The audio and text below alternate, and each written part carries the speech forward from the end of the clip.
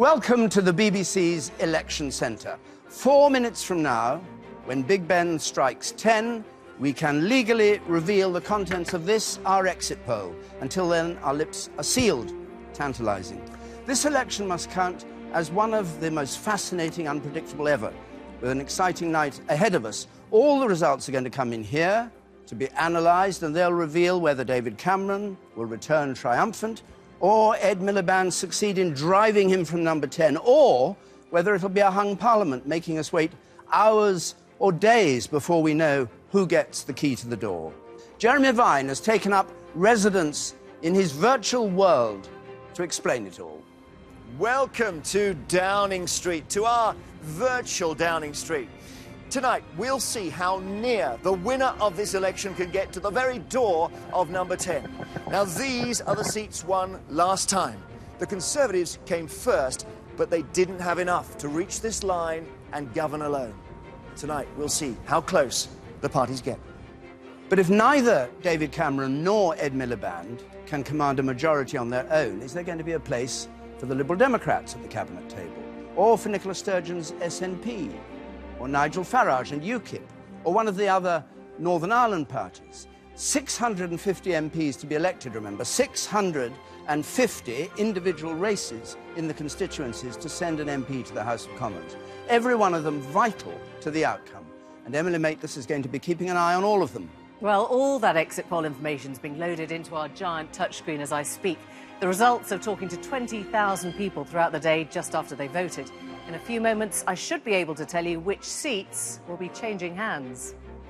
The party leaders voted earlier today, joining over 46 million of us who had the right to do so. And in a few moments, the ballot boxes are going to be rushed to the counting centres. We have a stellar cast at the key places. Sunderland is tipped to win the race to declare first. And Fiona Bruce is there. I'm in Sunderland, where with the help of these sixth formers and many more like them from two local schools, they hope to bring the first result of the night. That's Houghton and Sunderland South. They've done that for the last few elections and they're hoping to do it again this evening. And what's more, they want to bring that first result earlier in the evening than they ever have before. They have a secret weapon up their sleeve to help them.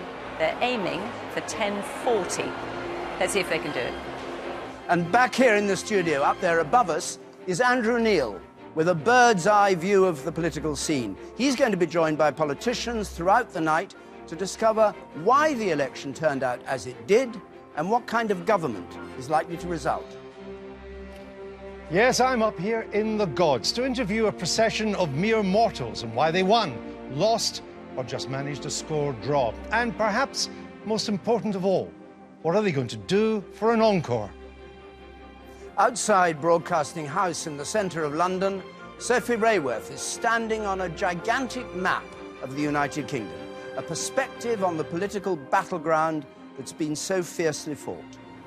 This is our map which shows exactly where the political power in the UK really lies. We have made every constituency exactly the same size. One hexagon equals one MP. It is laid out in the colours of the 2010 general election. Shortly we will take the whole thing up, and then as the results come in we will relay it and see how much the power balance has shifted.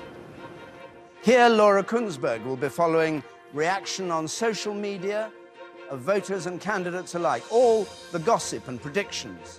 And the BBC's political editor, who day after day illuminates the political scene, Nick Robinson.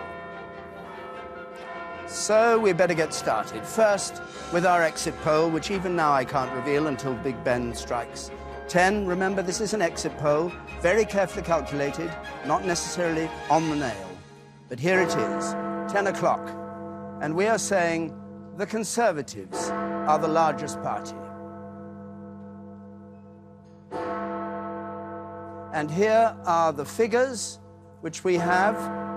Quite remarkable, this exit poll. The Conservatives on 316. That's up 9 since the last election in 2010.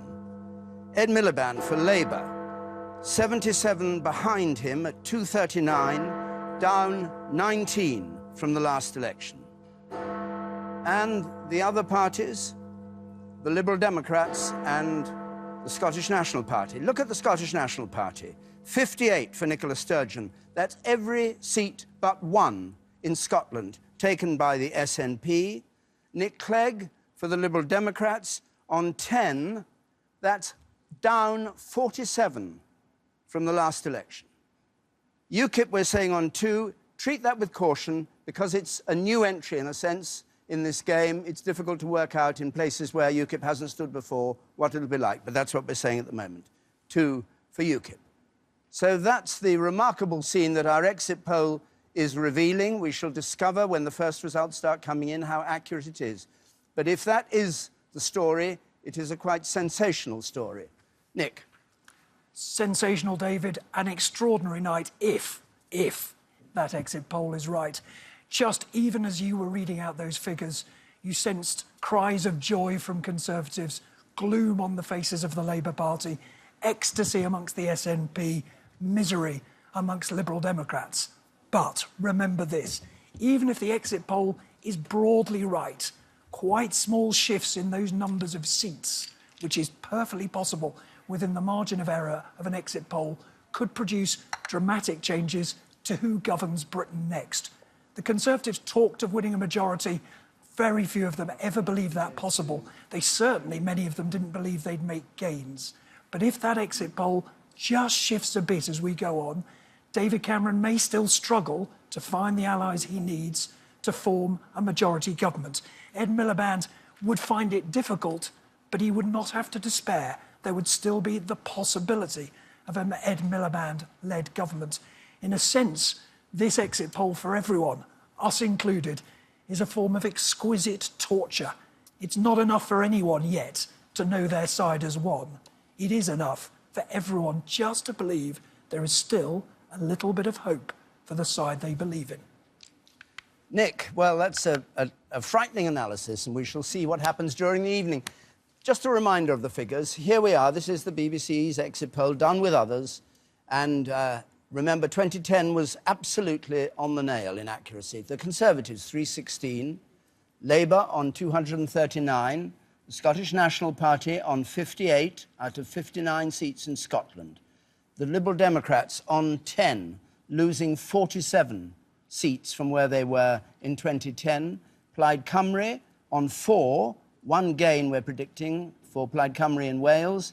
UKIP on 2, the Greens on 2, 1 up from what they had last time round. Others are 19, which includes all the Northern Irish seats and I think George Galloway as an independent probably. So the first question really from that is, what kind of government might we expect from these figures? And let's join Jeremy and see what he's got. David, thank you, and welcome to our rather noisy virtual House of Commons, where we can actually take those numbers from the forecast and physically put the MPs on the benches for you. So let's have a look here. And I stress, exit poll only. This is a forecast. But here you see the Conservatives up 9, an improvement on 2010 with 316 seats. And you can see David Cameron there just looking rather thoughtful about what happens next. Now, the obvious thought for the Conservatives is to send for the Liberal Democrats. But, of course, the Liberal Democrats have taken some serious damage. Let's have a look. We'll bring on Labour, 239 MPs for them. And there's Ed Miliband watching the Conservative side to see the Lib Dems come on. So here they come. They are down 47. But here's the remarkable thing. This is where Nick was talking about exquisite torture. Look at this. Because they're actually on the line. The line is just down here. 326 is what they need to have an overall majority. And the coalition, Conservatives plus Lib Dems, 316 plus 10 under the exit poll, gets to exactly 326 seats in the House of Commons. Now, of course, it only takes a tiny variation in our forecast, and goodness knows we've seen them before, for them to drop below that. And then there could be other issues that Mr Cameron might need to consider, and we'll just talk about that in a second. But we'll go to the opposition benches now.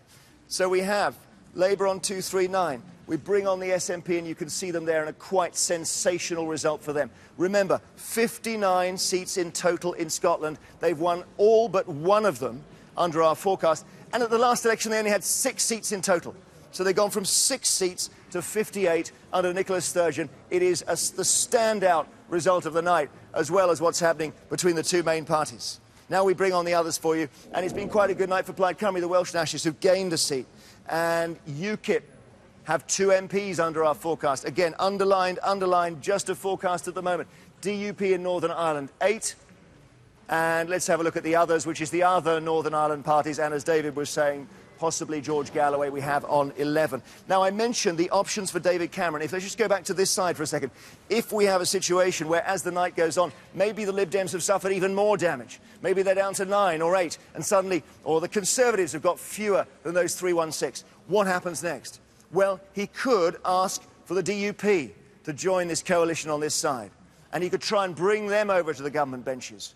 But at the moment, under our forecast, even if you range all of these MPs together, including all the Labour MPs and the SNP MPs, they couldn't switch to this side and govern as a coalition because they do not make the 326 seats you need in the House of Commons for an overall majority. That's where we are at the moment with our forecast, and it leaves us poised, David, for a fascinating night.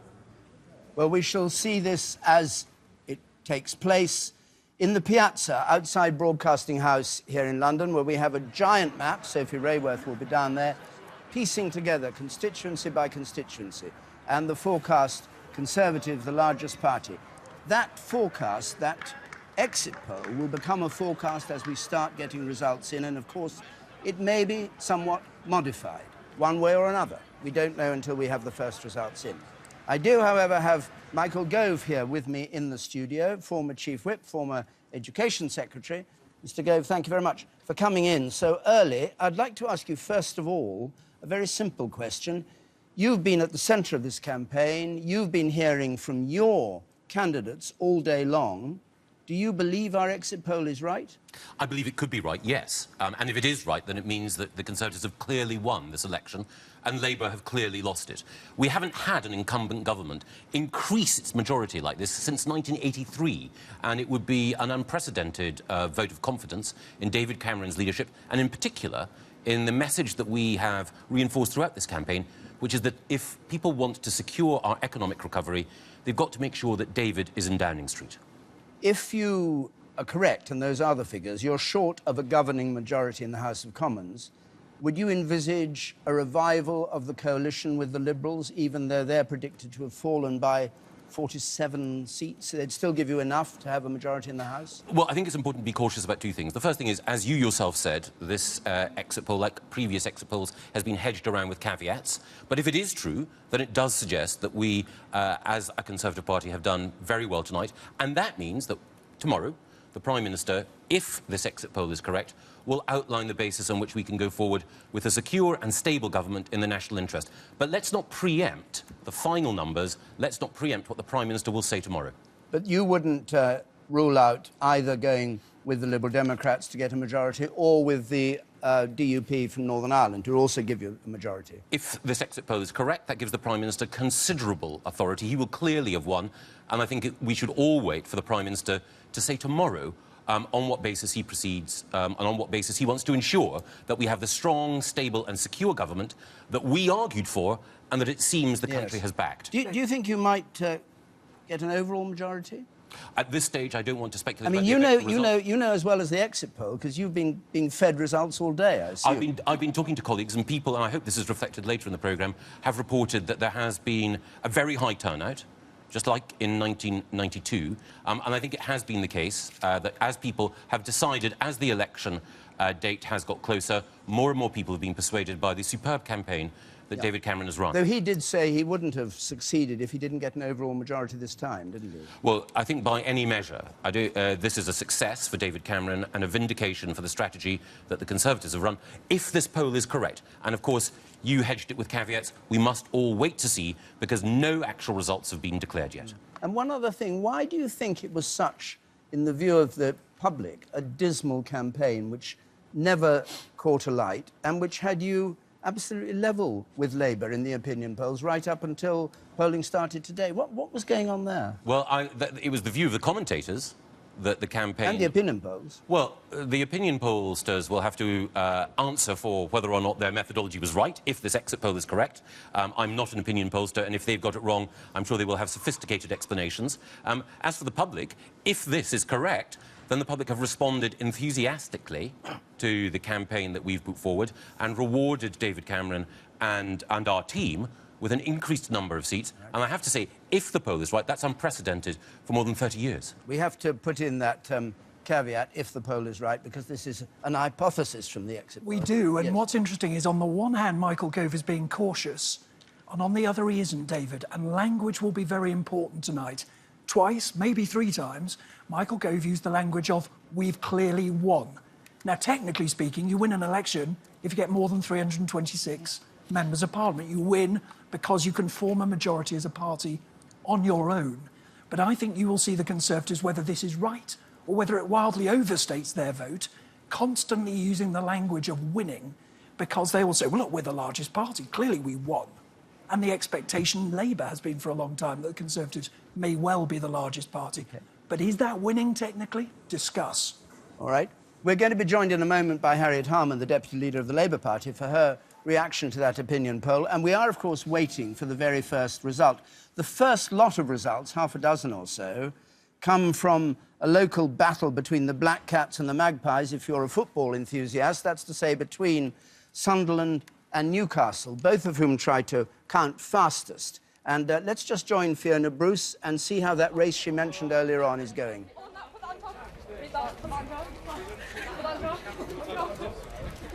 Yes, it's all about speed and accuracy here in Sunderland.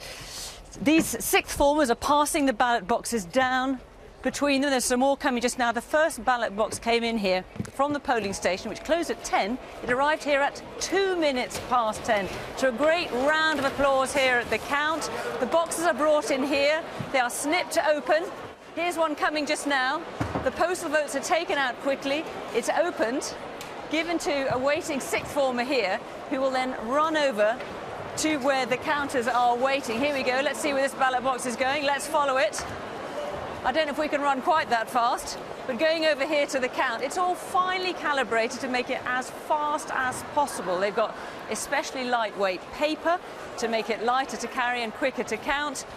Here comes another one here, everyone moving as fast as they can. Let's see if we can follow that box over there. We'll have to move quickly.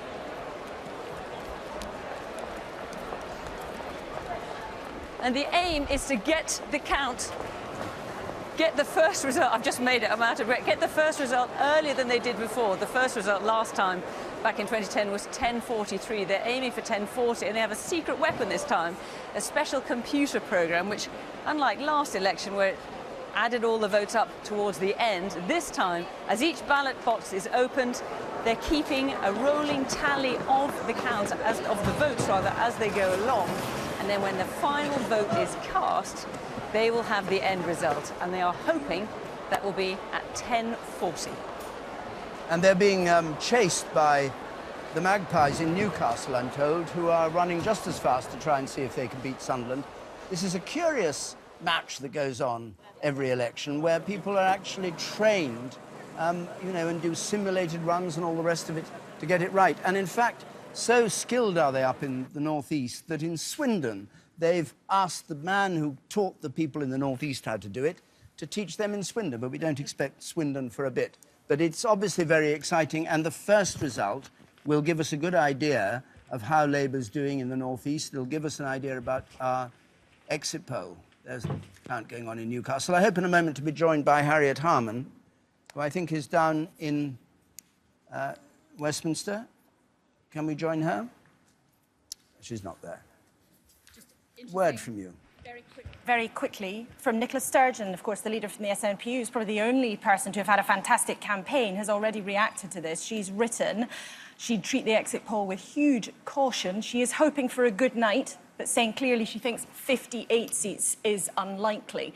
That said, clearly the SNP are going to have had huge successes tonight. A terrible disaster if it's at that kind of level for Labour in their heartland. But equally, Labour people over the last couple of days have been telling people like me, and maybe just telling themselves, that it hasn't felt as bad on the ground as the polls had suggested.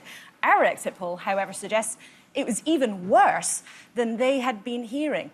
And if it is 58 seats, well, I mean, for Labour, that... I mean, it would need quite a shift from our exit poll for Labour to be able to put together a coalition on the, as he was explaining. Indeed, and all the sort of grappling that we were previously talking about, well, Yes. that probably doesn't happen at all. Keeping everybody in line. Movements on that scale, David, doesn't just alter the politics of who becomes our next Prime Minister, the politics of Westminster, but of course the geography, the political geography of the UK. People long remember now how the Tories were decimated in Scotland, and to a certain extent it removed their legitimacy. Labour may face the same question. Let's join Andrew Neil for our first visit up there to the gods. Andrew. Thank you. Thank you, David. We're joined by the former leader of the Liberal Democrats, the man who ran Nick Clegg's campaign in the 2015 election, Paddy Ashdown. Welcome. If this exit poll is anywhere near right, this is beyond your worst nightmares. If this exit poll is right, Andrew, I will publicly eat my hat on your programme. Have you got a hat? No, but I'll get one, especially for the Can occasion. I get the hat? You can get the hat, providing it's made of marzipan. Look, what you have seen in the last 24 hours, I think there's a YouGov poll out now, which gives us not 10 seats, not 20 seats, but 31 seats. So one or other of these two polls, either the exit poll or YouGov, is wrong. And I'll bet you my hat eaten on your programme that that's wrong. But how bad could it be? Wait till the morning and you'll find out. You know, look, my guess is, and this is why the opinion polls, I think, are all over the place. In fact, what's happened is that the great giant of the British people probably been slumbering until this morning, and a large percentage of those people who make up that giant of the British electorate will have made up their mind as they strolled to the polling booths this morning, like 1992, when 20% made up their mind on the day. And I think, therefore, the capacity for inaccuracy is huge. But look, it could be right. I've seen our figures. I can tell you with all the confidence that I can give you, I don't believe we're that wrong, and that is wrong. But if it was in well, the if ball, it was, in the ball, well, so that's now all you we want- have to go on. Now, hang on, if hang it on, hang was on. in the ballpark, yeah, you've got to let me ask the question Well, first. all right, and then I'll try and give you an answer. If But you're it was asking. in this ballpark, your appetite for any kind of coalition government Andrew, would you're be seriously... over, wouldn't it? Hang on, you're a reasonable man. You and I have been about this a very long time. Well, you always say that. And we have seen a lot of water flow under the bridge, including a lot of very inaccurate exit polls. You expect me to speculate on what I regard to be a certain error. I'm not going to do it. Well, let's say that you've done a lot better than the exit poll, but that the Tories are still clearly the largest party. My party? Do you have the appetite for another 5 years of coalition with the Conservatives? I am clear that the Liberal Democrats have an appetite for doing what they've done before, which is putting the national interest first, listening to the voice of the ballot box, acting on that voice, nodding on our likes and dislikes, and making sure that we do what's right to provide stable government for the country. That's what you've always said, that's what we still say, but and so nothing here alters that. But you've said that you would deal with the largest party, and it looks like in all the polls, It looks two like- polls that we have, it that looks the like. Conservatives are the largest party. So are you up?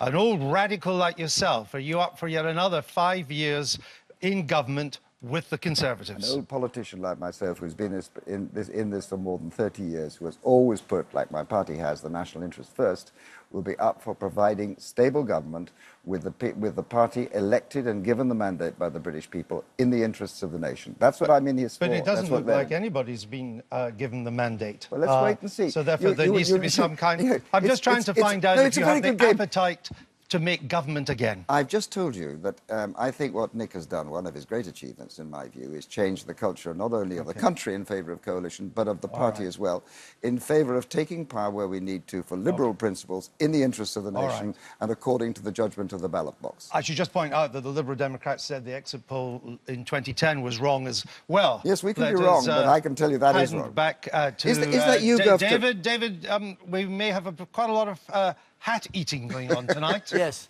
I'm looking forward to it. And I don't think a marzipan hat's appropriate. No, I think it has to Well, be made of... I was trying to make it easy. I think for them. Scottish tweed is the kind that we're talking about. Full fedora. A sombrero. Oh, I know. Stop speculating on the Vince hat. Cable's hat. Vince Cable's hat. Would you eat Cable's Vince hat. Cable's hat? That would not Worn low over the No, he forehead. says that wouldn't be pleasant. But stop speculating on the hat. Get on with the results. Thank you very much. Let's join now. We're joined by Harriet Harman, the Deputy Leader of the Labour Party. Harriet Harman, thank you very much for joining us.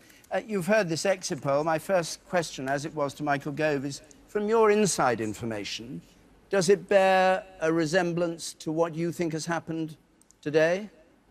Well, we're very near, just a few hours from getting the actual count. But I think that we've all recognised that there are many seats across England, Wales and Scotland where we've thought the results were going to be very close, and therefore on that basis it's difficult for the exit polls to be absolutely certain, and it's difficult for us to be certain. But if that exit poll is right, then after this election, then the Tories have more or less lost the majority for their coalition. And the question is, if the exit polls are right, which, you know, it's really difficult to say, bearing in mind we always knew how close it was going to be in so many seats. The question is whether they would be able to form a majority in the new parliament that's just been elected.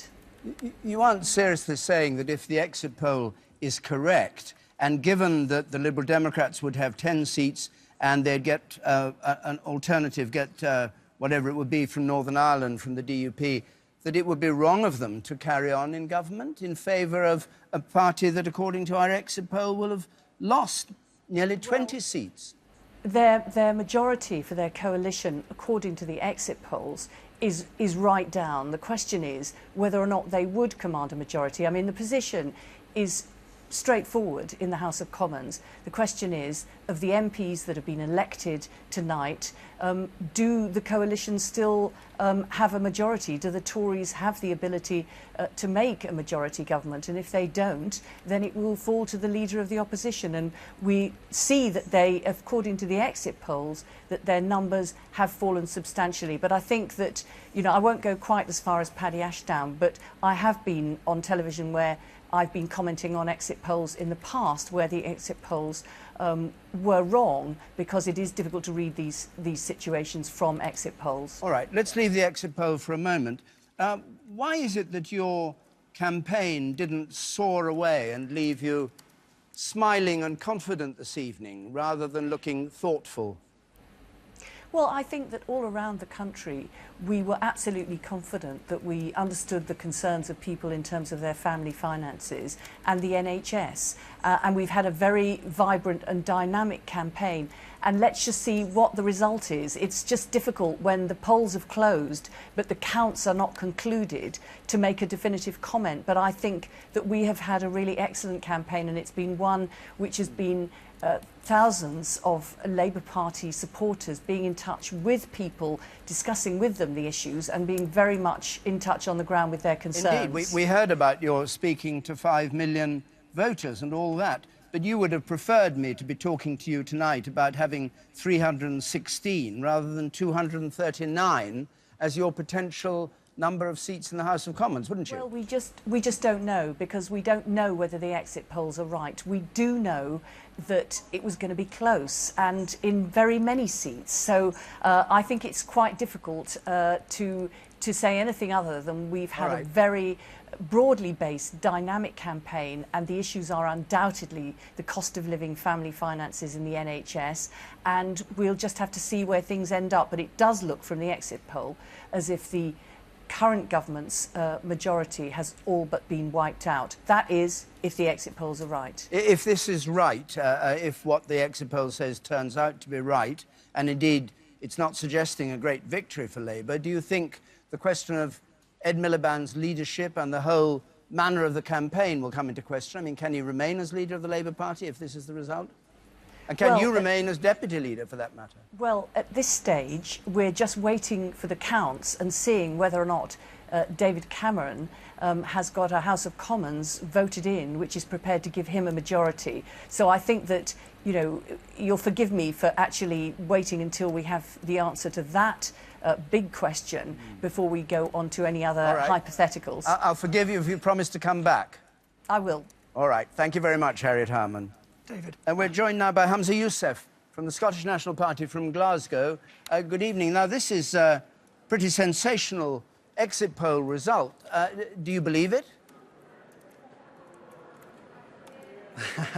Well, as we'd say in Scotland, I'm keeping the heed. You know, feet are very firmly planted to the ground, and you saw the reaction from our party leader, Nicola Sturgeon, who has been the star of this general election campaign. I think that's unanimous across the island, saying that we should treat it with huge caution. And as good as a night we're hoping for here in Scotland for the SNP, I think 58 seats is quite unlikely. If the unlikely. There's rather a long delay Yes, in this. unlikely. Yes. I mean, I'm hoping for a good night. And when some polls came out showing that we'd win every seat, even then, Nicola Sturgeon, our party leader, was the first one out to say that is unlikely to happen. So huge caution, I think, overall. I think everybody recognises exit polls will fluctuate as the night goes on, as the counting has just begun. So let's wait and see. But of course, hoping for a great night here in Scotland. The interesting thing about this exit poll is, even if it does give you a great night in Scotland, which it looks as if it's going to do, it gives you no traction in Westminster if it's accurate. You have no way of influencing the government in Westminster, because it looks as though the Conservatives will be able to remain in government on these figures, and wouldn't certainly, you know, your aim of keeping them out of number 10 would fail. No, let's first of all wait to see what the seats are once the count is done. But more than that, actually, there's a couple of points. Firstly, he who is Prime Minister will have to command the majority of the House. Nobody has that majority, no party has that majority. We will talk to any party in order to work together to lock the Conservatives, lock David Cameron out of number 10. The second point, again, treating the poll with every caveat that it should, this shows that perhaps the tectonic plates of Scottish politics are very much shifting, and that people trust the SNP to stand up to the Tories as opposed to any other party. One last thing. Do you think that the Tory campaign in England, which was to say, watch out if you vote Labour, you'll be getting the SNP, has been effective? I think it's been a disgraceful campaign, actually. I think it has not only attempted to cause division, attempted to cause hostility between people, but I think it's been wholly and entirely negative. And I'm proud that the SNP has fought a very positive campaign about what we're going to put forward, what our proposals are, a very progressive agenda, and I'd have no doubt, and I hope, of course, that wins the day here in Scotland. But it's been a wholly entirely negative campaign from the Conservatives. Mr. Youssef, thank you very much for joining us. So, Emily, can we have a look now what this may mean in terms of the key seats that we'll be watching all night to see whether the Tories hold on or Labour makes gains? Yeah, in the last few minutes, we've been putting that data through the exit poll and extracting some forecasts for what might actually happen. The seats I've picked out to start with are the ones that are very, very tight Conservative Labour battles. You'll see Warwickshire North up first. It's white at the moment. That means we haven't got a result. The result you're looking at is the one from 2010. It's Labour's #1 target. That means it should be a very easy pickup for Labour if they're having a good night. You can see what happened last time round. Very, very closely fought. This time round, Mike O'Brien is going to fight it for Labour, former Immigration Minister. And if I take you to our forecast now, and this is a suggestion of what we think is going to happen, it's too close to call. That's a margin of error. We're not risking saying who's going to get it, but it's clearly not going to be an easy pickup if that exit poll is right. Let me take you on to another one. This time round, it's Hendon. We're in London. And look at what happened last time round. Very little difference between the two. This is Labour's #3 target. If they're having a good night, they should be picking this up with ease and a big swing. But if I take you to the forecast, once again, you can see it's too close to call. 1 percentage point between the two main parties there. Interesting to note, in all the seats I picked out, UKIP is also forecast to come in 3rd place here. Let me show you one more, this time in Wales. It's the Conservatives' most vulnerable seat in Wales. There's no incumbent there. They've only got a majority here of 194. This was the result in 2010. Looks like a tie. There's a decimal point between that with a tiny majority, as I mentioned.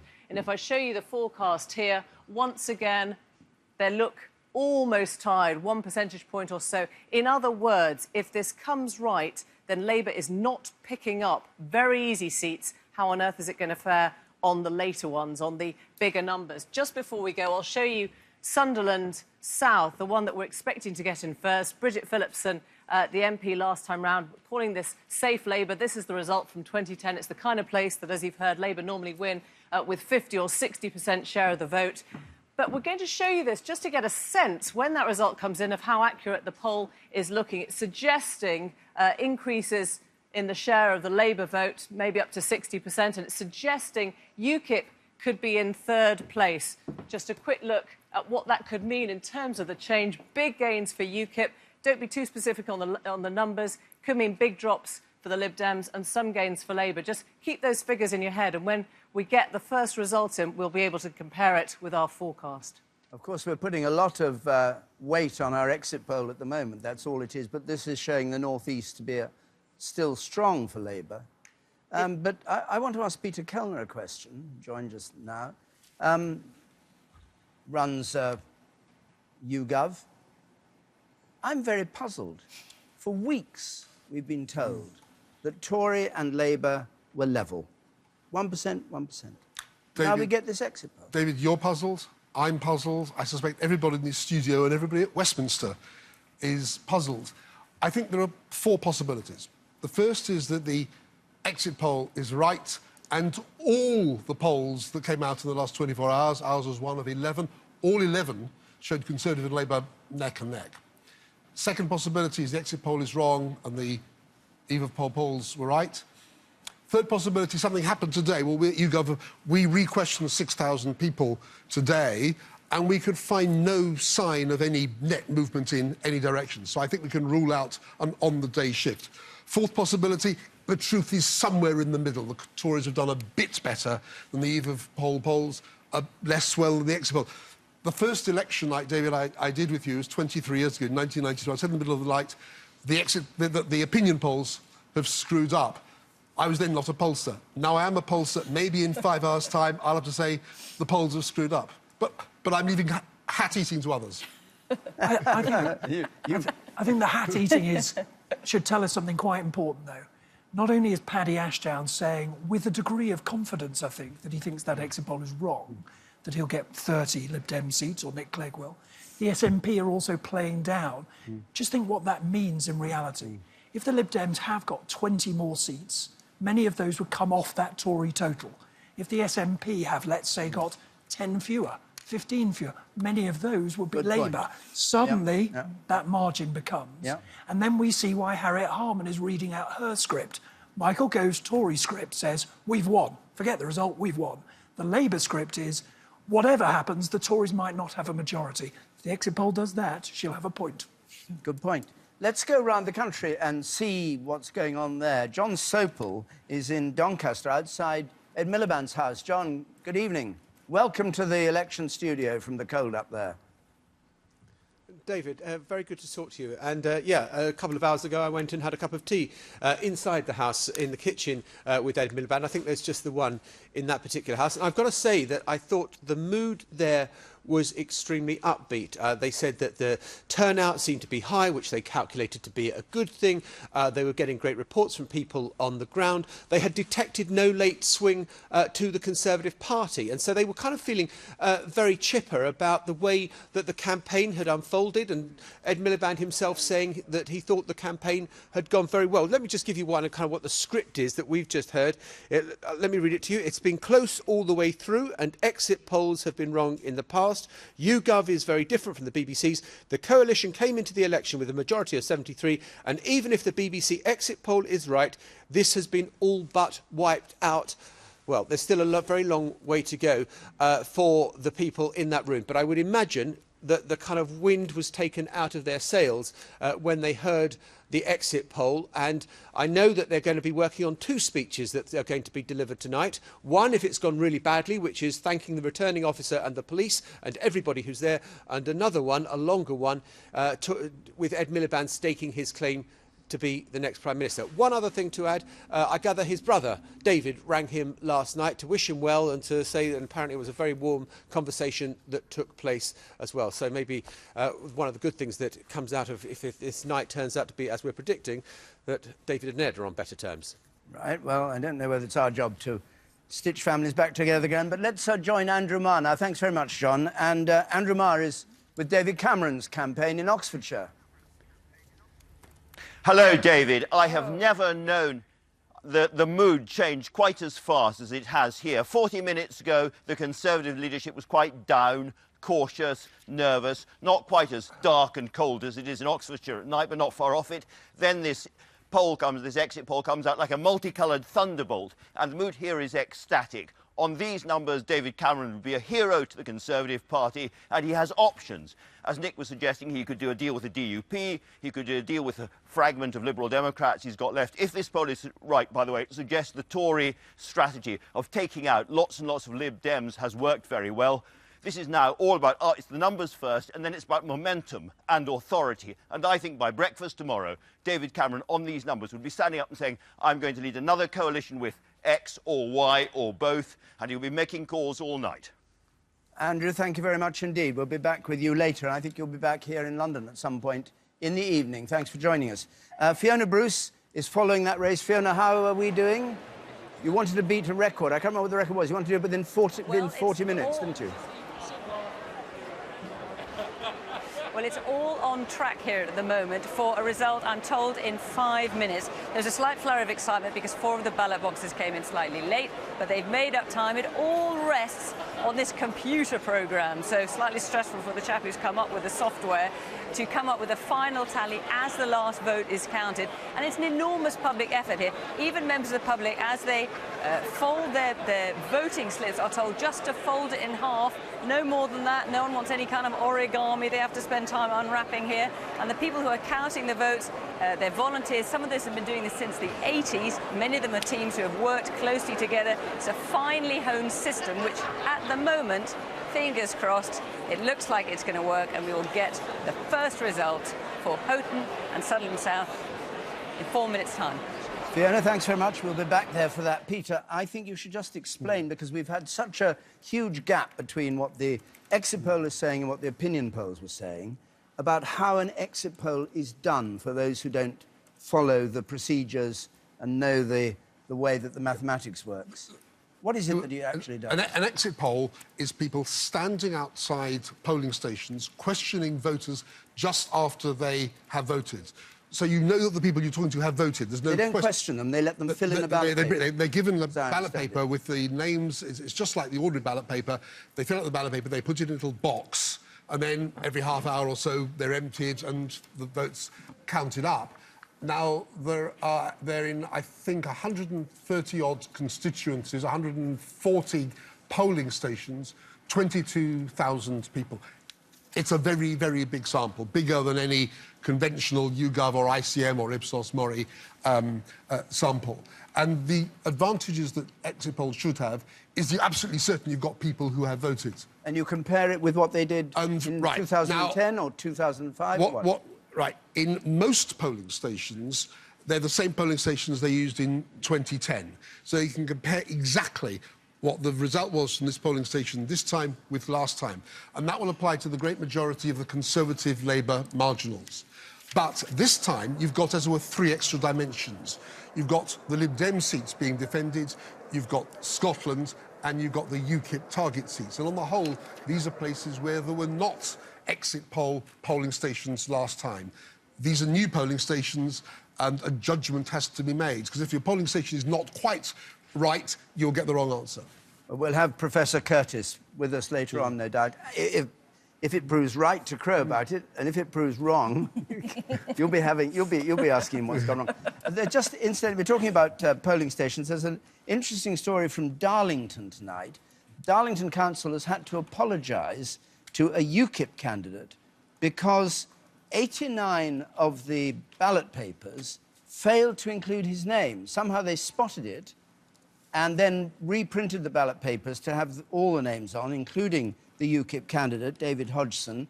They've apologised to him, but they didn't stop the voting going on because they said if they had stopped it and started again, they'd have known how those 89 voters had voted, because if their ballot papers changed, they'd see. I'm a bit lost in that argument, but anyway, that's what apparently happened. So if UKIP are very close in Darlington, they'll be hell to pay. Right, we're going to have this result. Do you want just to talk about the first result and its importance? I think in terms of the speed and the excitement of this, I mean, I don't think there's going to be any surprise turned up here. But it's a bit of fun, isn't it? Early on in the night, it's not going to surprise anybody. But I think these are the record in terms of what happens in Sunderland. I think we're on the Sunderland pictures. But what I was going to mention was Dan Biles, who's been in a particularly tight seat of North Warwickshire in Bedworth, who's the candidate who's actually standing down. If I can get my graphics to fire. But instead, we're seeing the pictures of Sunderland South. So what I was going to mention was talking about North Warwickshire. But this Sunderland South one is important from the point of view of watching the way that votes have changed, isn't it? It's not just I mean, we know it's a safe Labour seat. And, of course, the exit poll has thrown us a curved ball because they're saying Labour's done terribly badly, except in the northeast of England. So the exit poll is saying we expect the Labour vote share to be up about 9 percentage points. Now, if we had no exit poll and we had a result with a Labour vote up 9 percentage points, Labour Party would cock a hoop and say, we're on the way into Downing Street. So we won't really know if the exit poll is right in Houghton and Sunderland, whether this is because it's right everywhere or it's just right in the northeast. Well, yes. I think part of the story of the night is going to be this regional picture. And in particular, because of the spread of parties, UKIP, for example, may perform terribly well in small parts of the country. The Lib Dems, if they're right and they're outperforming the exit poll, maybe because in a small, isolated series of areas they will. So beware the regional pattern. I think we're joined by Paul Nuttall. I hope we are, anyway, the Deputy Leader of UKIP. Miss Nuttall, good evening. Thanks for joining us. You'll have heard of this total disaster in Darlington, where 89 people weren't able to vote for UKIP. That'll have damaged your chances in Darlington. I'm not sure it'll change the outcome of the result in Darlington. What is your... It's not great. As you know, we said early on, it's very difficult, and you'll appreciate why, to predict UKIP's vote. Because you're the new kids on the block. But from your information, how do you think you've done? Have you got 5 seats? Has Nigel Farage won, do you think? I think Nigel Farage has won, and I think he's probably won by a bigger margin than what people think. I think we're going to do well in Kent, we're going to do well in Essex, and what we're finding is that we're performing well in our target seats. We've got lots of pledges, and we've had a really good day getting out our vote. I must say, though, David, I do think that your exit poll is wrong. I really can't see the Conservatives getting over 300 seats, and I can't see Labour falling under 260. Equally, UKIP will get more than 2 seats. Why do you say that? Why do you think it's wrong? From information you've gleaned from your party workers, or what? Well, I'm just not...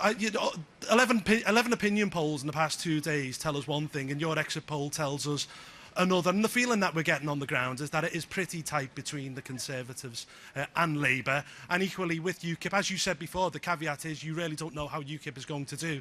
You know, we are going to get more than 2 seats tonight. We're buoyant, we're confident, and as I say, we're going into the next half of this decade looking to change British politics. And in this part of the decade, the first half, is a result that gives you a lot of votes and, say, half a dozen seats, is that fair to UKIP, or do you think the whole system needs changing? Well, put it this way, if we get 4 million votes tonight, and that is possible, and say we roll in with 6 or 7 seats, then I think that the issue of electoral reform will have to be back on the agenda, because you could end up in a situation whereby the Liberal Democrats pretty much get half our vote, but they come in with around 25 seats. I think that's an affront to democracy. It's wrong, and I do hope that this will be the last general election that we have with the first-past-the-post system, which was in effect designed for 2 parties. David, the biggest argument that people have for upholding first-past-the-post is that it produces stable government. Well, it didn't last time, and it probably won't this time either. If the figures work out this way at the end of the night, would you want UKIP to do a deal with David Cameron over an EU referendum, and would you be prepared to support him, given that he's offered one? Well, we've said no coalitions, no pacts, but if we did fall down the side of a deal, it would be on a vote-by-vote basis.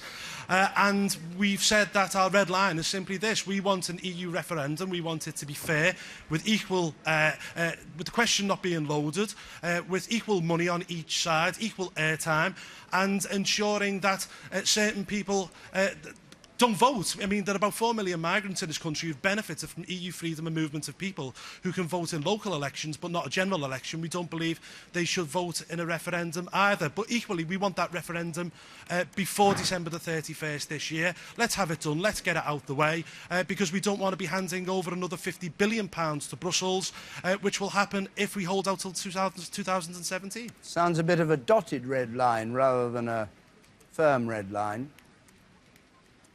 No, it is a red line. We want a referendum. We've waited since 1975. It was the year before I was born. I don't see why this generation should be stuck by a decision which was made by the generation before. It's time for that referendum. It's time for that referendum now. Thank you very much, Paul Nuttall, for joining us. We may be able to Thank speak to you you, later David. on when we get the results in. Thanks very much. And let's just have a look at Sunderland. It's now just after 1:45, so I'm afraid they've lost their battle to be first. And Fiona, are they gathering round the returning officer? Is the moment come?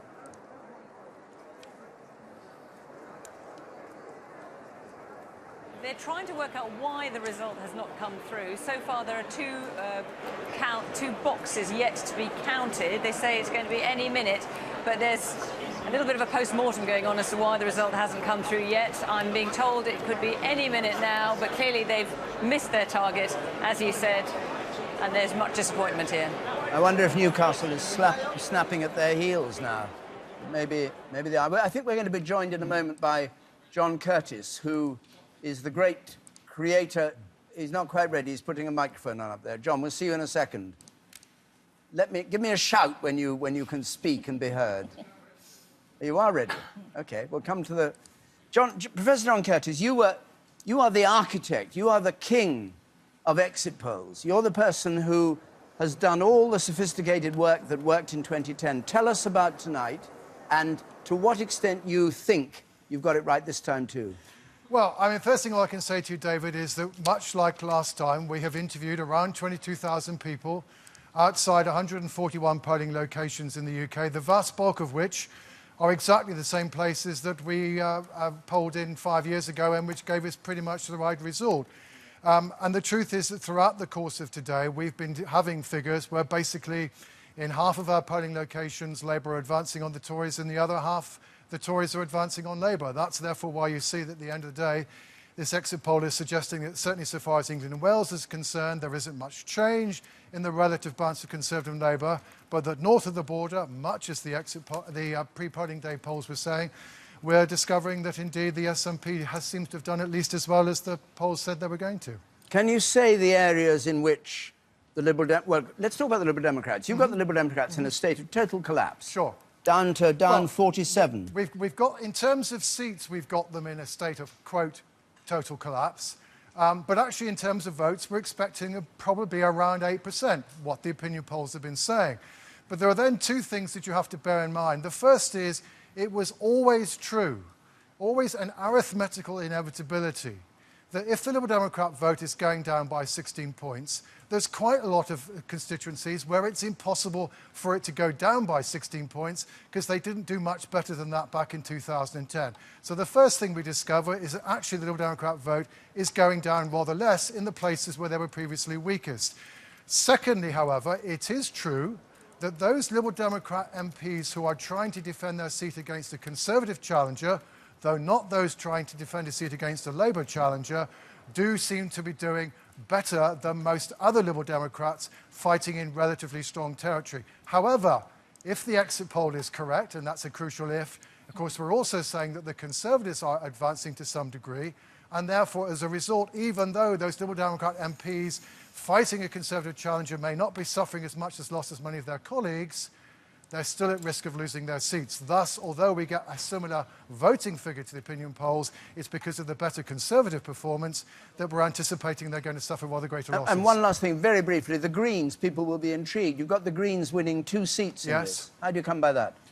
Because it looks to us as though there's a reasonable prospect that the Greens will pick up at least one of the target seats that they've been targeting. Certainly there's some evidence in an exit poll to suggest that in those places where they have been putting in a challenge, they may possibly do well enough. But that's one of the things we're waiting to see. You won't say which? No, we won't say which. All right. And equally, David, just to put you out of your misery, we're also not telling you which of the two seats we think you could get. Because the truth is, one of the things about this exit poll is the figures we're giving you are the sum of probabilities of parties winning seats. So actually, there may be more than 2 seats where UKIP have a chance of winning. It's just that we reckon that maybe they'll pick up some and not others, and it will end up at roughly around 2. Attention, please. I'm Here ready we to have declare the the result of Houghton from and Houghton Sunderland and Sunderland South.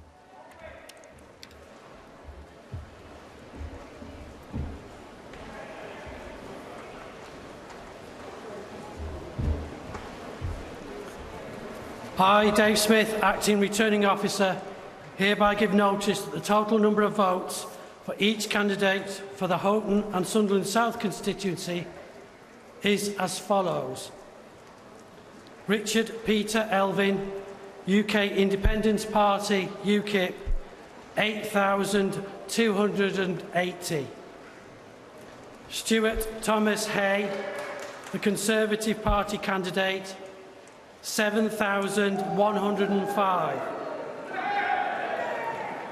Jim Murray, Liberal Democrat, 791.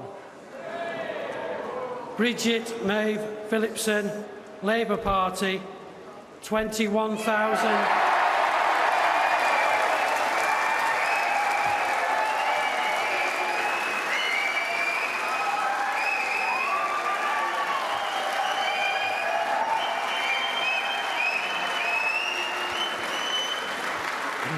$21,218. Alan Michael David Robinson, the Green Party, 1,095.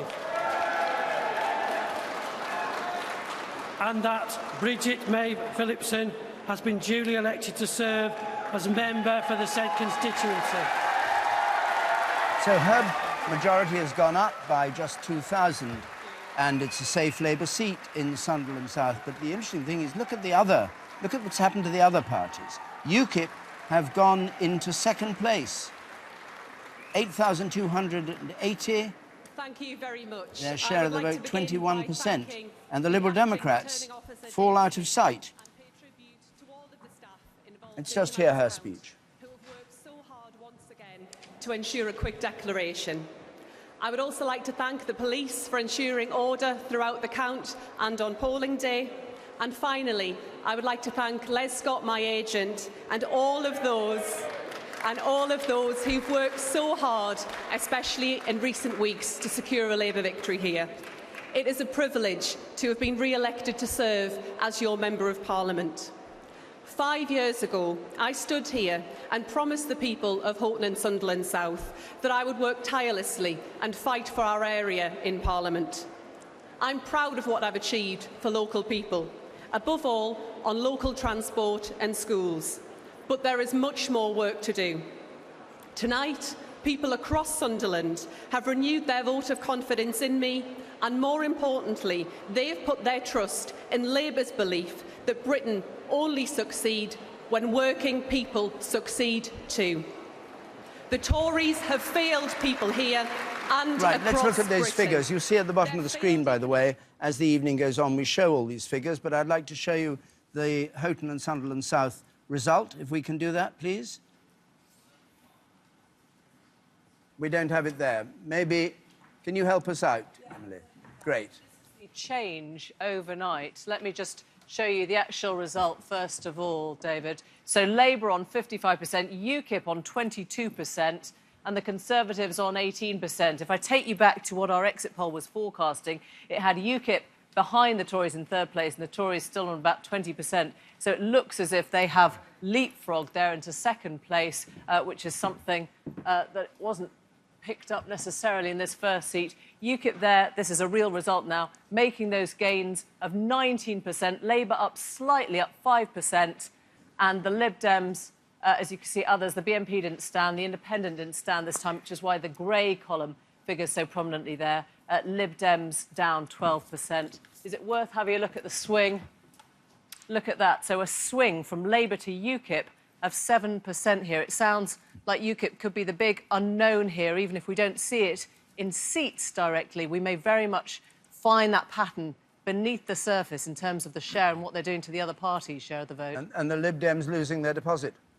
791 votes there for the Lib Dems. Way down. David. John Curtis, does that confirm that result? I know it's a tough call, but does that confirm what you expect? Sure. Well, remember what we said, one of the things we said about this exit poll is that Labour would do better in the northeast of England than it does in most of the country. We were actually anticipating a 5% swing from Conservative to Labour in this seat. Actually, the swing to Labour is only 4%. And meanwhile, the virtual collapse in the Democrat vote down by 12 points is pretty much what we were expecting. Now, I'm not going to say on the back of this that this proves that the exit poll is right, because certainly one swallow doesn't make a summer. But certainly this particular result, at least, is pretty much exactly in line with what we're expecting. But the crucial test is going to lie in constituencies outside the northeast of England, because it's outside the northeast of England, and indeed in Yorkshire, where the Labour Party, it looks, according to our evidence, is not doing well enough. Thanks very much, John. Let's go up to Scotland and join Kirsty Walk. Kirsty, good evening. Yeah, me too. Lost comms. Yeah, me too. Kirsty, are you with us? No? All right, well, we'll go back to Kirsty in a moment. Let's join Kamal Ahmed, who's in Sheffield, and, of course, following Nick Clegg's fortunes. Kamal.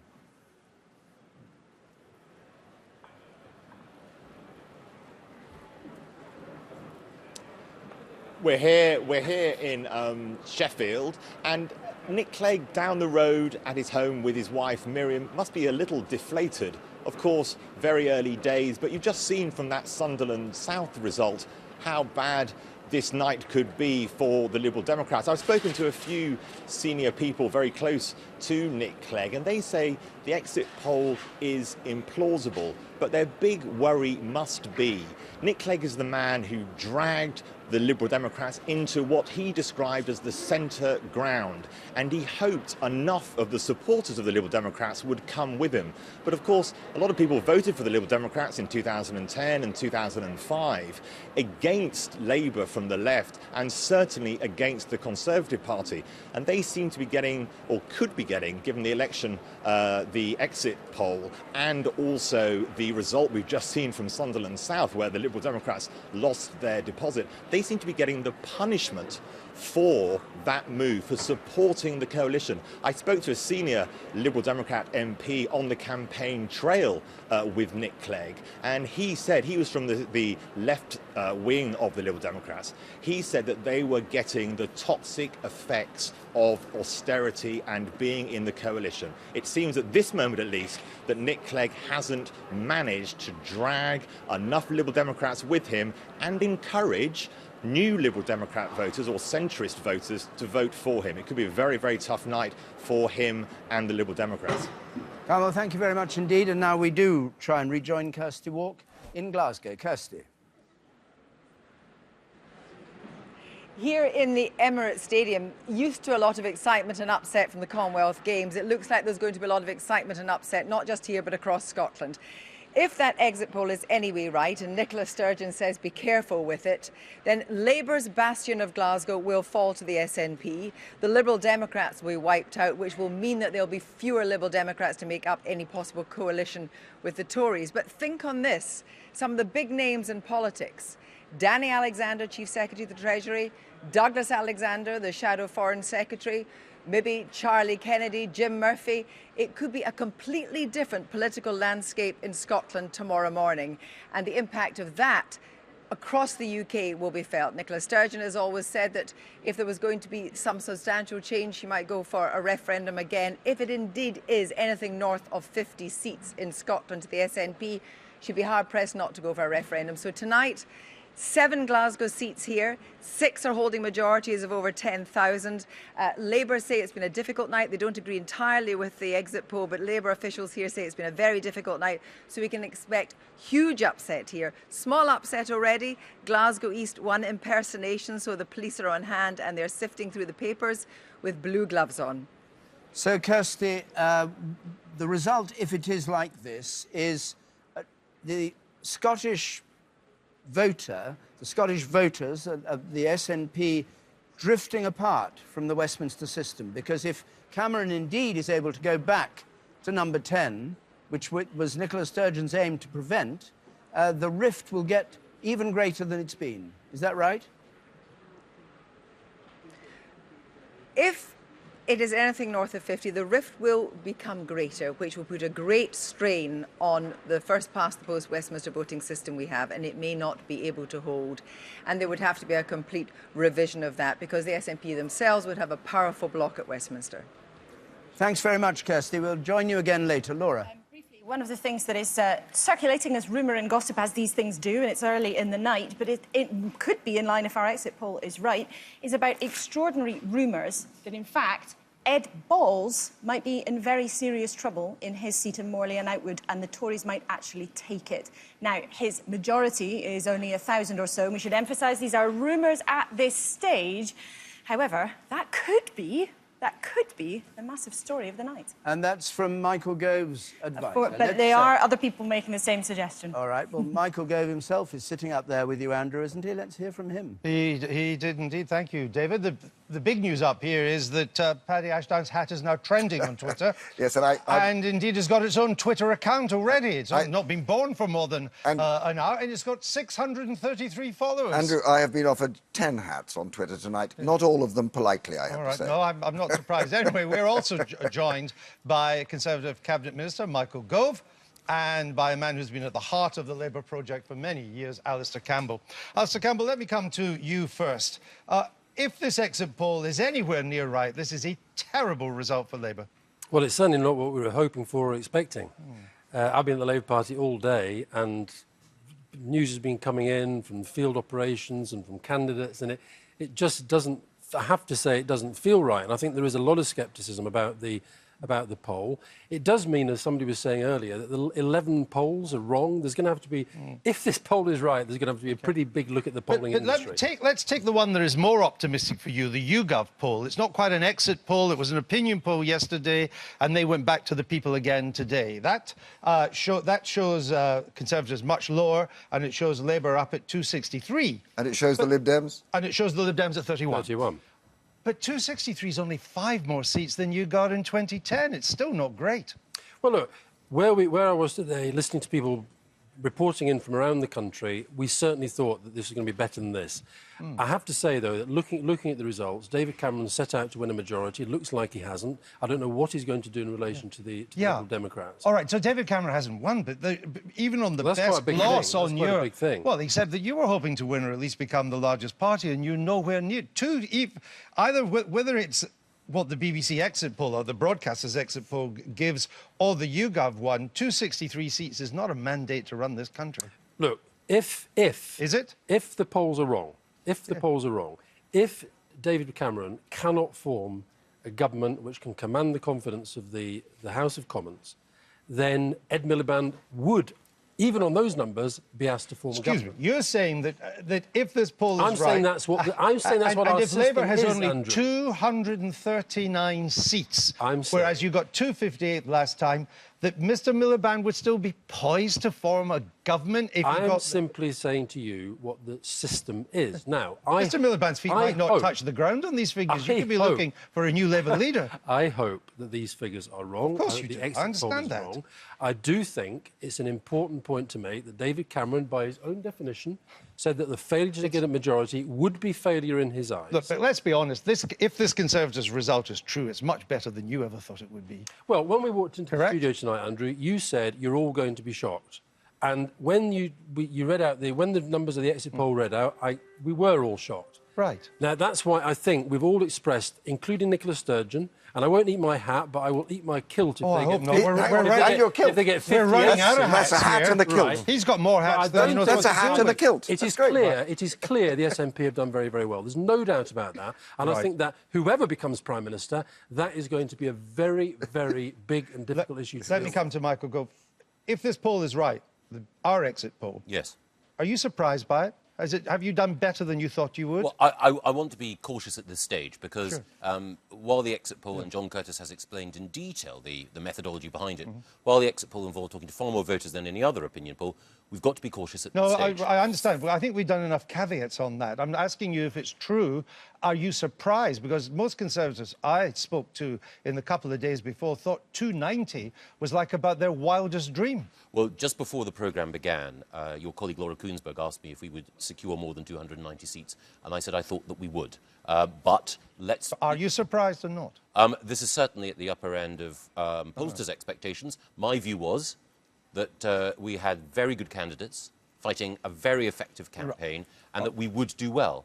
But I didn't want to put a figure on precisely No, I how many understand seats we'd that, win. but you still... And I think it's also important to stress that many of the seats here that have been mentioned are too close to call. So, for example, and I know that it's a polling no-no to look at individual seats as part of the exit poll, but what we saw earlier would suggest that we have to be appropriately humble at this I stage understand. in the face of what the British voters have decided. So you maybe in a week's time you won't look stupid. I understand what you're doing.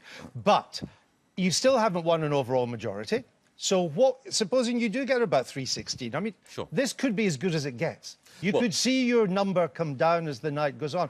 How would you, though, put together an overall majority? Well, if it is the case that the exit poll is right, and I've caveated it heavily, as you've... Yeah, no, we don't need to go through all that again. Well, then David Cameron's won a very handsome victory at this election. Well, it's not a victory. He's the largest party. Yes, Last time I looked, victory's an overall majority in the British parliamentary system. He will have secured both an advance on the seats, and as you implied for your very first question, he will have outperformed the expectations of almost every commentator and pollster. He'll have secured the right, which he already has now, yes, to decide how he might try to put together a government that can command a confidence of the House of Commons. That's what he'll have done. Yeah. Paddy Ashdown, you've got one point you want to make. Yeah, I mean, to be fair to John Curtis and your poll, he has made it very, very clear that this is... I mean, let me use his words. This exit poll, by the way, it is based on 0.004% of the population. Far, far less than all those polls you talked about. John Curtis's word. No. This exit poll... No, it's bigger than most polls. No, this exit poll has sampled 0.04% of the polling stations. So, but let's just come on to John Curtis. Briefly. He is the author of this poll, and he says, and I use his words, likely to be imprecise and may well be wrong. My hat's The looking poll fairly safe covered at the moment. 22,000 people as they left the polling booths today. That's a lot more than most polls. Most polls do an 1,100 sample. Utterly fair enough, Andrew, as I'd expect, and a perfectly fair fact to make. On the other hand, I thought Nick Robinson's point was the more powerful one, which is look out for regional variations. That's, I think, the really important, and that's why this may well be, in the words of John Curtis himself, it may well be imprecise. Likely to be imprecise. Is his word. Oh, likely to be imprecise. Those are his words. I have them in quotations. Ask John Curtis. Is it likely to be imprecise? Well, I'm going to hand back to David because Nick Robinson's made the better point. Nick Robinson's glowing with pleasure here at the accolade from Paddy Ashdown. Won't last. I think it won't last, no. What also won't last is this exit poll, because we will, of course, be having results, and as every result comes in, we'll get closer to knowing whether that exit poll is correct or not. But I think at this stage we'll go over to New Broadcasting House for the news, and we join Rita Chakrabarti. Thanks, David. Well, as we've seen, that dramatic exit poll just over an hour ago is predicting that the Conservatives will be the largest party with 316 seats, 77 ahead of Labour, but still short of an overall majority. It also suggests a huge rise in seats for the SNP and a big loss for the Liberal Democrats. And as we've just heard, the first declaration this evening, Houghton and Sunderland South has returned the Labour candidate Bridget Phillipson with a majority of over 12,000. Our political correspondent Chris Mason has the story of the evening so far. The prediction from the exit poll is clear. The Conservatives will remain the largest party and with more seats than they had. Here's how the poll suggests the Commons might look. The Tories as the biggest party, Labour losing seats, the Liberal Democrats tumbling back to just 10, the SNP soaring from 6 to 58. It predicts UKIP and the Greens would have 2 each. I believe it could be right, yes. And if it is right, then it means that the Conservatives have clearly won this election and Labour have clearly lost it. If the exit polls are right, which, you know, it's really difficult to say, bearing in mind we always knew how close it was going to be in so many seats. The question is whether they would be able to form a majority in the new parliament that's just been elected. If this exit poll is right, Andrew, I will publicly eat my hat on your programme. Have you got a hat? No, but I'll get one, especially for the Can I get the hat? You can get the hat, providing it's made of marzipan. Good morning. Scotland's First Minister Nicola Sturgeon, here voting with her husband earlier today, might just have the biggest smile in the UK this evening, with the exit poll suggesting the SNP will win every seat in Scotland, bar one. We should treat it with huge caution. And as good as a night we're hoping for here in Scotland for the SNP, I think 58 seats is quite unlikely. But never mind the exit poll, it's real votes that count. If democracy was an Olympic sport, this is what the sprint finish would look like. The safe Labour seat of Sunderland South always attempts to declare first, and Labour have held it. Bridget May Phillipson has been duly elected to serve as member for the said constituency. So, one down, 649 to go. Chris Mason, BBC News. In other election news, the name of a UKIP candidate was left off ballot papers delivered to one polling station in Darlington. Darlington Borough Council says 89 ballot papers without David Hodgson's name were issued before the problem was noticed. The council says new papers were then issued and voting continued as normal. Mr Hodgson has said there are serious questions for the council to answer. Leeds City Council sent in extra staff to the city's Pudsey constituency this evening to tackle very long queues at polling stations. Pudsey is a key Conservative Labour marginal constituency with a 1,600 Conservative majority in the last election. There were reports that voters were choosing to go home rather than wait to vote. Hackney Council has blamed IT problems after several hundred residents turned up at polling stations and found their names weren't on the council's printed register. A spokeswoman for the council, which covers the East London constituencies of Hackney North and Stoke Newington and Hackney South and Shoreditch, said it was aware of the problems and had resolved the vast majority of cases. Well as elections in all 650 constituencies for the Westminster Parliament, many parts of the country have voted in local elections. More than 9,000 council seats have been contested across 279 English local authorities. Voters were also selecting mayors in Bedford, Copeland, Leicester, Mansfield, Middlesbrough and Torbay. Well, that's all from me for the moment. I'll be back with bulletins throughout the night. Now, though, it's time to go back to the BBC Election Centre and the team at Vote 2015.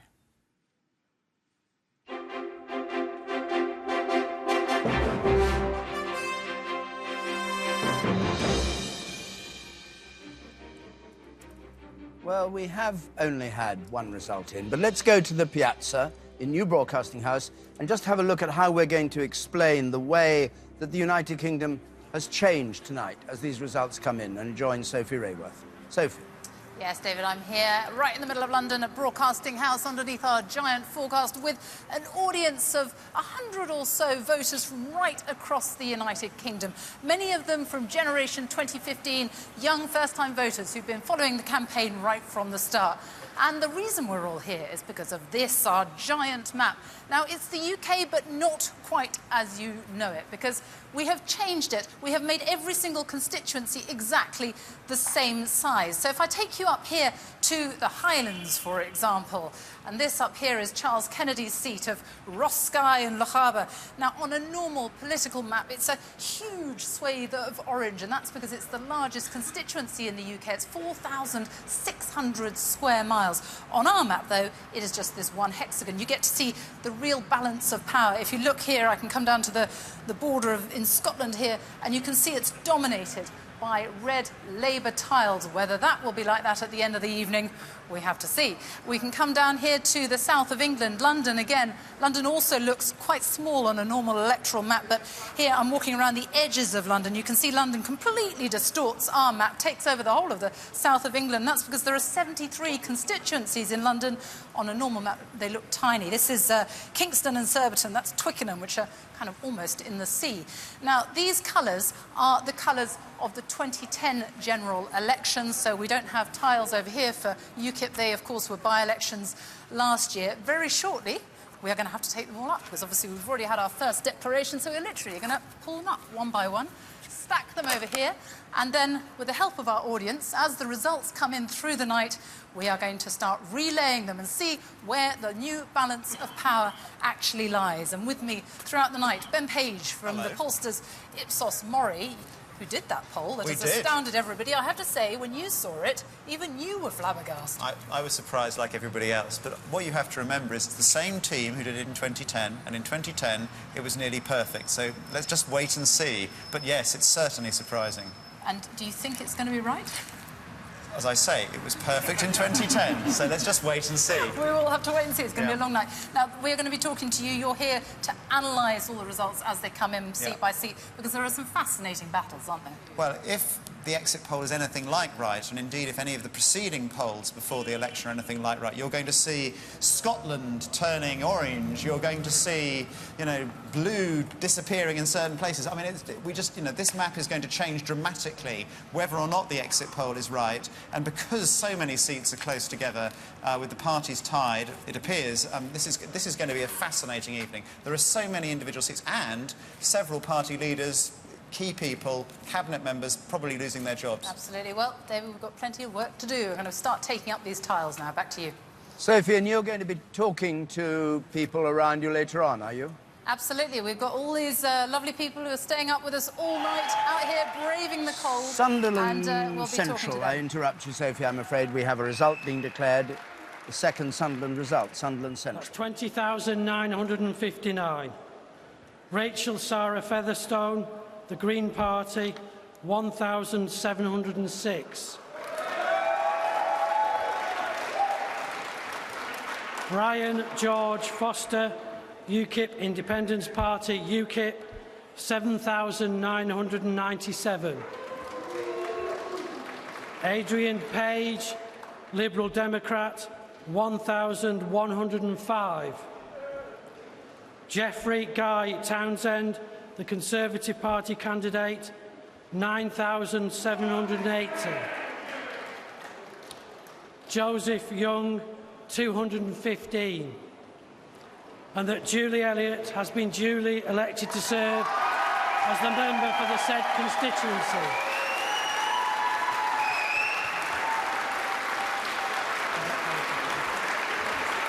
So there are the figures. Labour, with its majority of 11,179, up nearly 5,000, 4,500 for Julie Elliott. Conservatives in second place. UKIP goes into third place. And giving me the opportunity to serve. The result in Sunderland tonight is clear. People want representatives that stand up for working people and their families.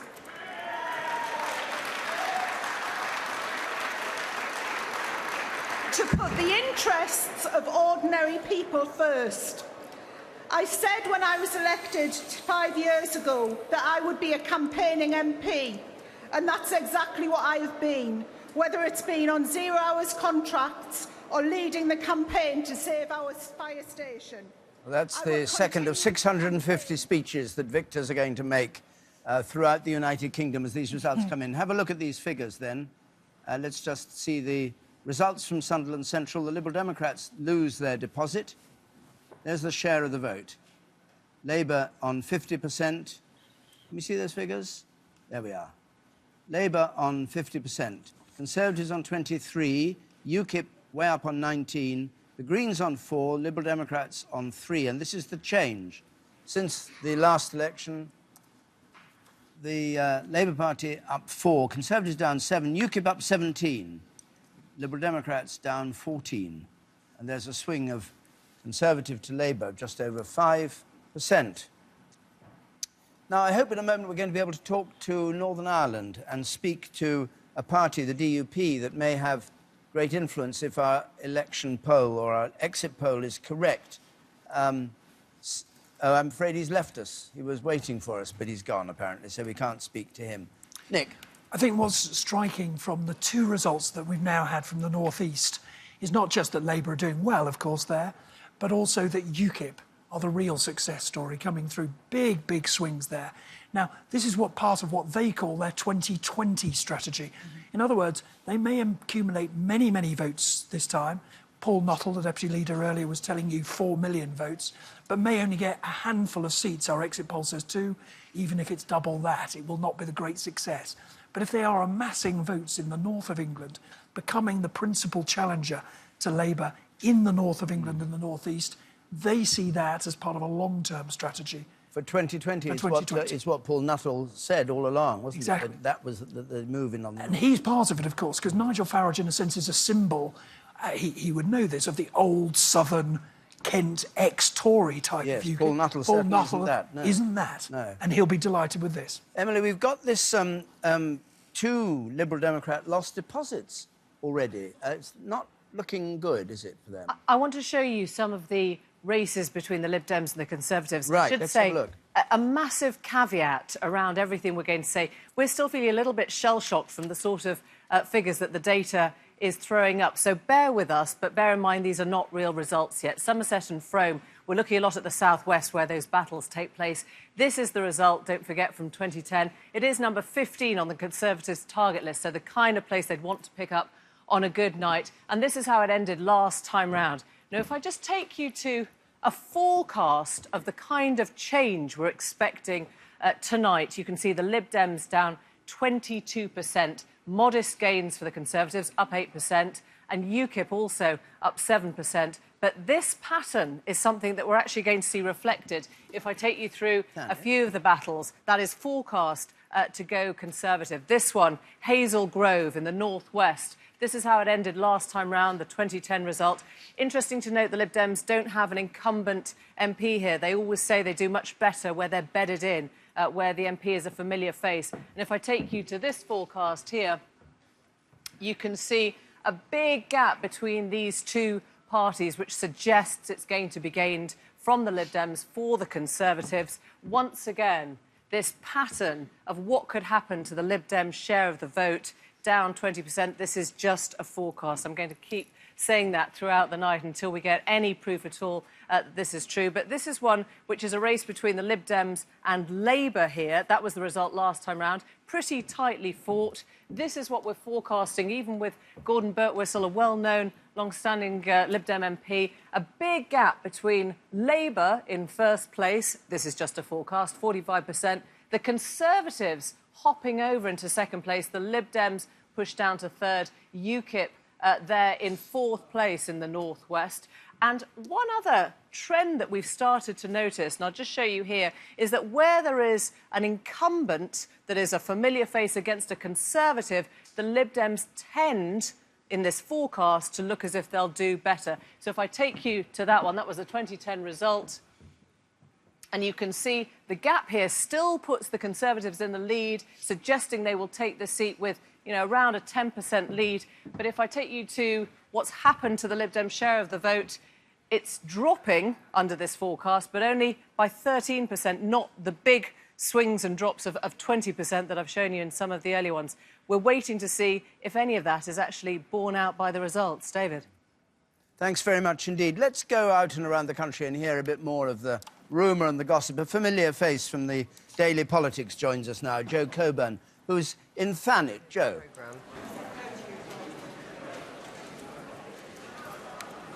Yeah, Yes, David, we're expecting a night of drama here in Thanet because Nigel Farage is hoping to make it 7th time lucky, or his dream of becoming an MP is over. He says it's finished for good. He'll step down as leader if he loses here tonight. But that exit poll that puts UKIP on just 2 seats won't fill him with great assurance. I spoke to Nigel Farage just before the polls closed at 10 o'clock. He was still knocking on doors, canvassing, he said, and that the people he'd been talking to, the feeling on the street there was that the turnout was massively high, but that he was nervous that they were turning out not necessarily to vote for him, but to block him winning the seat. Now, I also spoke to him after the exit poll that put UKIP on just 2 seats. He sounded pretty nonplussed. The whole UKIP campaign is holed up in a hotel very nearby here where they're having a big party, so if they're disappointed by that exit poll, they're certainly not showing it yet.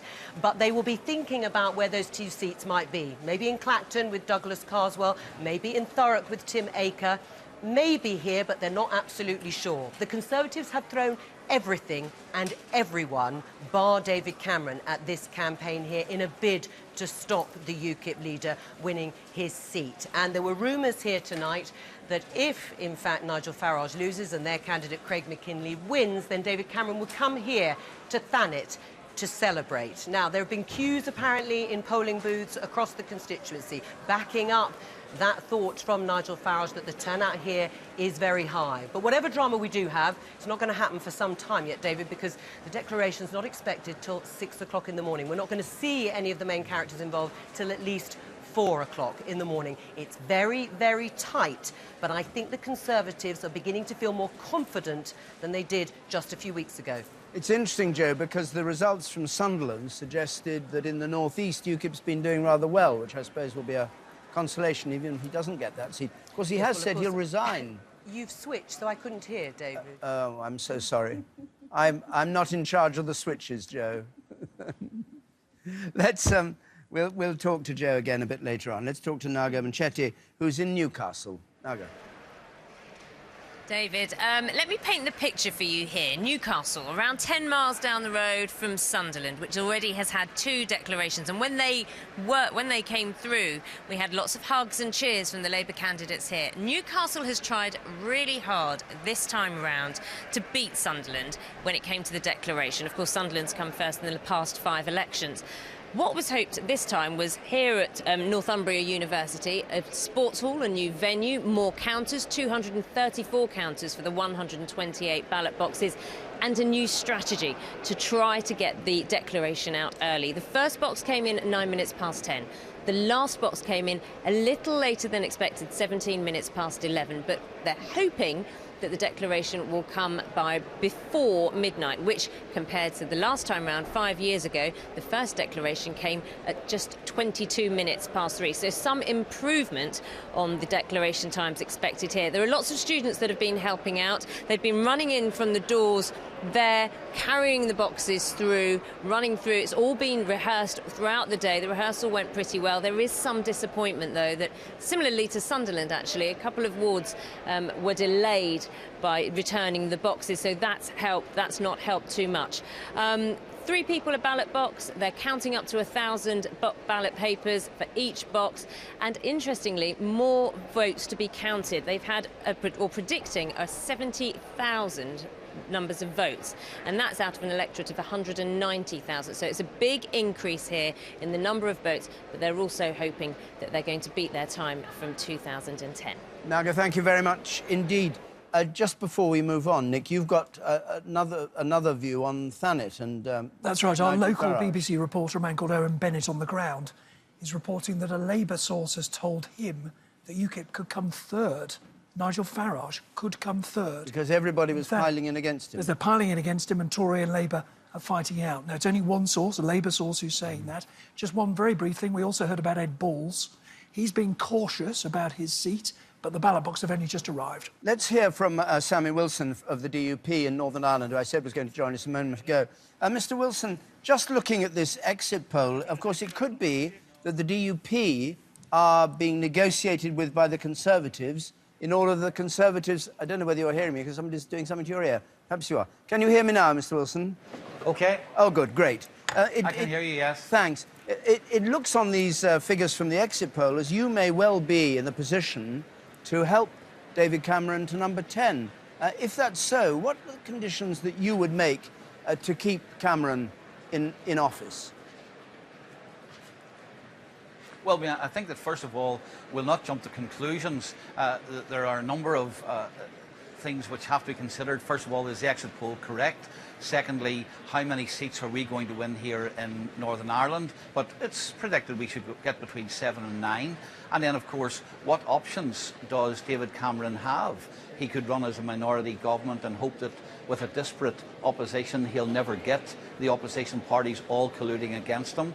Or indeed he might rely on us on one-off votes every so often. But I think that the numbers are probably the outcome that we would have most hoped for, because it gives us the most... The officer hereby give notice that the total number of votes for each candidate for the Washington and Sunderland West constituency is as follows. Aileen Casey, UK Independence Party, UKIP, 7,321. Bob Dylan, the Conservative Party candidate, 7,033. Gary Stephen Duncan, Trade Unionist and Socialist Coalition, 341. Dominic John Haney, Liberal Democrat, 993. Sharon Hodgson, Labour Party, 20,478.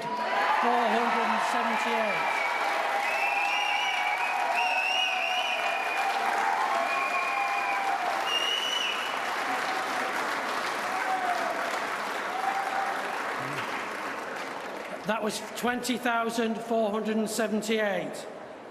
Anthony Murphy, the Green Party, 1,091.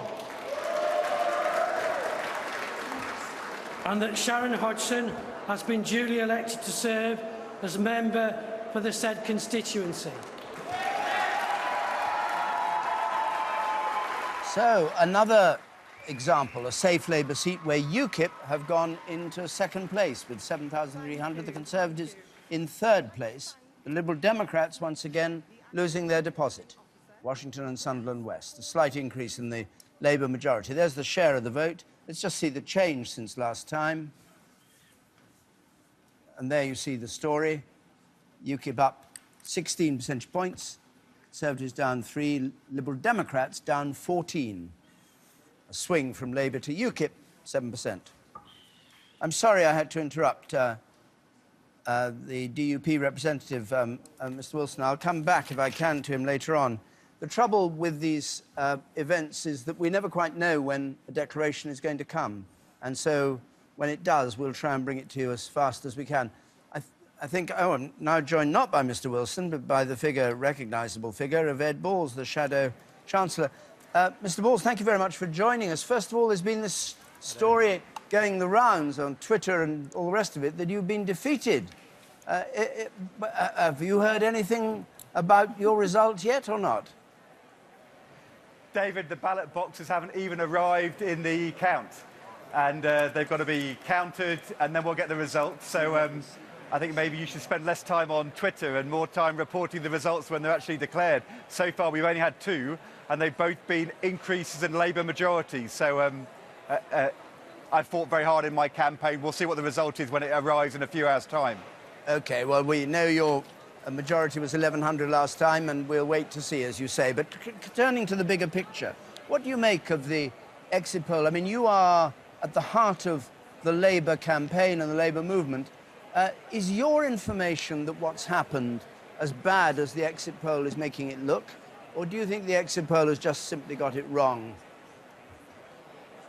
Well, I think the exit poll is a very big surprise to all of us, to all of your pollsters, to Peter, to YouGov, to Nick, to everybody. And we'll have to wait and see whether, in fact, the results bear out the exit poll or all the other opinion polls we've had day after day, including today and yesterday. The thing we can say, David, is even if the exit poll is right, that means the Conservative Liberal Democrat coalition majority has gone from 72 to 0. David Cameron's ability to hang on in Downing Street is on a knife edge. He'd have to reach out to get support from the Ulster Unionists. If the exit poll is wrong just by 10 seats, and all our information is they're very close fights between Labour and Conservatives in seats right across the country, then suddenly David Cameron won't be able to get a majority in the House of Commons, and it will fall to Ed Miliband as leader of the opposition to then put a Queen's speech before Parliament. But that's all speculation. It all depends upon what happens with the results. So far, we've got very little information, and the exit poll is really jarring with everybody else's expectation, but we'll have to wait and see. The exit poll, which is supported by the results we've had in so far, as John Curtis was pointing out, as being spot on, would suggest that Labour failed to convince the electorate in the country as a whole that it, and you in particular, were capable of handling the economy safely, wouldn't it? Well, there'll be 3 things which will have happened. First of all, if the exit poll is right, that would be a terrible result for Labour in Scotland. We've been warning the SNP would let the Conservatives in. That might happen, but we've got lots of really good Labour colleagues. I hope they're going to come back in Scotland and we're going to hold on to Labour seats. The second thing is that Labour will make gains from the Conservative Party in England and Wales. I hope we're going to make a lot more gains than we've seen in this exit poll. We'll have to wait and see. And the third thing, if the exit poll is right, is an absolute collapse in the Liberal Democrats to the Conservatives within the coalition. But actually, stand back from that, what's happened? The coalition majority has gone from 72 to 0. Now, I hope our result is going to be a lot better than that. And as I said, I think it's really in question whether David Cameron will be able to hang on as Prime Minister when he's been set back in this way. He said success for him was a majority. Even on the exit poll, he's not going to get that. Are you seriously suggesting to us that there is a chance of Ed Miliband becoming Prime Minister on these sort of figures and having what everybody talks about as legitimacy, the thing Labour's gone on about, saying Cameron won't have it? Are you seriously saying that Ed Miliband could be Prime Minister?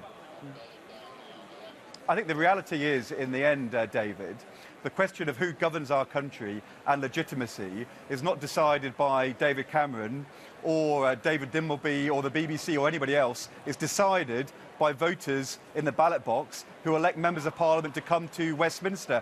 David Cameron, as Prime Minister, will have the first go at seeing whether he can put together a majority for a Queen's speech. On the exit poll, it's on a knife edge. He maybe just does it with the Ulster Unionists. If the exit poll is wrong, he will be unable to do that because the coalition will have lost its support in Parliament. And then it will be for Labour to put a Queen's speech before Parliament and a Labour budget and see whether there is support in Parliament for that alternative progressive way forward.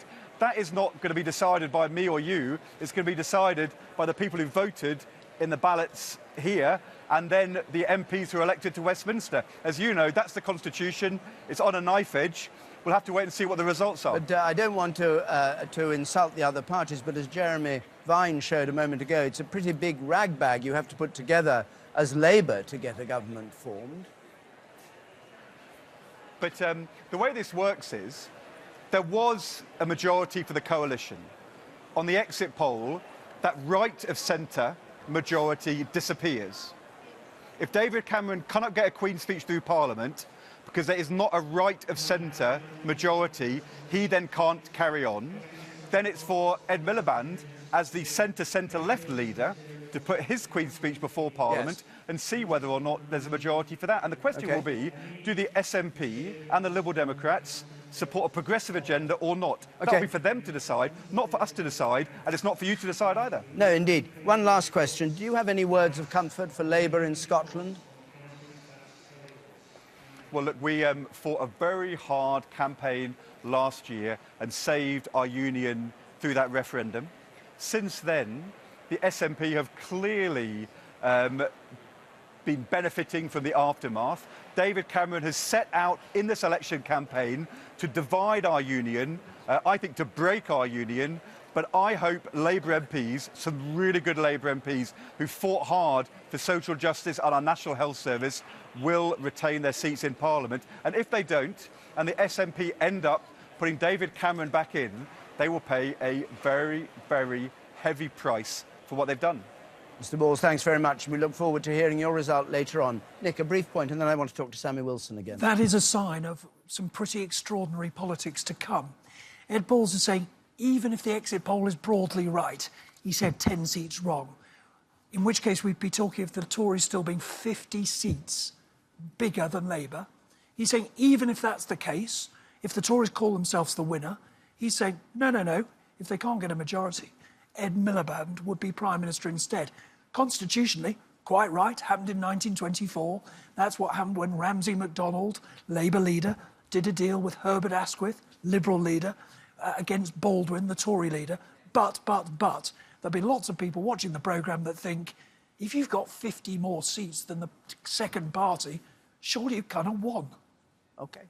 Mr Wilson, we're coming back to you at last. Mr Wilson, can you hear me? Sammy Wilson, are you with me? I can hear you fine. Good. Yes. Apologies for leaving you before, but we had I'm with you, yes. You understand, we had a declaration to go to before. Just pick up briefly where we left off. I understand, yeah. In terms of the Northern Irish parties that might support David Cameron, what would the price be? And should we look at these figures and say, oh, well, Cameron's safe, home and dry, because he's got the DUP there and they're bound to go with him. Well, he can't rely on that. We have said that we will be seeking for support for either of the two parties at Westminster, the two major parties at Westminster. We will be seeking some return for the people of Northern Ireland. And I think that people would expect that. The Prime Minister will, David Cameron will have a number of options. He could run with a minority government and rely on our votes on an occasional basis. There will be a price to pay for that. He could seek to have a formal arrangement with us, and again, there will be a price to pay for that. But the one thing we have said is that the emphasis will be on getting the government at Westminster to recognise the economic difficulties which we have in Northern Ireland and rebalancing the economy to make it less dependent on the public sector, and we will want some help with that. And secondly, recognising that because of the years of conflict that we have had here in Northern Ireland, terrorism, and the impact that that has on the infrastructure of the province, that we'll be looking for some help from the government to rebuild the economy. We want the government to help us and help us in our endeavours to make Northern Ireland more self-reliant and not reliant on the public purse from Westminster. So as I understand it, there's a price. You haggle over the price. How much money you want in return for support for a Conservative government? There will be a price. There will be a price. Any party is going to exact a price if the government of the day wishes to have support from them. We're no different. We have outlined that the kinds of things that we want the government to give attention to are helping us to rebuild the economy of Northern Ireland, and some of that will require expenditure, some will simply require that the government, when it passes laws at Westminster, makes tax changes, for example, are cognizant of the detrimental impact and sometimes the disproportionate impact that it could have on regions such as Northern Ireland, and compensate for that. Mr. Wilson, thank you very much indeed. Jeremy, can we join you, because we haven't seen you for a bit? Yeah, well, about an hour ago, I said to you I would show you how close the winning party under our forecast has got to the door of number 10 here. So let's do that very thing now. And let's just first of all have a look and remind ourselves of the winning line. 326 seats in the House of Commons, an overall majority, gets the leader of the winning party through the door of number 10 and straight into government. And we can see now with our forecast what has happened. So let's have a look. Let's bring on the Conservative seats as we are forecasting them. And here they come, rattling down Downing Street here. Now, just to say, we have actually named seats that we are forecasting will go blue. By the time we get to the end of the line here, the forecast is very, very tight indeed. It's almost 50-50, so a really important rider for you. When I show you some of the names here, if it's your seat, don't go to bed thinking it's all over. These are so tight, we may have to reattribute them later. But this remains our forecast, 316 seats. And by the way, the Conservatives closer to the line than they were 5 years ago. Next, Labour come on. Let's bring on the Labour seats. Here we go. 239, slightly adjusted, just by a couple since we started this programme. Down 19, a terrible result for Labour if the figures bear this out. So how have the Conservatives done it? Let's look at these forecasts here and let's pick our way down the end of the path where they become more and more marginal. Croydon Central, it was expected that the red tanks would just go over that. It stayed Conservative. Gedling was a Labour seat. Vernon Coker in there, very personally popular, looks to have gone Conservative under our forecast. Everyone talks about Nuneaton in these elections. 1 o'clock declaring it's a Conservative seat. Marcus Jones, the MP, it's now thought to be staying Conservative, and that was not expected, certainly under the polling that we've had in the last few weeks. Ipswich, similarly, Benedict Gummer stays Conservative under this forecast. And then two important London seats, Ealing Central and Acton, Angie Bray, Brentford and Isleworth, Mary MacLeod, they would both, under our forecast, stay Conservative. Now, you'll see these hexagons that we've got here are greyed out. When the forecasts become real results, we will put them in solid blue for you. But at the moment, as I stress again and again, towards the end, we're not totally sure. But just a couple more for you. Really interesting.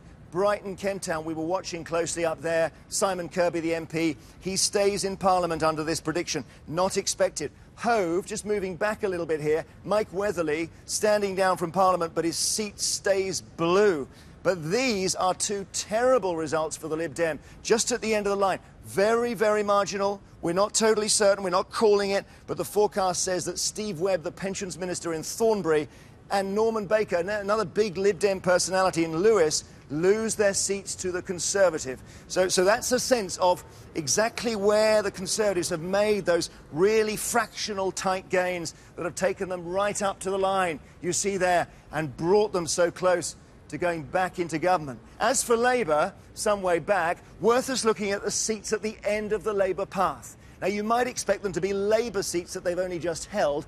They're not. They're actually gains. So we see there Wolverhampton South West, Paul Uppal, that's a gain. He was Conservative. Cardiff North, again, was a Conservative seat. Jonathan Evans, the MP, Labour have taken that under our forecast. And also, we're forecasting Waveney, very, very tight. Peter Aldous was the MP going Labour. So how is it, you're thinking, that Labour can be gaining seats and yet be down almost 20 seats on the result in 2010? And the result, of course, is just one word. It's Scotland. If Scotland's losses for Labour are as big as the exit poll suggests, they needed to offset them with far more gains than we're seeing them make tonight. All exit poll, all forecasting, add that rider constantly. But, David, that's the path as it's looking now from our virtual Downing Street. Jeremy, thanks very much. Just one point, Peter. You're saying you think that the 316, which is below the 323 if Sinn Féin don't turn up, or 326, not that they will, you think 316 is enough? There's no fuss about governing with that? If the Conservatives end up with 316 seats, David Cameron will govern alone. Absolutely, without question. Sammy Wilson just now made the key point. You need parties of complete opposites to gang up against the Tories. They will lose the occasional votes in Parliament. My judgment is, above 310, the Conservatives govern alone, no problem. If it drifts down to 300, they certainly need some support from the DUP. If they're down to 290, that would imply the Lib Dems are in the 20s and not around 10. But your point is that at 310 or at 315, the Prime Minister would, in effect, challenge the other parties to bring him down. Yes. And they would only do that if they thought they would benefit by having another, either a Miliband government or another general election. That's right. And look, you know, on the continent, where you're much more used to having this wide variety of parties, it's quite common for governments to govern quite comfortably with slightly less than half the seats. We may be entering sort of continental politics, and 316, quite enough. Below 300, it becomes trickier. 316, fine.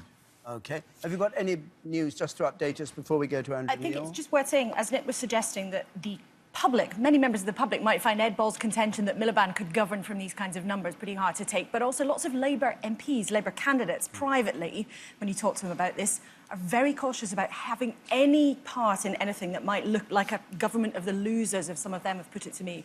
And I think that would be very, very difficult for the Labour leadership to manage if they tried that strategy. OK. You'll keep us up to date with Twitter soon, I'd hope, too. There've been other people reacting fast to all this? From the they are. Lots MPs of surprise and shock at the exit poll. Right. But we've only had, what is it, 3 declarations. Andrew. Thank you, David. We're going to go to North London now. We're going to speak to the leader of the Green Party, Natalie Bennett.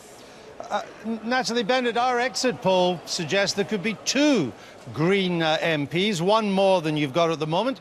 Could that be you? Well, we'll have to wait and see. You know, a doubling of the number of MPs in Parliament would obviously be a huge advance for the Green Party, which I'm sure is going to be reflected with a massive increase in our vote.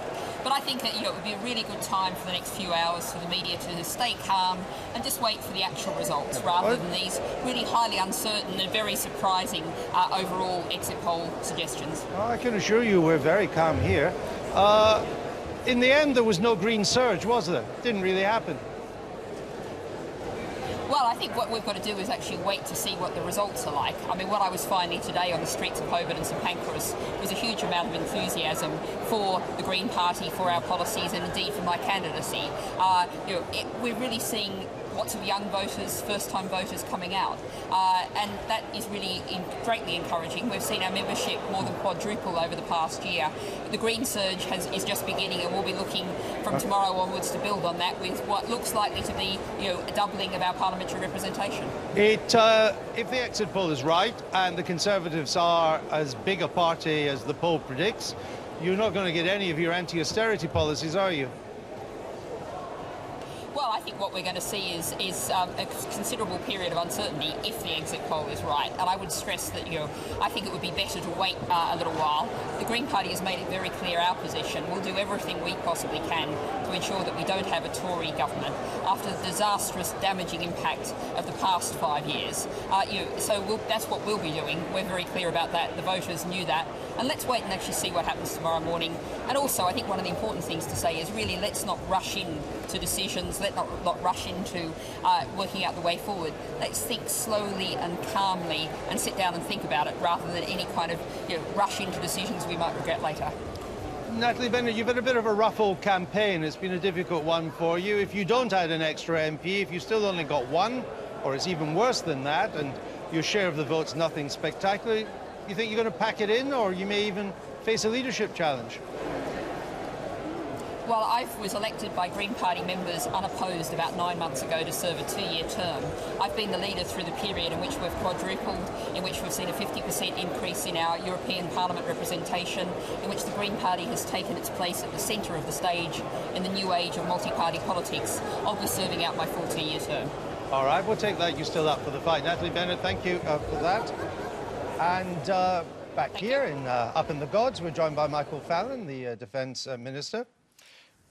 If the exit poll turns out to give the Tories about 317 seats, and you need 323, would it be your instinct to govern as a minority government with that number of seats? I think it's far too early to speculate on that.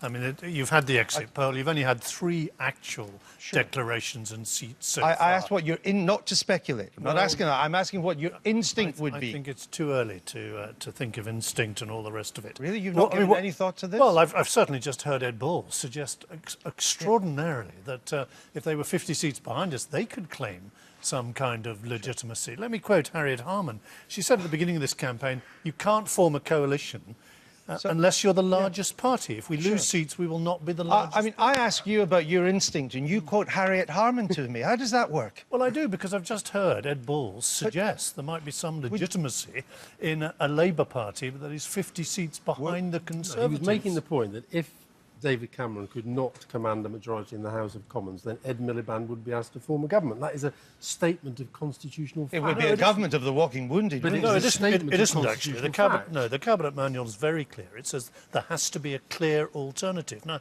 Ed Miliband couldn't actually do that because he would be supported by the SNP, and that wouldn't work for 2 reasons. One is he said he wouldn't do it, and the other is he would have no legitimacy at all if he was supported by people. I don't think you can attack Ed Miliband, Ed Balls, just for pointing out a constitutional fact. If David Cameron can't form a government and can't get a majority in the House of Commons for his Queen's speech, then the constitutional fact is that the next person to be asked will be Ed Miliband. But my point to you, which is why I asked the question... But only if there's a clear alternative, and clearly he couldn't do it. David Cameron, when he started the coalition with Nick Clegg, when he went to see the Queen, he didn't say, I'm going to do a coalition with Nick Clegg. He went to see the Queen because Gordon Brown had lost the confidence of the House of Commons, and he knew that because Nick Clegg had made it clear. But Ed Balls is suggesting he could be in that position if he was 50 seats behind the Conservatives. It's still a statement of fact. No, it's right, not can we come back to you? And your alliance with Ed the Balls UP. as spokesman. Are you in danger, your party, of being replaced by UKIP as the second party of the north of England? No, you've only seen 3 seats in one city. In which UKIP have done rather well. And they have done well.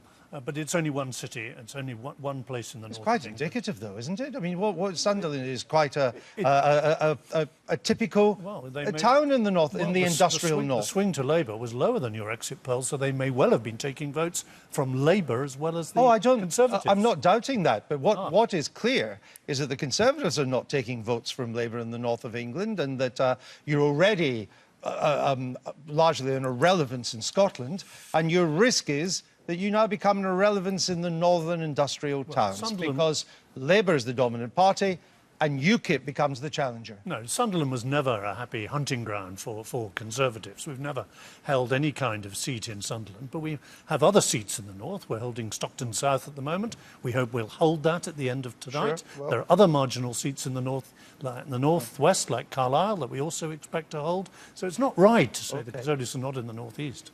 Would you prefer to repeat the coalition with Paddy Ashdown's party, or would you rather do a deal with your friends in the DUP? Well, you're asking me to speculate again on the basis No, I'm asking of for only... your opinion. Well, you're not going to get my opinion because I think it's Why? too early. Because I think it's far too early. We found to a start... subject that Michael Fallon hasn't got an opinion on. When did that happen? You have, because I think it's too early to speculate on, on the number of seats we're likely to have on the basis of simply one exit poll and only 3 declarations. We've a long night ahead of us. Yeah, but we're going hold to on, get real results. Excuse me. During the campaign, you were perfectly happy to give your opinion on this. You said, we're not seeking another coalition with the Liberal Democrats. We've done that. We want to govern on our own. Yes, we're working for a majority. We're still hoping for a majority. But Michael Gove did say that the exit poll is at the top end of your expectations. Well, that's what Michael said. But Were you surprised? Are you surprised? I'm not surprised or by the exit unsurprised. I'm cautious about these exit polls until I see some actual results. We've worked flat out for a majority. I hope we can get a majority, but the night is young. We've yet to see how these seats pan out. All right, we'll leave it there. Let's go back to David. Thanks very much, Andrew. We've got rumours coming in that George Galloway, Respect Party in Bradford, may have lost the seat. Do you confirm that? Not confirming. No. Very clear, we're not confirming, but there are whispers and rumours at the Bradford West count that George Galloway is struggling against the Labour candidate. Now, of course, a hugely controversial figure, very popular in some parts of that city, and won the constituency in a by-election. It would be a great result for Labour, this, because they had a terrible time. They had a candidate, shambles, really, last-minute reselections. A candidate then pulled out and finally settled on a campaigner, a woman called Naz Shah. Many Labour big guns have gone into campaign for her. It would be a very good result for them on a very bad night, what it looks like if they take it. One other thing before we go out to see other things around the country. John Curtis, Professor Curtis, who did the exit poll, is now saying that it looks fairly certain now that UKIP will be the 3rd party as a result of this election in the popular vote in Great Britain. UKIP will be 3rd. OK, a familiar figure, the Mayor of London, going to his count at Uxbridge. Let's just see him. And being, as he does everywhere he goes, being... What do you make of the exit poll? Well, let's see the full results. So I have to say that if those exit numbers are confirmed throughout the night, then obviously it is a very, very clear victory for the Conservatives and a very bad night for Labour. Well, who would you do a deal with if you were leader? Would you do it with the Lib Dems or someone in Northern Ireland? I think let's wait and see. Let's wait and see. And what does it mean for your leadership ambitions, Boris, if David Cameron has done so well? What does it mean for your leadership ambitions if David Cameron has done so well? I think it is a very, very clear victory. Muttering from Boris Johnson there, and of course it means his leadership ambitions are put on hold for 5 years. Would be on hold for some time, yes. Well, no, I don't think anybody quite believes that what David Cameron said, that he could really be leader right till 2020, if that is he's won and he carries on as Prime Minister, but there'd be a wait. David, wouldn't there be quite a long wait? OK, let's go over to Scotland in a moment, Emily. Can we do that? And we've been hearing that maybe Labour have held on to 5 seats in Scotland, possibly 3 of them in Edinburgh. What do the polls show? Am I going ahead of you on that? You might be. The story that we are expecting from the exit poll, at least, is this enormous surge for the SNP. And the interesting thing is, at the beginning of this campaign, we didn't even pick up marginal seats between the Labour Party and the SNP. It seemed inconceivable that we would be talking about the kind of takeovers that this forecast now suggests. If I can just show you a couple of the seats we've picked out. This is Glasgow South, a very well-heeled area. Hampden Park is in there. For the SNP to take this, it would need a swing of some 16%. You can see where Labour is right now on 52% share of the vote, nearly half. The SNP in 2nd place. Let me just show you what our prediction is. It's just a forecast at the moment, but it would have the SNP swapping with Labour to get more than half the share of the vote, 55%, pushing Labour down 29%. Just have a look what that would look like. We saw those predicted falls for the Lib Dems in the southwest, a very similar figure predicted for Labour in Scotland. Let me show you one more. This is Edinburgh North and Leith. Now, they would need a 24% swing to take this. Seems almost impossible. This time, the Lib Dems in second place, the SNP in real life, as it were in fourth position. If the forecast is right, they could be taking this on something like 44%, taking this and more on a swing of 24%. That's Edinburgh North and Leith. Let me just show you one more, Glenrothes, where again the SNP need a swing of more than 20%. It's been a strong Labour hold. 60% of the vote was what Labour received last time round. And if I show you what the predicted or the forecast change here, Labour down a whopping 28%. Gains of up to 35% for the SNP. These are just forecasts. They're not real results. We won't get the first proper sign-in from Scotland for another hour or so. But that's what the exit poll would predict if we can extrapolate onto individual seats. Well, that's interesting. Let's go to Edinburgh and join Sarah Smith and see what she thinks about this. Sarah Smith, first of all, maybe we could talk about what happened to Labour, but have you heard that there may be 5 Labour holds in Scotland, including 3 in Edinburgh? I would be surprised if there were 3 in Edinburgh. Labour activists here are fairly confident of holding Edinburgh South, reasonably confident of Edinburgh North and Leith. Emily was just mentioning there it would be a very, very good result for Labour if they were to hold 3 of Edinburgh's 5 seats. Edinburgh is fascinating because it is a real test of whether or not the predicted SNP surge can penetrate into areas of the country that they've never reached before, because Edinburgh's never had an SNP MP, and Edinburgh voted very heavily no in the independence referendum, 61% no in the referendum, which was well above the national average. So the question is, how many no voters here have lent their votes to the SNP? All over Scotland there are people who voted no in the referendum voting SNP, and how much tactical voting is there to try and stop the SNP? If Labour do hold on to those seats, there's one Edinburgh South where they have the smallest majority in the country, only 316 votes in it, but they're very confident of keeping that one because they think so many Tories and Liberal Democrats will come over to them to stop the SNP. So if we do see this result in Edinburgh, it will be the result of some pretty canny, tactical anti-SNP voting. How far back in political history do you have to go to explain the collapse of Labour, though, in Scotland? I mean, is it post-referendum, or was it long before that that Labour's support began to crumble? Well, electorally, you started to see it in 2007 when they lost control of the Scottish Parliament. And then in the Holyrood elections in 2011, they had a really terrible result and the SNP got an overall majority there. So that's when you started seeing it at the ballot boxes. If you talk to people, though, who've switched from Labour to the SNP, you hear a very similar story again and again. They mention Tony Blair and they mention the Iraq War, so we're going way back to the beginning of this century. And then they talk about how a London-led Labour Party has moved away from the values of a party of Keir Hardie, John Smith, Donald Dewar, that it just doesn't feel like it's their party anymore. And the SNP have been very clever at moving into that space on the left and saying that they're the socially progressive party who represent the Labour values that people think that the London leadership, who've gone a bit too far to the right, have maybe left behind. Sarah, thank you very much. I hope we can talk to you later on when we have these more of the results in. Let's just have a look. You've got a point to make here. Very briefly, another potential story in Scotland, which wouldn't be a huge surprise, but would be very bad for the Liberal Democrats. Alan Roden, who's the Scottish political editor of the Daily Mail, suggesting a senior Lib Dem source is accepting that Danny Alexander has lost his seat. Chief Secretary to the Treasury in the coalition government. Well, the newspapers have their ear to the ground just as much as BBC journalists, and here are the headlines of tomorrow's papers, accepting pretty well what the exit poll says. The Sun, swinging exit poll shot, swinging the Blues. The Daily Mirror, a black page with 5 more damned years, query. The Telegraph, Conservative sporting paper, Cameron will hold on to power, say exit polls.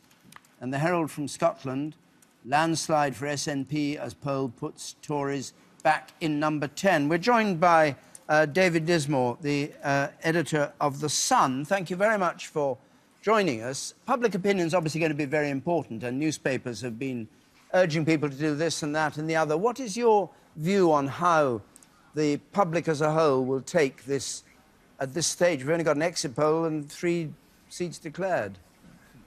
Yeah, the curse of being an editor at a time like this when you're working on exit polls and barely a seat declared. So we're very much caveating everything.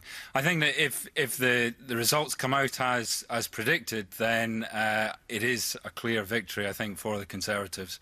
After months and months of the polls not moving at all, suddenly there is this massive surge which leaves Labour in a very sorry position compared to where the Prime Minister is. Where do you think, because you're close to opinion, have reporters out all over the place watching it, Mr Dinsmore, where do you think public opinion will stand if there is, we've heard politicians talking about, oh, the public wouldn't accept this, they wouldn't accept that. Are there any circumstances in which an Ed Miliband government might be accepted if the numbers in the House of Commons stacked up for him, despite the fact that David Cameron was the leading party? Yeah, no, I don't think they'd stand for it at all. I think if it comes to pass, we hear that turnout is very high. Clearly, a lot of people have a vested interest in this. If you try and cobble something together from a long way back, it's just not going to work. And I believe that if the Tories are above 305, 310, they'll look to run a minority administration, which I think can actually be quite stable. You just have to look at what the SNP did in Scotland in 2007, and it worked very well for them.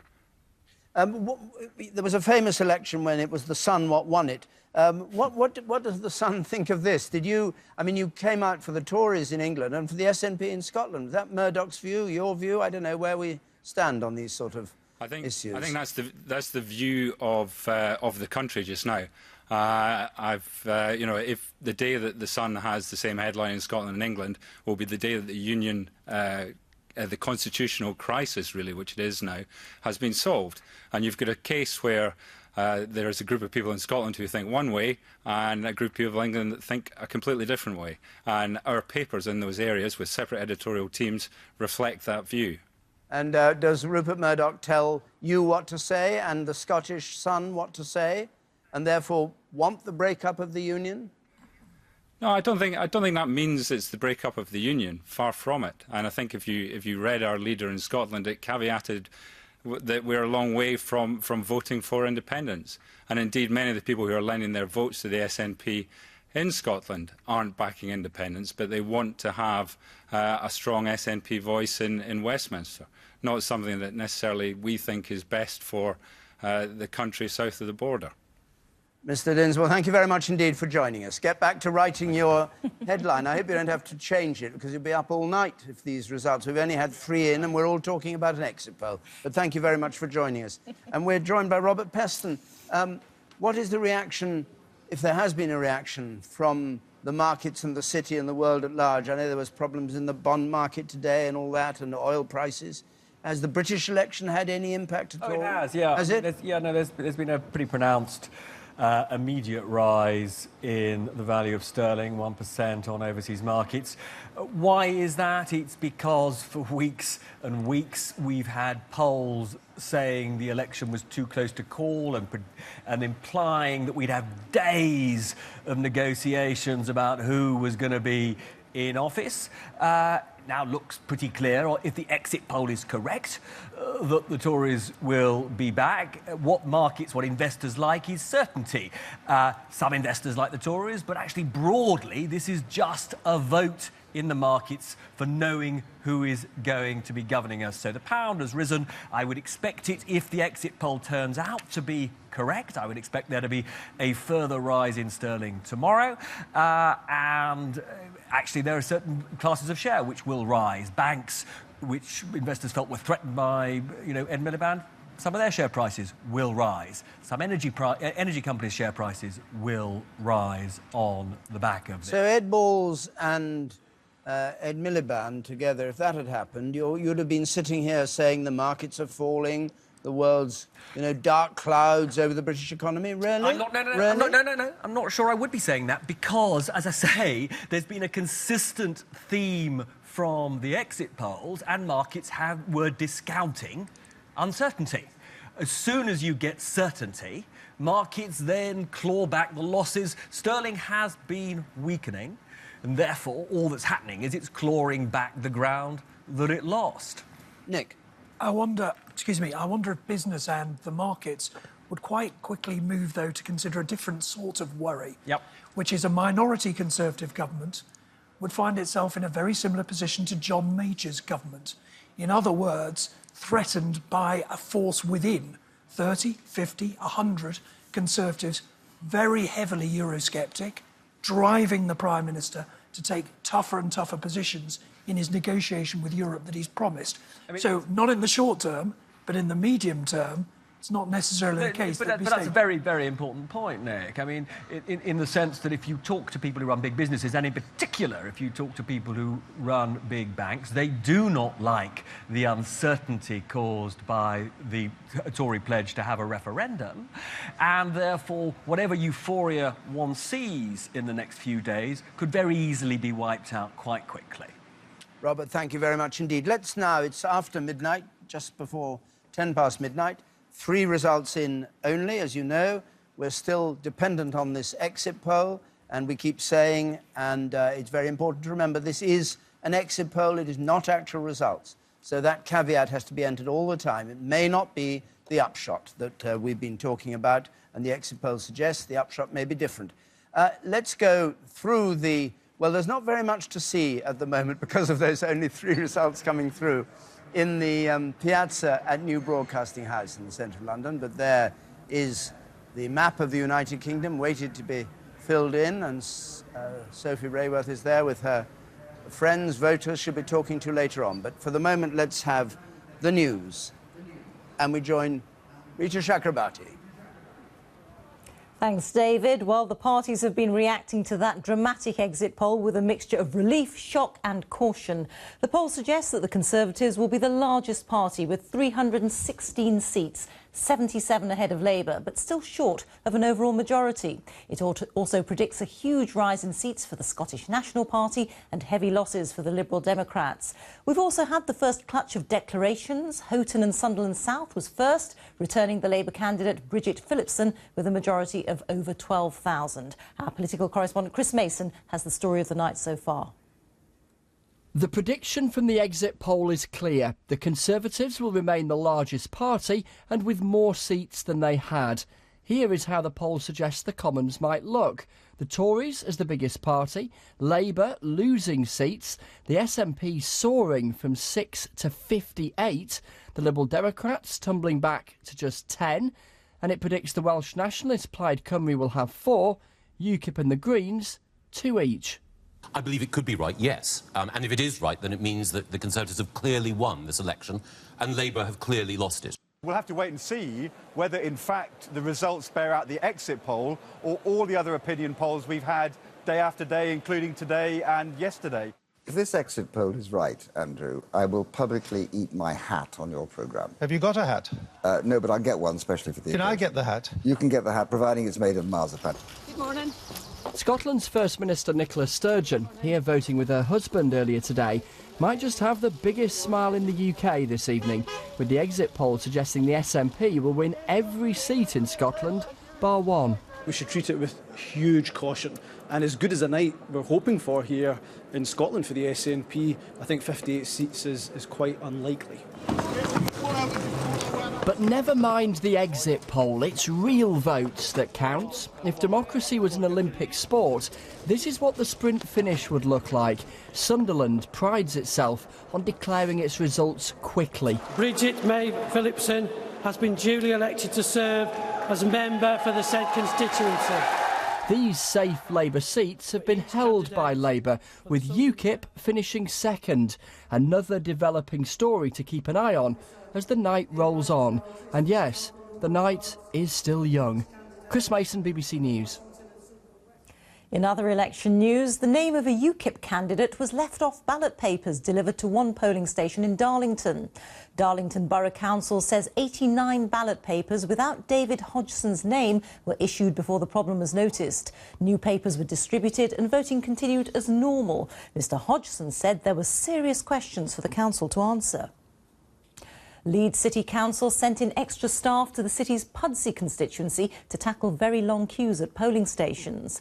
Pudsey is a key Conservative Labour marginal constituency with 1,600 Conservative majority in the last election. There were reports that voters were choosing to go home rather than wait to vote. Hackney Council has blamed IT problems after several hundred residents turned up at polling stations and found their names weren't on the council's printed register. A spokeswoman for the council, which covers the East London constituencies of Hackney North and Stoke Newington and Hackney South and Shoreditch, said it was aware of the problems and had resolved the vast majority of cases. Well as elections in all 650 constituencies for the Westminster Parliament, many parts of the country have voted in local elections. More than 9,000 council seats have been contested across 279 English local authorities. Voters were also selecting mayors in Bedford, Copeland, Leicester, Mansfield, Middlesbrough and Torbay. Well, that's all for me for the moment. Now it's back to David.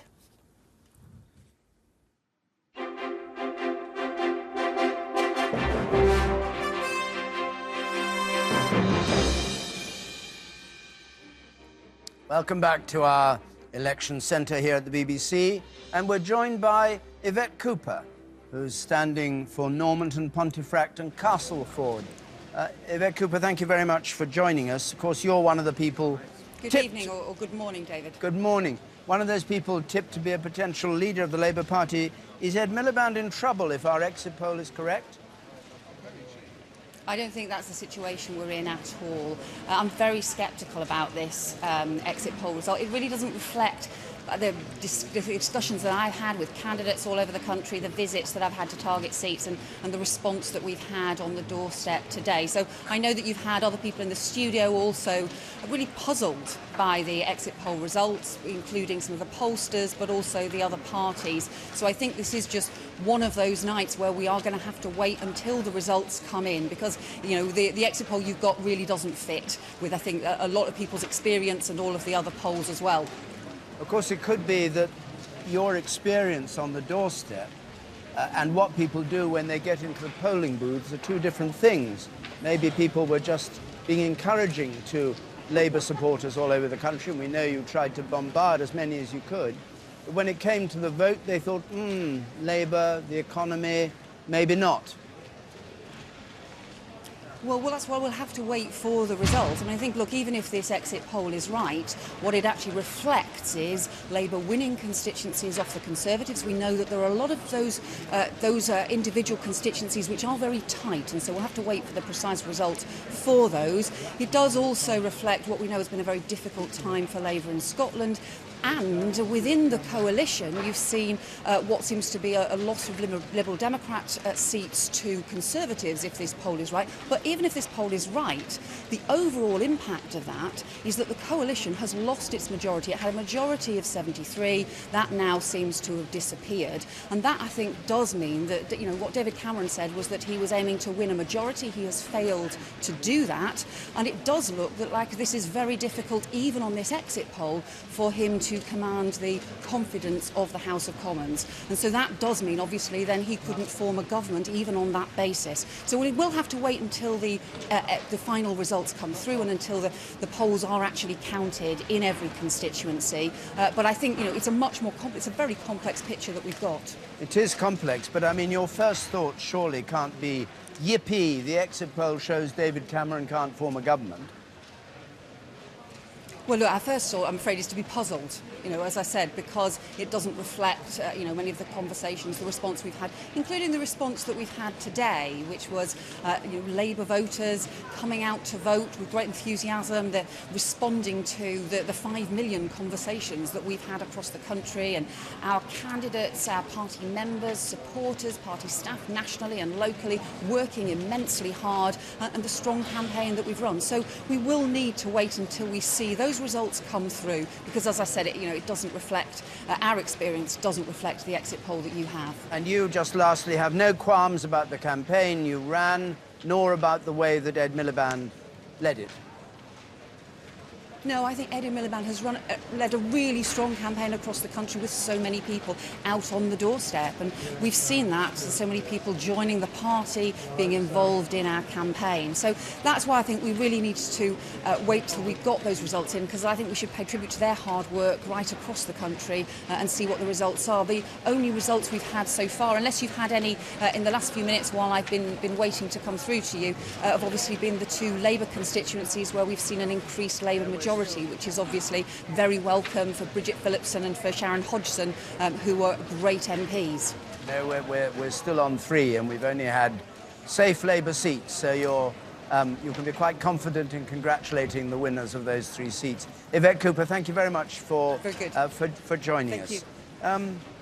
Shall we have a look at the battleground now? Because we're waiting. I should say, of course, we will get a lot of results, and we knew there was going to be a pause at this stage before they started tumbling in. But round about 1, 1:30 till about 2:30 or 3, we should get a much clearer picture of what's happening.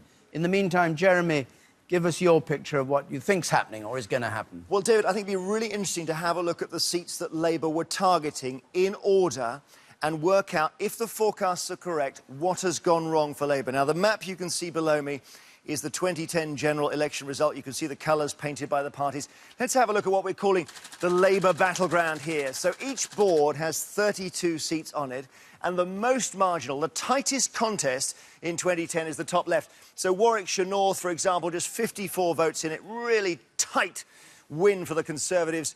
Dan Biles was the MP there. He's standing down anyway. Thurrock, very tight. Hendon, Cardiff North, Sherwood, all Conservative, but only just. So if you're in Labour High Command and you're thinking, which seats are we going to get? Where are we targeting? These should be the easiest. In fact, this first board, 32 seats, they really need to go through this like a knife through butter, because remember, they need, and they knew this before today, they would need to offset losses in Scotland and to increase the number of seats in the House of Commons to have any chance of catching the Conservatives. So now we will see what we think under our forecast has happened. So let's have a look.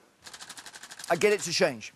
And you can see, immediate impression here is that even on the first board, the 32 seats that ideally from Labour's point of view, they would just put red over with a splash of paint and that be it, and we'll be beyond to the second board. Even here, they are being stopped by Conservative blue on this side of the board. Let's just take it from the left-hand side. We think, as our forecast, some of these, again, 50-50 seats. We may flip them during the night. But these ones, these first 4, we do have going Labour. But it's on the 5th seat on the board that they get stopped by Sherwood, MP there, Conservative Mark Spencer.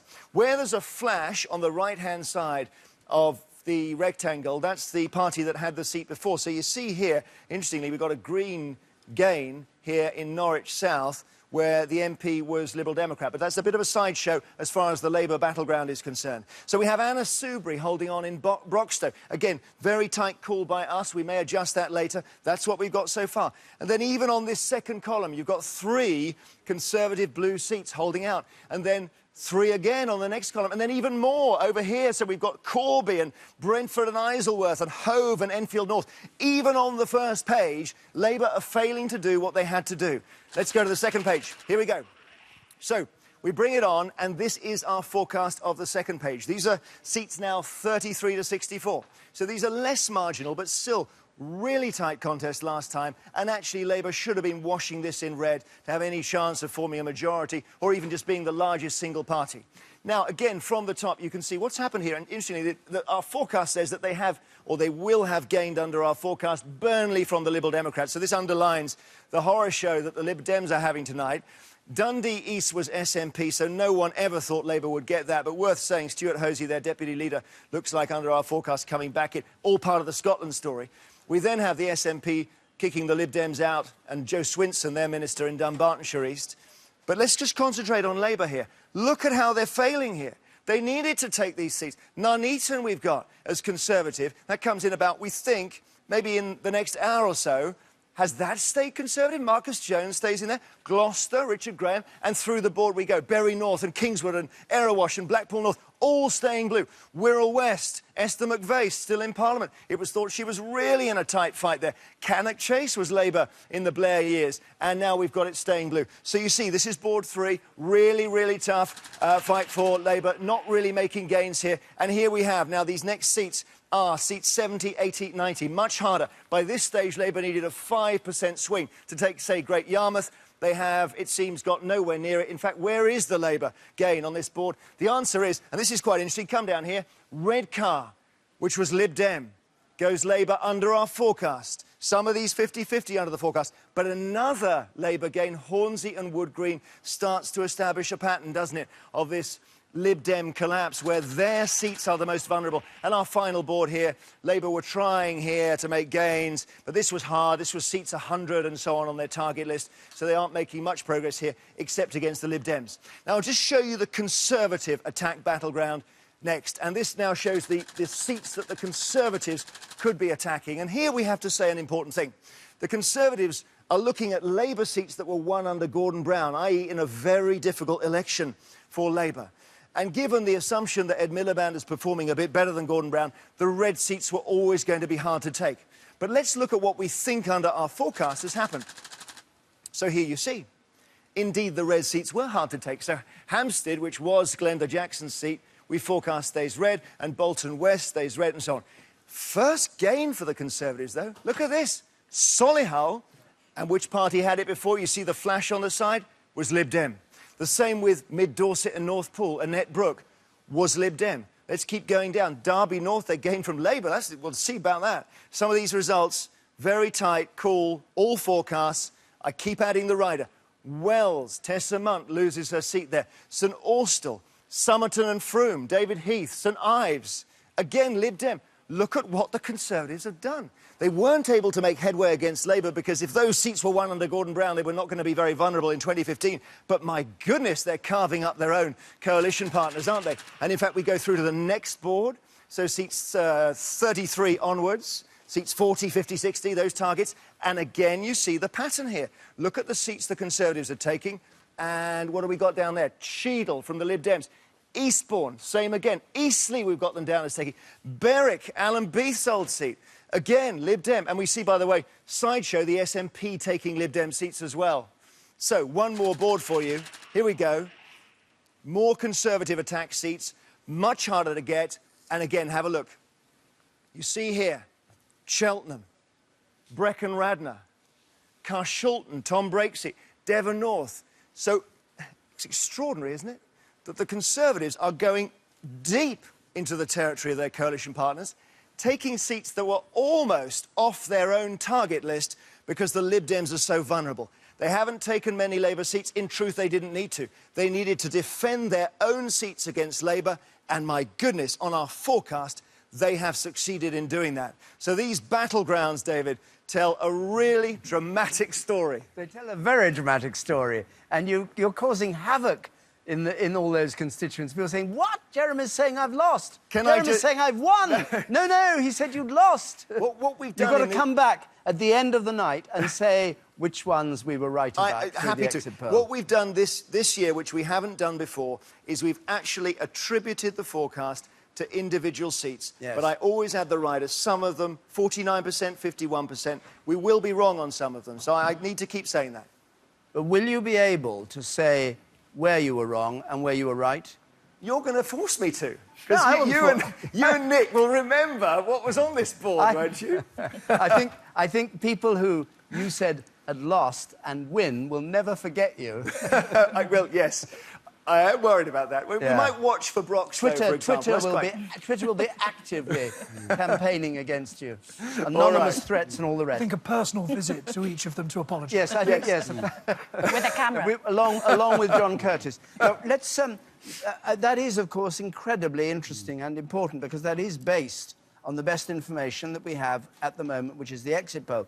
But there's another way of getting information, which is going to the counts themselves. So let's just do that. Let's go to Basildon for a start and join Amina Ahmed. Samira. Hello, it's Samira. Yeah, I'm so sorry. There are two quite interesting stories developing here. One story is the turnout, and the other is the UKIP effect. So turnout-wise, election officials are talking about a higher turnout than in the last election, possibly 70% or more. A lot of that is a big postal ballot surge. The UKIP factor is quite interesting. Certainly anecdotally, I get a sense that there are a lot of people who might have been voting in this election who didn't vote in the last election or two and who are voting UKIP. So we'll have to see if that translates. There are 2 seats being counted. Behind me is Basildon and Billericay. It's considered a very safe Conservative seat. John Barron has held it since 2001. It was Theresa Gorman's seat before that. He's expected to hold on to that comfortably. The more interesting one is the seat of Basildon South and Thurrock East, also Conservative at the moment, a smaller majority, would need a 12.9% swing to go Labour. And crucially, we're seeing, and I've seen them myself, an awful lot of UKIP votes going through the counting.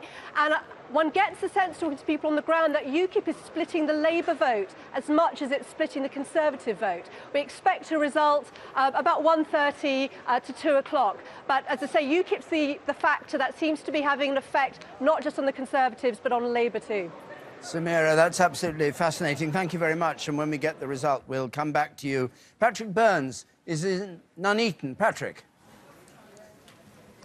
David, I think we are on course here to be one of the early declaring Conservative marginals. They're defending a majority of just over 2,000, so that'll be an early test for the exit poll and indeed for those conclusions that Jeremy Vine has been drawing from it. Certainly talking to both the Conservative and Labour camps here, I think overall nervousness actually in the early stages of this, no great sort of bravura confidence from either side that we sometimes get on these occasions. I think the key test here, and given that this has been traditionally one of those typical Midlands Labour Conservative seesaws, is the role of UKIP in all this, because local UKIP activists that I've been talking to for weeks, well months now, are saying to me consistently that they are drawing most of their new incoming support from Labour rather than the Conservatives. Is there possibly a suggestion that some of those UKIP potential Tory defectors have gone back to the Conservatives? That's some of the buzz that's going around the hall here this evening. But above all, I have to say, there is a mood of great tension, but maybe just a sense in the Tory camp that, as the exit poll suggests, they've just edged it here. Patrick, thank you very much. Anita Anand is in Castle Point, and let's join her now. Yeah, you know, really similar. It's very interesting. This UKIP factor is playing a part here as well. This is one of those bellwether constituencies because UKIP threw everything at this, even the kitchen sink. You'll remember Nigel Farage launched his campaign here in Castle Point, and opinion polls have suggested there might be 1%, 5% in between UKIP and the Conservatives. And boy, this has been a dirty turf war here at Castle Point. Accusations of shenanigans all over the place, David. You've had the Tories saying that UKIP are breaking their posters, UKIP saying the same about their hoardings being smashed by Conservatives. You've got accusations of UKIP paying local businesses to put their posters up in their windows. So it's been really down and dirty. Now, I've noticed a slight sort of change in the atmosphere here. When those exit polls came out, when you first revealed them, the UKIP support, which is out in force, by the way, here in Castle Point, really dipped. You could see heads down, shoulders sagging. In the last half an hour or so, they are much more buoyant. Now, I don't know whether that will be played out at the end of the evening, but they certainly are a bit bouncier than they were at the beginning of the night. Thank you very much indeed. Let's go to Wales. We had a prediction of Plaid Cymru picking up one seat in Wales, the Welsh National Party. Hal, what are you getting from Cardiff? Well, I think a sense that the story here in Wales is probably quite different to England, definitely very different to Scotland. So while you're seeing a huge surge of nationalism coming through in Scotland, in Wales we could go from 3 to maybe 4 Plaid Cymru seats. The key ones to watch out for, therefore, are Anglesey, where Plaid were fairly hopeful, and Ceredigion. It would take a huge swing away from the Lib Dems, but if the exit poll is right, that could be Plaid's 4th seat. Here in Cardiff, a few others to keep an eye on. If the exit polls are right and the Lib Dems are in meltdown, then they could lose Cardiff Central to Labour. And just go a little bit north of Cardiff, Brecon and Radnor Show, we heard from Jeremy earlier, a really key one, because that would show the swing away from the Lib Dems towards the Tories. The Tories, I'm told, very, very confident in Brecon and Radnorshire. And one, if I may, away from all the numbers, but a big, big moment in British politics. We could be on the verge of a new Kinnock entering the Commons. Stephen Kinnock, son, of course, of Neil Kinnock. Neil and Glenys are in the Sports Hall waiting for the Aberavon result, as is the Danish Prime Minister, Helen Thorning-Schmidt, the wife of Stephen Kinnock. So that will be a moment that probably doesn't reflect the overall result, but one that will go down in history. I was hoping we might be able to talk to her about how to form a coalition as a minority party and have a little bargain, but it doesn't look as though that's the way the story's going at the moment. No Borgen politics in Wales or in the UK, and that'll be a huge disappointment to Leanne Wood. I think she felt she had a Borgen moment when she was part of those leaders' debate, you know, surprising everyone, getting a platform, appearing in everything from Cosmopolitan magazine to Management Today. OK, if Plaid get 4 seats, that is a record tally, but compare it to the SNP and what's happening in Scotland. It is a very, very different story here in Wales. Thanks very much, Hal. Andrew, who have you managed to lure into your lair? Up in the gods here, we've got 3 more mere mortals to join me. We've got the Lib Dem strategist, Ollie Grender, Peter Mandelson from Labour, seen many an election night like this, and Treasury Tory Minister David Gauke. Welcome to you all. Peter Mandelson, what's gone wrong? Well, what has gone wrong may be, of course, the exit poll. So let's just apply the usual health check to this. I greatly enjoyed Jeremy Vine's performance, but it was an enormous amount of hyperbole heaped on speculation, heaped on hypothesis. But what seems to have happened is that all the 3 main parties have lost this election. I mean, some have lost it more than others, the Lib Dems in particular, but we seem to be heading to an outcome in which no party has achieved a majority. Why has Labour apparently, I emphasise the word apparently, lost it by much more than the Conservatives? Because I think the Labour Party has been squeezed by 2 nationalisms. Obviously in Scotland by the SNP, very severely indeed, but squeezed also in England by the sort of nationalist frenzy whipped up by David Cameron and the Conservative Party, and the Labour Party has found itself placed very uncomfortably between those 2. Was Mr Miliband's campaign ambitious enough? Did it concentrate too much on simply getting out the core vote? You have to get the core vote out. It's very important to do so. But you need also to be able to draw people from the centre ground into your camp. I think he's done that. I think... Not on the evidence of the exit poll, he hasn't. Well, I'm not going to answer on the basis simply of the exit poll just at this stage in the night. But I think that many people looked at him afresh in this campaign. I think they liked him more, they admired him more. He's conducted a very professional and vigorous campaign with considerable... They just didn't vote for him. With considerable conviction and considerable passion. And we will see how many have voted for him when the results come in. But even if you take the YouGov poll, which is a different kind of poll from our exit poll, it's hardly great for Labour. You've only added a total of 5 more seats on the basis of that. That's not the basis. That's not a mandate for government, is it? Well, the final shape of the House of Commons and the configuration of the parties will determine what government emerges from this election. What we need, of course, what the country needs, is a government that is durable and stable. And what form that government takes remains to be seen from when we get the final results. Let me just for now have a quick question to my 2 other guests. David Gauke, it looks like you may have done better than even Conservatives hoped. But why has your party lost its ability to win elections? You've not won now since 1992. 23 years you've failed to win an election. Well, it's worth pointing out, and I make all the same caveats about one exit poll, so this is early days, but for a government to increase the number of MPs that it's... for a governing party to increase the number of MPs that it has after a term in office is some achievement, particularly given the circumstances we've gone through of having to make a number of very difficult decisions, cut public spending... 23 years without an election victory. Well, if these numbers are correct, you know, we are again, not just the largest party, but increasing our lead as far as the largest party is concerned. That's, well, we're working on the basis of these exit polls, but on that basis, and with all the caveats that may not be correct, the result that is predicted in your exit poll is an extremely good one for the Conservative Party and a clear victory. Ollie Grander, on the basis of results announced so far, on share of the vote, UKIP could be bigger than the Lib Dems. How bad is it going to be for you tonight? Well, I don't know, because it's an exit poll and we don't know the final result, and we'll want to wait and see what happens. We know what is clear is that we will have lost some great colleagues in the Commons. Danny Alexander, we're hearing there's a lot of buzz coming out of Scotland that he's lost. Well, the buzz about Danny losing has been there for the last 5 years. Yeah, but this is coming from Liberal Democrats. What we have definitely seen, and what was an extraordinary campaign, was a squeeze. Let me interrupt you, because we've got an important declaration coming, Swindon. And that is Swindon, which is declaring. Swindon North is declaring. 14,509.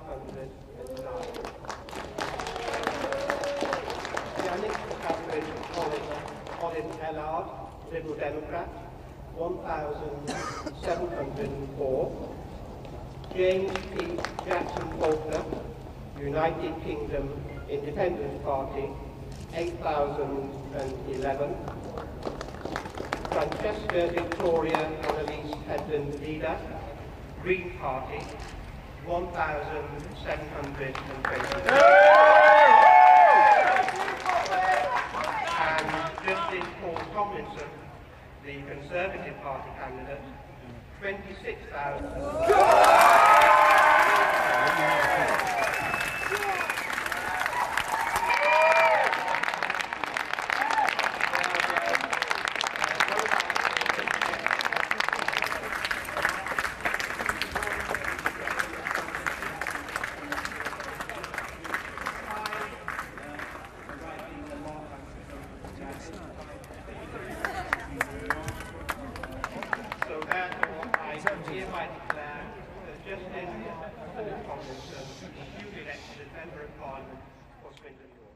Seat that they were fighting hard.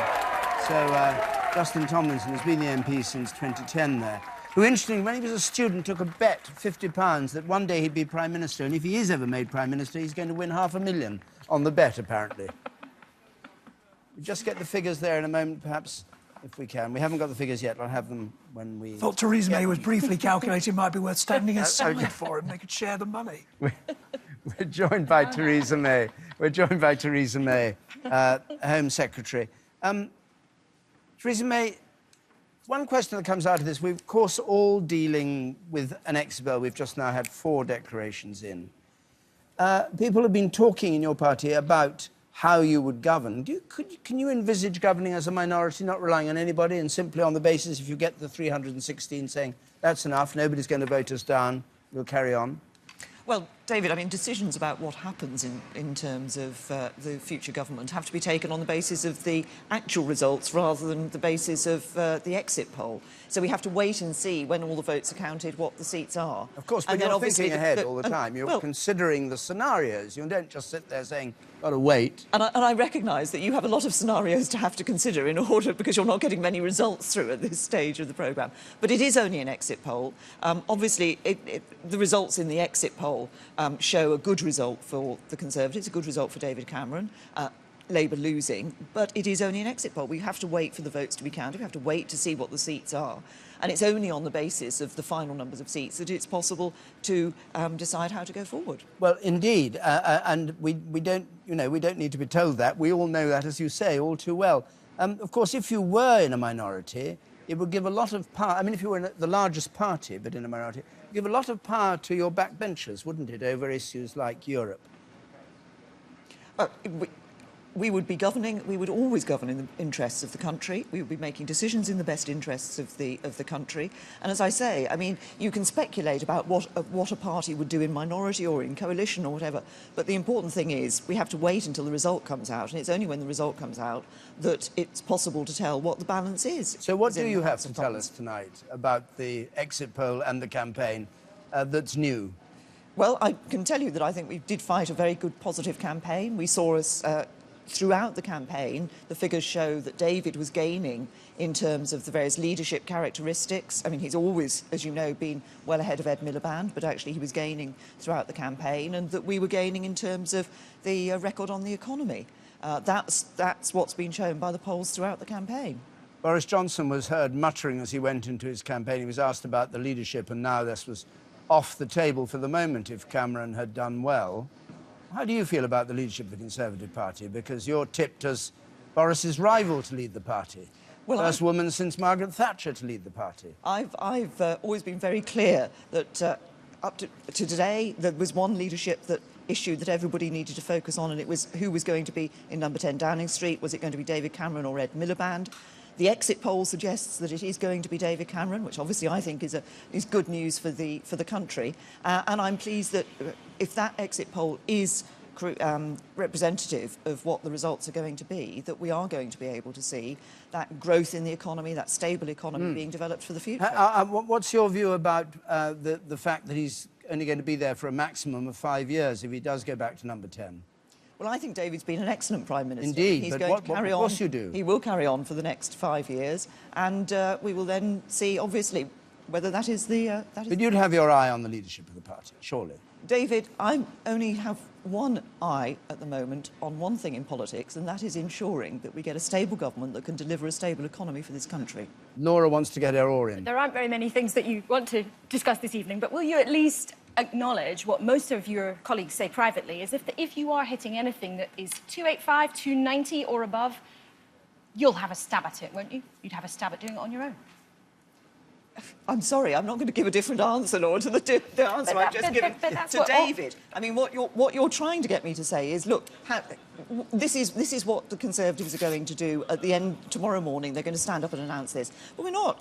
None of us can say that. We can only go by the final result when it comes out. But do you deny that all of your colleagues basically say privately, if you hit anything at 290 or above, that you would expect to have a go at least at forming a government? What I acknowledge is that we need to wait for the results. And I'm sorry, but I'm not somebody who sits there and spends their time speculating on what is going to happen. I actually prefer to just wait and find out what the results really are, rather than just speculating on what might or might not be. David, we tried. OK, I'll ask you one other thing. It was all this time, through the 6 weeks or whatever of a campaign that we saw coming 5 years ago because we knew the date of the election. All this time, with one or two exceptions, the campaign hasn't taken light. And the polls have been showing you and Labour absolutely equal. It must have been both very frustrating for you to see that nothing your leadership did could shift it. But what was it about the campaign that didn't seem to appeal? Regardless of what people have done in the polling booth, where they finally put their cross, why didn't they respond to the campaign? Well, you see, in a sense, I think you've contradicted yourself in your question, if I may say so, David, because I think one of the interesting issues, and this is, I think, only anecdotal at the moment, but certainly what I was seeing and others have said is that we could actually see quite a high turnout at this election, certainly compared to previous elections, and people in previous general elections have talked about a low turnout and about people no longer being interested in politics. If we do see a high turnout at this election, I think it will actually suggest that people were captured by this campaign, that they were captured by the importance of this general election and the choice that they were making. Because what matters, in a sense, is not how people are reacting to the campaign as you're going through it, but what actually happens when people go into those polling stations. Do you think they were reacting to what you warned against? You used very stark language in the Mail on Sunday about the potential relationship between Labour and the SNP. I think you said it was the greatest threat since... Greatest constitutional crisis since the abdication, it could be. Quite. What I said. Now, do you think that is what may have strengthened your vote, may have strengthened that turnout? Is that what's done it? I think what people were focusing on, particularly towards the end of the campaign, was this very clear choice in terms of the future of the economy. And what a difference would mean if it was no longer the Conservatives in government. Is there a danger, though, that you can't put Humpty Dumpty back together again? In other words, Scottish nationalism may help you win, but there may be huge consequences. Well, we know there are going to be changes in terms of the devolution settlement anyway, because those have already been shown and been announced. And it looks from, I mean, again, this is just an exit poll, but all the evidence otherwise is that the Scottish Nationalists will have taken seats, potentially a significant number of seats. Yes, I want to bring in a predecessor of yours in the post of Home Secretary, Alan Johnson, from Hull.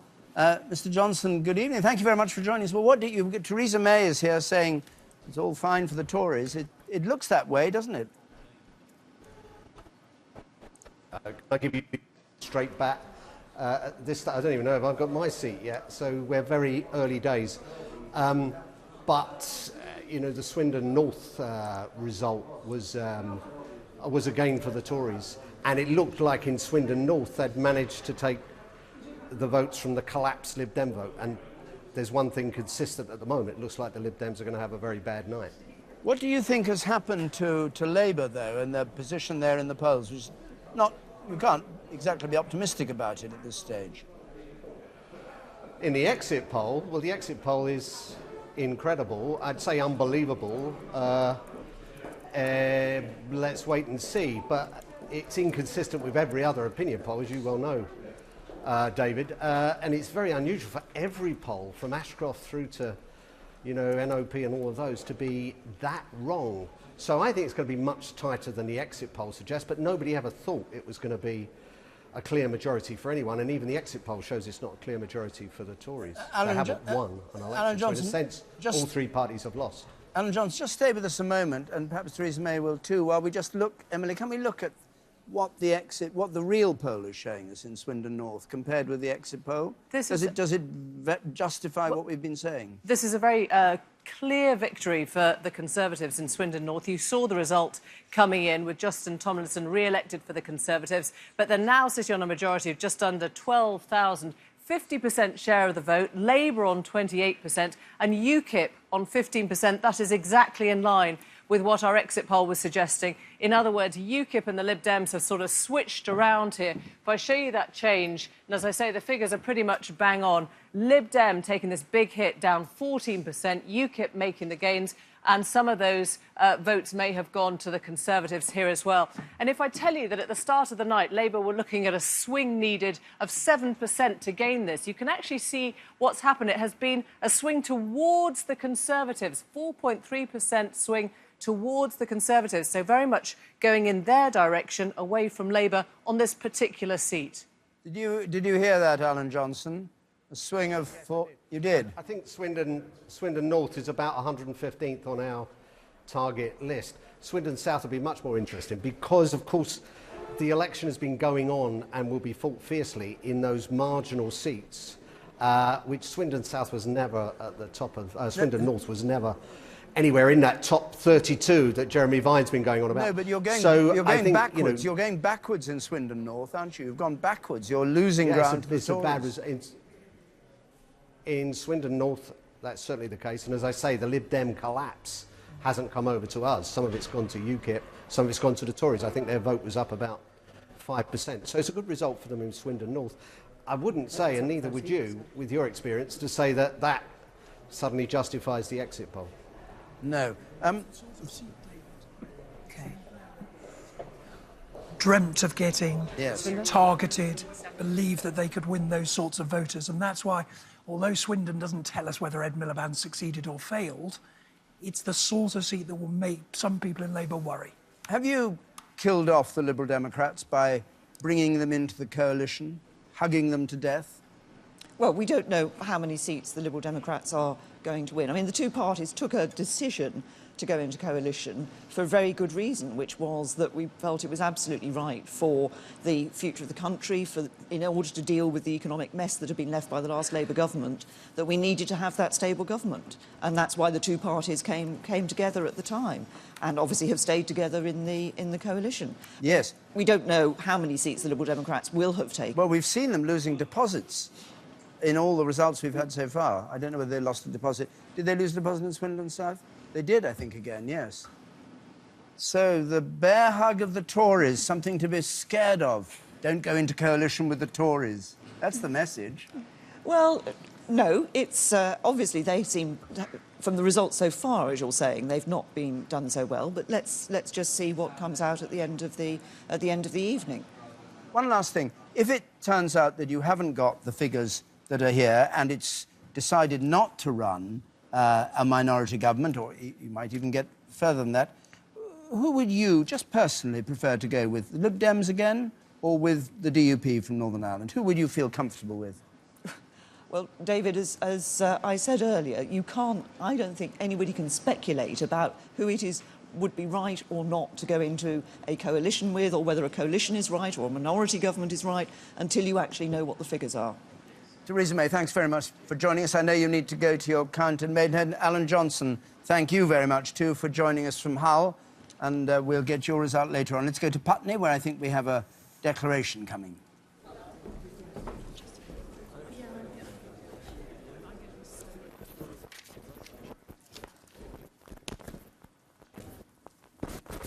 So this is Justine Greening, has a majority previously of 10,000 or so last time round. And we're about to get this declaration. Putney Wandsworth is the council which Putney is under, and we'll just wait while they gather there. Putney used to be a marginal seat. Putney was where, famously, a long time back, the Goldsmith Party wanted the referendum, stood and lost. Peter Kellner, just while we're waiting for this, have you gathered anything more? We're at a stage in the night, David, when lots of ballot boxes have been opening, lots of counts, and information is going back to party headquarters. And the sense I'm getting from talking to people in more than one party is that Labour will be down on, not up on last time, whether they'll be down as far as 239, not sure. The Lib Dems, I think, privately realise they will be at least below 20. This means the Conservatives will comfortably be the largest party, whether it's 305, 3010, 316. They're pretty sure to be north of 300. And that's extraordinary. I mean, let's just pause. For Ed Miliband's Labour Party to do worse than Gordon Brown's Labour Party, after the banking crisis that we'd had, after his personal unpopularity, really, really would be quite extraordinary. For the Liberal Democrats to go down, not extraordinary, but that far, yes.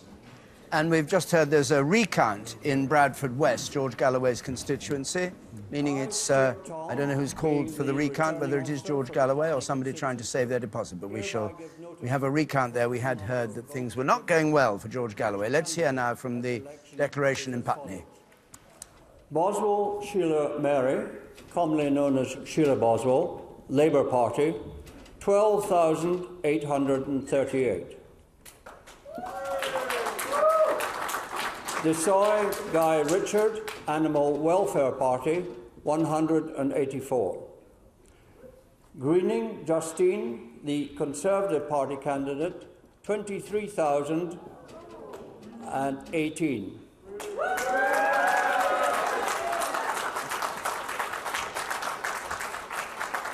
Hallett Andrew James, Andy Hallett, Liberal Democrats, 2,717. Poole Christopher Edward, Green Party, 2,067. Ward Patricia Mary, commonly known as Tricia Patty Ward, UK Independence Party, UKIP, 1,989. The number of ballot papers rejected and not counted at this election was as follows: want of an official mark, 0; voting for more than one candidate, 25; writing or mark by which voter could be identified, 2; being unmarked or wholly void for... All right, there we have the figures, and the majority of 30, up by 127, 10,180 for Justine Greening, the International Development Secretary. She was Transport Secretary, but was reshuffled because she opposed more aeroplanes flying over Putney. And the new Heathrow, new runway at Heathrow. Have a look at the figures. The share of the vote, 54, 30 for Labour, 6. This is the first London seat we've had. I'll ask Peter Kellner to comment on it in a moment. 6 for the Democrats, 5 for the Greens, 5 for UKIP. And the change since last time round, And there it is, the Liberal Democrats falling away at 11 percentage points. The others up a wee bit. David, let's just hear from Justin Greening, Peter, and you absorb this. To have been returned with 53% of the votes of local people this evening. For me, being an MP is about serving my community, and it's about serving my country. It's about working hard on the things that matter to local people, taking our community's priorities and making them mine, getting things done and reaching across all parts of our community. That means I'll keep working hard on getting better transport, protecting our quality of life, making sure that regeneration in Roehampton brings the jobs and the facilities that local people in that part of my community need. And it also means that I'll work hard on the things that matter to me as national priorities, on equality of opportunity, on social mobility, on making sure that we have a levelled up Britain where everyone can achieve their potential, wherever they start, wherever they're born. For me, growing up in Rotherham in the 1980s, going to my local comprehensive school, being the first person in my family to go to university, it was the chance of a better life, of getting opportunity, that drove me on to achieve what I've done. And I believe that we need to support our young people in jobs, starting their careers, in apprenticeships, in widening access to university, to be able to achieve the same things that so many of their generations have done before them. Justin Greening there, making her acceptance speech in Putney, and that's the first London seat we've had. Interestingly, UKIP didn't do at all well in Putney. There was no sort of you didn't expect it. Peter, what do you make of it? UKIP never do that well in London. First London seat, Labour was hoping to do particularly well in London. No sign of it here. But look, David, we've had 3 results from Northern Labour seats. Tories votes always down. 2 Tory seats in Southern England. The Conservative votes up. This is plainly very good news for the Conservatives in terms of seats, but it seems to be getting now a tricolour nation, Britain. We're having Scotland's going Scottish nationalists, the north of England's drifting away further from the Tories, southern England, the Tories perhaps getting even stronger. If that carries on through the night, the Conservatives will be triumphant, but it will be a slightly dysfunctional Britain that they'll be in charge of. And Laura? A UKIP donor, interestingly, tonight is called Aaron Banks, has told our colleague who is at Thanet that he's sure the Conservatives have won Thanet South. So that another very heavy suggestion that Nigel Farage's attempt to break through and that splintering of politics has not come off this evening. Goodbye, Nigel Farage, if that's well, true. Well, he said he would go. Whether he sticks to that is a different question. Well, he said I'd be toast, effectively, didn't he? I don't think he used quite that word. Last word. What was the word he used? Curtains. He said it'd be curtains. That's a rather UKIP word for toast. And I think he would, David, because he's found this whole thing fairly exhausting.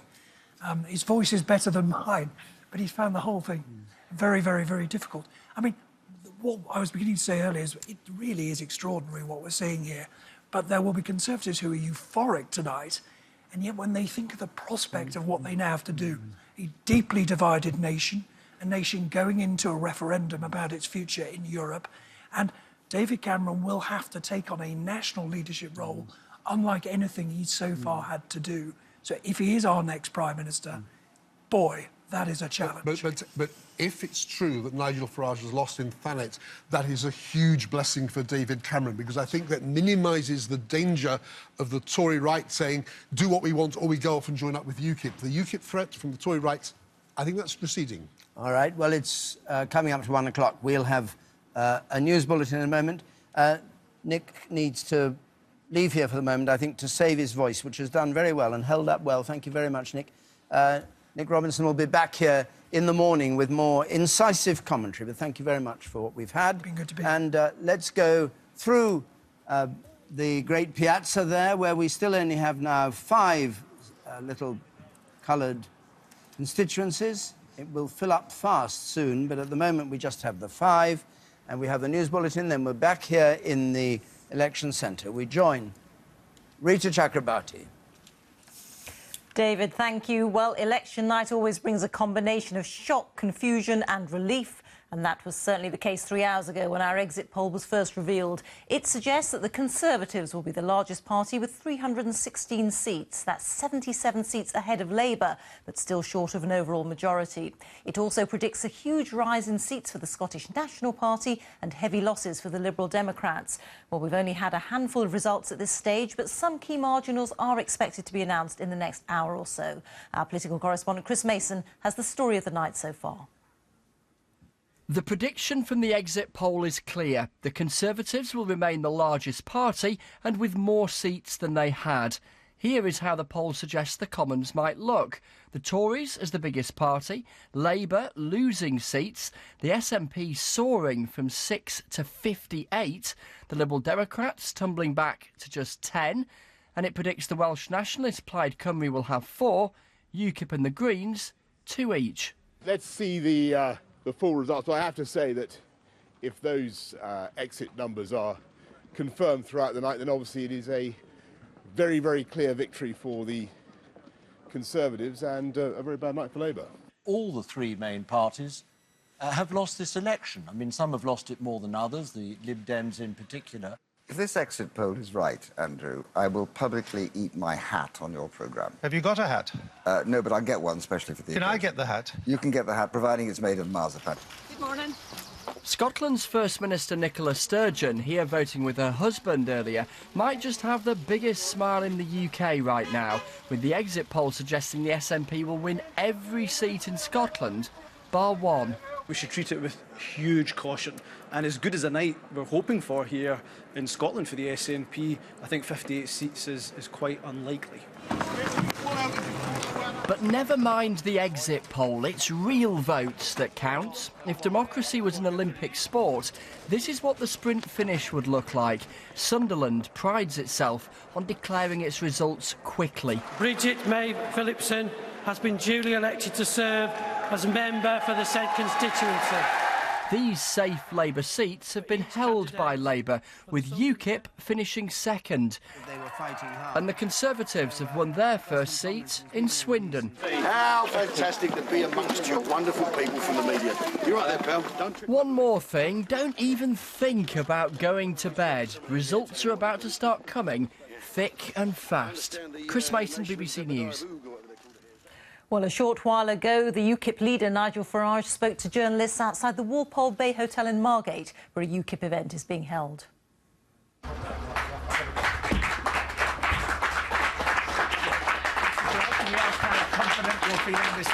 don't know, we've had many results in. Sunderland, first result we saw, UKIP vote up 7,000, Tory vote down 1,000, and my congratulations to the Daily Mail and the Sun. They're geniuses. They understand politics beautifully. They think the UKIP vote splits the Tory vote. No, I can't. No, I can't. God help We'll us. have a chance to speak in 30 seconds. Nigel. Well, it's not just people who've been going to the polls this election. The hashtag dogs at polling stations has been taking social media by storm. Thousands have taken their four-legged friends along to vote with them. While voters were not allowed to wear rosettes, it looks as if their pets were free to display their party preferences, although voting was definitely not allowed. Well, that's all from me for the moment. I'll be back with bulletins throughout the night. Now, though, it's time to go back to the team who are all at the BBC Election Centre. David.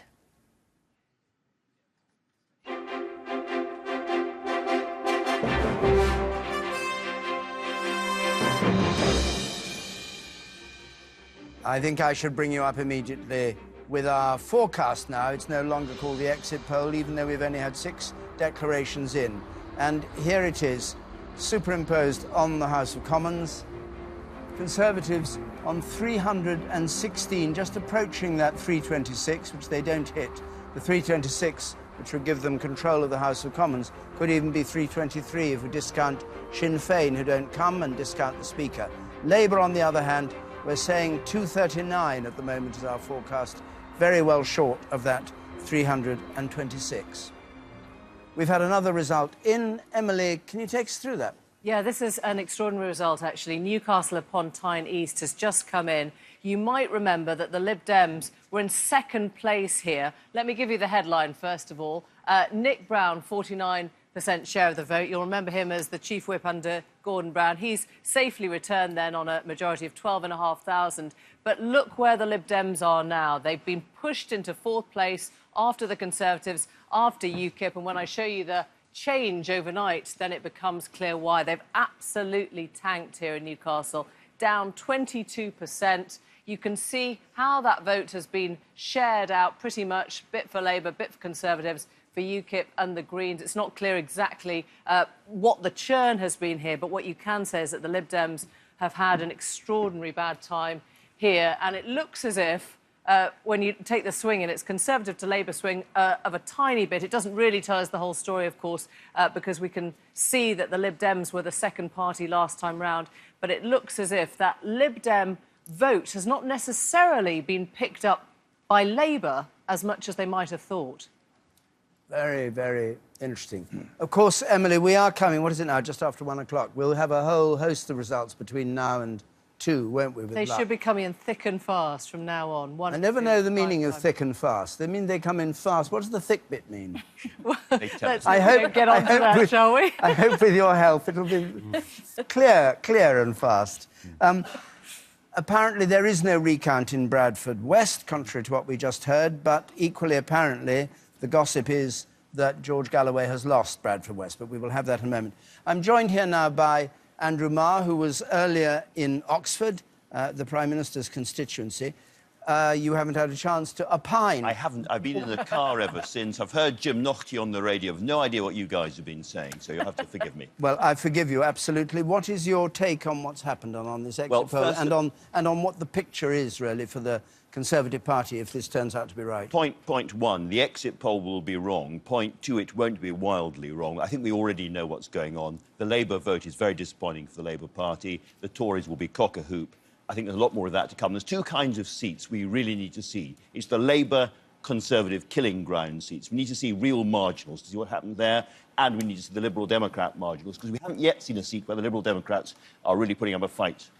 Paddy Ashton's going to eat his hat or not, depending upon what happens in the West Country. We need to see those seats and see them fast. But I completely concur. I agree with Nick, to use a comment from 2010.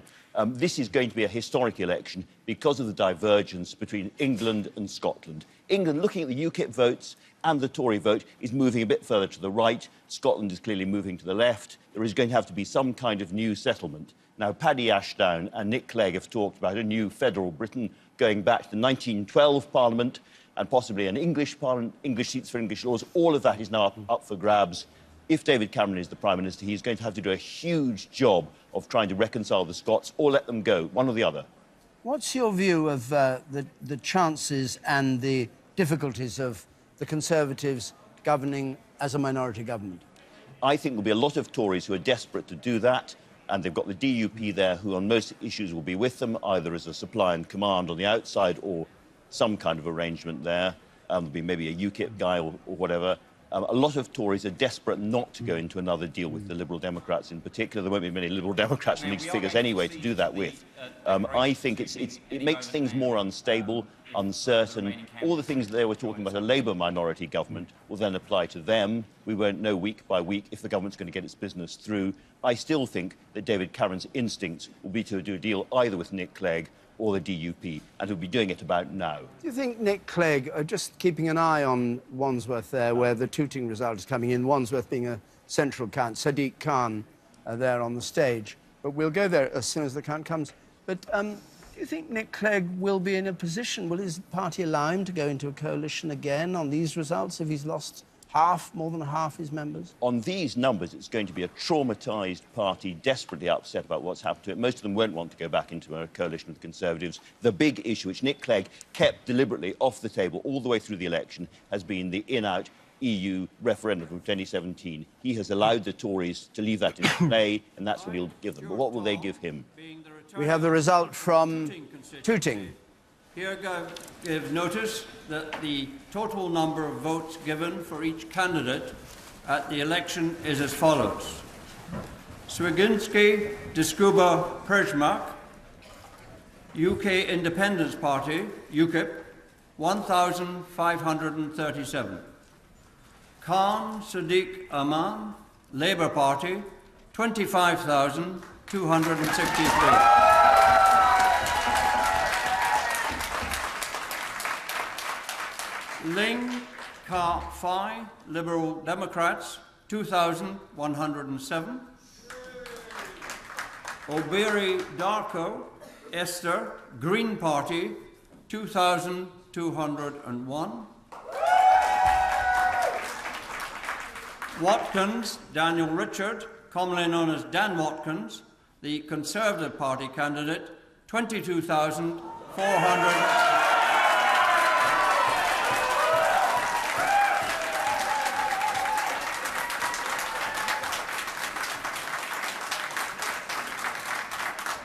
$22,421. The number of ballot papers rejected and not counted at this election was as follows: want of an official mark, 1; voting for more than one candidate, 48. So there is the result, majority of 2,800 or so for Sadiq Khan, Shadow Justice Secretary, somebody who is tipped to be wanting to run for Mayor of London. There are the raw figures. UKIP way down again, as they were in the Putney constituency. And the share of the vote, let's just have a look at that. And the change since the last election, then we'll hear from Mr. Khan. Change here. The Liberal Democrats, once again, down 11 percentage points. Let's hear from Sadiq Khan. Politics has a bad name, but anybody who puts themselves forward as a candidate deserves our gratitude. I want to thank all the candidates for the amazing work they've all put in, and the volunteers from all the parties for the hard work you've done over the last few weeks and months. Thank you.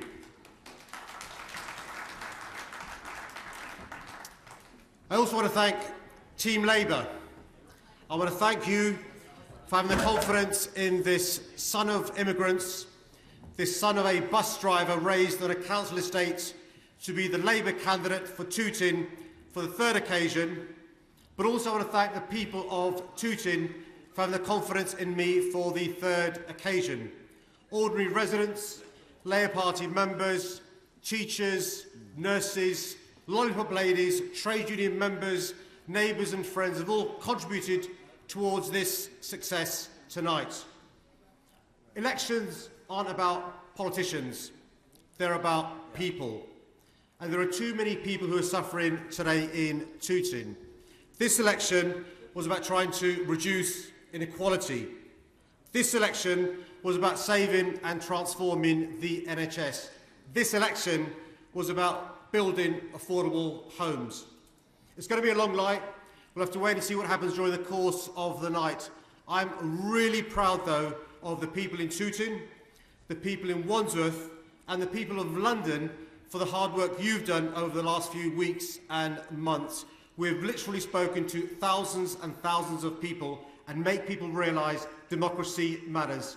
Whatever party you belong to, whoever you voted for, whoever you campaigned for, thank you very much. There's a new generation of voters engaged in politics. Let's just have a look at the swing there, which is interesting in Tooting. We can just show the swing. It's a very tiny swing from Conservative to Labour, 0.2% it shows. And London was a place where Labour expected to pick up, and there's the swing in Tooting. Labour hold. We're joined now by Neil Kinnock from his son's constituency, that his son is fighting, a fairly safe Labour seat in Aberavon. Neil Kinnock, thank you very much for joining us. Now, what is your reaction to this, what seems like very bad news for Labour? If it continues like this, it's one of great disappointment, not so much for the party, but for what it means for millions of people in Britain who needed a government that would be committed to housing, to the health service, to jobs and fresh opportunities for the youngsters. And if that government is not, at the end of the day, formed, then I think that Britain will pay a very severe price for the division in our society and the weakness in our economy, if that's how it turns out. But of course, as everybody on your programme has thus far said, it's going to be a long night. If that's how it turns out, how could it have happened? Well, it's a combination of things. If it is the fact that there's been a Tory surge, it will be attributable to the usual reality that people, whatever they tell the opinion pollsters, will in that ballot box think that their security, their financial security, will be enhanced because of the Tory reputation, one that they've never earned in reality, for reducing taxes and giving people more money in their pocket. Even recent experience demonstrates the contrary of that. But there are enough people who are willing to accept that myth and then think that they're voting for their own security by voting for Conservative candidates. The reality is different, as I said, and the awful thing is that it's not simply those people who relatively innocently are working against their own interests.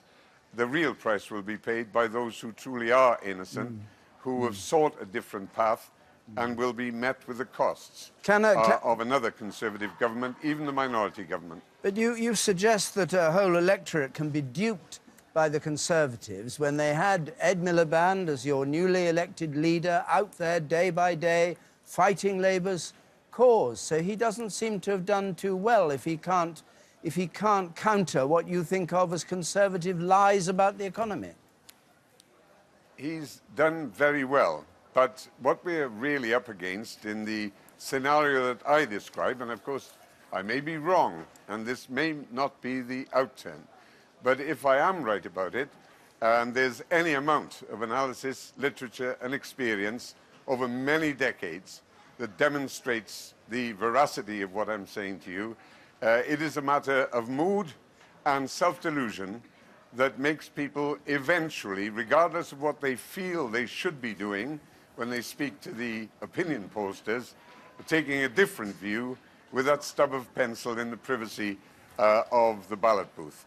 And that's what you're up against. And in many ways, of course, that whole drift of opinion, that whole movement in psychology is assisted, less than it used to be, by parts of the press. And it does mean, therefore, that any opposition to that established attitude, any radicalism, any effort to undertake a different path, not just by Labour, but indeed by other parties, is always going to have difficulty countering that established myth. Neil Kinnock, I have to... It appears to be the case in the 2015 election.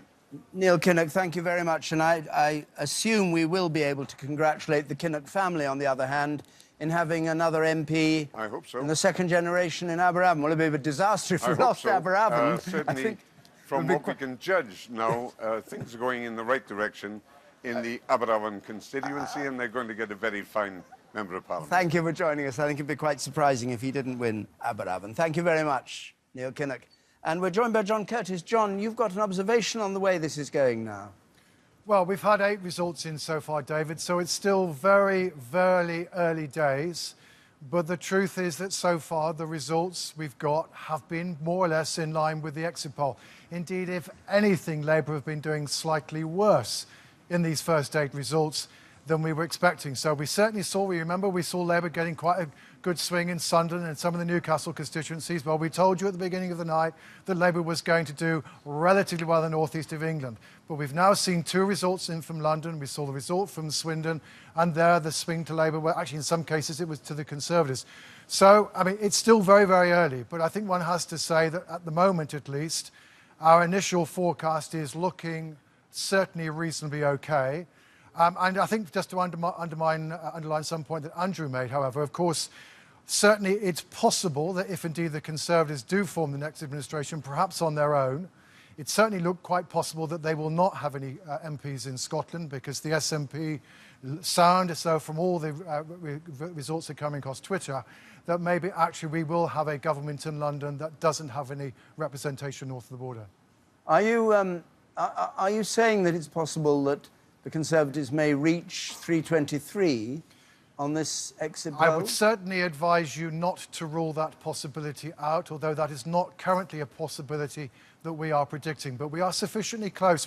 We started the night sufficiently close to that with a forecast of 316 seats that we were saying we could not rule that possibility out. Remember, the headline we gave you at 10 o'clock was Conservatives' largest party.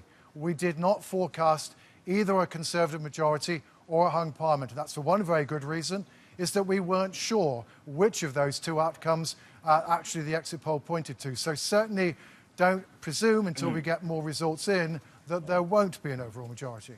We have a result coming from Battersea. I'll come to you round the table in just a moment. Let's have the Battersea declaration. Each candidate at the election is as follows. Ellison Jane Elizabeth, commonly known as Jane Ellison, the Conservative Party candidate, 26,730.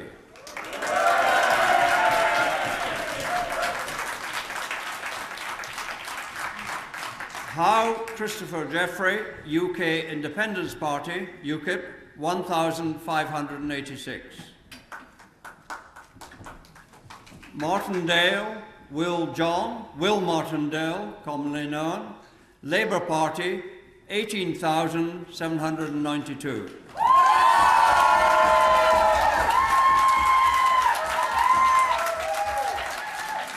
Stuart Eldridge Fauntleroy Joseph, commonly known as Joe Stewart, Green Party, 1,682.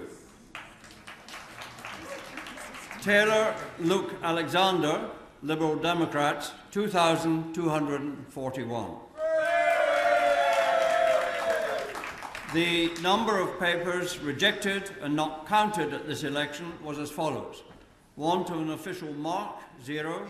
A disappointment to Labour. They had a lot of people out in Battersea. They had 500 people out on the streets on polling day today, yesterday rather. London has been one of Labour's great hopes. They were hoping to pick up 8 or 9 seats. Very active campaigns all around the capital. Battersea was looking potential. We'll just have a look for them. at the share and the change there and the swing in Battersea. There we are, 52% for the Conservatives, 37% for Labour. Here's the change since last time round. Once again, the story is about the Liberal Democrats going down. A swing, though, from Labour to Conservative, 1.7%. Exactly the opposite of what Labour was hoping for. Even in Battersea, they thought they might not take it, but to see the swing going the wrong way. The second one that's gone the wrong way. Another Southern seat, another London seat, another Conservative seat, another rise in the Conservative vote. London, we thought, might be different from other parts of southern England. Why so? Because London's bad for UKIP, it's more multicultural, it's basically a Labour city in a sea of Tory southern England. But in this election, in terms of movement, it's going more Conservative. We saw Sadiq Khan in Tooting.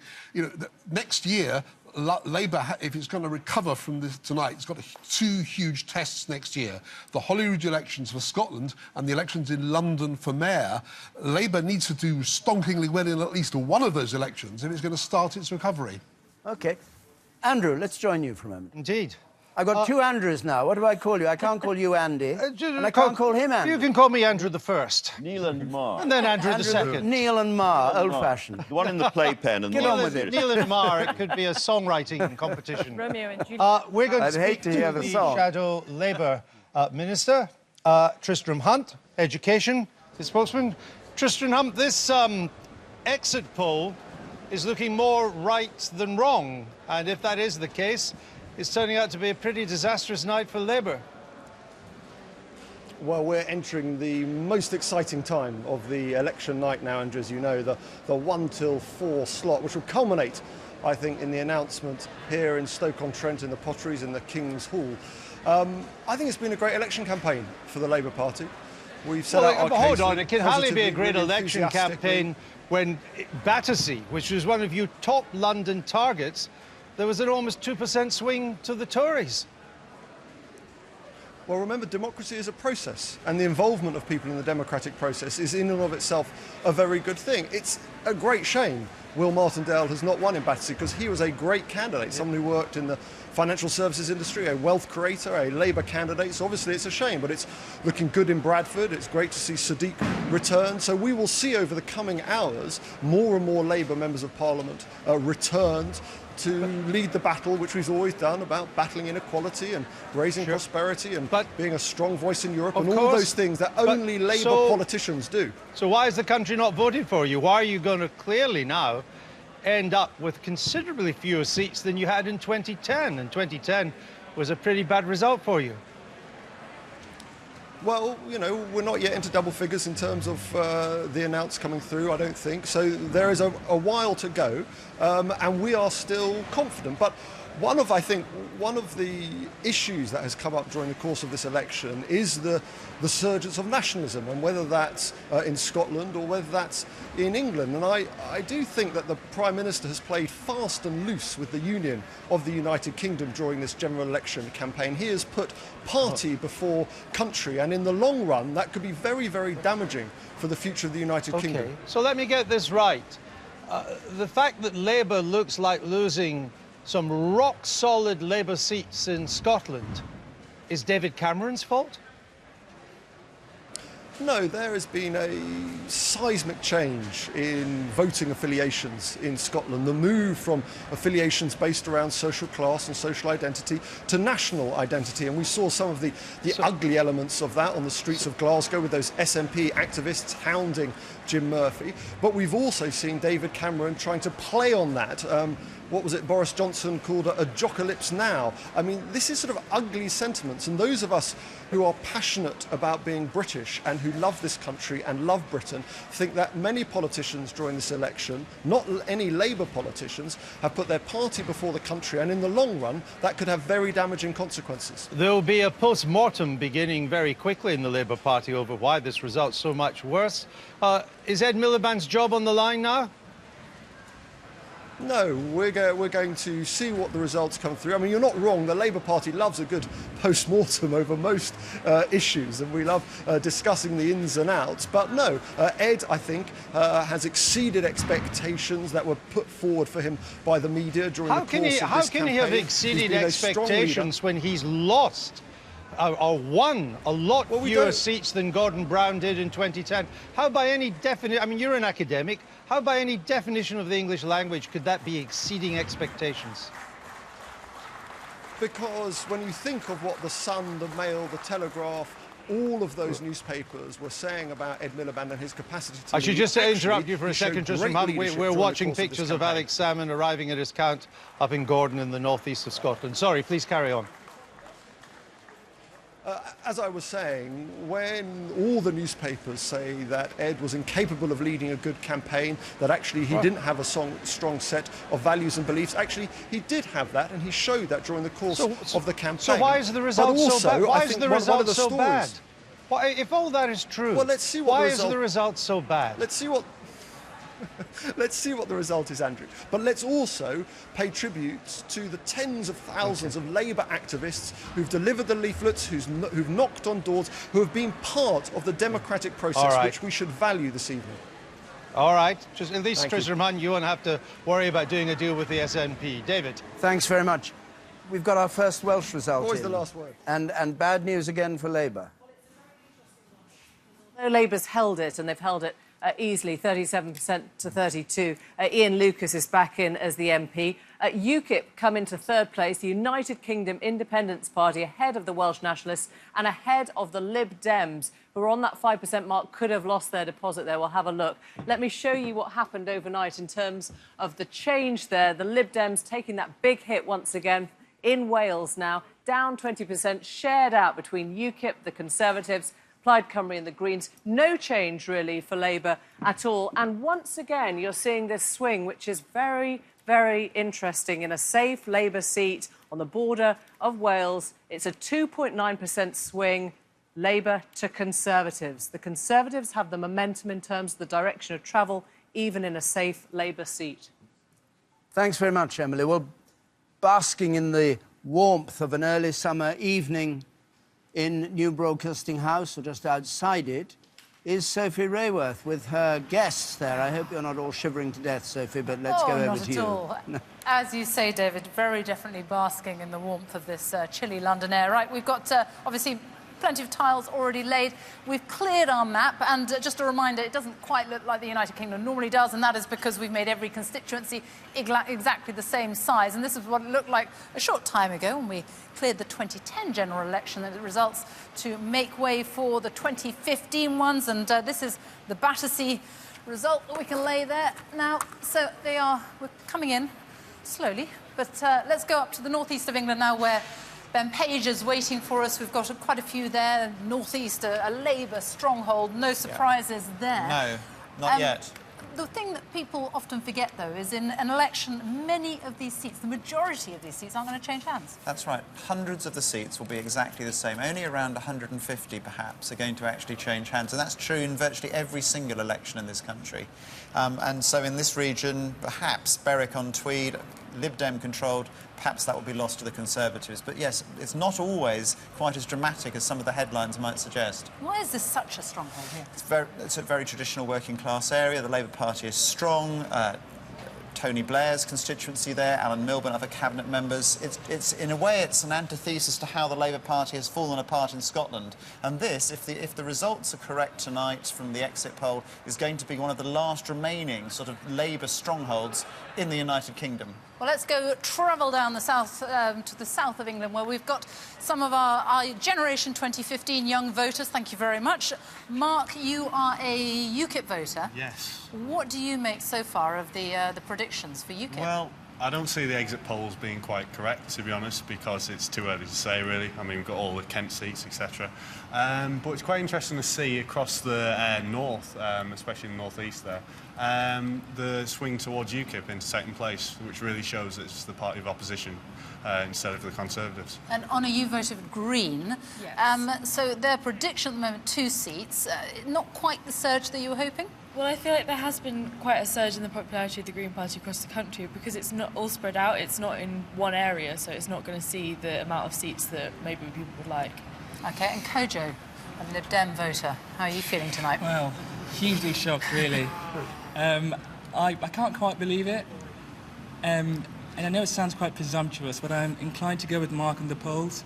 I just wonder if, and it's a big if, I just wonder if the polls may have just got it wrong this time. Even when you've seen how the Lib Dem vote has crashed in some of the constituencies that have already declared? I know, but that's, 10 out of 650 seats.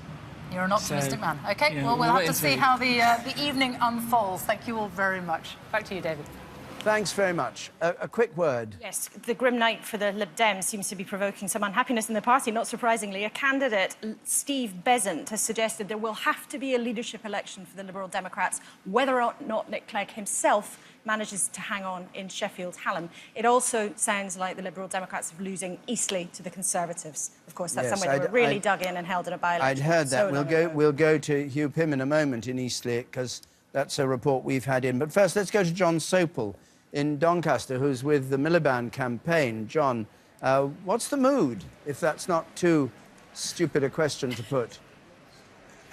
Well, I think initially, David, there was a slight mood of defiance. These polls are wrong. They don't square with anything that we heard. And I spoke to Ed Miliband a couple of hours before we got that exit poll, and the mood was that we've run a good campaign. Everything went exactly to plan. The Tories made a lot of mistakes, and we were able to capitalise on them. The vote has gone out. The turnout was high. And all those things had led them to believe that this was going to be a very, very good night. And with each result comes in, particularly those London results, where they heard, everyone was expecting Labour to do very, very well in the capital. That hasn't happened. And so there's now, I think, an increasing realisation that maybe those polls are right. And I just wonder, although everyone is standing absolutely solid so far, I wonder how long it will be before we hear from a Blairite saying, maybe, just maybe, we ran this campaign a little too far to the left, and we've repeated the mistakes of Michael Foot in 83 and Kinnock in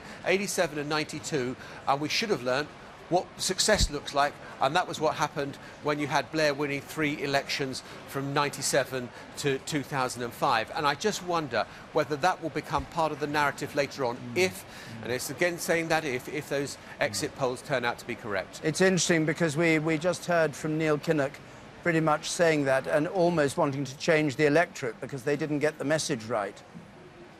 But anyway, let's... Tony Blair, yeah. We'll join you again later on. Anyway, let's join Joe Coburn now in Thanet. Joe. Yes, well, the mood music here is not quite going the way that Nigel Farage and the UKIP team might have hoped for here this evening. I'm actually in the room where the declaration is going to take place in just over 4 hours' time. It's filling up with supporters of all the parties. We've even had the pub landlord, the comedian Al Murray, walk in here to some fanfare. But in amongst all of this, I managed to catch up with Aaron Banks, a millionaire insurance salesman who donated about £1 million to Nigel Farage and the UKIP campaign, and he said to me himself just over half an hour ago, look, I think the Conservatives have pipped us to the post here in Thanet South, and that's one of UKIP's key supporters here. Now, we don't know what the result is going to be. It is going to be tight, but confidence is growing on the Conservative side. The turnout figures we're going to get in the next 20 minutes or so, Nigel Farage himself predicts they're going to be well into the 70s, but I'm already hearing talk from UKIP members here of their so-called 2020 strategy. You've been discussing it there in the studio, that the idea is that this election will lay the foundation, put UKIP in second place in some of those seats in the north so that they'll take them next time. Well, that sounds like a slight admission of defeat in terms of what they were hoping for this time round. Joe, thank you very much indeed. Well, Peter Hennessy is here, a professor of contemporary British history at Queen Mary University here in London, and a familiar figure on these occasions. Normally we're talking to you about what's the constitutional process and all the rest of it. If these figures are right, there's not much of a constitutional issue about who forms a government, is there? I wouldn't think so. If the exit polls are right, it's thinly hung, but if YouGov are right, it's very messily hung indeed. And the cabinet manual contingencies could come into play even if it's thinly hung. And they are essentially that tomorrow morning, if negotiations are needed, the Prime Minister will authorise the Cabinet Secretary and the Cabinet Office team to activate the plan to be facilitators for these negotiations. But what negotiations? Well, exactly. Why should he negotiate? Well, if he wants a majority, so that he doesn't have the John Major experience, losing by-elections and all the rest of it, he may want to. I've no idea what's in his mind at all. He may want to get an arrangement that would pretty well ensure 5 years of rock-solid government. But if he wants to be a minority in a very strong position, there's a lot of slippery talk about legitimacy this last week. It's a very, very slippery concept. But I think if you can conceive this kind of a provisional legitimacy, if you get the largest number of seats and the largest proportion of the votes cast, you've got a psychological legitimacy. And it looks very likely that David Cameron's certainly going to get that. But minority government is not all it's cracked up to be, is it? I mean, you're at the mercy of defections by your backbenchers, you're at the mercy of ill health. All sorts of things can upset a minority government. It's not easy. It's not. I mean, Harold Wilson in '74 had a small majority, and he found it pretty difficult. Exactly. I remember talking to Jim Callaghan long after the event why he didn't go for an October '78 general election. And he said the private polls showed that he could only be the largest single party again. And he was worn out with cobbling up deals, and that's why he waited. One of the main reasons he waited, he was hoping to go in the spring of '79, but there was a confidence vote in between, as you remember. And it does wear people out, having to cobble it up week by week. But we have the 5-year Parliament Act this time round, so you don't have these elections suddenly triggered by a failure of a vote in the House of Commons, or not so easily. Which means Cameron can't capitalise on being in a minority position and saying, now I've proved that we can make it work, we'll have another election in the autumn. Exactly, so it's a cat and mouse thing. You know, the opposition can defeat him, and he's injured, and he carries on. It's the big, big problem with the 5-year Parliament Act, which many people regard as kind of constitutional vandalism, I have to say. Do you? Well, I think the constitutional consequences of the Fixed-Term Parliament Act were not thought through. It won't go to it in this particular contingency, but if it had gone beyond losing a vote of confidence in the House of Commons, a showdown in the House of Commons, and the Fixed-Term Parliament Act had swung into place with the precise wording of the confidence motion, you're then on a tramline to another general election which nobody wants. And it's the dark matter of the British Constitution. We've never been there before. And nobody thought this through when the bill was passing through Parliament. Let's just talk for a moment about the Union, because if these polls come out right, you'll have a Conservative government in Westminster promising that there'll be English laws, English MPs and English laws. You'll have, in Scotland, an almost totally unrepresented government in terms of power. As Andrew Marr was saying a moment ago, this looks as though we're heading for a split, doesn't it? The political wind from the north is going to make a lot of the political weather in Westminster. It's the one certainty I think we can feel at this stage of the evening. And I'm a union man to my last fibre, and I regret, one of my regrets about the way the election campaign has been conducted generally is that it's envenomed the relationships within the UK, and we're looking almost as a union for things to fall out over rather than to fall in about. And so I think in the long term, the wider significance of sustaining the United Kingdom as a union, this will be seen as a very, very significant campaign. And there are senior MPs who accept. A member of the Cabinet said to me, it's not crazy to think this could be the last general election with the United Kingdom as it stands right now. David Cameron could be the last Prime Minister of the case. United Kingdom. And he knows that. He could be the last Prime Minister. It's going to be a wonderful, wonderful morning for him if these numbers are right. He'll be delighted. All those people on the right of the Tory party who are just waiting to go onto the airwaves at 7 a.m., 8 a.m. and say that he'd failed and try and get rid of him and organise a putsch have got nothing to say. He'll be a hero in the Tory family. But he now faces the prospect of being the last Prime Minister of the United Kingdom. And he has to come up with some big offer, some big thinking about that. Possibly some kind of federal arrangement. I don't know. That's what the Liberal Do you Democrats think his instinct is still to keep the union together? Absolutely. Because the cynics say, of course, it benefits the Conservatives if the union falls apart because they have a majority in England. I think he would be devastated if the union came apart under his premiership, and I think he will be thinking big thoughts about how to keep it together. We remember the Queen purring when he told, or so he said, the Queen purring when she was told the result, and he obviously quoting it with approval. And although the SNP has been very careful throughout this campaign to say we wouldn't necessarily have a second referendum, they've been very clear about that. It's almost inconceivable, if these are the results, that they would not start talking about a second referendum next year. Nicola Sturgeon has a big issue about how she keeps her people in control. 100,000 new members of the SNP, determined for, many of them wanting independence. So it's Labour who's to blame then for the breakup of the union, if that's what happened, because it lost Scotland. If anyone is to blame, it's all the unionist parties, because when I was a boy, the Tories were a big party in Scotland. They vanished like snow off the dike, and then Labour's the same thing has happened. I think it was the effect of Thatcher and then of Blair on Scottish politics. Both the big unionist parties have completely failed in Scotland, and therefore they're equally to blame. And just on that, it seems as if Jim Murphy has almost certainly lost his seat. I'm sure the he's leader the leader of the Scottish Labour. Labour Party. Not that surprising, but very painful for them, if that turns out to be true. Well, we shall hear more, and as I say, it's 1:45. We've still only got 12 declarations in, but we will get a rush, I promise you. Don't go away, don't go to bed, stay with us, because you'll see what the truth is as we discover it, and we've discovered a bit more, Emily. That steely gaze from David. We've got the first three in from Northern Ireland. They're all holds, but we're looking quite closely at the Northern Ireland seats, particularly this time round, when they could play up coalition numbers. So you can see this DUP hold here. Jeffrey Donaldson retains us as the MP. He quit the UUP and went to the DUP. It looks as if he took most of the votes with him. 48% there, UUP in second place on 15%. Let me just show you another couple that have come in the last few moments. West Tyrone, a safe Sinn Féin hold. Their return on 43% share of the vote, that rural seat around Omagh. And one more that's coming in here, an SDLP hold here. Mark Durkan on 48% share of the vote, with Sinn Féin in second place. So Sinn Féin have been chipping away at that SDLP majority ever since John Hume left. It was his seat for 20 years, but you can see SDLP have held it on 48%. And, of course, the DUP is significant because it could be that the DUP are in there in number 10 if Cameron chooses to look to them for support, couldn't it? They had the 8 seats last time. Now, if our exit poll figures stack up, they might be looking, the Conservatives, for a figure of about 8 or 9 in terms of help in a coalition that didn't commit them to the Lib Dems again. Now, if the DUP can get that 8 or 1 or 2 more, they could be safely home and dry.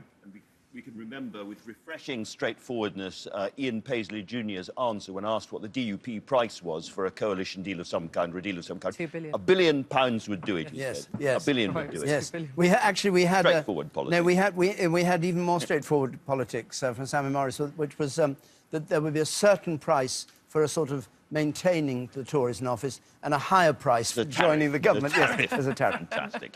Why not, he said. That's what politics is about.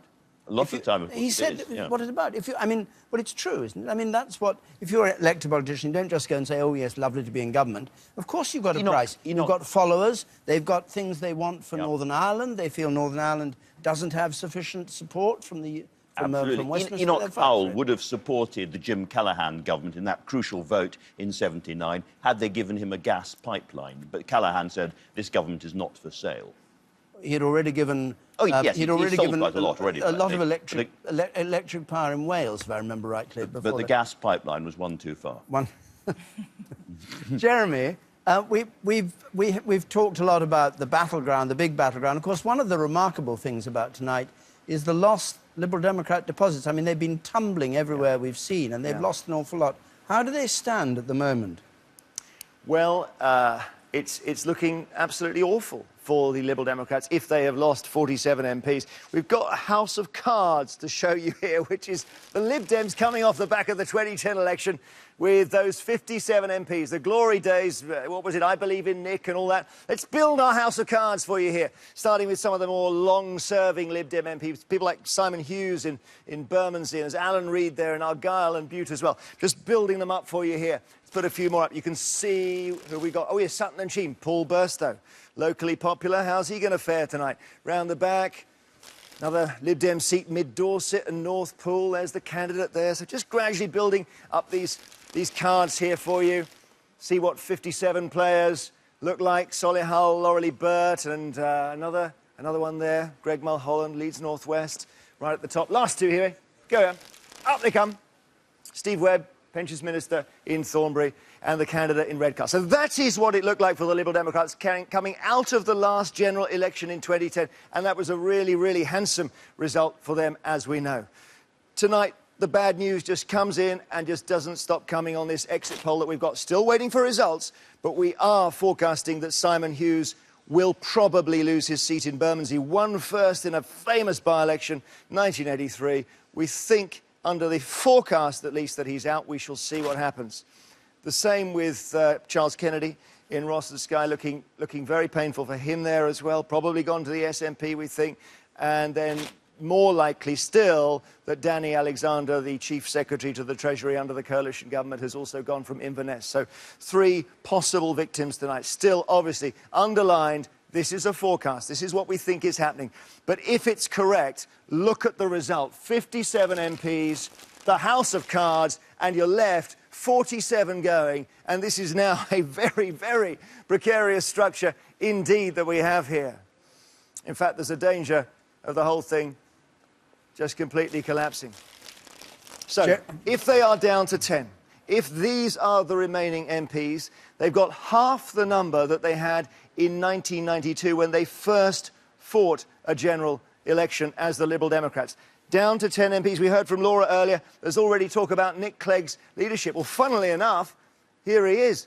Very, very tight, this in Sheffield Hallam, but we think he might be one of the 10. Now, quite how a leadership contest happens with only 9 other candidates, I've got no idea, but we'll come to that probably in the next few Jeremy, hours. we've got a declaration coming, so I have to stop you there. Incidentally, the Liberal Democrat in Cheltenham has said he has lost. Sorry to stop you, but we have the Nuneaton declaration. Declaration of result of poll for the election of a Member of Parliament for Nuneaton on Thursday, the 7th of May 2015. This was one Labour certainly wanted to take, or thought they would take. For the Nuneaton constituency, declare that the total number of votes given to each candidate was as follows. Victoria Nina Jane Fowler, Labour Party candidate, 15,945.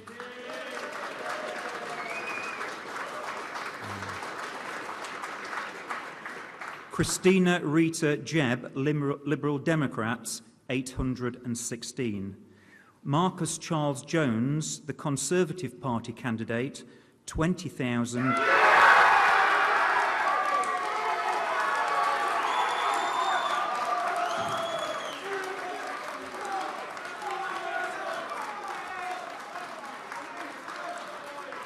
$827. Keith Anthony Kondaka, Green Party, 1,281. Stephen James Paxton, English Democrats putting England first, 104. Paul Edward Riley, Trade Unionist and Socialist Coalition, 194, and Alwyn Joy Wayne, UK Independence Party UKIP, 6,582. Therefore, I give public notice that Marcus Charles Jones is duly elected as the Member of Parliament for the... Well, this is a seat that Nuneaton, that Labour really needed to take. It was 38th on their target list, and far from taking it, the Conservative majority has increased by nearly 3,000. And just look at what happened to the Liberal Democrats. Way down, 800 only. Last time round, the Liberal Democrats, I don't have the figure there, but let's just see the figures now. 4,800 majority. There's the share of the vote. And this is the change since last time in Nuneaton. And this is really bad news. This for Labour, Nuneaton in Warwickshire. A swing from Labour to the Conservatives of 3% in Nuneaton. They look as if they're out in broad daylight, in the sunshine. But actually they're in the returning officer's on his podium there, just trying to show us what a lovely place Nuneaton is when the sun shines. There will be bigger cheers in Conservative Central Office about that result yes. than anything else you've seen. You know, this was one of those key Labour-Tory battlegrounds, the killing fields, the first one we've really seen, and it shows the bad news for Labour is not confined to marginal seats or seats outside those areas. It's absolutely central to the story of the election. The most important result so far. It's also perhaps worth suggesting that's the kind of seat that for Labour, where they really targeted, and they believe very much their ground war, their ground campaign has been better. They believe in terms of knocking on doors, stuffing leaflets, getting volunteers out, mobilising the troops, that they'd done a better job. But they were doing the job in seats like that, and the swing went the wrong way. And they'd taken control of the councils, they'd done all sorts of things. And the polls were with them. Something very strange has happened in the last 24 hours. Either the pollsters have been completely blindsided by something, or there has been a massive, very last-minute swing to the Tories. People who were undecided and right at the end have chosen the Tories. Something big and strange has happened. We'll have Peter Kellner back in a bit to explain what's going on. He'll know. He will tell us. He'll know. Well, no, he did say he might have to eat humble pie. Everybody's eating humble pie.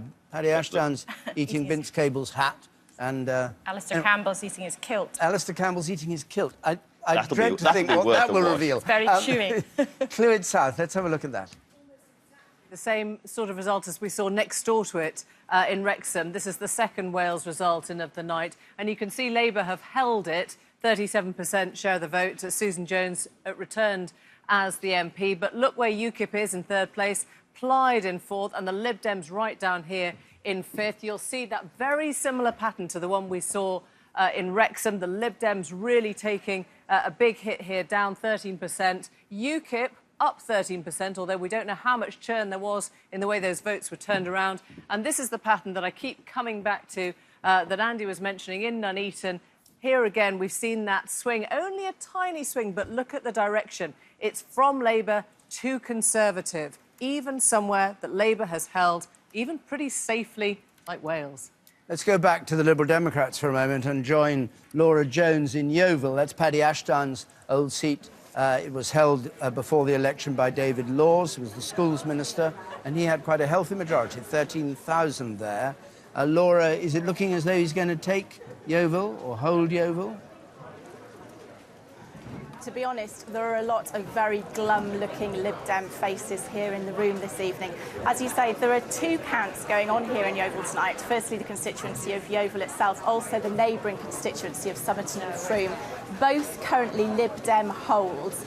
Now, there had been a lot of speculation that Somerton and Frome might go to the Conservative candidate, that might switch. But everyone had assumed, and in fact the polls had also said that they thought Yeovil was pretty safe. Now, the word on the floor here, though, is that it is far from safe.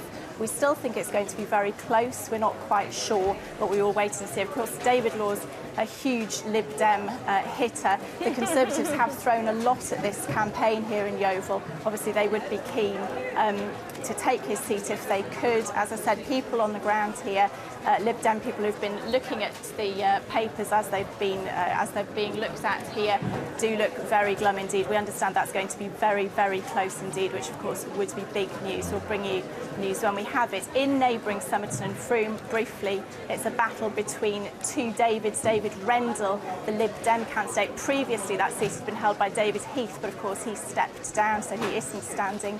The Conservative candidate in Somerton and Frome, David Warburton, has also had a good campaign here, they've been saying, and it looks as if that seat will go blue as well. Laura, do you have any idea how long we have to wait to get David Law's result from Yeovil? We're being told, the latest we're being told is possibly 3 o'clock, 3:30. We're not quite sure. There were some delays in getting some of the boxes here this evening, we understand. So, yes, hopefully in the next couple of hours. And we are expecting David Laws here at some point, although we're being told it's likely he'll only arrive very, very shortly before the announcement. We're hoping to speak to him, though, obviously, regardless of what happens. Thank you very much. Well, we'll be down there for that. We've had a comment from Professor Curtis on his exit poll. He says that the result in Nuneaton, according to the exit poll, was expected to be a swing from Conservative to Labour. In reality, we had that 2% swing from Labour to the Conservatives, and he now says that we should take seriously the possibility that the Tories could get an overall majority at the end of this election. Absolutely. As I said, that was the key result so far, and it shows that where both parties have thrown everything into the campaign, really, really mattering, the Labour Party is still losing badly. Ed Miliband's leadership will be on the line by the end of this evening if this is how it's going to go on. And Peter Kellner's leadership will be on the line because we come back to this question. Fascinating. What on earth has happened? Because it now seems fairly clear that the polls were wrong, that the public opinion polls, and I don't say you got it, measured it wrong, I mean that people for some reason did something quite different from what they'd told you at UKIP they were going to do. Let me take you through you this. At UKIP? Yeah. You at YouGov. Let me take you through this, David. Yeah. 11 polls 24 hours ago all said more or less the same story, neck and neck. It looks to me like we'll end up with a 5 or 6 point Conservative lead in the popular vote. We're not as far out as we were in '92, not that that's a great commendation. And what we've all been saying for some time is Conservatives will be the biggest party. We've been saying that the Labour Party would be stuffed in Scotland. We're saying the Liberal Democrats would lose a lot of seats. So a lot of the story we've got right. So if one's going to go a binary perfection or disaster, we're in between. We're not perfect. I'm not trying to pillory the pollsters. I'm more interested in what's going on in the voters' minds that allows you to get one view and the polling station to show another. No, this is right. And because all the polls have made broadly the same mistake, we can't put this down to random sampling error, which you normally do if you're a couple of points out. You're saying it's a mistake. It's not necessarily a mistake. They said that's what they were going to do. They just didn't do it. Yes. That doesn't mean it's a mistake on your part. I'm not defending you, but it doesn't mean it. Yes, but I'm saying that something went wrong. Now, what seems to have gone wrong is that people have said one thing before, whether they behold online or by telephone or face-to-face, they did something else in the ballot box. To that extent, it possibly is a bit like 1992. I was saying until last weekend, I thought there'll be a late swing to the Conservatives. The headlights of David Cameron, I think, probably going to his count, and he... Andrew Marr, you were there earlier this evening. He'll be... I'd have been mown over. But I came down instead. But he will be, as his lights disappear there, he will be... Absolutely cock-a-hoop. The Conservative High Command was genuinely very, very worried before all of this started, before the exit poll came out. I have never seen the atmosphere change so dramatically and so fast among a group of politicians as when that exit poll hit. I'm curious why they didn't already know this, because they've got all their agents and their MPs telling them what's happened. Some did. Did they not say we've held Nuneaton? No, they didn't. Some knew something good was happening for them. George Osborne, for a couple of days now, has been very, very optimistic. And he's been around the country a lot. He knows the North quite well. But most of them didn't expect this to happen. I have to say, if that Yeovil result is accurate, then it's going to be sort of chapeau de Vince Cable en croûte, or the ultimate pasty for Paddy to But I think we've all been talking to people in the parties who've been saying what's going on the ground. I could not find anybody 24 hours ago who said this is what was going to happen. So something's happened to the electorate.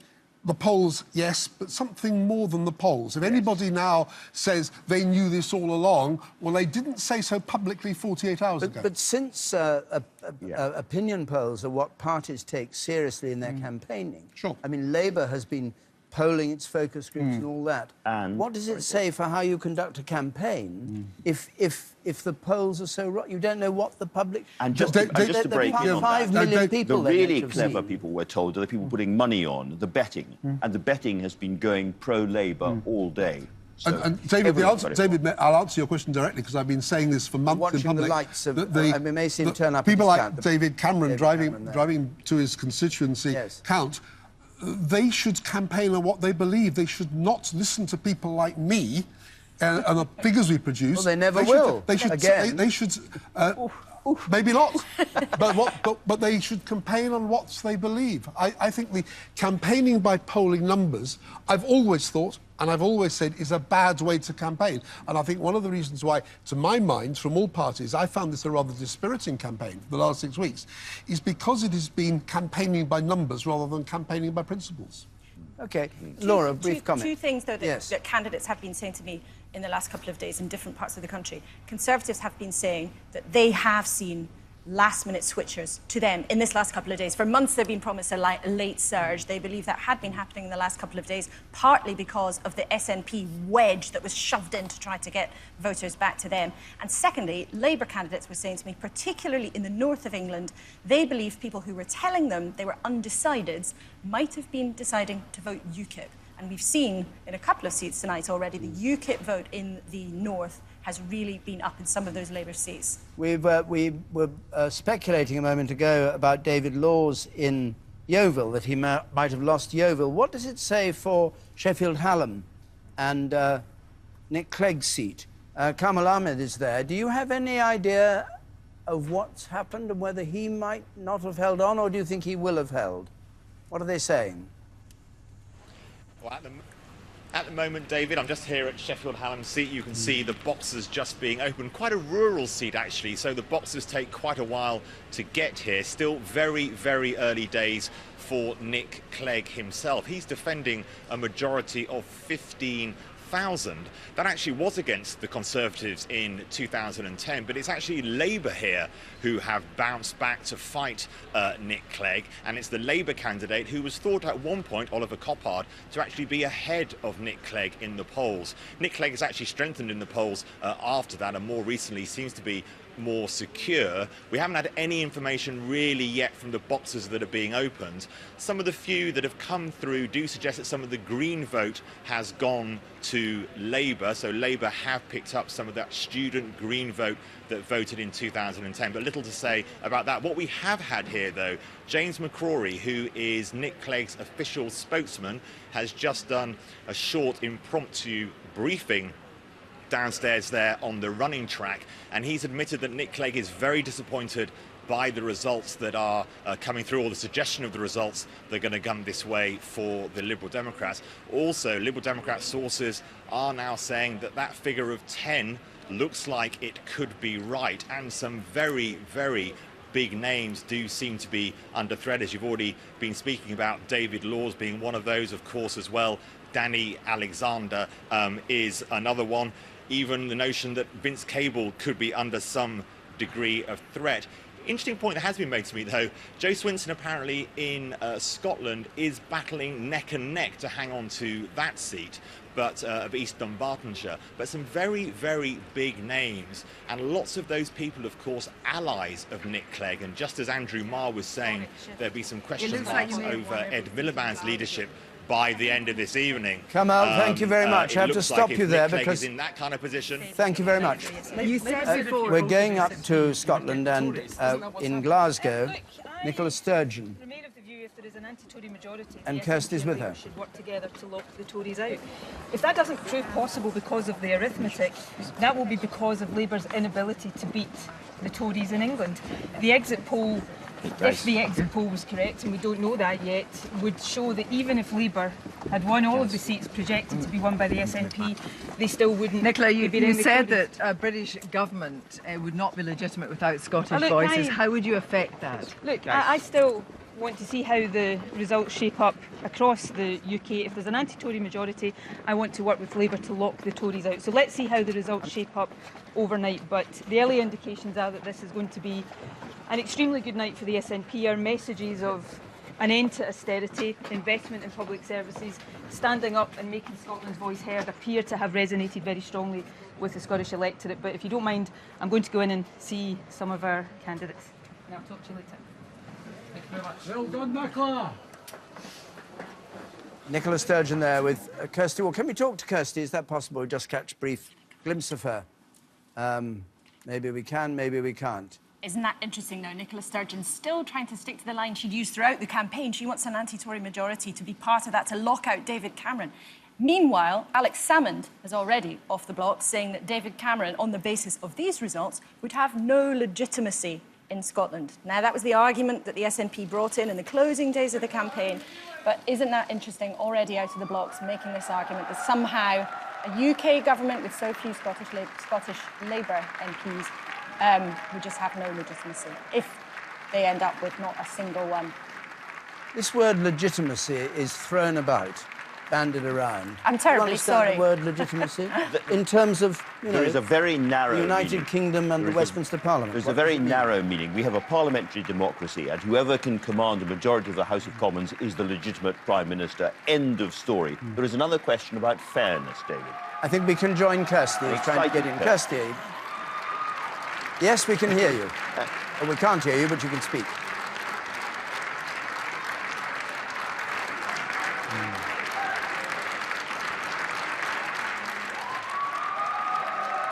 I hoped we could hear her, but for some reason we can't. All right, Andrew, go back to where you were. Where was I? I don't know. Legitimacy. And the definition thereof. Legitimacy, it's a word that doesn't really exist in our constitution, because whoever's got the most seats in the House of Commons, who can command a majority one way or another, is the legitimate Prime Minister. End of story. Fairness is another question. Remember, we had a referendum 4 years ago on a minor change to the electoral system. The SNP will have roughly half the votes in Scotland and practically all the seats. That's one of the consequences of an electoral system that we voted overwhelmingly as in Great Britain to keep 4 years ago. So, in a sense, I think, as it were, the electorate as well as the politicians have to own the consequences of having a first-past-the-post system. And can I just say that the SNP are not the Viet Cong? You know, they're not a bunch of kind of really, really hard left people coming down to steal England's money. Lots of different politicians with lots of different views, and we'll come to know them quite well over the next few years. How many Conservative MPs did the Thatcher government have in Scotland when Scotland turned against Thatcher? They went from about 20. Down to about 11. They ended up with 10, but yeah, a significant number. And of course, it's forgotten that it was when in the 1950s they had most Scottish MPs were Tories in the 1950s. And it was the Conservatives who first offered devolution to Scotland under Ted Heath. Ted Heath. Alec Douglas-Home was involved as well. I think Malcolm Rifkin was a great enthusiast for it at the time, as I recall. So they can't now turn their back on it and say that it was a mistake. It was a Heath idea. Do you think it was? Do you think it is a direct consequence of devolution? No, I think independence would have happened faster without devolution, actually. I think just trying to hold the line and say we will not move would have caused a break, an eruption beforehand. This seems to be a big historic process. It probably can't be reversed. At the height of Thatcher, there were 21 Conservative MPs in Scotland in 1983, went down to 10 in 1987. That was the election 1987, of course, when the Conservatives had a majority of 100, lost a lot of cities, and Margaret Thatcher said we must do something about those cities. I suspect David Cameron will, I hope, at least think, if not say, we've got to do something about the North, something about Scotland. OK, we have a result from Ceredigion. Hereby give notice that the number of votes recorded for each candidate at the election is as follows. This was a seat held by the Liberal Democrats. Henrietta Elizabeth. With a majority of 8,000 Welsh last time. Conservative Party. Ymgeisydd Plaid Geidwadol Cymru. 4,123. 4,123. James Gethin, UK Independence Party, UKIP. 3,829. 3,829. Parker, Mike, Plaid Cymru, the Party of Wales, 10,347, 10,347. Thomas, Hugh, Welsh Labour, Llafur Cymru, 3,615, 3,615. Thompson, Daniel John, the Green Party, Plaid Werdd, 2,088, 2,088. Williams, Mark Fraser, Welsh Liberal Democrats, Democratiaid Rhyddfrydol Cymru, 3,010, 414, 13,414. Hold it. Yr oedd nifer y papurau pleidleisio a wrthodwyd yn 96. The number of ballot papers rejected was 96. Ac yr wyf yn datgan drwy hyn, and I hereby declare that the said Mark Fraser Williams All right, so the Liberal Democrats hold on to Ceredigion, a place that's half Welsh speaking, and we go to get the result from Kilmarnock now. Kilmarnock hereby declare that the total number of votes cast for each candidate in the said election was as follows. Rodney Ackland, Scottish Liberal Democrats, 789.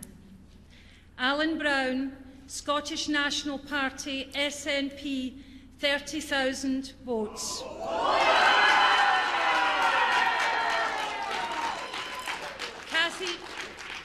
Cathy Jamieson, Scottish Labour Party, 16,362 votes. Brian Whittle, Scottish Conservative and Unionist, 6,752 votes, and that the said Alan Brown has been duly elected to serve as the Member of Parliament for the Kilmarnock and Loudoun constituency. Kilmarnock and Loudoun in West Scotland, and here is the share of the vote, an SNP gain on the round number 30,000. There's the share. 56% for the SNP, 30 for Labour, and turn it round and look at the change since last time. It's SNP up 30%, Labour down 22%, and the swing from Labour to the SNP, 26%. 26%. That's an extraordinary swing, and Scottish Labour, looking at that, Cathy Jamieson is a senior MP, she had a shadow portfolio. Looking at a swing like that, they'll be hanging their heads in pain and gloom and despair. I mean, going into this, they were thinking 15%, we could sort of survive after something like that. Anything above 20% swing across the board, that becomes very, very, very difficult. If we're seeing things coming back like 26% swing, almost double the votes for the SNP new MP to Cathy Jamieson, that is absolutely maybe almost impossible for them to cope with in the future. Will they have a future? By 10 o'clock, she must have expected. Should we have the result from the Irish result? Yeah, you can. We, Emily, and we'll just go back up to Andrew. This is the other one that's changed hands tonight, apart from the Kilmarnock one. This is a UUP gain from the DUP. Danny Kinahan now becomes the MP here. This has long been a battleground between those two main strands of unionism, but you can see here the UUP have just edged ahead. Why does that matter? Because we were talking about the DUP in terms of the number of seats they might be able to offer a Conservative government, a Conservative minority government of sorts. This might suggest that they are one down. But let me take you to one other one, which could also play into the maths, or could have played into the maths. This is an independent hold in North Down. Lady Sylvia Herman returned here once again. You're going to ask me why she's Lady Sylvia Herman, David? And we found out it's because her husband's a knight. There you go. Yeah, and you got it wrong, because she's Lady Herman because her husband's a knight, but it's too much to go into. Should we carry this one on? Was a knight, Sir John Herman. Exactly. Yes. You're if she was both Lady Sylvia Herman, she'd be a member of the aristocracy. Yes, let's go to... Thank you, Sir David. To you, that's all right. We're going to speak now to Tim Farron, former president of the Liberal Democrats, often spoken as a future leader of the Liberal Democrats. Mr Farron, looks like it could take your party a generation to recover from tonight. Well, we've seen a handful of results. I'm delighted by Mark Williams returning Ceredigion, of course, just a moment or two ago. But apart from that, we don't know a right lot. It stays the blindingly obvious that exit polls and all polls to be taken with a pinch of salt. And obviously, we wait until we see lots of genuine numbers before we can really comment on that kind of thing. But I think it's worth saying. Even the seat you've won had a 17% drop in your vote. And it looks pretty certain that Danny Alexander has lost. David Laws is in trouble in Yeovil as well. You can hardly claim it's been a good night for the Lib Dems. Indeed, it looks like being a pretty disastrous night for the Lib Dems. I am not going to claim it's a good night for the Liberal Democrats. Let's start there. I will start, though, 5 years ago, with us making a decision that was absolutely in the national interest and that we knew at the time was definitely not in the party's interest. So this is going to be, a tough set of results for us. People who have put the national interest first, who have worked their socks off and who deserve better results than they're going to get, should be proud of what we've achieved this last 5 years. I'm very proud of every single one of my colleagues up and down the country. What I think is happening, if it's worth speculating on this at least, is that fear may have won the day. We're seeing big results for the Scottish National Party. That based on a sense of fear and externalisation of blame for the challenges that they face onto England. And in England, maybe Wales, but certainly in England, seeing the Conservative Party who've played the fear card, fear of the SNP and, dare I even say, fear of Scotland more broadly. And that worries me greatly. All right, nationalism is always dangerous. Whether all you right, wrap yourself in a Union Jack or sure, but let's come back to you or a saltire. Let's come back to you as a politician rather than a political commentator, because that's our job actually. And ask you, this: do you have the appetite, if required, to continue in government, or given the scale of your losses, should you now go into opposition and rebuild the party? So we know the scale of nothing at the moment, really, Andrew, and the arithmetic, or more centrally, the will of the people is what we need to look at, and we'll know the will that of the people seems to be that time. they're decimating your party. If you are down to 10 seats, and that's what the exit poll is showing, and the exit poll so far looks like being a lot more right than wrong, can Nick Clegg's leadership survive? So I think the point for us is to respect what the will of the electorate is when it comes to the makeup of the House of Commons, and we'll decide that in due course. I asked you about Nick Clegg's leadership. Well, he's done a blinding job. I'm really proud of him. How can he have done a blinding job if you've gone from 56 MPs down to about 10 or thereabouts? How can that be a blinding job? Andrew, it's a rare thing in politics. You should note this more than anybody else because you talk to enough politicians and you've reviewed enough elections. It's an incredibly rare thing for a political leader and a party to do something that they know is not in their own electoral and political interests, and to do absolutely what was in the national interest. And so I stand very, very proud of Nick Clegg and every one of my colleagues up and down the country. Can we expect to see you as the next leader of the Liberal Democrats for the time of your September conference? You can expect the Liberal Democrats to emerge from this election knowing that what has happened in this election is that with fear maybe having won the day, both sides of the border, that there absolutely now has never been more need for a Liberal Party. Nationalism is dangerous because it's about externalising blame for our predicament, whatever it might be, whether it be on the English, on the Scots, on the Europeans, whatever it might be. I understand that, Mr. Farman, but you have said that. It's never been greater. I just asked whether you would be leader by the autumn, but we'll leave it there. Thanks for joining us. Here in the studio, we've got Conservative Frances Maude stepping down from politics in this election, not contesting it. Tessa Jow, possible Labour candidate for Mayor of London, former Minister in the Blair and Brown government, and Susan Kramer of the Liberal Democrats. Frances Maude, what are you going to do about Scotland? Well, I mean, it's a seismic result in Scotland, a massive failure for Labour in Scotland. And for the Tories, you probably haven't won any seats either. Well, we'll see. Well, probably not, correct? Well, it's early days yet, but there wasn't a lot of downside for us. We only had one seat in Scotland. I would have loved us to win more. I don't rule out that we may, but we'll see what the morrow brings on that. You know, Scotland has been this is a massive failure for Labour. I mean, they've taken it for granted for too long, and something happened that no one really in England has understood, and Labour, and even in Scotland, hasn't understood after the referendum. No, but it looks, as things stand at the moment, it looks like the Conservatives will be forming the next government. We don't know if minority or in some kind of coalition or even an overall majority. You will be, for non-devolved areas, running Scotland, where you will probably have at most one or maybe no MPs at all, in which it looks like there could be 57, 58 Scottish nationalists out of 59. That cannot hold. You have to do something about Scotland to address that issue. What could it be? Well, we've committed, as the other UK parties have, to a further degree of devolution for Scotland. We're just, by the way, to interrupt you, we are just watching pictures of Mr Cameron's car about to arrive at his camp in Whitney. Sorry, Francis, but you have offered some more devolution, but it's... Oh, we're going to go to my hometown of Paisley, where we've got a declaration there.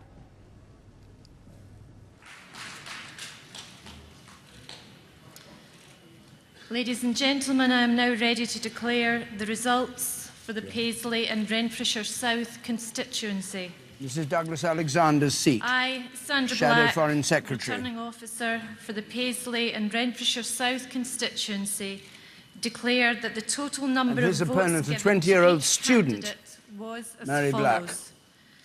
Black. Douglas At University Garvin of Glasgow. Alexander. Here are the figures. Scottish Labour Party, 17,864. Mary Black, Scottish National Party, 23,548.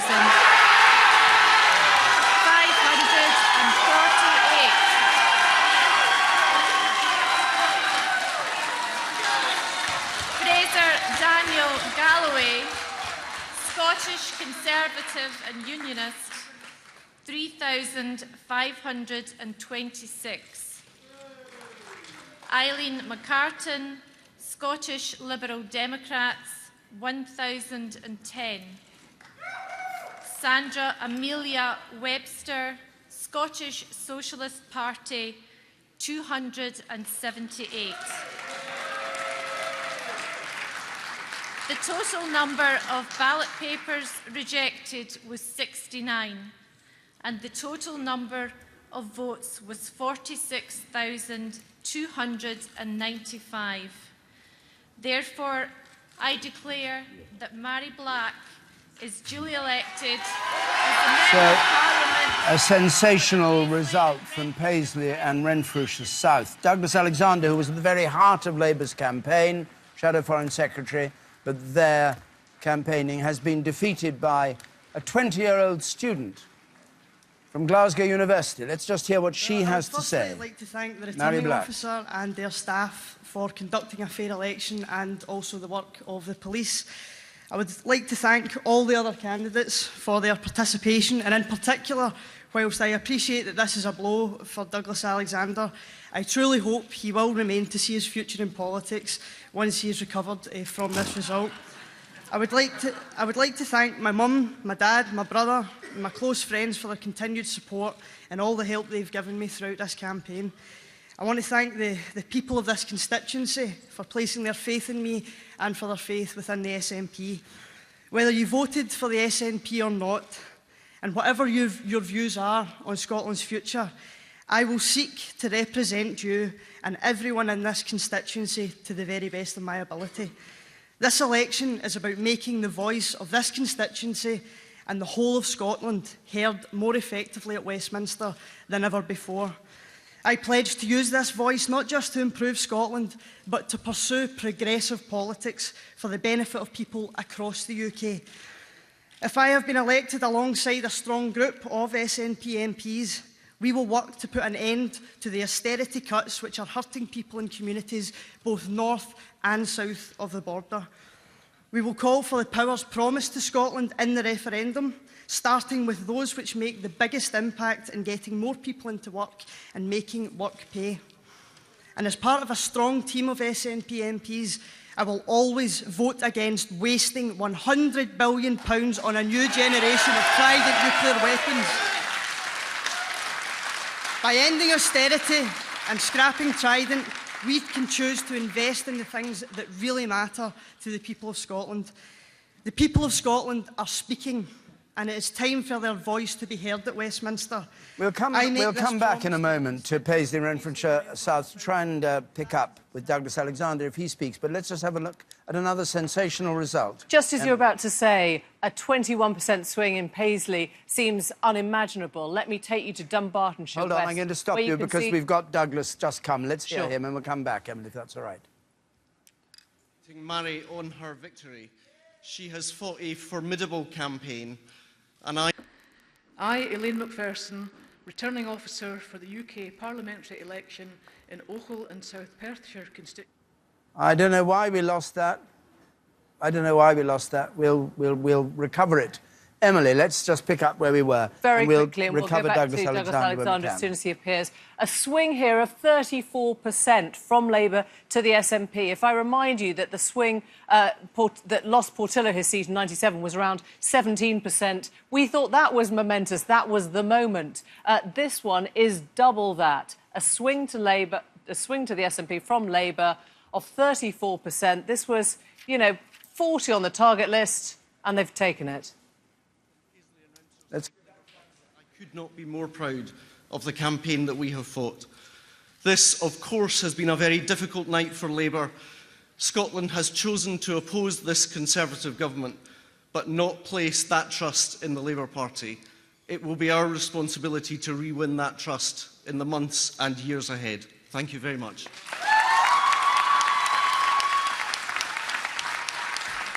Well, I'm sorry we missed the beginning of Douglas Alexander's speech from a glitch, but glitches are inevitable with all these seats and cameras all over everywhere. Things do go wrong occasionally, Andrew. Indeed. Just listening to Murray Black there and trying to push this ahead, the SNP now have a fascinating challenge ahead. They say they're going to make Scotland's voice heard more clearly against austerity, but probably in a situation where David Cameron and the Conservatives rule at Westminster and overwhelmingly rule in England. How is that going to work out? There is another interesting aspect to this, isn't there? That the Scottish politicians, both Labour and Conservative, have been powerful influences on British politics for generations. Gordon and now it's gone. Brown, Malcolm Rifkin, David Steele, Ming Campbell, and so on and so on and so on. What the SNP are doing are forcing both the Liberal Democrats and the Labour Party to become very, very different parties. They're losing all those generations of Scottish, British leaders, the origins of those parties as well, and they will be very, very different parties in the years ahead. We are seeing the entire shape of British politics changing before our eyes. We've got another result, and I should just say Mary Black, we think, is the youngest MP to be elected since the Great Reform Act in 1832, aged 20. Emily. Years old. Let me show you this one in Dundee West. A very similar pattern to the last two you've just seen. Chris Law takes this for the SNP from Labour, 61% share of the vote. I should also say, in the last seat we were looking at, turnout was up some 10%, so 74% turnout there. This is what happened overnight. Labour there crashing down 25%. The Lib Dems also taking a hit. But the real gains here for the SNP, plus 33%. And you can have a look at these sensational swings that nearly take in the whole of that semicircle. 29% swing from Labour to the SNP, colouring it nearly all yellow. We've got a result from Falkirk. Let's go to the returning officer at Falkirk and hear what's happened there. I, Mary Pitcaithley, returning officer for the UK parliamentary election in Falkirk constituency, hereby give notice that the total number of votes polled for each candidate at the election was as follows. Coburn, David Adam, 1,829 votes. Harris, Alison Ada, 7,325 votes. McNally, John, 34,831. Milne Galen, 1,225 votes, and Whitefield Karen, 15,130. Well, it barely needs saying again, an SNP victory there, and here's the share of the vote and the change, and then we'll look at the swing. Let's have the share first of all. 58% for the SNP, Labour on 25, the change since last time, a switch between the SNP and Labour, and a swing to the SNP of 24%. Andrew, you and apparently you were saying Mary Black was the youngest MP since the Great Reform Act. That is not true. No. She's the youngest MP since 1667. You've been on Wikipedia. Well, no, I just saw a little tweet. You've been on Wikipedia. No, I've been looking at one of our rivals on BuzzFeed, as it happens. Well, She's also the youngest MP since 1832, and indeed since 1945, or NDH Academy. Yes. It will, of course, as Andrew said, the SNP will find themselves in this very curious position and potentially being this enormous new block of MPs, but finding it extremely difficult to deliver any kind of influence at all, because it looks very uncertain to be a Conservative government. And yet, just the very virtue of them being there at Westminster as the third biggest party will immediately change the whole complexion. We've got another of the result, place. Ockhill and South Perthshire. Gordon Banks, the MP here since 2005. And here's the result for Ockhill and South Perthshire. Former Conservative politician. SNP gained the seat and a majority of 10,000, over 10,000. Swing of only 14%. And the swing, let's just see the swing here, because we've been having these enormous swings in favour of the SNP. This is a 14% swing from Labour to the SNP, rather less, half indeed, what we've been getting. Interesting, one of the things we've talked about a lot and seen some evidence of in Scotland has been tactical voting and people on the unionist side trying to get together in the weeks running up to the vote to try to stop the SNP. That is one of the parts of Scotland where there was some evidence of that on the ground. Very difficult to prove whether or not that's been part of it, but interesting. Glenrothes, we have the result for O2. Can we have that one? Not far from Gordon Brown's old seat in Fife. Again, this was a Labour MP who was standing down, and the SNP take the seat, and the majority, nearly 14,000. And once again, let's just see the swing. Here is David Cameron going to his count at Witney. The swing in Glenrothes was 35%. Emily, I'm sorry, we're taking these things and you've got them all there ready to display. I think we're now going to have, a guess on the biggest swing of the night from Labour to the SNP, because 35, I don't think, is a figure that anyone would have put money on. This wasn't the hardest target, but they needed a 20% swing here, and they've done that and more. These are I'm just reminded that the Portillo swing, you remember, were you up for Portillo when he lost his seat? It was 17%, and people thought that was extraordinary. 35%. Absolutely. Can I just make one quick, simple point? Turnout in Scotland is up everywhere. It's up by 9 percentage points, well over 70% turnout. 62% We're watching the Prime Minister, sorry to England. interrupt you, watching the Prime Minister just coming to his count. We just keep an eye on that. Yeah. Go on, Peter. Yeah, and you know, some of the excitement generated by the referendum in politics has clearly carried through in Scotland and plainly benefited the SNP. The turnout is running at what? The turnout in Scotland is running at 72%, up 9 percentage points. In England, it's barely up at all. We go to Castle Point in Essex, including Canvey Island. I don't know whether you can hear them. I can't hear them. Davy, Serena. Oh, there we are. Liberal Democrats, 80. Ellis, Dominic, George, Green Party, 1,076.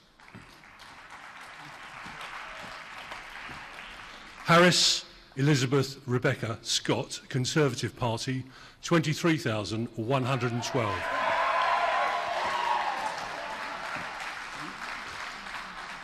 Huntman, Jamie, David, UK Independence Party, UKIP, 14,178. There were 117 spoilt votes, and I do hereby declare that Elizabeth Rebecca Scott Harris is duly elected as Member of Parliament for the Castle Point constituency.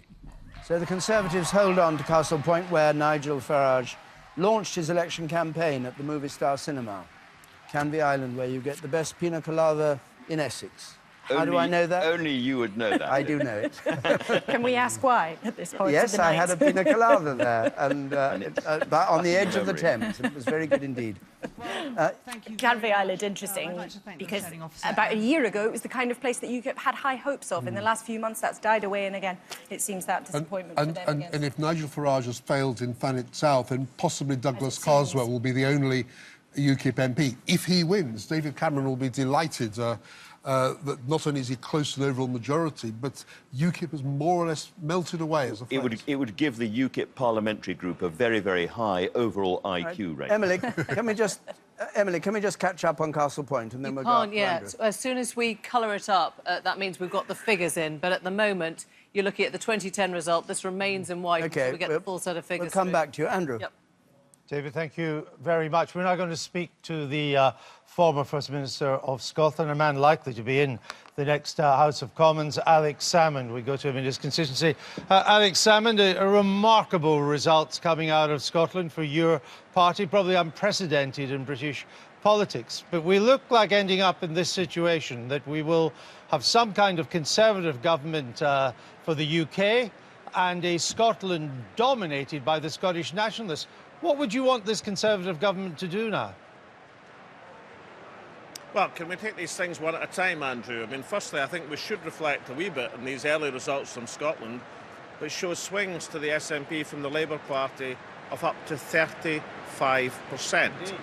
That's more than 3 times the swing, for example, that Tony Blair achieved in 1997. Unprecedented in a general election, anytime, anywhere, I think, Andrew. So I think that's probably worth dwelling on a little before we start making up the next configuration of the House of Commons. We've done that, and no one can deny the scale of the Scottish nationalists. I was going to say a bit more about it, Andrew. Yeah, well, you know, we've done that. What I'm asking you now is that nevertheless it looks like you're going to have a government in Westminster which Scotland will maybe not contribute even a single MP to now. So what do you want this government to do?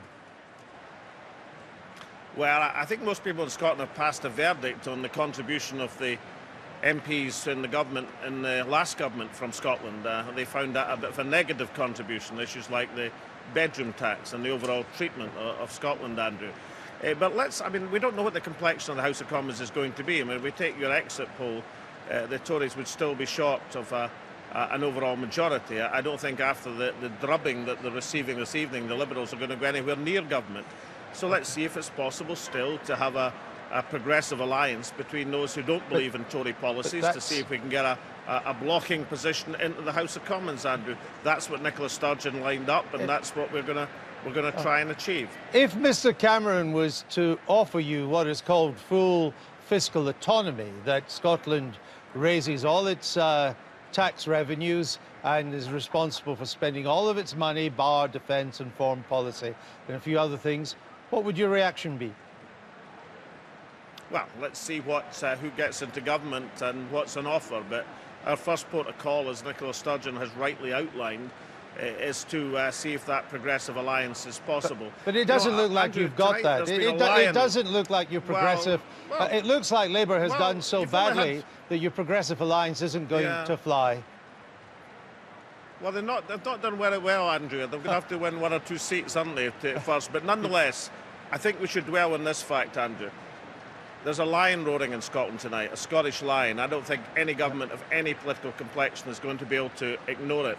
And secondly, could I just reflect that I remember a long time ago, in fact, we're probably the only people who can remember it, in 1987, when the SNP had 3 MPs, we managed to cause a reasonable amount of attention and stir in a parliament facing a Tory majority of over 100.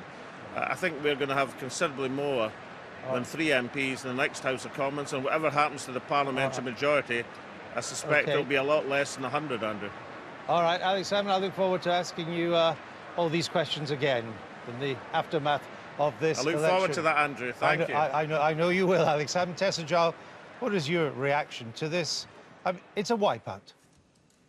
Well, I mean, it's an extraordinary result, and obviously the SNP candidates who've become members of Parliament should be congratulated. And obviously, over time, there are lessons that the Labour Party has to draw from the sheer scale in which the Scottish people have turned away I from mean, you could be Labour. finished in Scotland now. Well, I would never say that. You know, I think that But it you're in is as always... bad a position as the Tories. Now, the Tories took 2 generations to get effectively wiped out in Scotland. And when You've done it in 6 months. And when people withdraw on this kind of scale, it takes time to rebuild. And that's the challenge to Labour in Scotland, to start rebuilding, to understand why the SNP have managed to sweep the country in the way.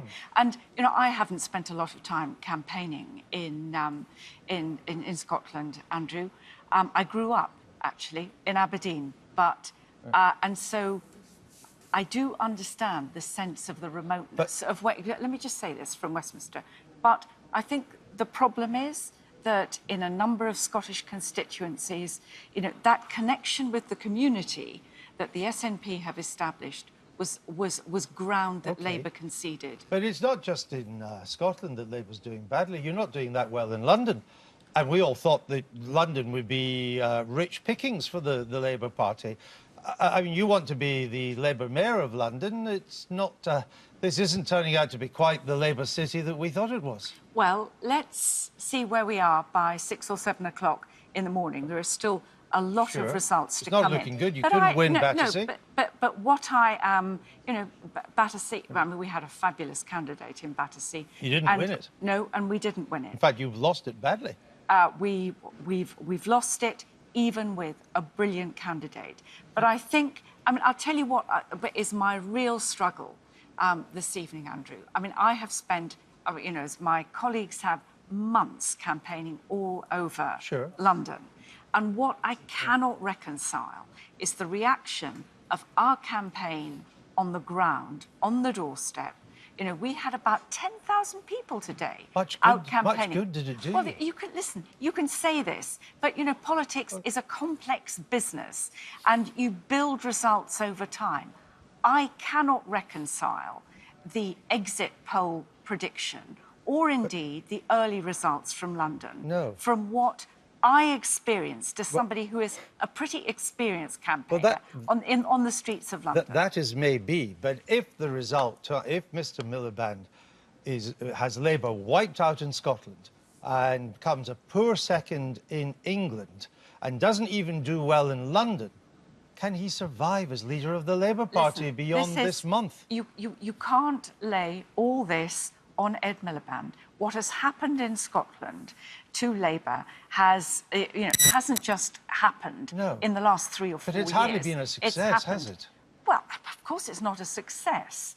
If you so do you need a new leader? No, we don't need a new leader, and this is not the moment to talk about whether we need a new leader or not. Well, what we need is to understand that if the exit poll is borne out, why our expectations were so wide of the mark in relation to the actual results. Susan Cramer, it may not just be Labour that's looking for a new leader. If you're down to 10 seats, Mr Clegg's position's untenable as leader of your party, isn't it? Well, we're a party that tends to hold together. I mean, we're very collegiate. We all supported that decision, those of us who are in Westminster. We supported that decision, and we understand a collective responsibility. And I think you heard Tim Farron say how enormously proud we are. I understand that. So I don't think there'll be... Is his position tenable? I don't think there'll be pressure on him. I do think the party will want to go away and think about how it moves forward. We always knew we were going to get badly hit. Maybe that's one of the difference to the other parties, because we were a small party in a coalition.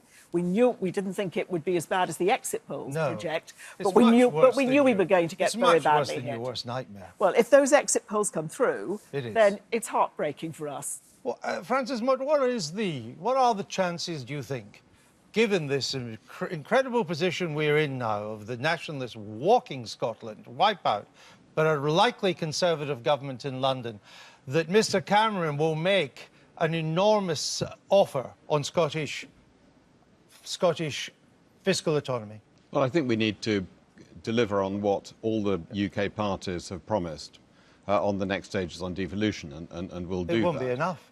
Well, we'll see. I mean, That's what we promised. This is a watershed moment in Scottish politics. Yes, a little extra devolution, I would suggest, isn't going to do the job.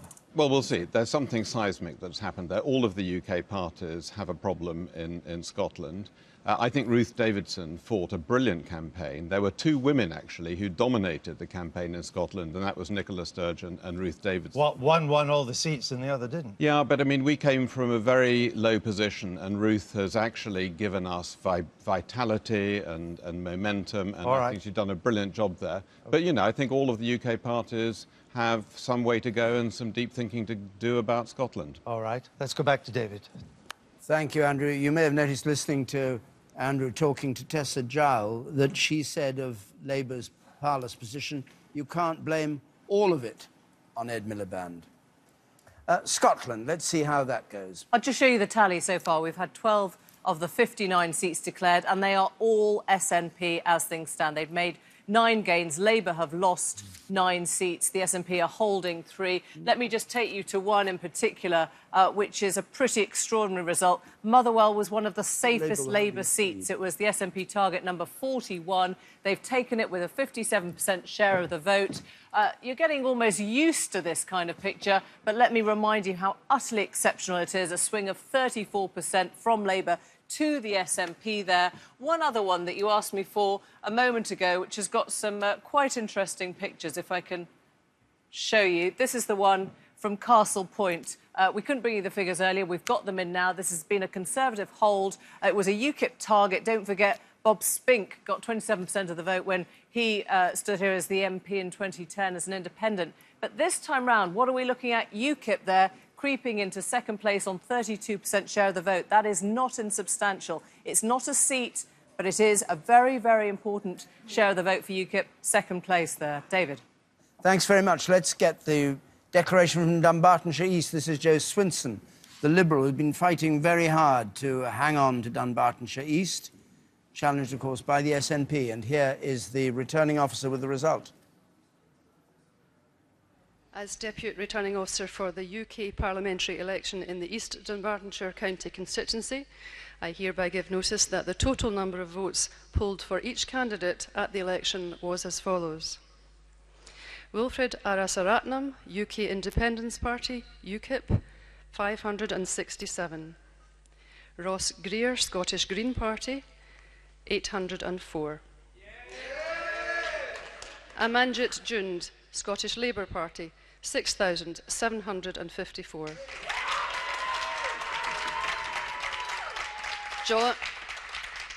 John Nicholson, Scottish National Party, SNP, 22,093. Andrew Poulsen, Scottish Conservative and Unionist, 4,727. Joe Swinson, Scottish Liberal Democrats, 19,926. There were 47 rejected ballot papers, and I declare that John Nicholson is elected to serve in the United Kingdom Parliament as the member for the East Dunbartonshire County constituency. Well, it won't have been unexpected for Jo Swinson that. She knew she was in difficulty shaking hands with the victor there. But interestingly, it was Labour that took the big hit. Jo Swinson's vote was down by 2% or so. Let's just see the figures for the share and the change. And the Liberal Democrats just down a bit, but Labour down by 22 percentage points. A swing to the SNP from the Liberal Democrats, 16%. Now, let's come back to England for a moment and go to Ed Miliband's constituency in Doncaster. John Sopel is there. John. David, we've been talking throughout the evening about the sort of way the Labour Party has been sort of resisting accepting what seems to be happening across the United Kingdom. And we've been getting a series of text messages being sent to us with updates on what Labour thinks. So initially it was, we think that it's going to be very close and the BBC exit poll is wrong, and then we said we're sceptical of the BBC poll, and then there was another one saying the BBC forecasting is wrong. Now we've got this one. 2-hour delay, but now this one coming. Results in Scotland clearly very difficult. If exit poll right, the seats SNP taking off Labour will turn out to be crucial if David Cameron ends up back in number 10. The first admission, concession, you know, recognition possibly that that might be the outcome, because until now the word from all Labour sources is, look, let's just wait and see, it's very early days yet. But in this text that we've just had from Labour HQ, they're talking about how difficult it will be for David Cameron if he is back in number 10. I think that marks a significant shift in their thinking. John, thank you very much. I think we can be joined by Lucy Powell from Manchester. Good evening. Thank you very much for joining us. Does Ed Miliband take the rap for this? No, I think Ed has run a very positive campaign. He's performed very well in the debates and throughout this campaign. And I think going into the results tonight, you know, pundits, independent people, supporters and non-supporters all held the view that Ed had had a very strong campaign. I think what we're seeing tonight, it is obviously a very disappointing result for us in Scotland in particular, is that people in Scotland thought and think that they can vote SNP and get rid of David Cameron.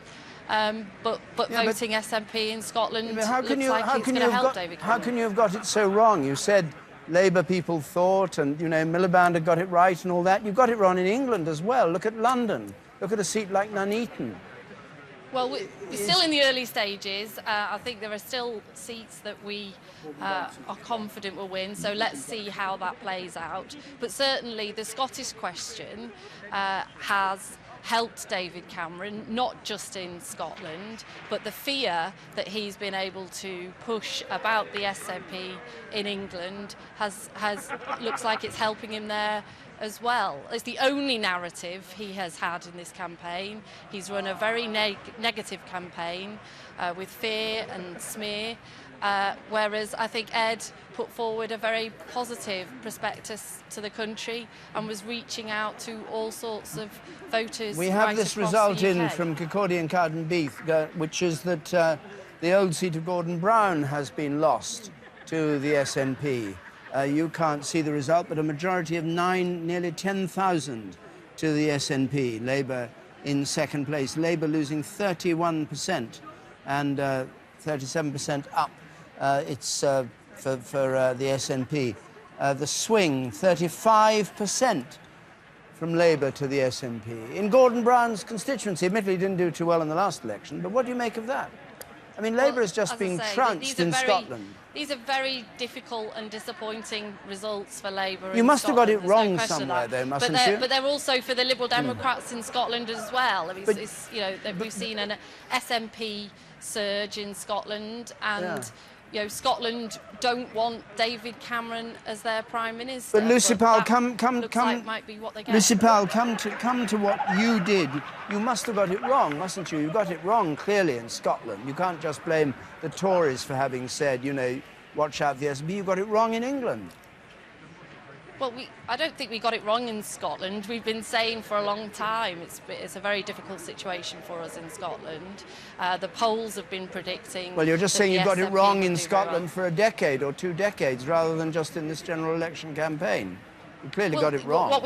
I think what we're seeing in Scotland is not just the aftermath from the referendum, but yes, a period of time where the SNP have been building their base in Scotland, and we have to look at that closely and learn the right lessons from that. How long do you think Ed Miliband will remain leader of the Labour Party? Well, look, we're still very premature here in the evening. We've got lots of results still to come, and you know, we'll see how the night goes before we make any early diagnosis. I'll cheer you up with one gain, which we've just had in from Burnley, which is a Labour gain. I have put a smile on your face. I'm here in Manchester, and we're confident of making a gain here in Manchester as well. And I think there are other results still yet to come tonight, which will show Labour making gains in England. And as I say, it's the challenge in Scotland, which is having the opposite effect to what many people in Scotland want, which is they didn't want David Cameron to be Prime Minister. And if that's what happens, then, you know, we're going to have a very divided country Lucy that's going to Powell. need repairing. Lucy Powell, campaign vice chair. Thank you very much. And they have gained Ealing as well, but we... Sorry, I was just going to say, David, Yes. very close there to a Labour concession that David Cameron's going back into number 10. Quite an important moment in the evening. Let's have a look at the swing and the swings we've had, which have been astonishing. You've got them from England as well as Scotland? Yes, I have. Well, I just thought, now where are we? 5-3. Isn't it time to see the BBC's swingometer in 2015 on what is probably one of the most extraordinary election nights any of us can remember? So, come inside the Elizabeth Tower at Westminster, where we've actually got the 4 clock faces of Big Ben that we are using here as 4 swingometers to enable us just to have a look at different facets of this extraordinary election. So, to explain, here is our Conservative Labour swingometer. If just 5 voters per 100 shift from Labour to the Conservatives since 2010, that's a 5% swing against Labour. That's how it works. This is the England and Wales Conservative Labour swingometer. If the arrow moves against Labour, those red seats get coloured blue. If it moves against the Conservatives, those blue seats get coloured red. Pretty simple. Let's see, then, the swing so far in England and Wales. Now, you think it hasn't worked, don't you? But it has. I've moved it, and it's barely gone to 0.5%, let alone 1%. So, essentially, we're almost as we were. Few blue seats have been coloured red if this swing were to be replicated across the country. But there's not much change between the Conservatives and Labour in England and Wales. We've taken the actual results we've got so far, we've fed them into the swingometer, and we then play that swing out across all the seats to see the result were that swing to be spread in a uniform, even way. Of course, it isn't like that. There'll always be outliers, but this is still very useful. Now, move with me if you can. These, by the way, are the results that we've got in so far, so Nuneaton was there. But as you can see, it's just speckled. We haven't got much in yet, but still enough to look at average swing. Let's have a look then at Scotland. Now, before tonight, we were aware the SNP was surging in the polls, so we decided we should recalibrate our swingometer. Tony Blair's result in 1997, his landslide, was a 10.2% swing. We thought we're never going to need more than 30, are we, on the SNP Labour swingometer? Well, let's have a look at what the SNP are doing and the damage they're doing to Labour. Look at that. It is right up. It's almost breaking our swingometer, and this is with its recalibration. 27% almost on the swingometer. So what's happened is that the SNP, as this swing happens against Labour, all of those seats which were red turn yellow. I stress, the swing here is from the actual results we've got.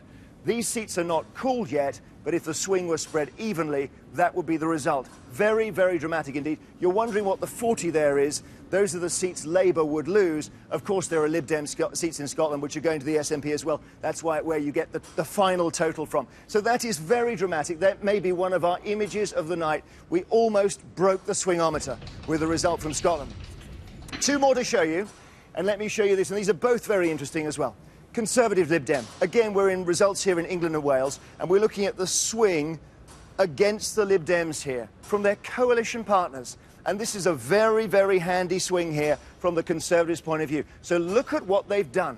Look at the damage here as they've turned these yellow seats to blue. That's nearly 7% swing from the Lib Dems to the Conservatives. Again, that's the swing we've got so far in the results we've got so far, and that is what it would do if spread evenly. And just one more swingometer for you very quickly here, which is Labour Lib Dem, and this is a swing against the Lib Dems to Labour. So have a look. Again, it's a bit more powerful. It's nearly 7%, but in this situation, there are fewer seats at stake. So the swing with the Liberal Democrats that's really doing the damage is the swing from the Liberal Democrats to the Conservatives. But the picture I know you'll remember from that, David, is the SNP swingometer. Isn't that remarkable? It is extraordinary. Well, we said you'd need... Have you got four swingometers altogether? Say again? You've got 4 swingometers. We've got 4 swingometers because we know this is a multifaceted election, and we thought we ought to split the SNP result off and see it separately. So it turns out that the SNP swingometer will be a major story of the night. Bob Mackenzie and Peter Snow would never believe it would come to this. Well, the funny thing is, you know, that swing is still a very good way of seeing what's happening. And I think the Conservative Labour swingometer in England and Wales, which shows the arrow almost at zero, tells another very important story. Because a lot of the time we've been looking at share tonight rather than swing, but the swing has been extraordinary. Yeah, that's very right. interesting. Just, You got a point? It Yes. sounds like Ed Ball's seat, although there's been rumours swirling about it, people are now saying there it's too close to call, going to be down to a coin toss, which would be another very big story of the night. The leader of Scottish Labour Party, Jim Murphy, who fought during the referendum campaign 100 times, or what it was, in 100 days, 100 seats, and they fought a very tough campaign here, not afraid to go out and mix it with the SNP or suffer and it was campaign. And it would be a sensation if he held it, in the light of the results we've had. He might be the only one left. Renfrewshire East. I'd be surprised if he holds it. We've heard certainly rumours from that count that he is on his way out. It is, though, worth saying, and it struck me listening to Lucy Powell saying in Scotland they will have to look at what happened and learn the lessons. Labour in Scotland have already said this, and already said this twice. In 2007, when they lost, and then in 2011, when they lost the Holyrood election. They said then we hadn't quite understand what happened. We have to go back to basics and look at how things went wrong. They needed more of a can of Iron Brew that Jim Murphy is having there. I suspect he'll need more than that to cheer him up, although David, he is famously... While we're waiting, just can I point out a rare sighting tonight, a Labour gain from the Conservatives in Ealing Central and Acton, where Angie Bray has been replaced by Rupert Hutt for Labour on a 4.5% swing to Labour. London is turning out in the end to be a bit better for Labour than elsewhere, but nowhere near good enough. All right. Emily, let's have a look. What have you got for us, the Liberal Democrats? I've got 3 seats that the Lib Dems have lost, and I've got the first Conservative gain of the night. This is in Wales, Brecon and Radnorshire. Interesting enough to note that it is Lib Dem at the Assembly level, but here, clearly, the Conservatives have, if you like, punished their partners in government, 41% to 28%. Christopher Davis becomes the new MP here. If you have a look at what's happened to that share, it tells the story of the night that we've been seeing. The Lib Dem share of the vote really tanking. They're down 18%, and it seems to be spread across the others pretty evenly. 6% up for UKIP, Conservative up 5%, but you've seen there that story, and it's the first Conservative gain of the night. Let me just show you one other Lib Dem loss. This is Burnley in the northwest. It's been a gain for Labour, and you can see Julie Cooper creepy in here at 38% of the vote, 29% to the Lib Dems. Let's have a look again and see how they're faring. The Lib Dems down just 6% here. It looks like some of those gains have gone to Labour and to UKIP here. If I show you the swing, you can see this is now a very good swing towards Labour from the Lib Dems. It's the kind of swing that Labour would love to be making from the Conservatives, but they're making it from the Lib Dems. And one last one, which we've already touched on, but I want to show you what happened here. This is Dunbartonshire East. We talked about Joe Swinson being out, but it was such a tightly fought race, just 4 percentage points between them. They needed a 14% swing. So if I just show you here what happened, it looks like a massive swing, 16% from the Lib Dems to the SNP. But you can see here, relatively, the Lib Dem share of the vote has not fallen that much. She hung on as tightly as she could here. It was only lost by an absolute whisper to the SNP. Thank you very much, Emily. Let's go and hear from some more of our reporters out in the field. Let's go to Thurrock. Giles Dillnot's there. Giles. David, when we arrived here this evening, I've got to say it was very much a 3-horse race here in Thurrock, and very, very tight. And so close, in fact, that as people have been watching the count coming through, very focused, looking at that, just narrow margins here and there. I've got to say, the feeling we're getting on the ground now is it's getting much tighter into a 2-horse race between the Tories and UKIP. And we're thinking we might be looking at a recount here. It is that close, and it's just ward by ward. They're just counting up little bits here and there. Earlier in the evening, I think UKIP were quite buoyant that they would take this. They've certainly got a little bit more expectation coming in, expectation management, and looking at just the narrowest of margins. And don't forget, in 2010, Tories carried this with just 92. We could be looking at just under 100 votes here. There was supposed to be a declaration about 3 o'clock. We might get that, but we're just getting the sense there could be a recount here, and it's narrowed into a 2-horse race. And it was 92, of course, from Labour, who were in second place in those days, I mean, back 5 years ago. Let's go to Eastleigh, which the Liberal Democrats took after the by-election, and UKIP got very close to, but Hugh Pym is there, just there in time. Hugh, good evening. What's the story from Eastleigh? Well, good evening, David. And the story seems to be, talking to local Conservatives here, they are cautiously optimistic that they've taken this seat from the Liberal Democrats. The Liberal Democrats have held it since 1994. They had a majority here of 3,800 in 2010. That was when Chris Huhne had the seat for the Liberal Democrats. He, of course, stood down because of his legal difficulties. And in a by-election, Mike Thornton won it and held it for the Liberal Democrats in 2013, but with UKIP as the main challengers. His majority then was only 1,700.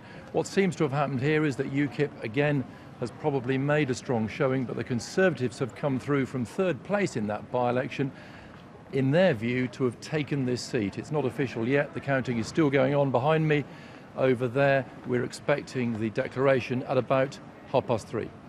Thank you very much, Hugh. Well, that would be bad news for UKIP, because at the by-election, they were saying that if they'd had 2 or 3 more days, they would have taken Eastleigh. And it was only because the Liberal Democrats, remember, got the vote out and got people called the by-election swiftly and then got the vote out very quickly before UKIP had time to organise. But anyway, if the Conservatives have taken it, that may be the story. Clive Murray is in Brighton now, 2 places in Brighton that people are watching. The Greens, of course, in Brighton Pavilion, and the Conservative in Brighton Kemp Town. To say nothing of Hove. Clive, I don't know whether you've been to Hove as well. Perhaps you have. It's only just down the road.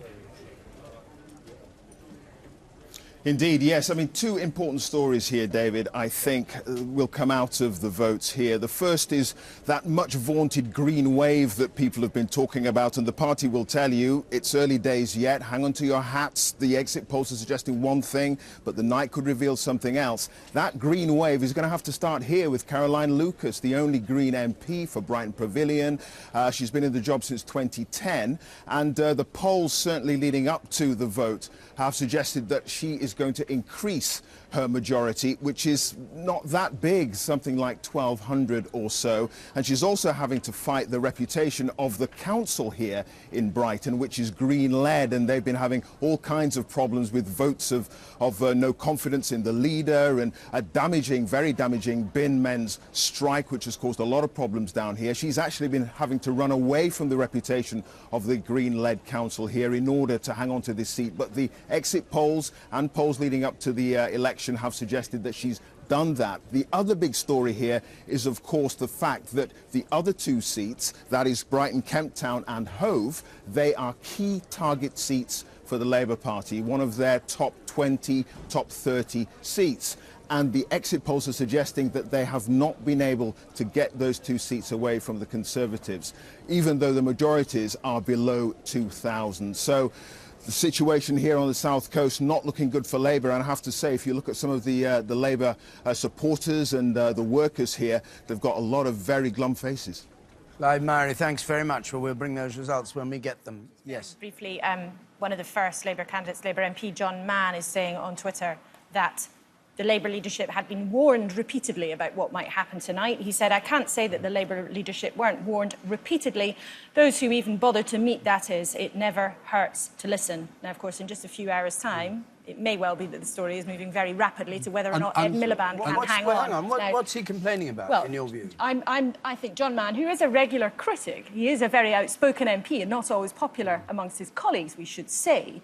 But I think there will be Labour MPs who, although they felt their hopes had been inflated with a giant sigh of relief that the campaign wasn't awful, that Ed Miliband appeared to grow in confidence, he had a decent showing in the debates, There was, let's not forget, not so long ago, lots of people in the Labour Party discussing whether or not he should be booted out even before this election. So I think we shouldn't be surprised if within the next day or so this becomes for Labour. And what's your view, that he'll go or not? I think there will certainly be very strong calls by the morning that he cannot stay in this position if these numbers, as they are emerging, turn out to be correct. Sorry to interrupt you, we're going to Glasgow North now for the declaration.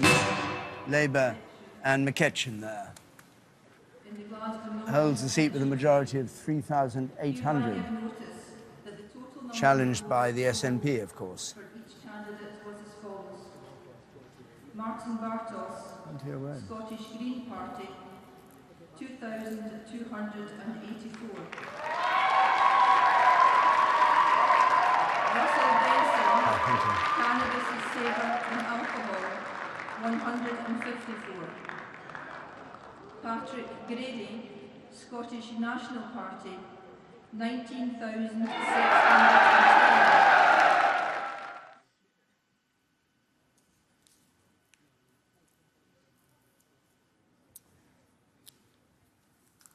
Well, this is a critical seat in Glasgow. It was the one seat that they thought in Glasgow would not go to the SNP, and we've lost the result because we haven't been able to hear it. Jim Murphy's result coming through now. Kirsten Francis Oswald, Scottish National Party, 23,013.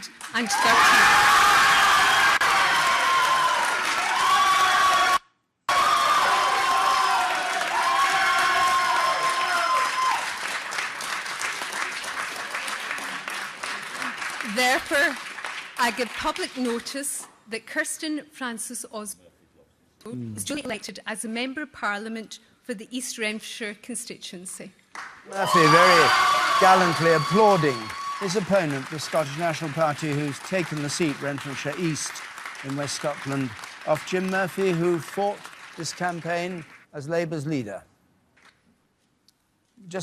We haven't got the figures for the moment. If we get them later on, we'll see them. The total number of votes cast across East Renfrewshire at the UK parliamentary election on the 7th of May. And another astonishing moment. We've become inured to this. We've come to expect it. But still, here is somebody who had made himself the face, the voice of Labour in Scotland. We all thought maybe Tory defectors could help him hang on. There's lots of stories. This is one seat that Labour would hold, and he's gone and gone big. Have we got any Labour holds in Glasgow, in Scotland? Not so far. And Jim Murphy, he took a big risk with his own career to go off and do this. And one criticism that has been made from those Labour Scottish high-ranking people who'd been ministers under Blair and Brown is that none of them had ever bothered to go back in Scotland. They'd made their choice to make their career in Westminster. Jim Murphy, who was the 5th Scottish Labour leader in 7 years, that shows you how much turmoil there's already been, did make that choice to go back, try and sort it out. Now, obviously from tonight, it was far too late, and maybe he would never have been able to do it. But for him, I think this is with his own career, did it's he? a particularly he would have been defeated painful if he moment. hadn't gone. Well, there will be an interesting question here as to whether or not he can stay on as leader with the hope of trying to win a seat in Holyrood at the 2016 elections next year. Now, that's probably a question for another time, but his career He's made could himself move a to very Holyrood. divisive figure in Scotland, however. There's the score in Scotland. We've had 20 declarations now out of... We've got 39 more to go, and so far the Scottish National Party have gained 16 seats and Labour have lost 15, that's the story, and the Liberal Democrats have lost 1.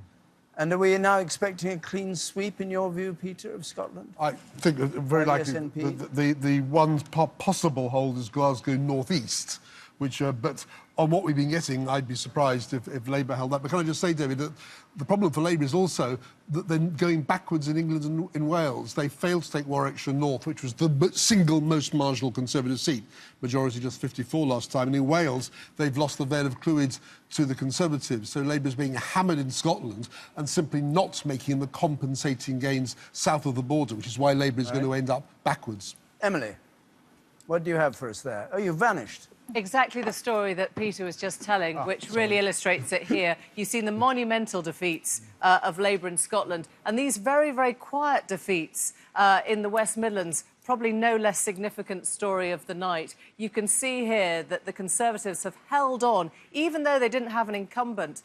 Dan Biles stepped down last time round, and a well-known Labour face, Mike O'Brien, the former immigration minister, was fighting here. They failed to take it. Interestingly, UKIP, who is William Cash, son of Bill Cash, have made gains. Third place, 17%.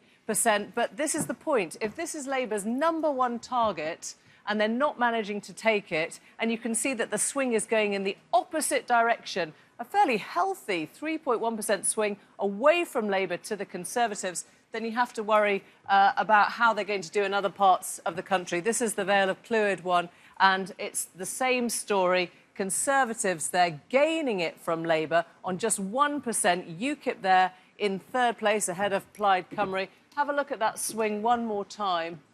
And it's Labour to the Conservatives of nearly 4%. So all these places that if Labour were having a good night, you remember we put them on our list as sort of low-hanging fruit for Labour at the beginning of the night. They look like close-run races that Labour could fairly easily pick up if it was having a good night. It hasn't. Thanks very much, Emily. These results have been slower coming in than we'd thought. They've of course, been very a slow. lot of places have got council elections, not everywhere, but most of England has council elections. Council elections mean they have to simply open every ballot box and separate one sheet from another. The council millions of people will have had that. Jim Murphy joins us now. Oh, we're going to hear his speech, perhaps. I'd like to start by thanking the police, not just for the work they've done today in securing the election, but for the work that they do every day in securing our communities. I'd like to thank the returning officer and all of his staff for the professional way in which the count was conducted. And particular thanks to my agent, Paul O'Kane, and my brilliant campaign team who have worked so hard, all sorts of weathers, over the past few weeks. You're a real tribute to the Labour Party, and I'll be forever indebted to the thousands of hours you put into the campaign.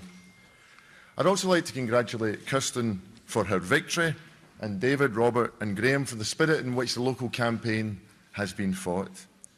As we all know, East Renfrewshire is unique in Scotland in its diversity, with a large Jewish community and a growing Muslim community, with housing schemes in some of the richest parts of Scotland within East Renfrewshire. It has been a real pleasure to represent our area in Parliament for the past 18 years. Kirsten, I know what it's like to come from behind in an election in this constituency, and I know that you will cherish the opportunity that your victory has provided you with. I wholeheartedly congratulate you and wish you every success in your parliamentary career and standing up for the people of East Renfrewshire. As well as having had the honour of representing East Renfrewshire in Parliament, I've also had the chance to serve in governments, Labour governments, and in the Cabinet under both Tony Blair and Gordon Brown. And I'm proud of those 13 years and how we changed our country for the better in an irreversible way. This is, of course, an enormous moment for the SNP, and no one can deny that. And I congratulate them more widely on their success this evening. With a victory on this scale, there also comes a responsibility. No one, of course, should ever confuse nationalism with our nation. No one should ever mistake their party for our country, because our history, our streets, our flag have never and will never belong to one political party or one political cause. And finally, it's proven hard to turn round years of difficulty with the Scottish Labour Party in just 5 short months. Tonight, Scotland has lost so many great members of Parliament from all across the country, and I'd like to pay tribute to each and every one of them. There will be more to say about this and what it means for Scotland in the days to come. But for me personally, and for the Scottish Labour Party, the fight goes on and our cause continues. I and hundreds of thousands of Scots, the length and breadth of our great country, still believe in the progressive policies that the Labour Party stands for, and I will continue to lead Scottish Labour as we fight for them. The party that has traditionally been the timeless champion of the underdog now finds itself in the position of being the underdog. But the Scottish Labour Party has been around for more than a century, and 100 years from tonight, we'll still be around. Scotland needs a strong Labour Party, and our fight back starts tomorrow morning. Thank you very much. Well, that's a model speech in its courtesy and its generosity to the opponent who defeated him. It must be a very bitter defeat for Jim Murphy there, who led Labour's campaign in Scotland and has seen Labour pretty well wiped out, who fought also in the referendum campaign, but went up there to fight for his seat and lost. Now, John Curtis, you've got insights onto Scotland for us now that are rather unexpected. Well, I mean, you'll remember that way back in the 1950s, in 1955, the Conservatives managed to win 50.1% of the vote in Scotland. It now seems a very, very long and dim and distant past. But at least it's possible. We're not saying this is going to happen, but at least now looks possible that the SNP will actually repeat that feat and may well get over half of the votes north of the border, and that indeed, you know, that certainly the 58 seats that we said they would get at the beginning of the night doesn't look as though it's going to be terribly far off. We're just asking ourselves, what is there somewhere or other that just manages to elude their grasp? But certainly Scotland is now, so far as its Westminster representation is concerned, looks as though it's going to be completely and utterly dominated by the SNP. What's your view of the fate of the Conservative Party in England? How close are they going to get to a majority at Westminster? Herein lies the uncertainty now, I think, of this election. You'll remember at the beginning of the night, we said the Conservatives would be the largest party by a long way. Shock, horror at that prediction. Well, certainly the broad story of the exit poll is certainly now coming out in the results. The one remaining uncertainty is whether Conservative largest party simply means the largest party in a hung parliament, or does it possibly just mean that the Conservatives will have an overall majority? And I think what we're going to be looking for now through the rest of tonight and maybe well into tomorrow is whether they do or do not just manage to get past that magic 326 mark. And at this rate, we've had 102 declarations in only out of 650. There's a long way to go before we get the answer to that question.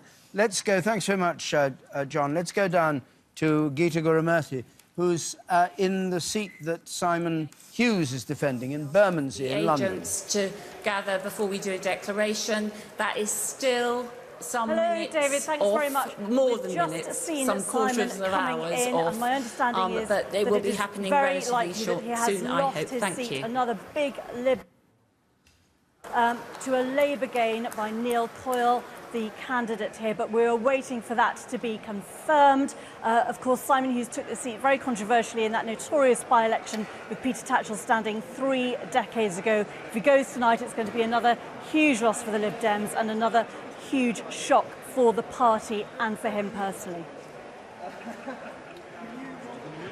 Senior member of the Liberal Democrat Party for a long time, deputy leader of the party.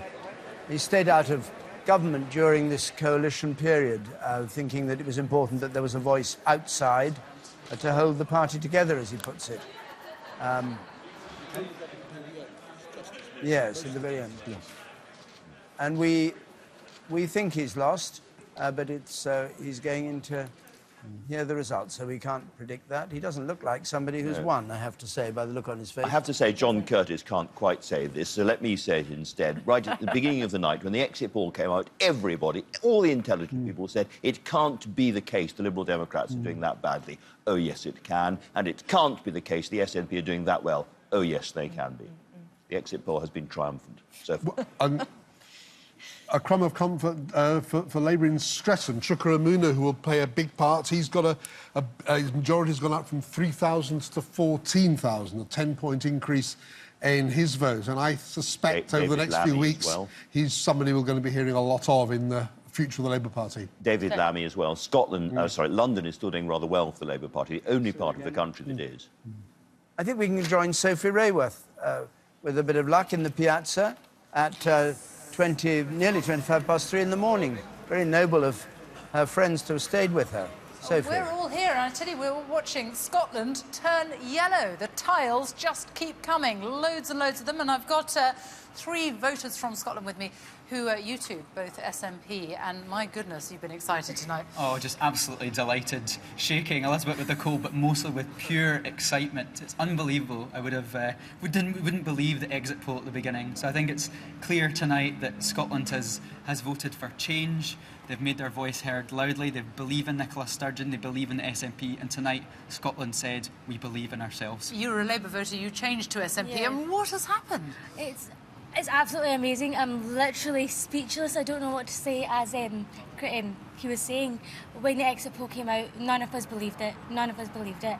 It's absolutely wonderful. And yeah, the voters have spoken in Scotland. They don't want a Tory-led government that's only in the plan of austerity. They want a progressive party with progressive policies, and they understand that it's only the SNP that offers that. And Scott, you're feeling a bit glum because you're a Labour voter in Scotland. It has not gone well at all for you, has it? No, it's not gone well in Scotland, but the thing is, there's 591 seats that the SNP aren't standing in.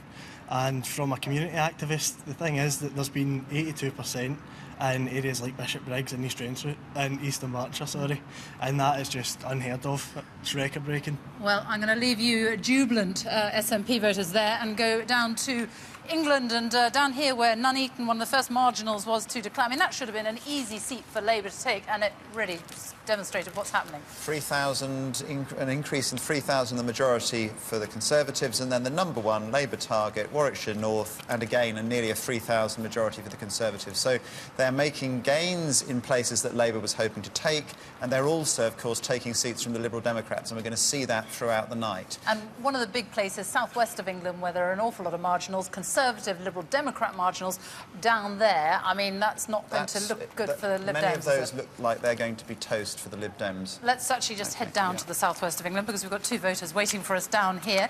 Now, you're a Conservative, a farmer, a Conservative voter from the marginal seat Wells. What do you think has happened to the Lib Dems? Well, I think 5 years ago they entered into a coalition with the Conservatives, and they've actually worked well to help form a stable government.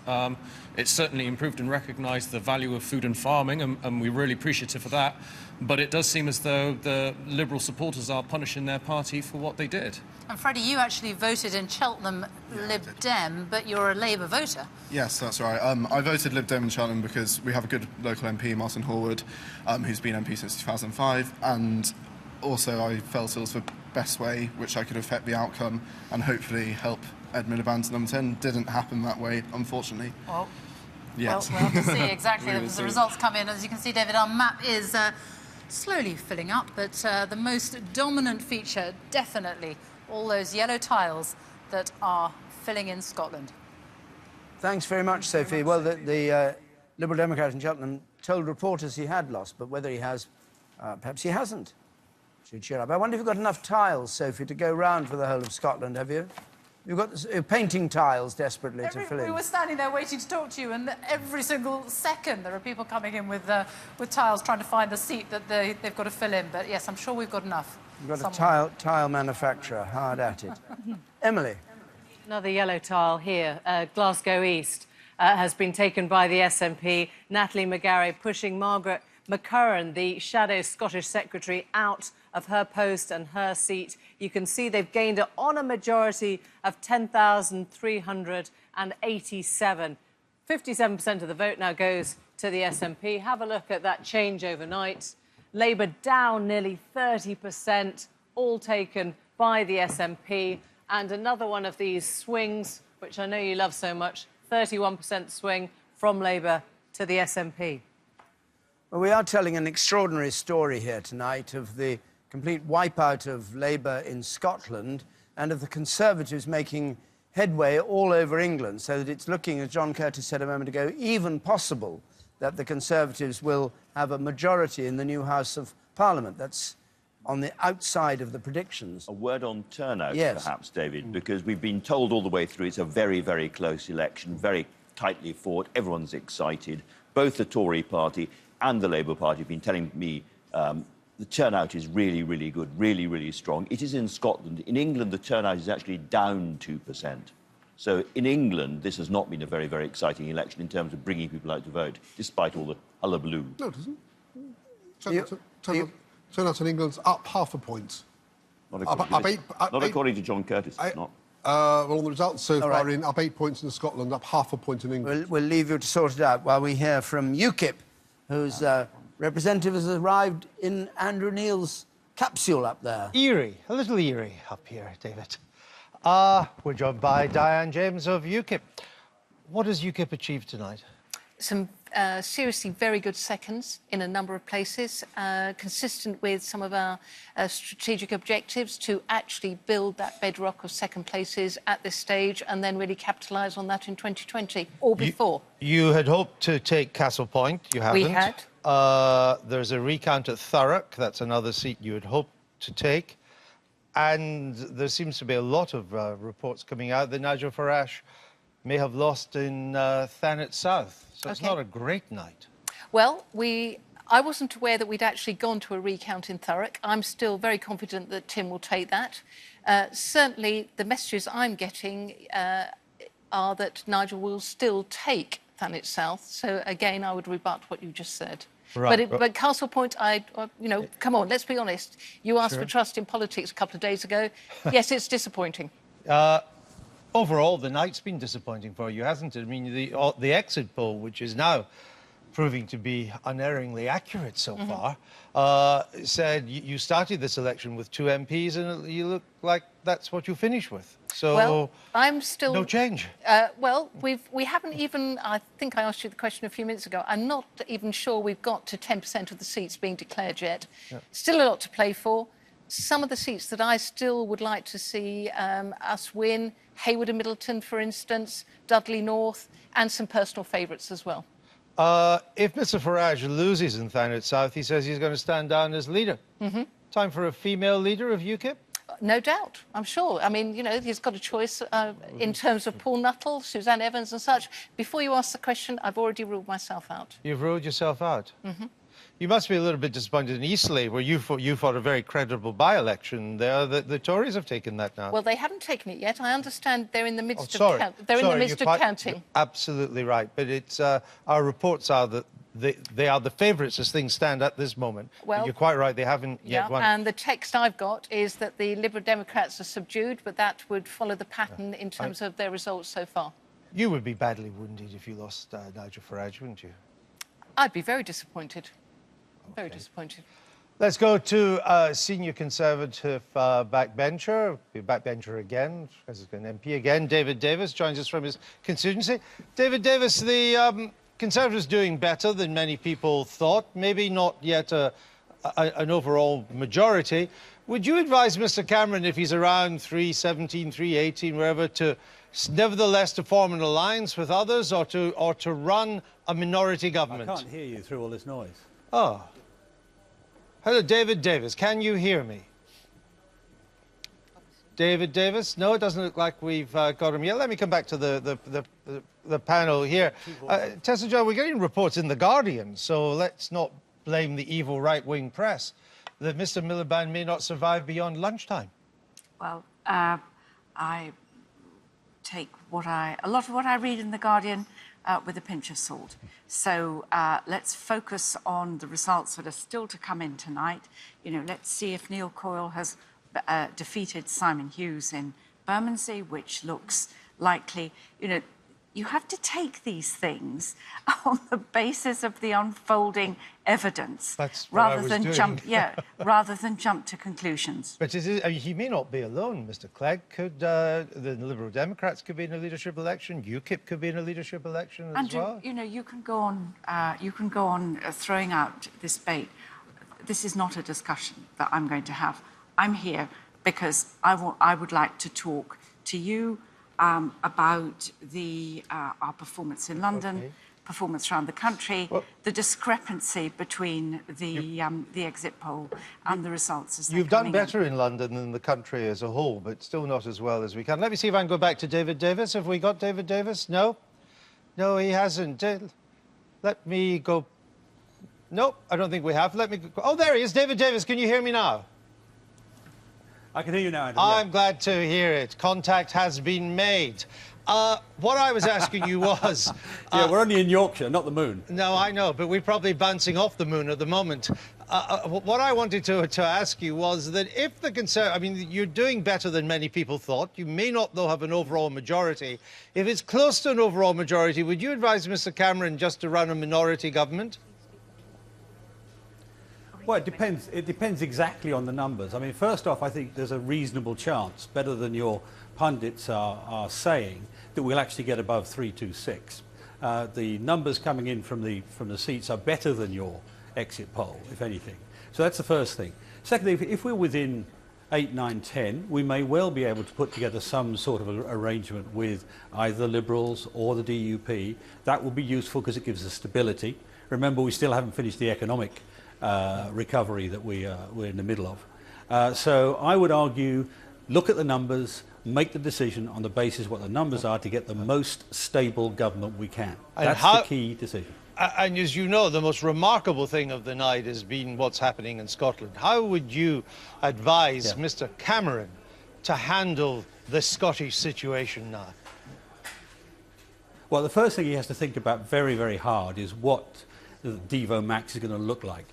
This situation came about because Gordon Brown, who was being feted earlier as the saviour of the Union, Gordon Brown and Tony Blair created a devolution which gave a grievance machine to the Scottish Nationalist Party. We must actually create some sort of fiscal autonomy which actually takes away that grievance machine, makes Holyrood behave responsibly, gives power to them, gives power to the Scottish people, but doesn't actually make a permanent complaint against the rest of the UK.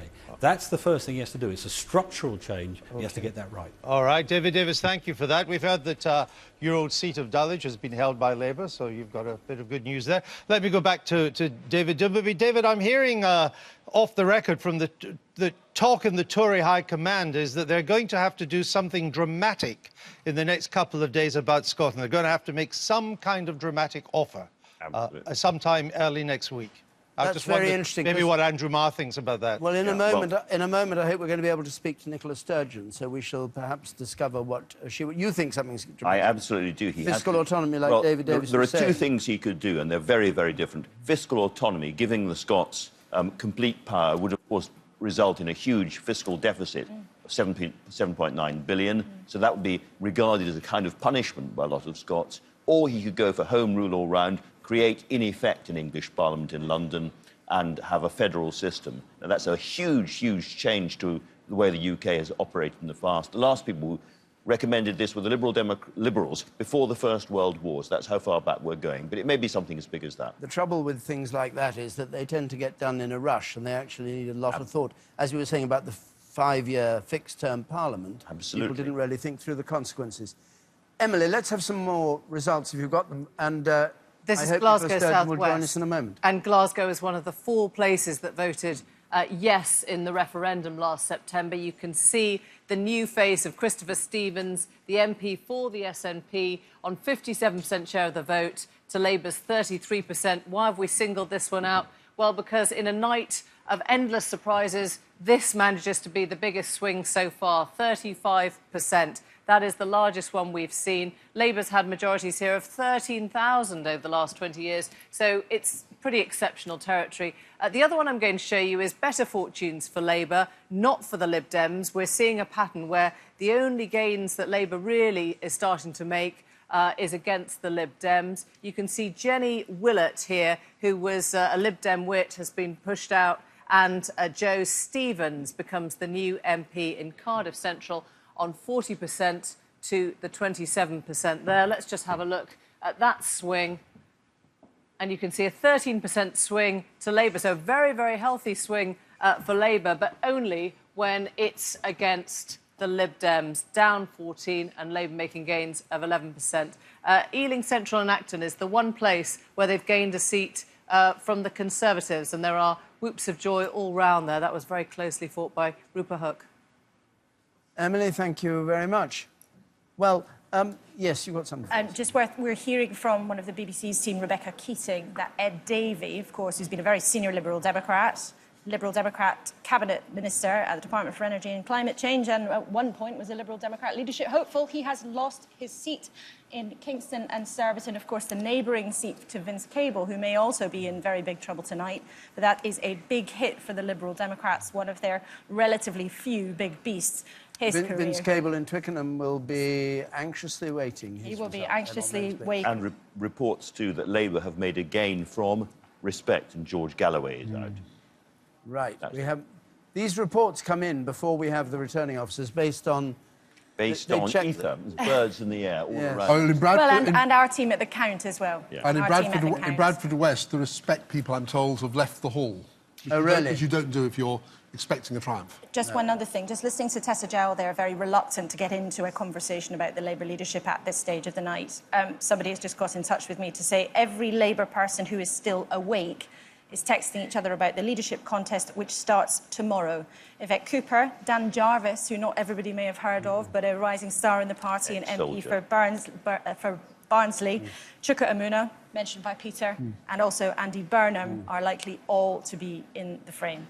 And it's not going to be just a contest between individuals. It's going to be a contest between two types of Labour Party. A revived Tony Blair-style Labour Party and a continuity Ed Miliband soft left Labour Party. One shouldn't underestimate the significance of the nature of that contest, not just the personalities. But above all, a thoroughly English Labour Party. Thoroughly English, indeed. Well, I think we can be joined by David Lammy now. Yes, there he is. Well, what do you make of what's going on tonight? It looks pretty grim, and there's already now talk of Ed Miliband standing down within 24 hours. I have to say, I think that's a bit premature. The night is not yet over. I mean, I'm standing here in Haringey. It looks like we're going to win Hornsey Wood Green. Very pleased at the result in Ealing. Of course, it's a very mixed picture across the country, and it's hugely disappointing to lose colleagues like Douglas Alexander and Jim Murphy. But let's see where we get to as the night unfolds. It's very premature to be undermining a leader that has performed well in this election cycle, and all commentators said that. Are you surprised by Labour's failure to make more inroads in London?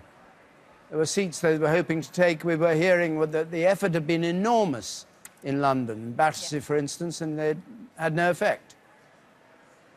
Well, we had a fantastic candidate in Battersea. All of us wanted to see him come into the Parliamentary Labour Party. Disappointed that we've not quite made it. But there's huge demographic change here in London, and we are seeing that where there's a strong ethnic minority vote, particularly, I think, that seats are going for Labour. So let's see where we get to. We've got to see those Enfield seats, those Harrow seats come in, I think, before we can come to a conclusion about the results here in London. But here in the London Borough of Haringey, we are seeing a Lib Dem collapse. I think Catherine West will become the Labour MP for Hornsey and Wood Green.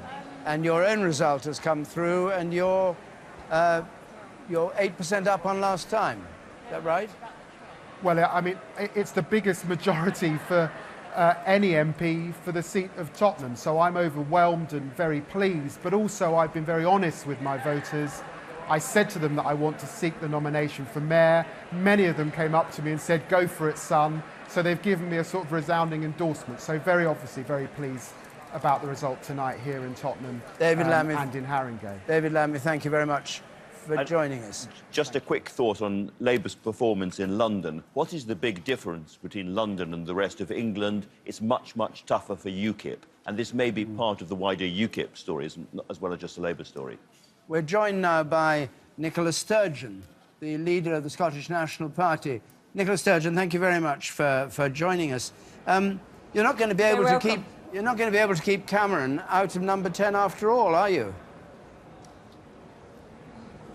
Well, you know, if Cameron ends up back in number 10, that's because Labour has failed to beat the Conservatives in England. It's not because of what is happening in Scotland. If there is, when the parliamentary arithmetic finally becomes known later this morning, if there is any opportunity of an anti-Tory majority to lock David Cameron out of Downing Street, then I will want to work with Ed Miliband to do that. But if that's not possible, as I say, that's down to Labour's failure to beat the Tories in England.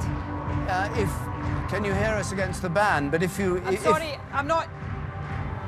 You can turn the music off. You're all powerful in Scotland. Wave your arms and the music will finish. Thank you. It has. I'm not able to hear you. Okay. If what we think is going to happen happens and David Cameron is back in number 10, what would you look for from a Conservative government in Westminster? Well, when I launched the SNP's manifesto 3 weeks ago, I said that an end to austerity was at the top of our agenda. And any government that emerges at Westminster tomorrow has to pay heed to what has happened in Scotland today. There has clearly been a vote against continued austerity, and that's the issue that we'll be seeking to put at the heart of the Westminster agenda tomorrow. Do you expect to get fiscal autonomy, or would you like to see full fiscal autonomy? David, I'm sorry, I know it's difficult to hear. I'm not hearing you because of the declaration, I'm afraid. Let me try and fill in the gaps between the cheers. Would you? I'm not hearing you at all. Can you hear me now? Oh, no, it's impossible. No. I'm sorry, there's too much noise. There's too many SNP activists cheering at the moment. And I'm about to join them. We can't fight against it. We'll come back to you once the cheering stops. I hope if you could stay with us. Thank you very much. Emily. Two results in to show you both losses for the Lib Dems, and we're hearing, as you've seen splashed on your screen, that Ed Davey has lost his seat in Kingston as well. That would be the first ministerial scalp of the night. We haven't got those figures, and we'll bring them to you as soon as we have. But Redcar, you can see here, Labour needed a 6% swing to take this from the Lib Dems. It has done. It's on 44% share of the vote. And if I just go into this, it's a horrifying column that for the Lib Dems, down 27%. There was no incumbent that was a familiar face. Perhaps that had an effect here. This is the kind of swing that Labour would be very proud of. 19%, it's against the Lib Dems as opposed to against the party they really need to beat tonight, which is the Conservative. Let me just take you to Kingston then. We've had that result in, and you can see it's turned blue, pushing the orange to the very end. That means there is a new MP here for the Conservatives, James Berry, pushing Ed Davey, the Energy Secretary, into second place on 34%. Let's just see what happened to that share of the vote. Down 15%, not as bad as the one we saw in Redcar, but clearly enough to get him out of this seat. And an important moment, really, when the Conservatives will start realising just how powerful that coalition has been, winning them seats at the expense of their junior partners. Again, Ed Davey, a very familiar figure, a long-standing Lib Dem MP. So perhaps that whole question of incumbency and whether it would matter or not is proving not to have that much effect after all. Thanks very much, Emily. Grimsby, Great Grimsby. UKIP were trying to take Great Grimsby from Labour, which had been held by Austin Mitchell ever since 1977, a former television presenter who turned politician. Here's the Great Grimsby result, and Melanie On has taken it, trade union representative. The vote, her majority, 4,500. And the change since last time, let's just see that. So this was a Labour defence, and the change, Labour went up 7%, Conservatives down 4, UKIP up 19, and the swing from Conservative to Labour, 5.7%. So that was a good result. Can we make a point about UKIP at this point? Yes. UKIP have been piling up very large numbers of votes all across the country. They've done very well in terms of a lot of their numbers of raw numbers of votes, and very, very badly in terms of numbers of seats. Now, all my political lifetime, electoral reform has been a cause of the sort of left and the centre-left. I think from now on it's a cause of the right.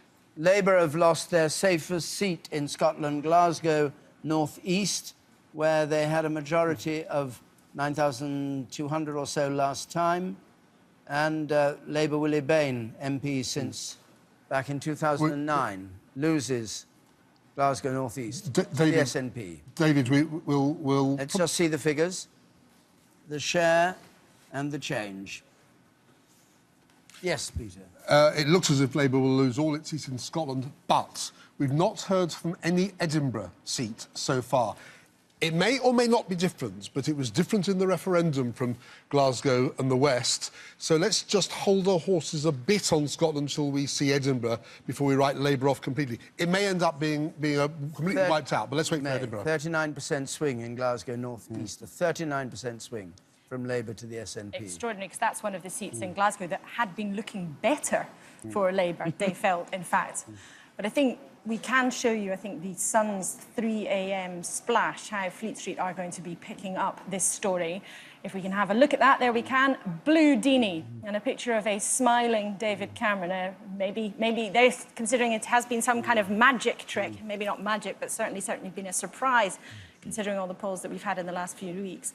But also, they say Tories head for shock when Ed crushed in an SNP landslide. What was that one? Ed crushed? Crushed. An SNP landslide. Yes. Well, to what extent is it an SNP landslide, and to what extent is it happening in the rest of the UK, in England and Wales, Peter? Yes, Labour is... What's happened is that Labour is doing reasonably well in the North East. That Redcar result was undoing a massive swing for the Liberal Dems last time. Labour's doing moderately well in London, not spectacularly. But everywhere else in England, the Tories are gaining. And perhaps the big story of the night is, I'm looking at the vote share, it's now possible the Conservatives will end up across Britain with the same or slightly higher vote share as it had in 2010, which is something that not only did no pollster, but I think no journalist and no politician predicted. Labour will be up a couple of percentage points, but the Conservative resilience across England is truly remarkable. It's a bit early to do the vote share, isn't it? But at the moment we have Labour down 25 seats and Conservatives up 3. Here are some of the Labour losses. The famous faces in Scotland: Douglas Alexander, Jim Murphy, the leader of the party, Margaret Curran out. Douglas Alexander, who headed the campaign for Labour. Those 3 faces, they seem to be the same 3 faces, yes. We should reflect on the human stories behind these. Douglas Alexander, who a few weeks ago thought he was going to be Foreign Secretary, is now unemployed. I mean, you know, we just tot off the seats. Lots and lots and lots of very experienced politicians finding themselves unexpectedly unemployed for a long time to come. Well, that's what... That's how it works. That's what happens when... It's a brutal game. It's a brutal game, but when you go into it, you know it's going to be brutal. Yeah. I mean, it's never an easy ride, is it? Unless you get a very, very safe seat. It certainly isn't, but there's been a lot of gracious losers making decent speeches. Jim Murphy made a particularly gracious... But it's interesting, given how dominant Scottish MPs have been in the Parliamentary Labour Party for such a long time, this will also usher in, to some extent, a real generational shift. Absolutely. In the UK Labour Party. Let's go to Richard Westcott in Bradford, which was the seat George Galloway, Bradford West, is defending. Richard. Yes, well, we've had an interesting night tonight. George Galloway's actually been reported to the police by the returning officer because before the polls shut, he retweeted an exit poll suggesting that he was going to win the seat, and you're not allowed to do that until the polls shut. So they had a complaint to the council. Someone had taken a screenshot of this tweet because it was only up for about a minute or so. And then they've now referred that to the police. George Galloway spokesman telling us basically it's a storm in a thimble, in that classic George Galloway way. He's not actually here. None of the main candidates for Bradford West are here yet, so we've got a bit of a while to go before we know what's happened. There are a lot of confident Labour people around. There's 3 seats here, Bradford's East, West and South, and the feeling is, a lot of Labour people here, is that they're going to gain all 3. So South was always deemed to be safe Labour. East has been Lib Dems' hands just for 5 years, and that was a very narrow margin last time, 365 votes. And Bradford West, of course, George Galloway took in a by-election in 2012 when everyone thought he'd lose his deposit. It was a 19-day campaign. He came up here and he won by more than 10,000, the majority. There's a suggestion tonight that he might lose that, but as I say, we're waiting for him to make his usual entrance. Well, thank you very much, Richard. And we had been hearing that George Galloway might have lost, but from what you say, from that tweet, perhaps he hasn't. Ed Miliband leaving his house, going to his count.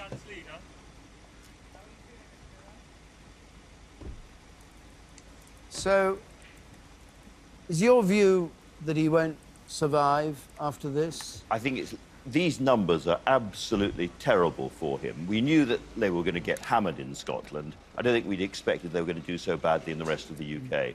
But Yeah, go on. We were talking about how politics is a brutal game. Actually, everyone said that Ed Miliband would be a terrible campaigner, a great embarrassment to his party. He wasn't. He actually campaigned and spoke far better than most people thought. Having said that, he's led the party way away from the Blairite kind of Labour Party, and he's got lots of people behind him pointing the finger, saying that was a terrible, terrible mistake. And they'll be after him after this. Yeah, but they'll be after him, but presumably the party will be divided 50-50 between people who wanted that and didn't like the Blair years. The party will be Labour divided. should be... I mean, all parties are divided anyway, The but party Labour will be badly divided. However, after a defeat like this, no leader has much authority. It's a very, very dangerous time for Ed Miliband. No, and someone else has just got in touch with me in the Labour Party to say we want Ed gone by Monday and a bloodletting leadership battle ASAP. I mean, it's a bloodletting leadership. Well, bloodletting, you let out all the toxins, you let out everything that went so wrong. And I think this won't just be a straight battle between people who were seen as Blairites and people who were seen as Brownites. There's a group of people inside the Labour Party now who feel they don't identify with that. They've moved on from that. That all started decades ago, in their view. They want to look at something new. But I think that's why you see the names of people, even like Dan Jarvis, who've only been in Parliament for, you know, barely a few minutes in the grand scheme of things, and particularly candidates potential like Chuka Umunna, seen very much to be of this next generation. And in a sense, that was one of Ed Miliband's problems always. He'd been in government for such a long time. I think that the problem with using the term Blairite, which I used about half an hour ago, is that, of course, the name, the person, is toxic within the Labour Party. But the phenomenon of Tony Blair, how he won the leadership, how he won the 3 elections, is surely a lesson for the Labour Party. And the question that the Labour Party is going to have to ask itself, if there is a leadership contest, does it go back to that style of accommodation with the modern world, or does it go back to a different heritage of Labour, to do with the trade unions, to do with more left-wing causes? And you talk about bloodletting. In a sense, if there is to be a leadership election, I think it has to be an argument that comes out into the open. It can't be buried. It has to be settled. You call it an accommodation with the modern world, but I mean, Ed Miliband just had a different view of the modern world from the view that David Cameron and George Osborne has. I meant the term... you don't have to come to terms with the Osborne view. You're right. I meant accommodation in the context of what Tony Blair did in the mid-90s. That sort of accommodation with that sort of world. Yes, would that still be possible? Because if Tony Blair came back now, so to speak, and said the things he was saying then, now, many people would say, but that's not the answer. People who feel they've been suffering badly from, the depression, not having work, from low pay. Blair wouldn't appeal to them. The policies will be different, but the idea of appealing to aspiration, to build a broad consensus across businesses as well as workers, the idea that, you should not be simply a party of the working class in the form that Labour was when it was the party of the coal miners, the ship workers, the steel workers, the car workers. You think that's what Ed Miliband was being? Was that what the image he had? I don't think he had that image, but I think he had a sense of Labour going back to, if you like, the noble roots of Labour left ideas of the 20th century. I'm not, each generation is different. I agree with a lot of that. I think, in a sense, you could put it more simply. At the moment, although Ed Miliband is supposed to be an intellectual and so forth, if you ask the Labour leadership, what is your view of modern capitalism? What do you really think about the modern market economy? It would be very hard to know what their answer is. There isn't a core, clear economic philosophy, and I think whereas the Tories definitely have one, and I think that's been a real problem for them all the way through. One of the interesting things for both of the big parties in this election, though, they both decided, for reasons of the polls, for reasons of philosophy, that they were going to play to their base. They were not going to play to the centre. That was Ed Miliband believed that the centre had moved, but many people felt that interpretation meant that the party tacked to the left. So the question, perhaps, until we had this crossover period at the very end. At the very last minute. I think the core question is for Labour is whether you feel the issue is with business is your aim to curb, your central aim to curb business that misbehaves, or is your main aim to help good business thrive? All right. And I think that is where the difference is between the two styles of Labour Party. Well, let's not reconstruct the they Labour will Party here around the table in the next few weeks. Because this is a results programme. Results. We've had 183 in so far, and Emily's got some of the more interesting ones. Before the bloodletting starts with Labour tomorrow, there will be a rare glimmer of sunshine felt here in Ilford North. They tend to be doing much better in these London seats so far. You can see this Labour gain from the Conservative. Wes Streeting, a former president of the NUS, a majority of 589, so pretty tight, but they needed a 6% swing here, and they got it. This was taken by Blair twice, and you can see Labour's had its eyes on getting it back. It's a fairly mixed ethnicity, perhaps an area where Labour does better. So they'll be very pleased with this gain from the Conservatives. The other one I want to bring you is a Labour hold in Haywood and Middleton. You might remember this from the by-election where UKIP nearly took this seat. They were short of about 600 votes. And you can see here they've had an astonishing performance. 32% share of the vote at this seat in the northwest, but Labour have held on with 43%. Let's just look at that as a swing. And you can see it's a swing to UKIP from Labour of 13%. So when you heard Diane James earlier saying they're very pleased with some of the performance, second place, we're not seeing it as seats for UKIP, but we are seeing a strong share where they're coming second. David. OK, well, we've got this result from Orkney and Shetland. This is interesting. One seat that the Scottish National Party hasn't taken, and that is Orkney and Shetland. Alistair Carmichael, the Scottish Secretary in the coalition government, has held on to Orkney and Shetland. A majority of 817. So maybe they'll have to recruit him to be Scottish Secretary. Well, it's not really Scottish, it's Danish. Or Norwegian. Norwegian. Very Norwegian. controversial Yes. thing to say, actually. Well, yes, be careful what you say. But it certainly is not a part of Scotland that looks with particular warmth on Holyrood. No, and we thought this was one seat they would this has hold been on the joke that it might be the only seat that the Lib Dems held in Scotland, but it's not really Scotland. That was the joke, not me saying that, of course, to be clear. Of course. And there was a swing from the Liberal Democrats to the Scottish National Party of 24%, but not enough to defeat the Liberal Democrats. So now we've had 187, and we've got 463 to go. It's 4 o'clock in the morning. The story is becoming clearer as we go. We go through the piazza there with the seats gradually taking shape around the United Kingdom with Sophie Rayworth, who we'll be back with later on. But for the moment, we go to the news and Rita Chakrabarti.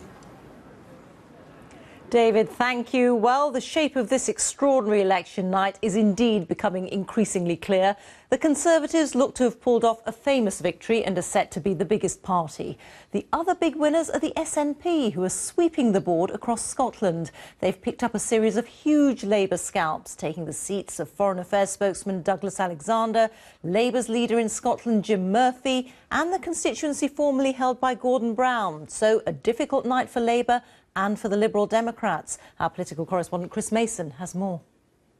Total number. Labour are being decimated in Scotland and doing badly in England. First came this moment.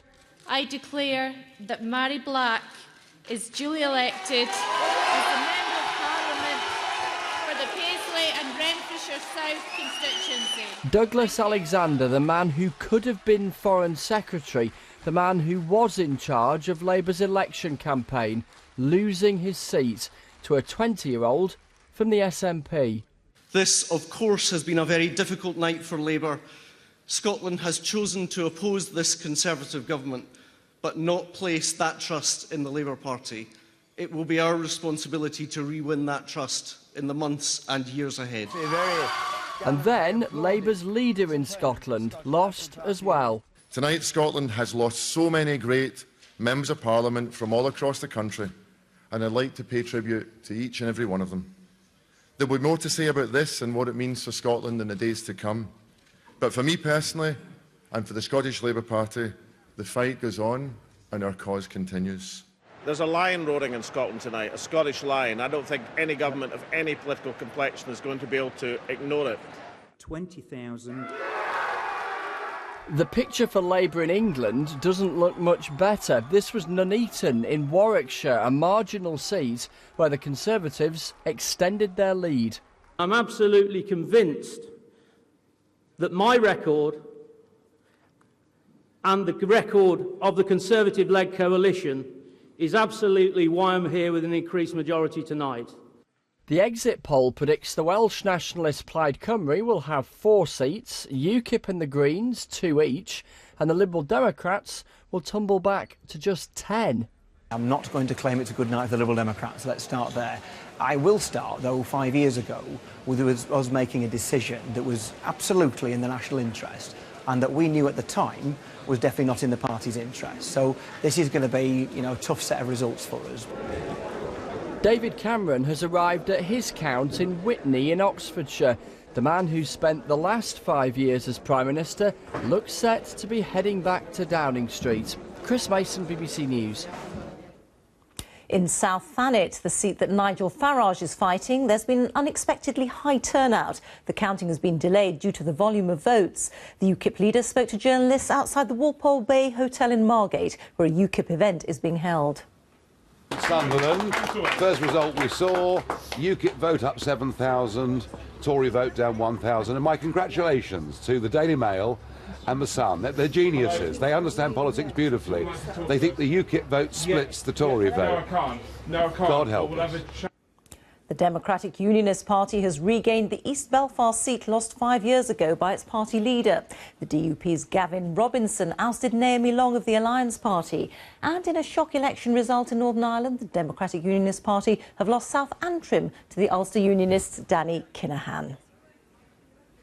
It means a return to Westminster for the Ulster Unionists, who've not had an MP since 2010. And with that, it's back to you, David. What?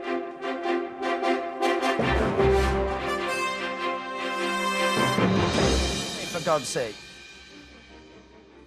So back here in the election studio, here we are, and we've got the 189 seats declared now, 461 to go. Nick Clegg must be a very disappointed man arriving at his count. We haven't heard from these three party leaders yet, but no doubt sometime now or during the early morning we should get a first response from them. Nick Clegg is on his way. I don't know whether he's going to lose all 47 that we said. Is he losing all 47, do you think? I think it's very likely that, that the exit poll will be pretty well spot on with the Liberal Democrats. Yeah. Sources close to him have admitted his seat is looking very, very tight. And some rumours, and I should say rumours, but some journalists chatter on social media tonight suggesting Nick Clegg might use this as an opportunity to quit and leave politics altogether. Now, I would stress that's something that reporters are talking about online, but in these circumstances, it's not impossible. Certainly, you have to ask yourself whether any political decision in modern British political history has been as catastrophic for a party as Nick Clegg's patriotic decision to go into coalition with the Conservatives in 2010. Sir Ming Campbell's seat in Fife North East has been lost by the Liberal Democrats to the SNP. This is Sheffield Hallam, on the other hand, waiting for the arrival of Nick Clegg.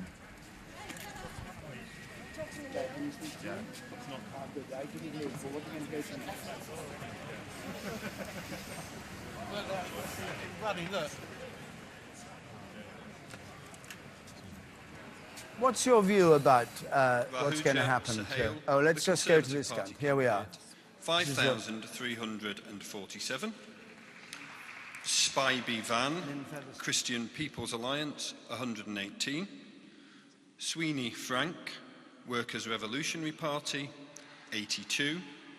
West Catherine Elizabeth, Labour Party, 29,417.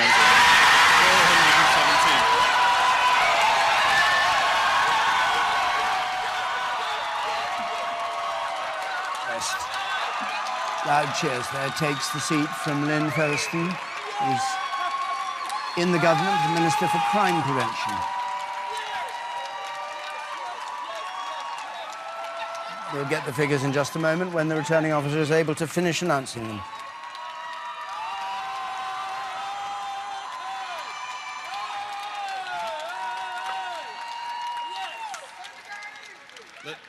The number of ballot papers rejected was as follows: want of official mark, 0. Voting for more than one candidate, 62. Writing or remark by which the voter could be identified, 1. And now we leave Hornsey and cross London to Bermondsey and Old Southwark, Simon Hughes' seat, which is about to be declared. The returning officer just going, a few photographs being taken, the returning officer gathering them on the platform there. Difficult to detect what the result is. Here he is to announce it. Simon Hughes He's been MP here since 1983. Somebody's made his entire career in Liberal Democrat politics in London. Of a Member of Parliament for the Bermondsey and Old Southwark constituency, do hereby give notice that the number of ballot papers rejected is as follows. Want of an official mark, 3. Voting for more candidates than voter was entitled to, 75. Writing or mark by which voter could be identified, 5. Being unmarked or wholly void for uncertainty, 123, and its total is 206. And the number of votes recorded for each candidate at the said election is as follows. Abrams, Kingsley, Left Unity, Trade Unionist and Socialist, 142. Beadle, Andrew, UK Independence Party, UKIP, 3,254. Cole, Donald, All People's Party, 59. Coyle, Neil, Labour Party, 22,000.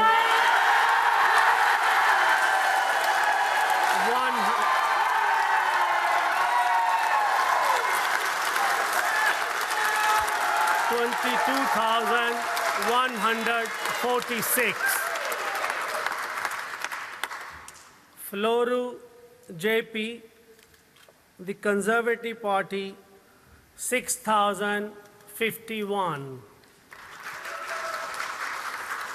Freeman, Steve, Republican Socialist, 20.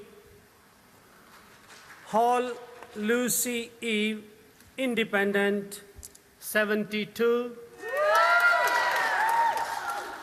Hughes, Simon Henry Ward, Liberal Democrat, 17,000.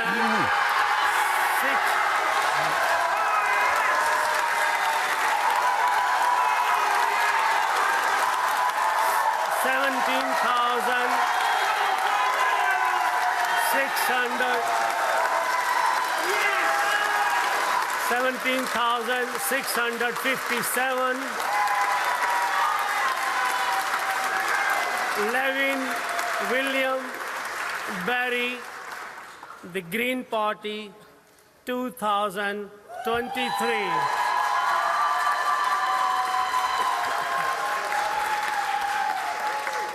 And I do hereby declare that Neil Coyle is duly elected. Well, Labour take that seat from the Liberal Democrats. You can see it on Simon Hughes' face. 32 years, the MP, there in Bermondsey. 32 years and an assiduous constituency MP, always at everything that happens there. So, a bitter disappointment, a bitter blow to him. And he's the victim, yet again, even though he wasn't deeply involved in it, of the coalition. Just like Lynn Featherstone. Just like Lynn Featherstone, who was to have been one of the Lib Dems' negotiating team if they got to the point of having to do a coalition deal. And Vince Cable is still under threat, and Nick Clegg, we just don't know yet. It sounds like Sheffield Hallam is extremely close for them this evening. And one wonders who out of those 10 or so will be left, because that will be extremely important. Ed Miliband arriving now at his count, and maybe we'll hear from him. Cheerful wave as he goes in. Do you think he'll survive the week? I think it's very hard to see how he will. Go? It's very hard to see how he will, although somebody who's at Labour HQ tonight insists that the mood there is not mutinous. They are still trying to put a brave face on things. The Labour Party are relatively herbivorous and gentle when it comes to killing their leaders. They can nibble at them until they fall over, rather than the Tories who just jump and bite their heads off. Do you think he got it wrong? Ed Miliband. Yes. Do you think the campaign was... Well, I think clearly the campaign has not been a success. That's what we're watching tonight, David. Now, in terms of what else he could have done, who knows? But I come back to my original point. I don't think we've got a clear enough economic vision from the Labour Party. They weren't absolutely clear enough. We have a productivity crisis in this country. There's a lot to be said about the economy. We haven't really heard a lot about that from the Labour Party, and I think people thought, well, actually, the Tories are still the money party. They know about money, and that's no longer enough for the Labour Party to say, we do the NHS, they do the money. You can't do that anymore. Labour have gained 8, but they've lost 35. That's the current position. And the thing is, of their 8 gains, 6 are from the Liberal Democrats, which is a measure of how bad the Liberal Democrats have done. But the fact that after, nearly 200 seats declared, Labour made only 2 gains from the Conservatives. That tells you almost all you need to know. And I think the question for Ed Miliband is, does he want to stay beyond the weekend as Labour Party leader? We're joined by Peter Hain now, who's standing down from this Parliament and is in Broadcasting House. Mr Hain, thank you for joining us. Well, you're no longer there in the list, standing with the returning officer, having to suffer defeat. When you watch that happening to your colleagues, when you watch the failure to take as much as Labour thought they would take, what are your thoughts about the way the campaign was run and the future of the Labour Party? Well, this was devastating for us in Scotland, where an avalanche happened, and it just swept us aside, and great Labour figures like Douglas Alexander and Jim Murphy have lost, and many other colleagues, and it's extremely sad to see that happening.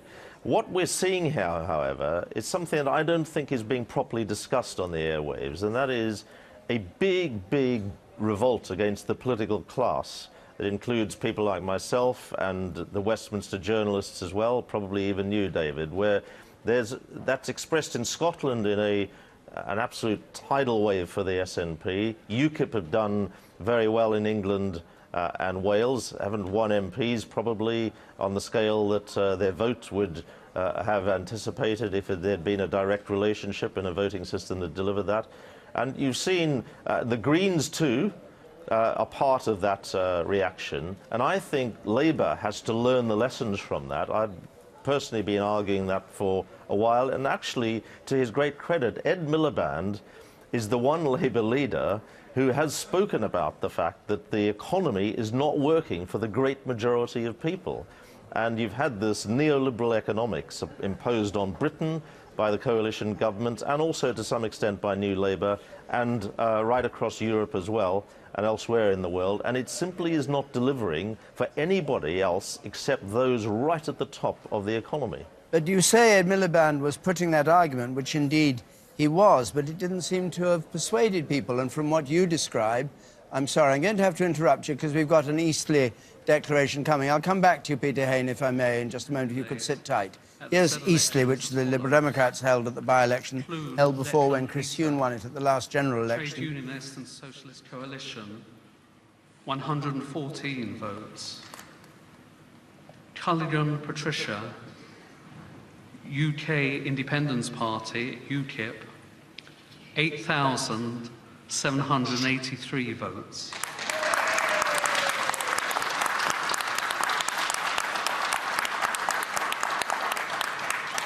Davis Mims, the Conservative Party candidate, 23,464 votes.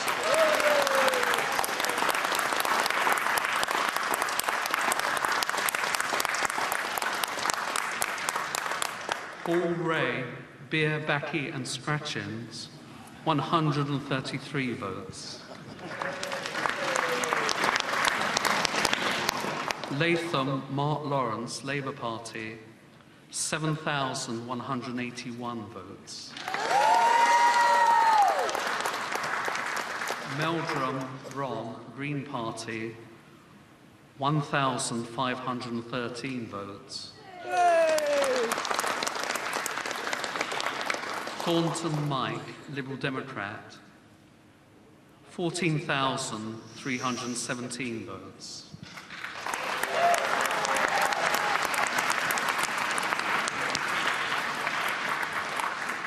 Seat that Chris Huhne had and that they held. A devastating defeat for the Liberal Democrats there. 14,000. The Conservatives take the seat. UKIP, which was a close second at the by-election, goes into third place, I think, there. Goodness knows what the beer, backy and scratchings party is about.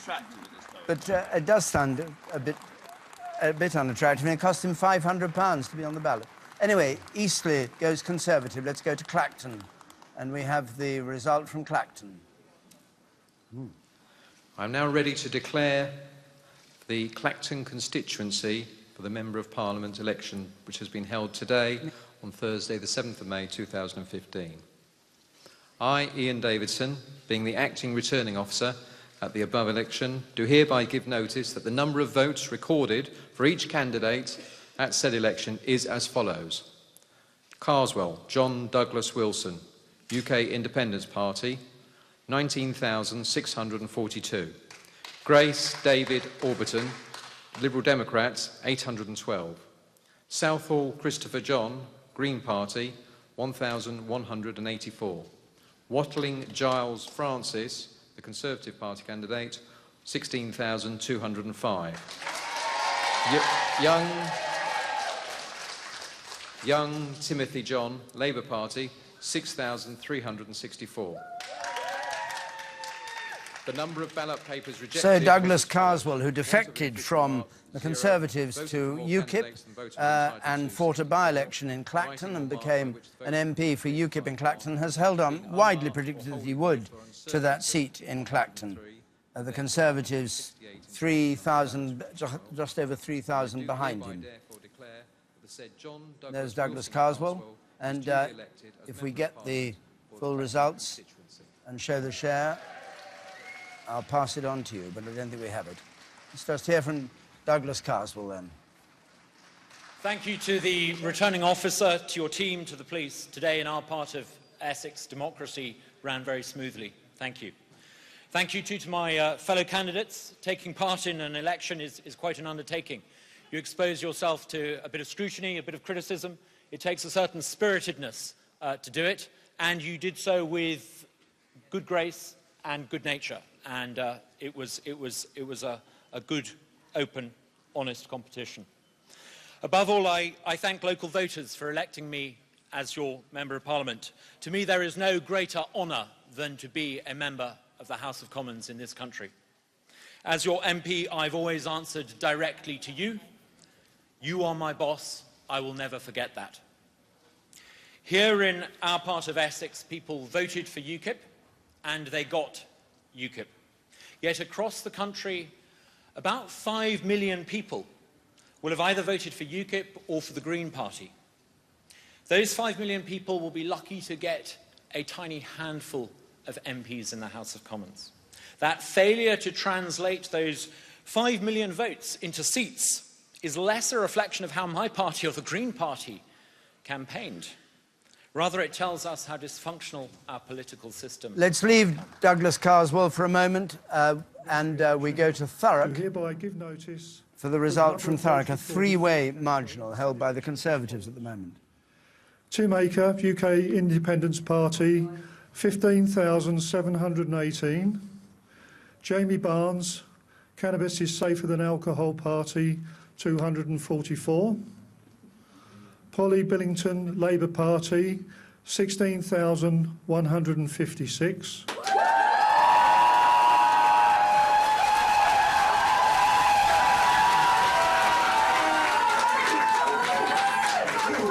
Jacqueline Doyle Price, the Conservative Party candidate, 16,692.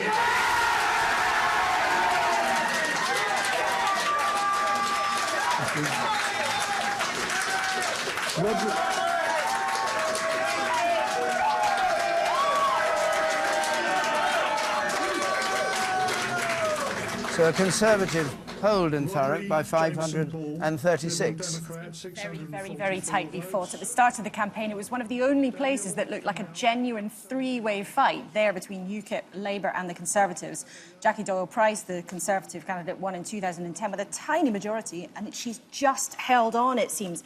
And I remember somebody said to me during the course of this campaign, we will only take Thurrock as Conservatives if we are on course to get an overall majority. An interesting reflection then maybe what might a happen. sign of what might But happen they might this still evening. get And there, one of the yes. very few places where UKIP genuinely still look competitive until the last moment. I think we've now heard from all the seats that UKIP might take, apart from Nigel Farage's own seat in Thanet South. They've kept Clacton Douglas Carswell's seat.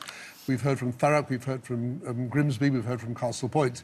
So if Nigel Farage does lose in Thanet South, and all the signs are that he is, Douglas Carswell will be their only MP. And Alex Salmond won his seat in Gordon, and he spoke just after the result came through. And let's hear him. Ladies and gentlemen, there is a rock wind blowing through the Great Glen of Scotland this morning. There is a swing underway in Scotland, the like of which has not been seen in recorded politics. It is twice the level of any swing recorded in Scotland or indeed across the United Kingdom since electoral records began in 1835. It is an extraordinary statement of intent from the people of Scotland. The Scottish lion has roared this morning across the country.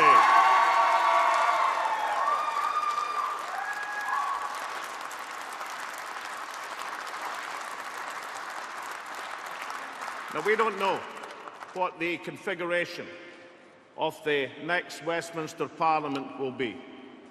But whatever that arithmetic, whatever that configuration, it is inconceivable that such a statement of unity from the people of Scotland, north, south, east and west, could possibly be ignored by any administration of any political complexion.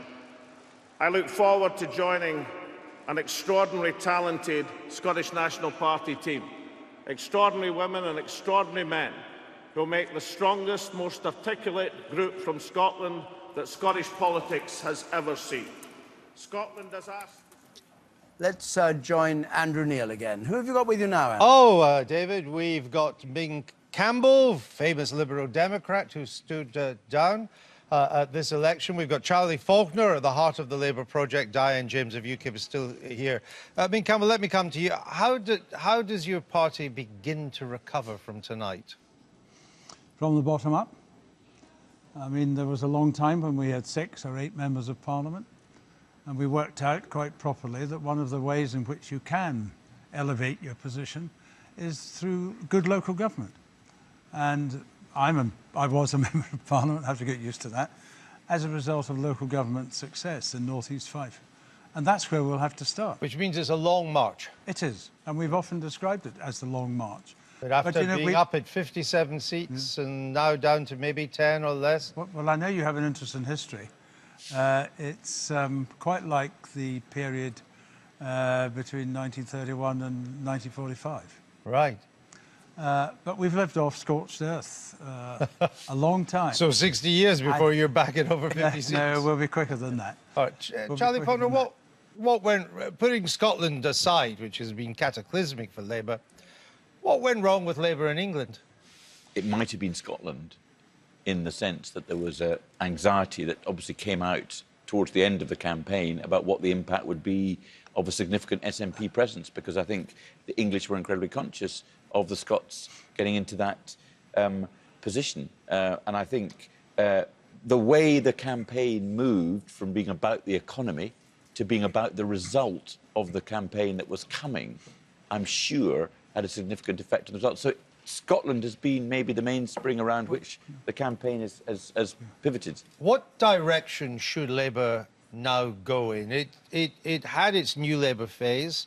Mr Miliband reinvented that in a different way, different emphasis on different approaches. Where does it... That didn't work either, hasn't worked. Where does it go now? Well, I'm not sure that the policy prescriptions that Ed has been putting forward in this election are not the ones that will be the policy prescriptions for the left of centre government. So apprenticeships, housing, the issues that he was bringing to the fore are the issues that the country is focusing on. And yet they haven't resonated in the end in the country. But ultimately, that may well be to do with what's been happening in Scotland.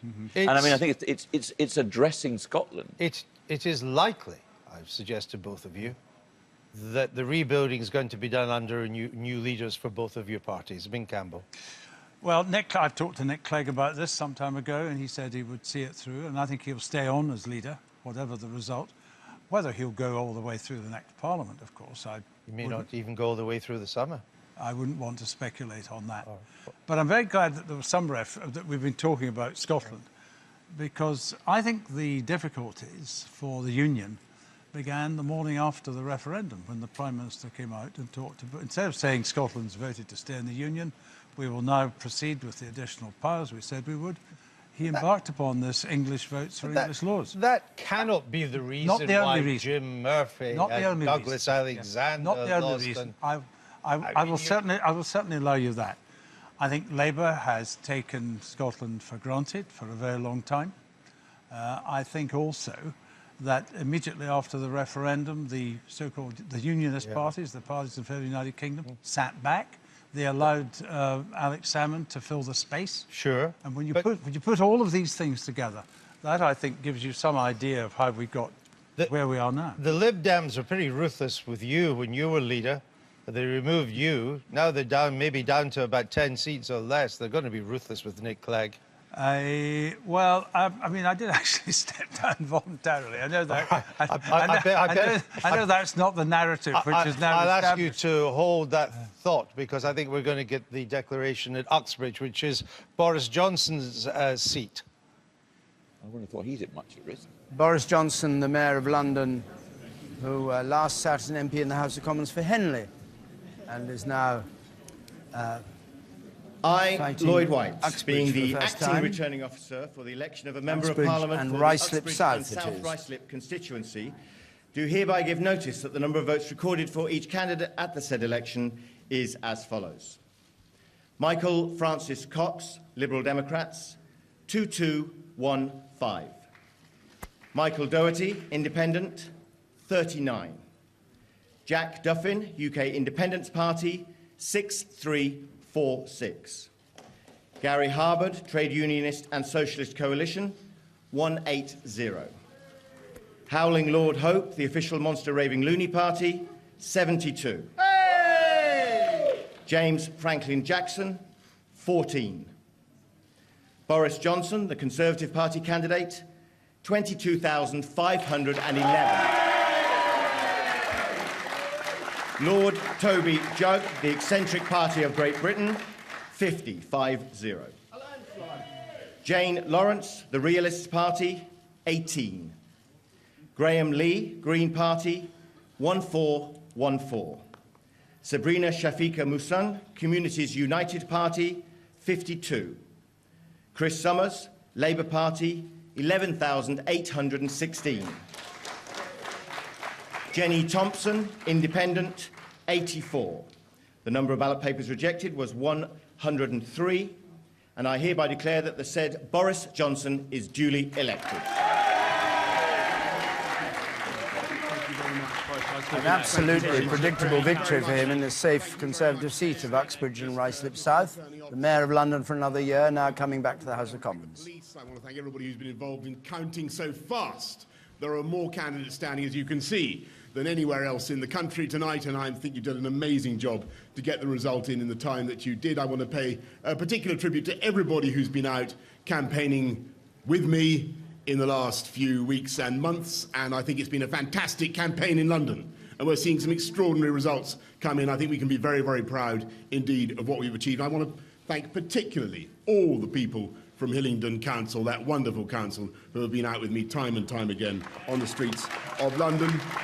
And I want to thank Marina, who has thrown herself into this campaign with unprecedented enthusiasm, and in spite of the fact that today, as I have just remembered, is our wedding anniversary. You thought, where is she? She thought I'd forgotten that one. I want to pay particular tribute to the great Sir John Randall, a wonderful servant of Parliament and of this country and of this constituency. And my ambition is to follow in his footsteps, and to that end, as I've told you before, I bought 12 years ago a pair of shoes from Randalls of Uxbridge, and my ambition is to do as well as he did. My friends, the people of Britain, after a long and exhausting campaign, have finally spoken. And I don't think we need any fancy constitutional experts to tell us what they were trying to say. I think they have decisively rejected any attempt to take this country back to the 1970s. I think they have decisively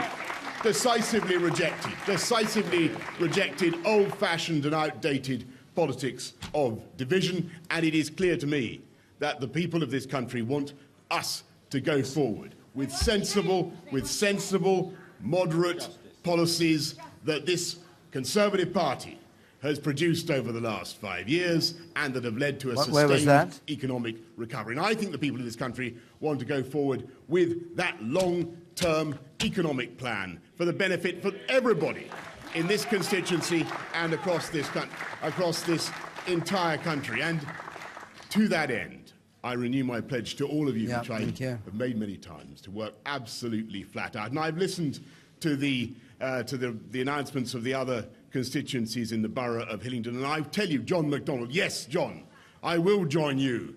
I will lie down with you in front of those bulldozers and stop the building, stop the construction of that third runway. And yes, Nick, wherever you are, there you are. Nick, I will join you and indeed join John McDonnell in campaigning for the rebuilding of Hillingdon Hospital, which we so urgently need, and by the way, in mitigating the impact of HS2 on Outer London, and making sure that we get a scheme that the city can support.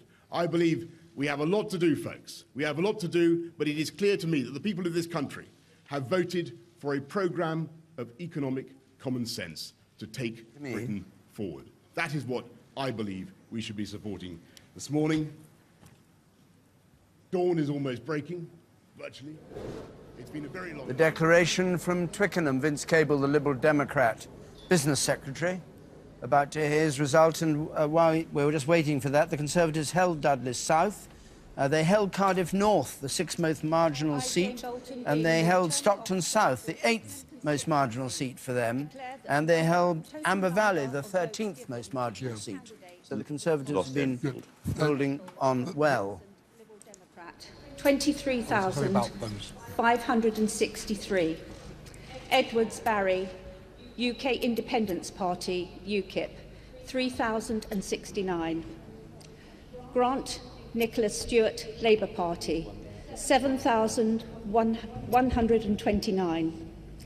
Matthias Tanya Wynne, the Conservative Party candidate, 25,580.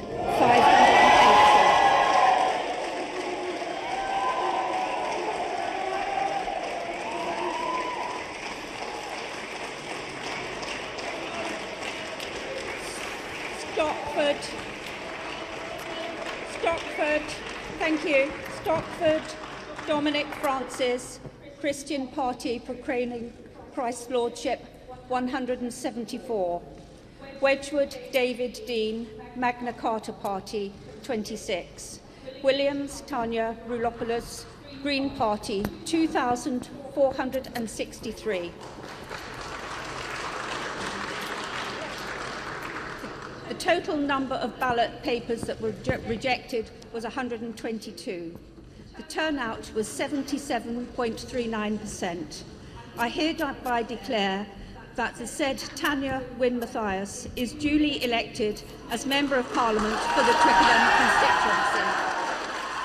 So Vince Cable, the Business Secretary, key part of the coalition government, defeated in Twickenham.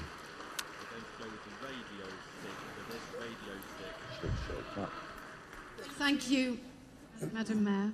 Thank you, Returning Officer. Thank you for all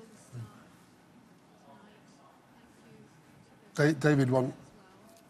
So he's been there since 1997, Vince Cable. He's become a fixture in Twickenham. Absolutely. The historic link between the old Liberal Democrats and the Labour Party, a very important figure in the party now out, a bitter disappointment to him The Conservative winner, I have to say, looks completely choked up and totally surprised by that result. Flabbergasted. Yeah. It's Dr. Tanya Mathias. She's a very senior medic and one of those people who you happen to see on the campaign trail while we were out with Boris Johnson, an absolute dynamo. I've never seen anybody try to meet as many members of the public in such a short space of time. But tonight she looks absolutely flabbergasted. And should Nick Clegg understand... Ming Campbell is here, up in the gallery. Let's just have a reaction from him. He's with Ming Campbell. Ming Campbell, one by one, the giants of your party are being toppled. It's not a great night.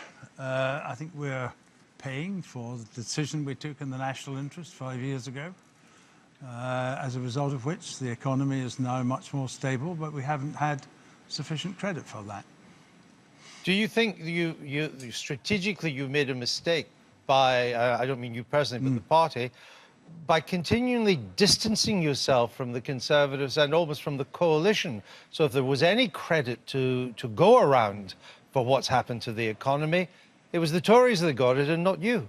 Well, part of the credit we were seeking was to justify the fact that we had prevented the Conservatives from governing in a much more right-wing fashion, particularly on the issue of benefits, if you remember, which surfaced about 7 or 8 days ago in relation to an allegation that a report had been prepared which would have made swinging cuts to some of the benefits. But the people weren't listening. No, well, I mean, I'm Scottish. The people weren't listening in Scotland either, other than the SNP. We're taking part in a great sea change in politics in this country.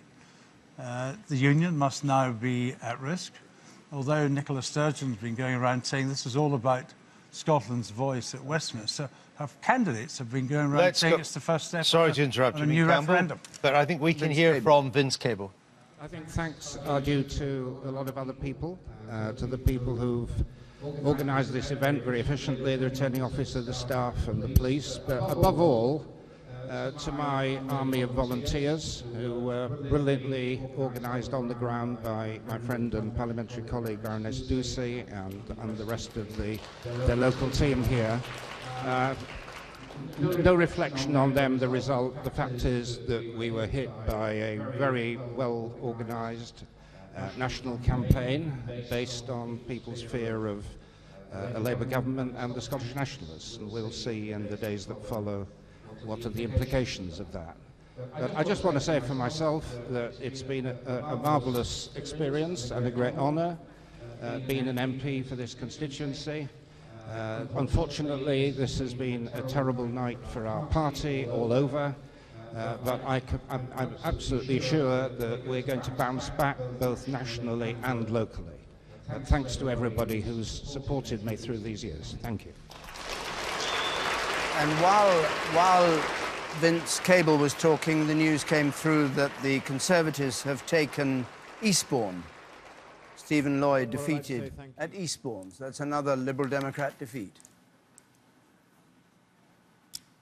We'll have the figures from that in a moment, with a bit of luck. The figures that are going on the bottom there still show you everything that's happening, even though some of our figures aren't appearing at the moment. But Torbay, we have the result from, and you have it, Emily. Yeah, I think some of those Lib Dem losses tonight will be moments of the night, won't they? Seeing Vince Cable there and seeing Simon Hughes, you suddenly realise what personal stories lie behind all the data and the maths that we're pulling up here. I think the Commons is going to look very different at the end of tonight or tomorrow, whatever actually happens. This is another one where the Conservatives have taken the seat from their partners in government. The winner is now Kevin Foster for the Conservatives, pushing the Lib Dems out. And you can see the kind of hit that they've taken here, the Lib Dems falling 13%, UKIP making relatively good gains here for the South West, up 8%. And let's just have a look at that swing the Lib Dems to the Conservatives of 7.6%. In Bermondsey, when you saw Simon Hughes' seat, it was a very odd picture emerging because you've got one loser winning to another party who's also a loser somewhere else. So you've got this sense that each party is losing out to another party. It's not like they're necessarily winning out to victors here.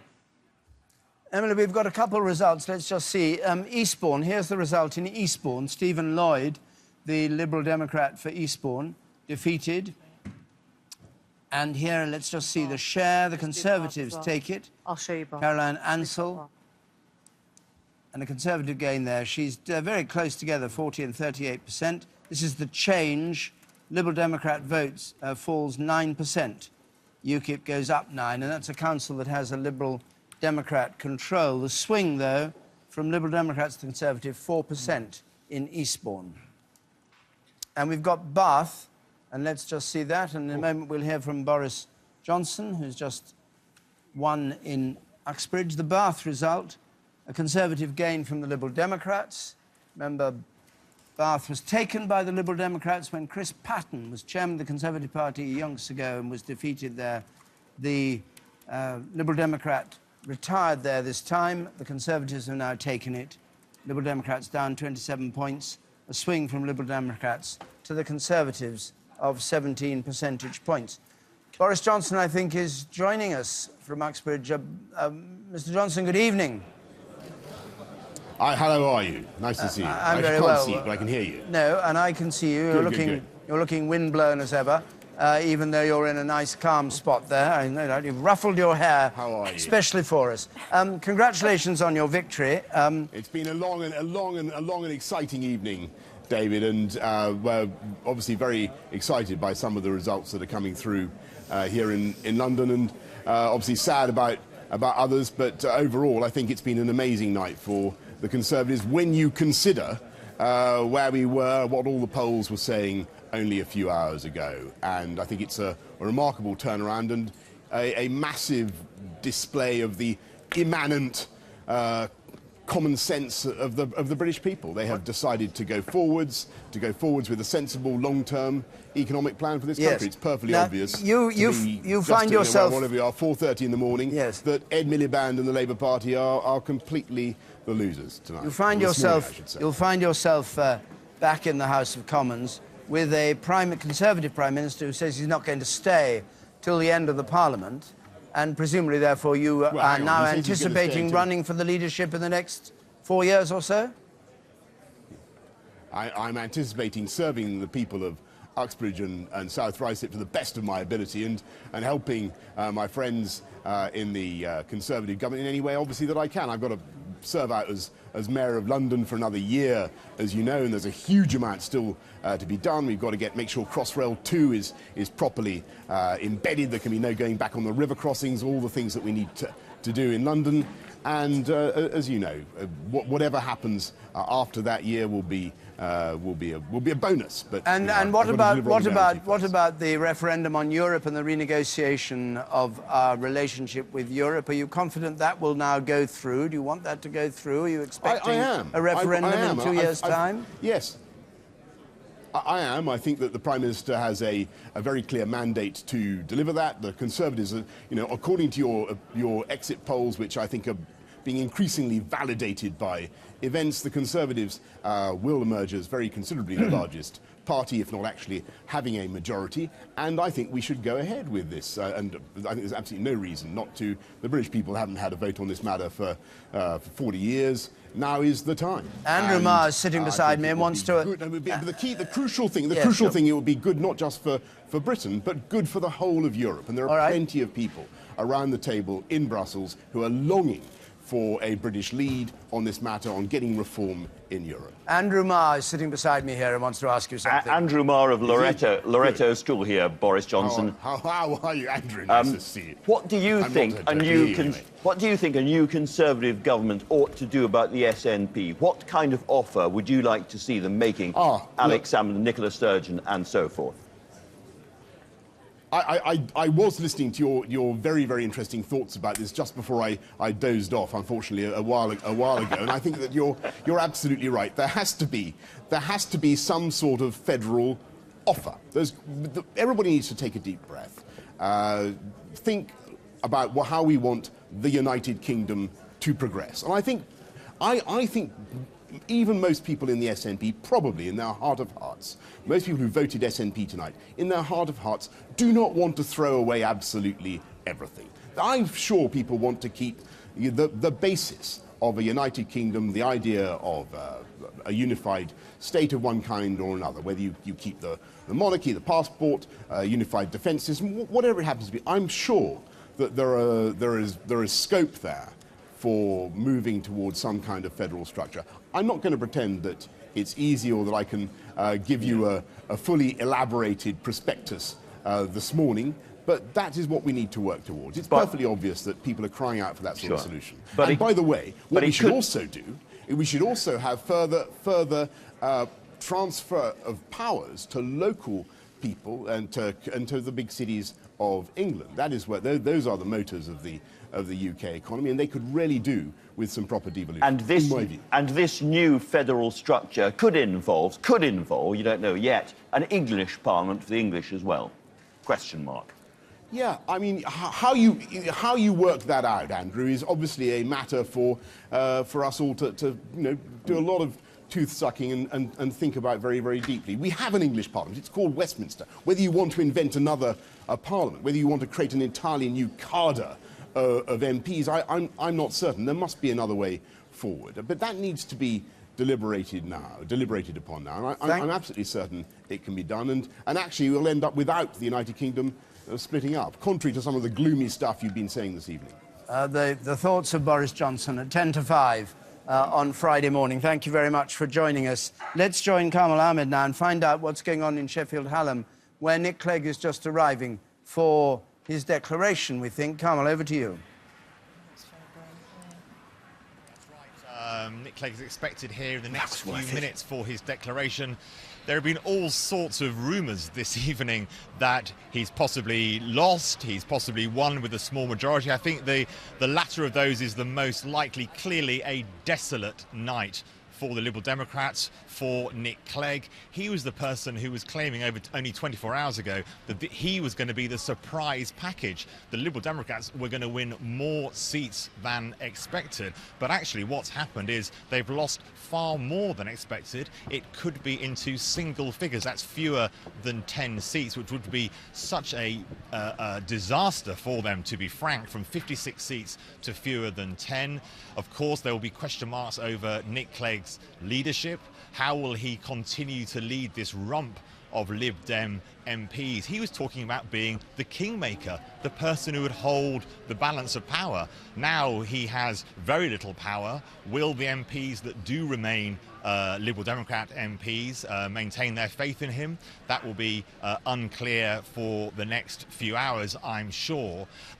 Clearly he has had a real shock this evening, as have the Liberal Democrats. They say that they've been squeezed between two extremes, a sort of nationalist extreme of Scotland and an English extremes of nationalism in England, and that has been the problem for them, that they've been trapped between these two kind of pincer movement.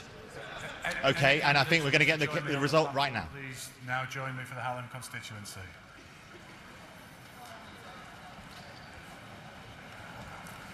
Okay, I, the undersigned. Well, everybody's shaking hands with Nick Clegg. I think he's won this seat, judging by the way they were greeting him. But let's hear the result. To hereby give notice, Could number be of wrong. votes for each candidate is cast as follows. Nick Clegg, 22,215.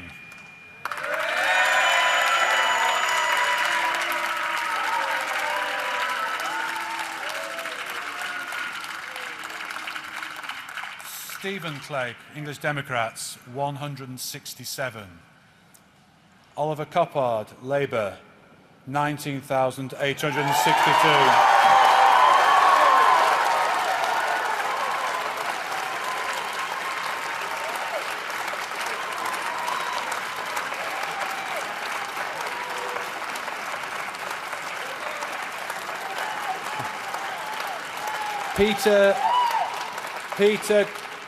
Peter Garbett, Green Party, 1,772. Joe Jenkins, UKIP, 3,575. Carlton Reeve, Independent, 249. Jim Stop the Fiasco Wild, 97. Ian Walker, Conservative, 7,544.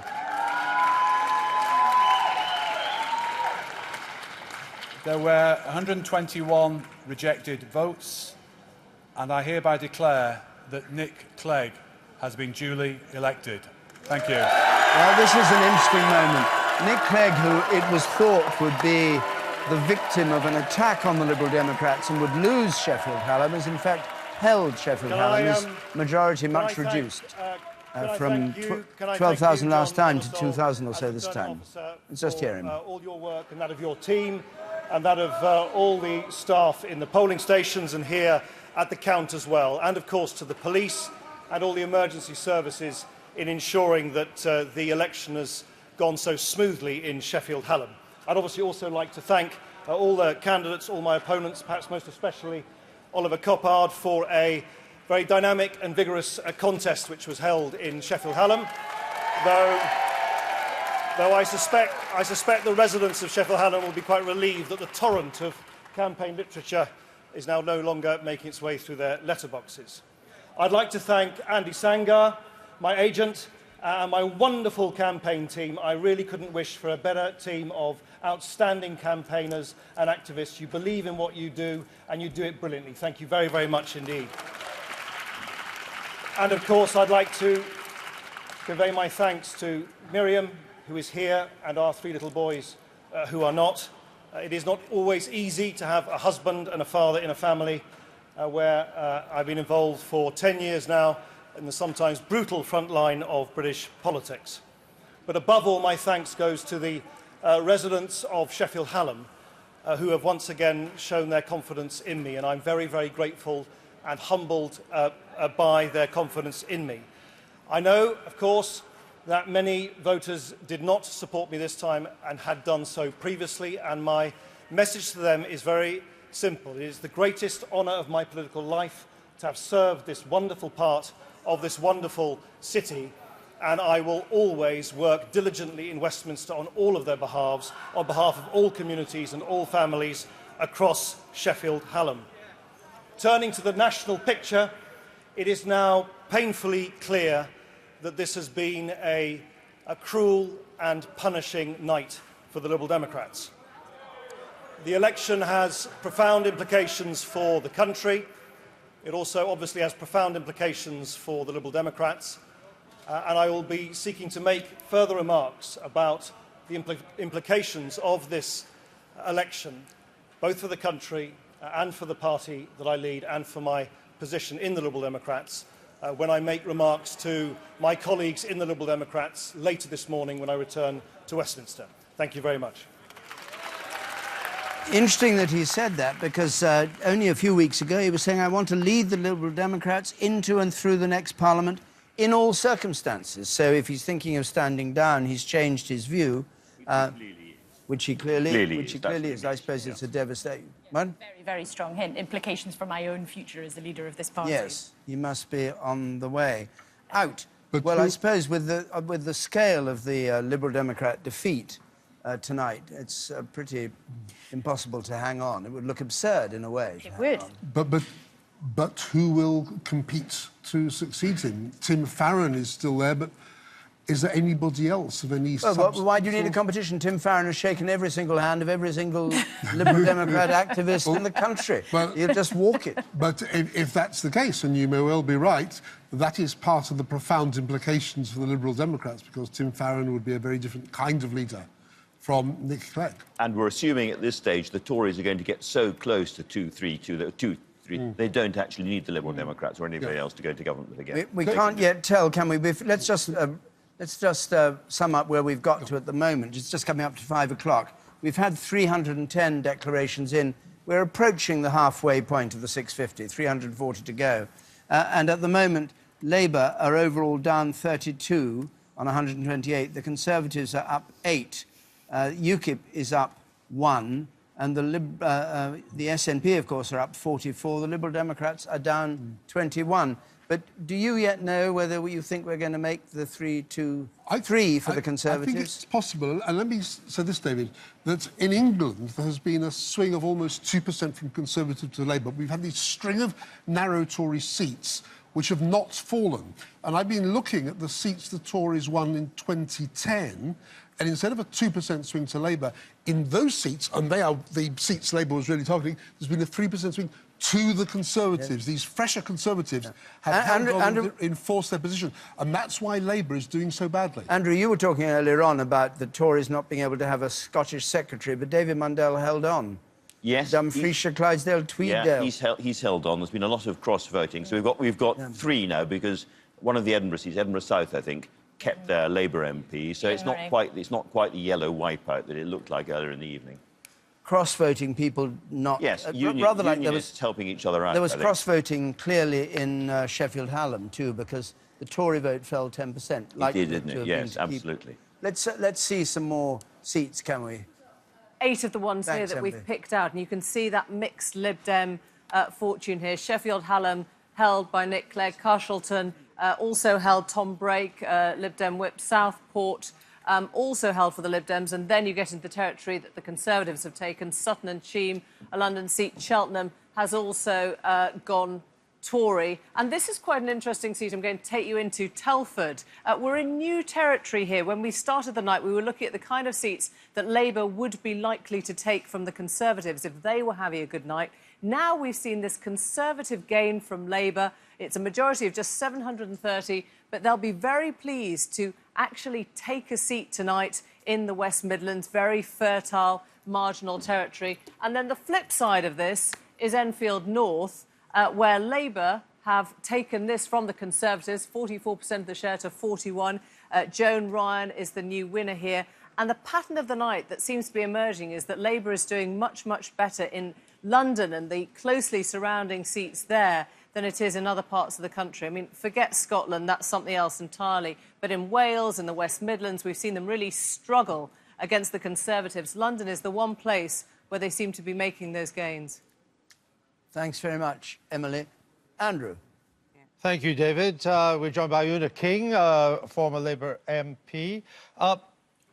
Patrick Winter of The Guardian is reporting that Ed Balls has lost his seat. What have you heard?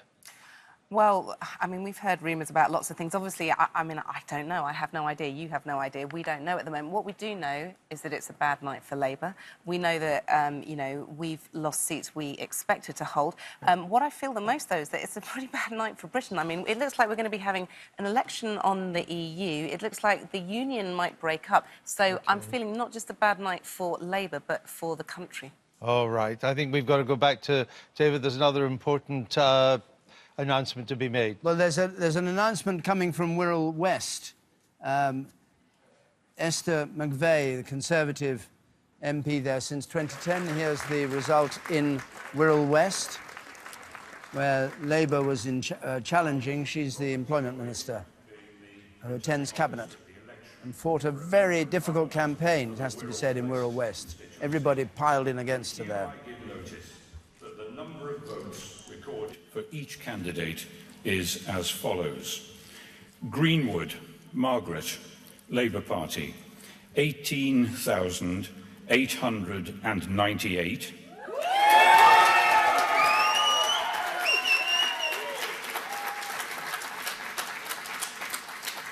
James David Glynn, 274.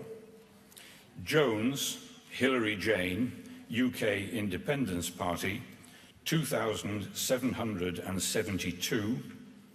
McVeigh Esther Louise, the Conservative Party candidate, 18,481.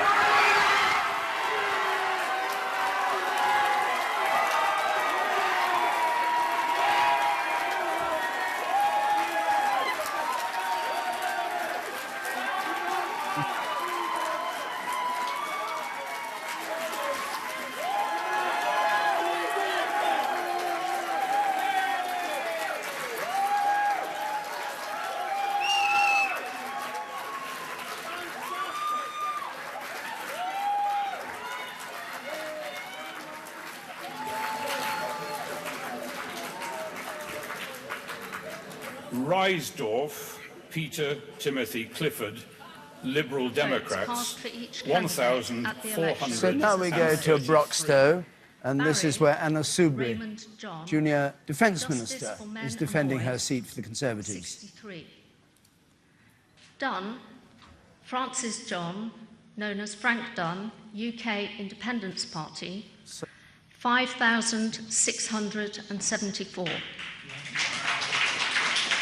Heptonstall, Stanley, known as Stan Heptonstall, Liberal Democrats, 2,120.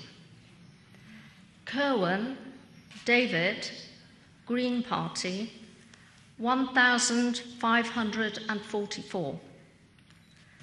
Palmer, Nicholas Douglas, known as Nick Palmer, Labour Party, 19,876. Soubry, Anna Mary, the Conservative Party candidate, 24,163.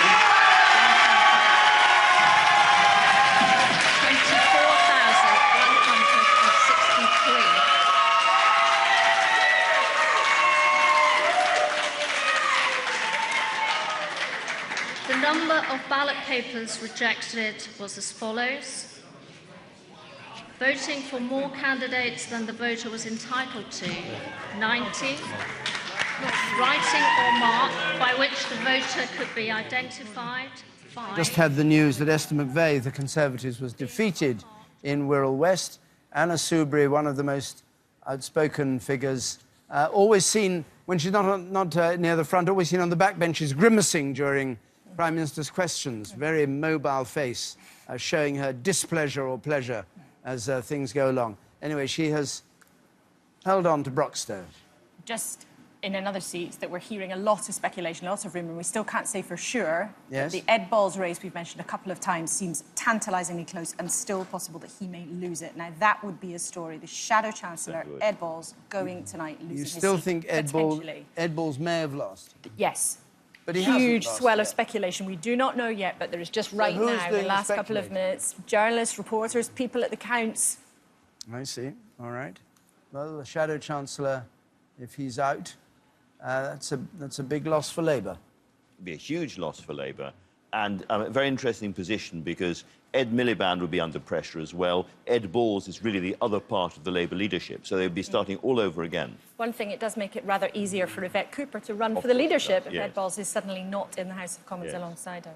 And we're getting, beginning to get a trickle more of seats that Labour has lost to the Conservatives. They've lost Telford to the Conservatives. They've lost Southampton Itchen, where John Denham was the MP and has stood down.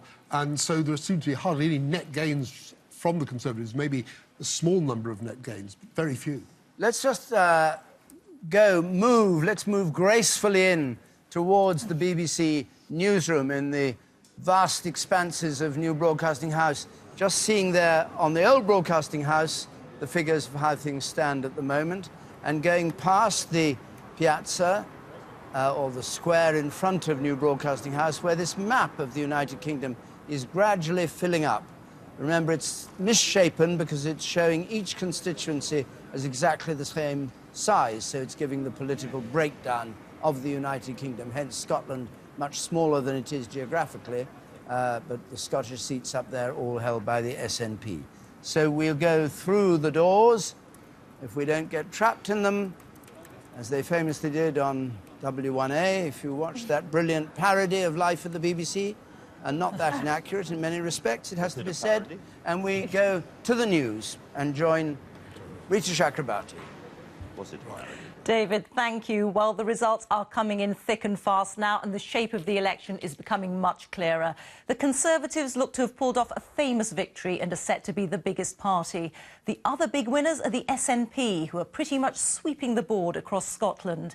They've picked up a series of huge Labour scalps, taking the seats of Foreign Affairs spokesman Douglas Alexander, Labour's leader in Scotland, Jim Murphy, and the constituency formerly held by Gordon Brown. It's been a terrible night for the Liberal Democrats, who've sustained heavy losses, including the seat of Business Secretary Vince Cable. But Lib Dem leader Nick Clegg has held his seat, albeit with a reduced majority. Our political correspondent Chris Mason has more.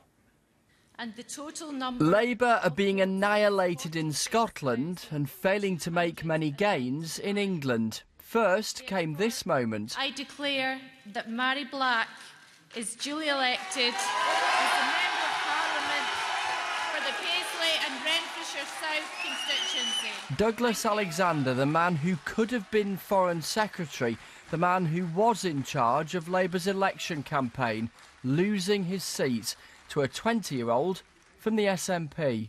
This, of course, has been a very difficult night for Labour. Scotland has chosen to oppose this Conservative government, but not place that trust in the Labour Party. It will be our responsibility to re-win that trust in the months and years ahead. And then Labour's leader in Scotland lost as well. Tonight, Scotland has lost so many great members of Parliament from all across the country, and I'd like to pay tribute to each and every one of them. There will be more to say about this and what it means for Scotland in the days to come.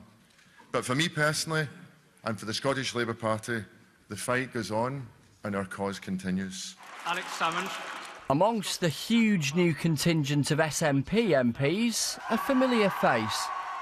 It is an extraordinary statement of intent from the people of Scotland. The Scottish lion has roared this morning across the country. 20,000.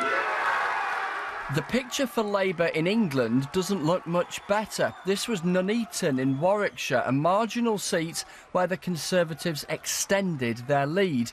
Oh, and look who else is back in Parliament. My friends, the people of Britain, after a long and exhausting campaign, have finally spoken. And I don't think we need any fancy constitutional experts to tell us what they were trying to say.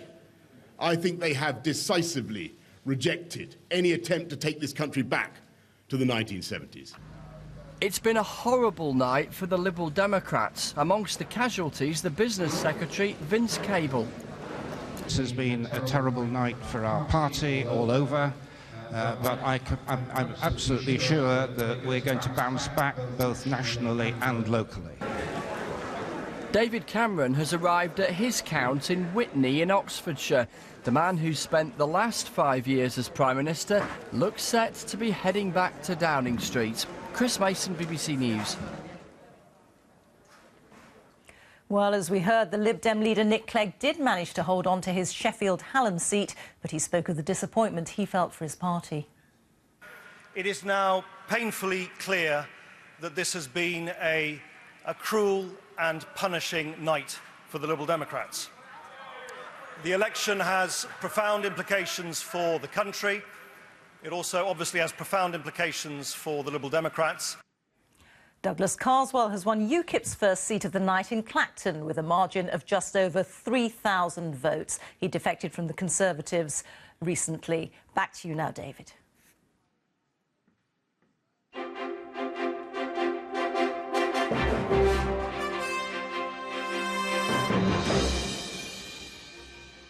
It's just after 5 o'clock in the morning, and the pattern has now become absolutely clear. We've only had 344, we've got 306 seats to be declared. This is how it's looking at the moment. Conservatives seem to be a little bit far away on that map to me. I don't understand that. 126, 141. Seats declared so far. I'm sorry, I misread it. Seats declared so far shows... It doesn't tell you anything, really, because what we want to see is not seats declared so far, but seats taken so far. But anyway, there we are. There are 141 Labour ones in. So, and we have this Norwich South declaration coming in. This is one that the Greens were hoping to take. Let's get this declaration from Norwich South.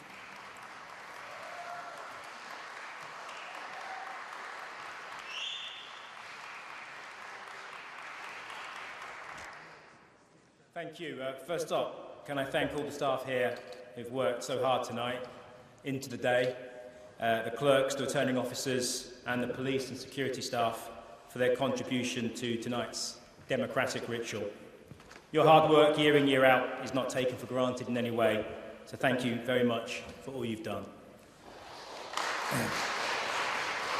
I'd also like to thank my fellow candidates for what has, in the main, been a good-natured and fair election campaign. I'd also like to thank Simon Wright, the outgoing MP, for his service to our city these past 5 years. A BBC political reporter in the Eastern region who has won Norwich South, which was a seat that the Greens were after, thought they might have a chance there. But we're joined now by Kirsty Walk, who's in Glasgow. Kirsty, good evening again. Or good morning, I should say. Good evening. Good morning. I'm in a stadium that is almost empty now, as if something never really happened. But what really happened was an SNP landslide. But Scotland, as we stand right now, is still just a four-party country. Alistair Carmichael hung on in Lerwick with a much-reduced majority. David Mundell hung on the borders. Labour hung on in Edinburgh South. But some of the most interesting statistics are that in Douglas Alexander's former constituency, and also in Jim Murphy's, the turnouts, 75% to get rid of Douglas Alexander, 81% of people turned out in Jim Murphy's constituency. That tells you something about the SNP getting that vote out. And the other thing that's happened tonight is the recriminations have started. Ian Davidson, the long-term MP for Glasgow South, who lost obviously, said that a lot of the blame had to be laid at the door of Jim Murphy. He also seemed to suggest that Jim Murphy and the way the campaign had been conducted in Scotland had let the rest of the UK Labour Party down, which is quite strong stuff, you know, even in the early hours of the morning. But even in the early hours of the morning, what exactly did he mean? What is the accusation against Jim Murphy? The accusation is that he didn't run a coherent campaign, that they didn't have a strong message, that they weren't able to counter the SNP, and they didn't have a plan to counter the SNP. He was not more specific than that. But I think that the way that this has been conducted in Scotland is it has just been such a kind of 9 pins going down, one after the other. There was never any doubt when it started to happen in Glasgow that it was going to continue through the night. We've obviously got a lot of seats to come, not least Charlie Kennedy's, but the way it looks tonight is it's definitely SNP all over Scotland. Could you speculate, as Andrew Marr was and others have been here in the studio, about the consequences of what's happened in Scotland, Kirsty, and what a Conservative government might offer, or what the SNP might find acceptable as an offer in the period immediately after this election, when they find themselves virtually with no representation, I mean, except their MPs, in government in London?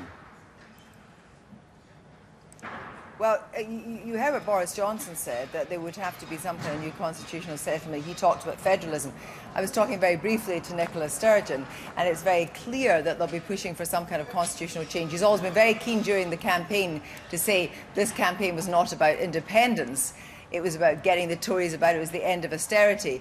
But it's impossible to think that there would not be some very fast constitutional movement. I would have thought that David Cameron, if indeed he is forming a minority government or even majority government, who knows, is going to have to move fast, because it's this whole question that keeps coming back again, unspecific, legitimacy, and that is something that Nicola Sturgeon is still going to be pushing.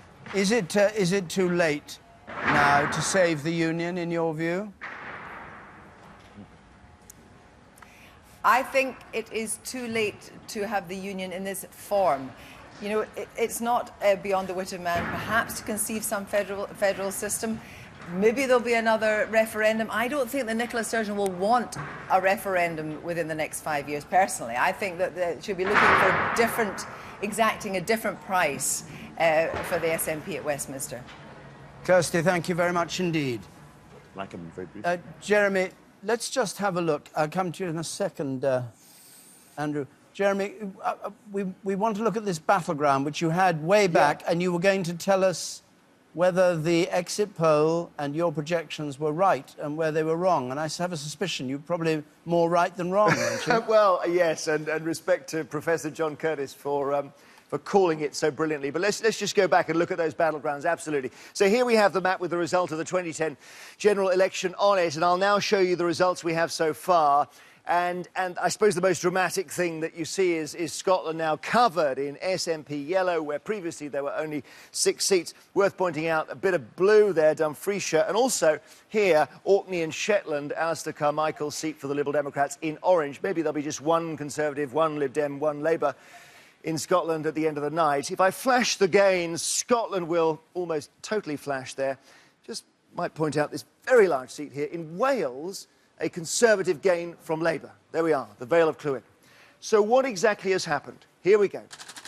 We showed you this at the start of the evening, and this is Labour's battleground. It's their attack list, the seats they wanted to gain, their targets. And we've ordered them by what you might call marginality, how close they were last time. So Warwickshire North, for example, should have been an absolute cinch to take.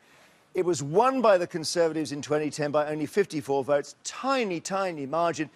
You'd think there was no chance the Conservatives could hang on, and look what's happened. And this is one of the images of the night. Labour's #1 target seat stayed Conservative, and the #2 as well, Thurrock. And in fact, this board should have been very easy to cover in red. On any other occasion, the Conservatives on the defensive, Labour the opposition. The polls look good for Labour because they'd improved on last time. But it hasn't happened. It has not happened. They have not covered the board in red. Even the first 32 seats here, their advance is really faltering. We move on to the next Labour battle board, and let's have a look here. So again, we see, yes, they've taken Burnley from the Lib Dems, and we'll see this trend of Lib Dem seats being the ones that fold as we go on. Should point out that where they're greyed, as these ones are, they are still forecasts. Come back to this in a second. I'm going to go to you, David. OK, we've got Charles Kennedy's declaration coming, and let's just hear Independence that. Party, 814. Ian Blackford, Scottish National Party, 20,119.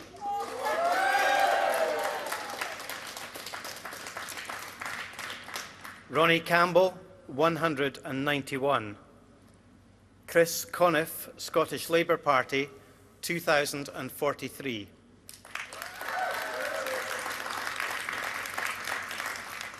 Charles Peter Kennedy, Scottish Liberal Democrats, 14,995.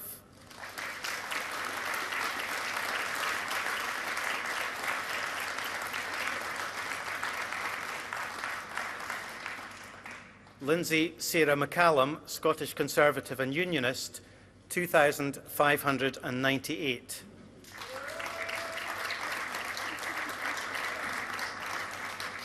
Anne Catherine Thomas, Scottish Green Party, 1,051.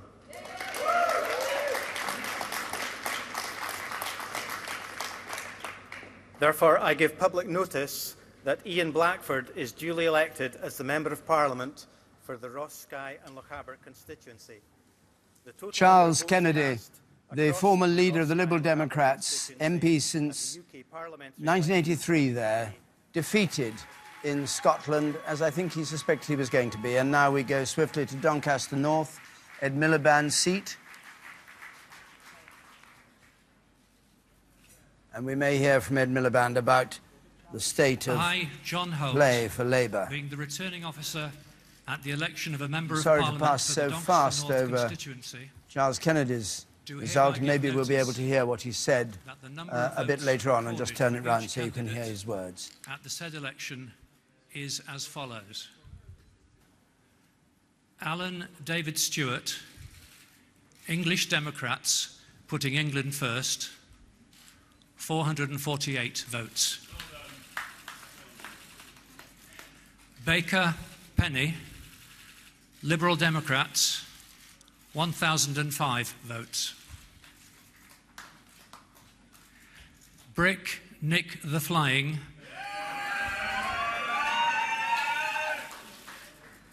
the official monster raving loony party, 162 votes.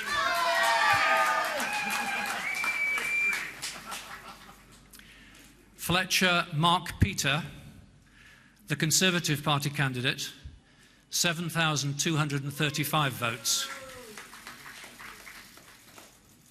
Jackson Mary,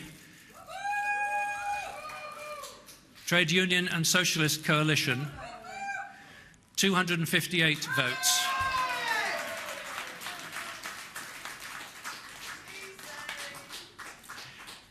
Kennedy Pete, Green Party, 757 votes. Miliband Ed, Labour Party, 20,708 votes.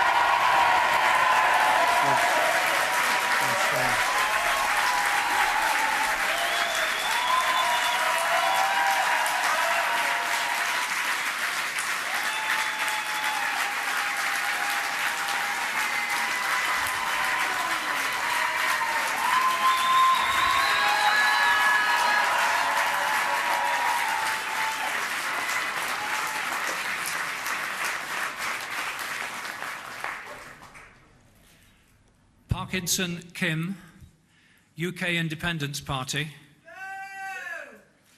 8,928 votes.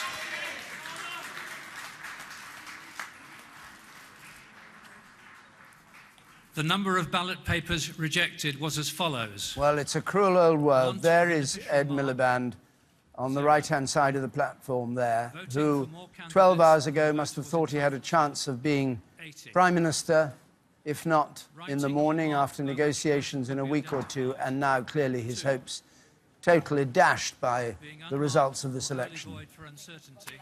He's doing his best now to put on a little smile, but he looks ashen and grey. And Labour, going into this, even just before we came on air, Labour sources are still feeling fairly, relatively upbeat. They thought they had a chance if they could hang on until Cameron tried and then failed to get a Queen's speech through. But he must now... Let's hear him, because of course Let's hear if he's the victor of Doncaster North, so he gets the right to speak first. He's got to speak. And maybe he will say something about Labour's position after he's done the traditional thanks to the various officials. He has what looks like a carefully written out speech of some kind to deliver, so I would expect so. One of his advisors wrote two. Of today's count. I also want to thank, above all, the people of Doncaster North for re-electing me as their Member of Parliament. I want to thank my brilliant Labour Party members who are here today. And I also want to take this opportunity to thank all of the Labour Party members right across our country who have done such an extraordinary job throughout this campaign.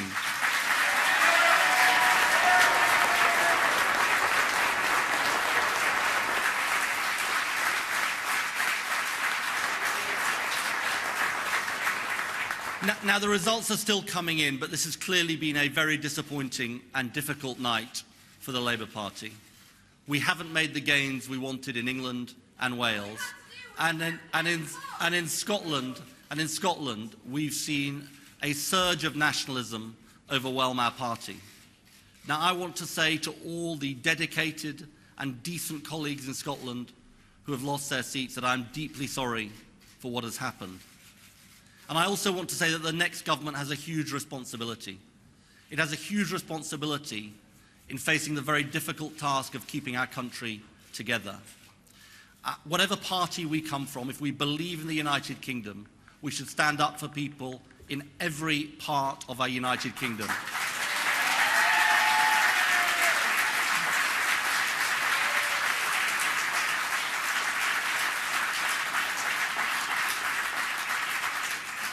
Because, you know, I believe that what unites us is much, much more than what divides us. Friends, I'm now going to go to London to await the full results to come through. But I just want to reiterate my thanks to the people of Doncaster North. It is a huge privilege to be your Member of Parliament. It is a huge privilege for you to have placed your trust in me. Thank you very much.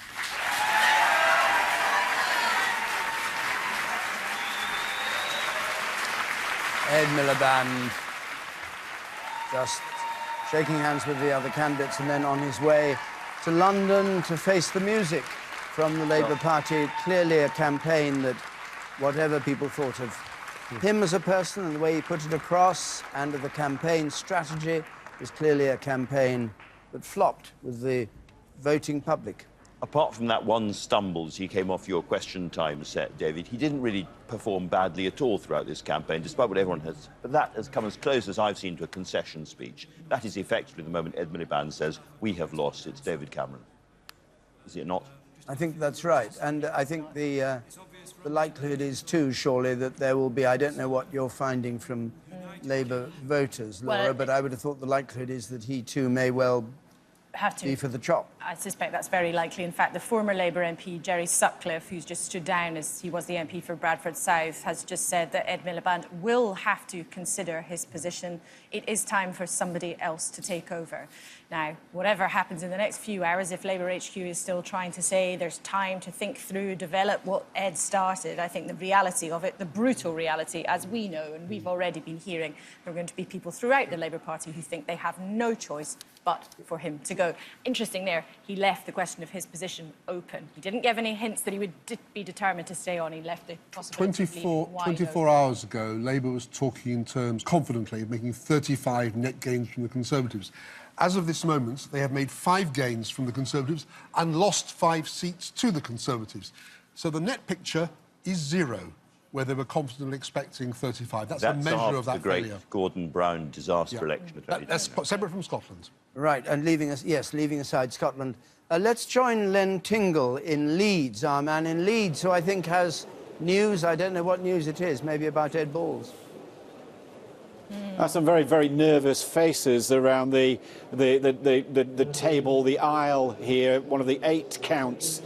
Morley and Outwood is one of the 8 counts here in Leeds. And we're not expecting a result until after 7.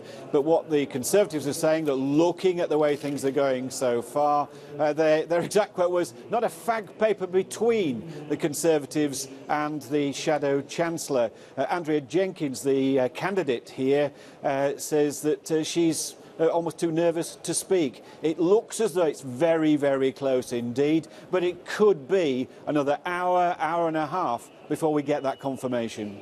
Well, thank you very much. We heard Yvette Cooper, by the way, in the neighbouring constituency. She held her seat safely. Emily, what more have you got for us now? I've got what could end up being the most marginal seat in the country. It is certainly the most marginal one we've had in so far, but it's a Conservative gain from Labour. And you can see this majority, a new majority now, of 27, just 27 votes in that one. So Byron Davis takes this from Labour. You can see how tight it was at the end. But the interesting thing was, this was not even on our list of expected or looked at races. It shows you the kind of places that are coming up now where the Tories are really doing quite well.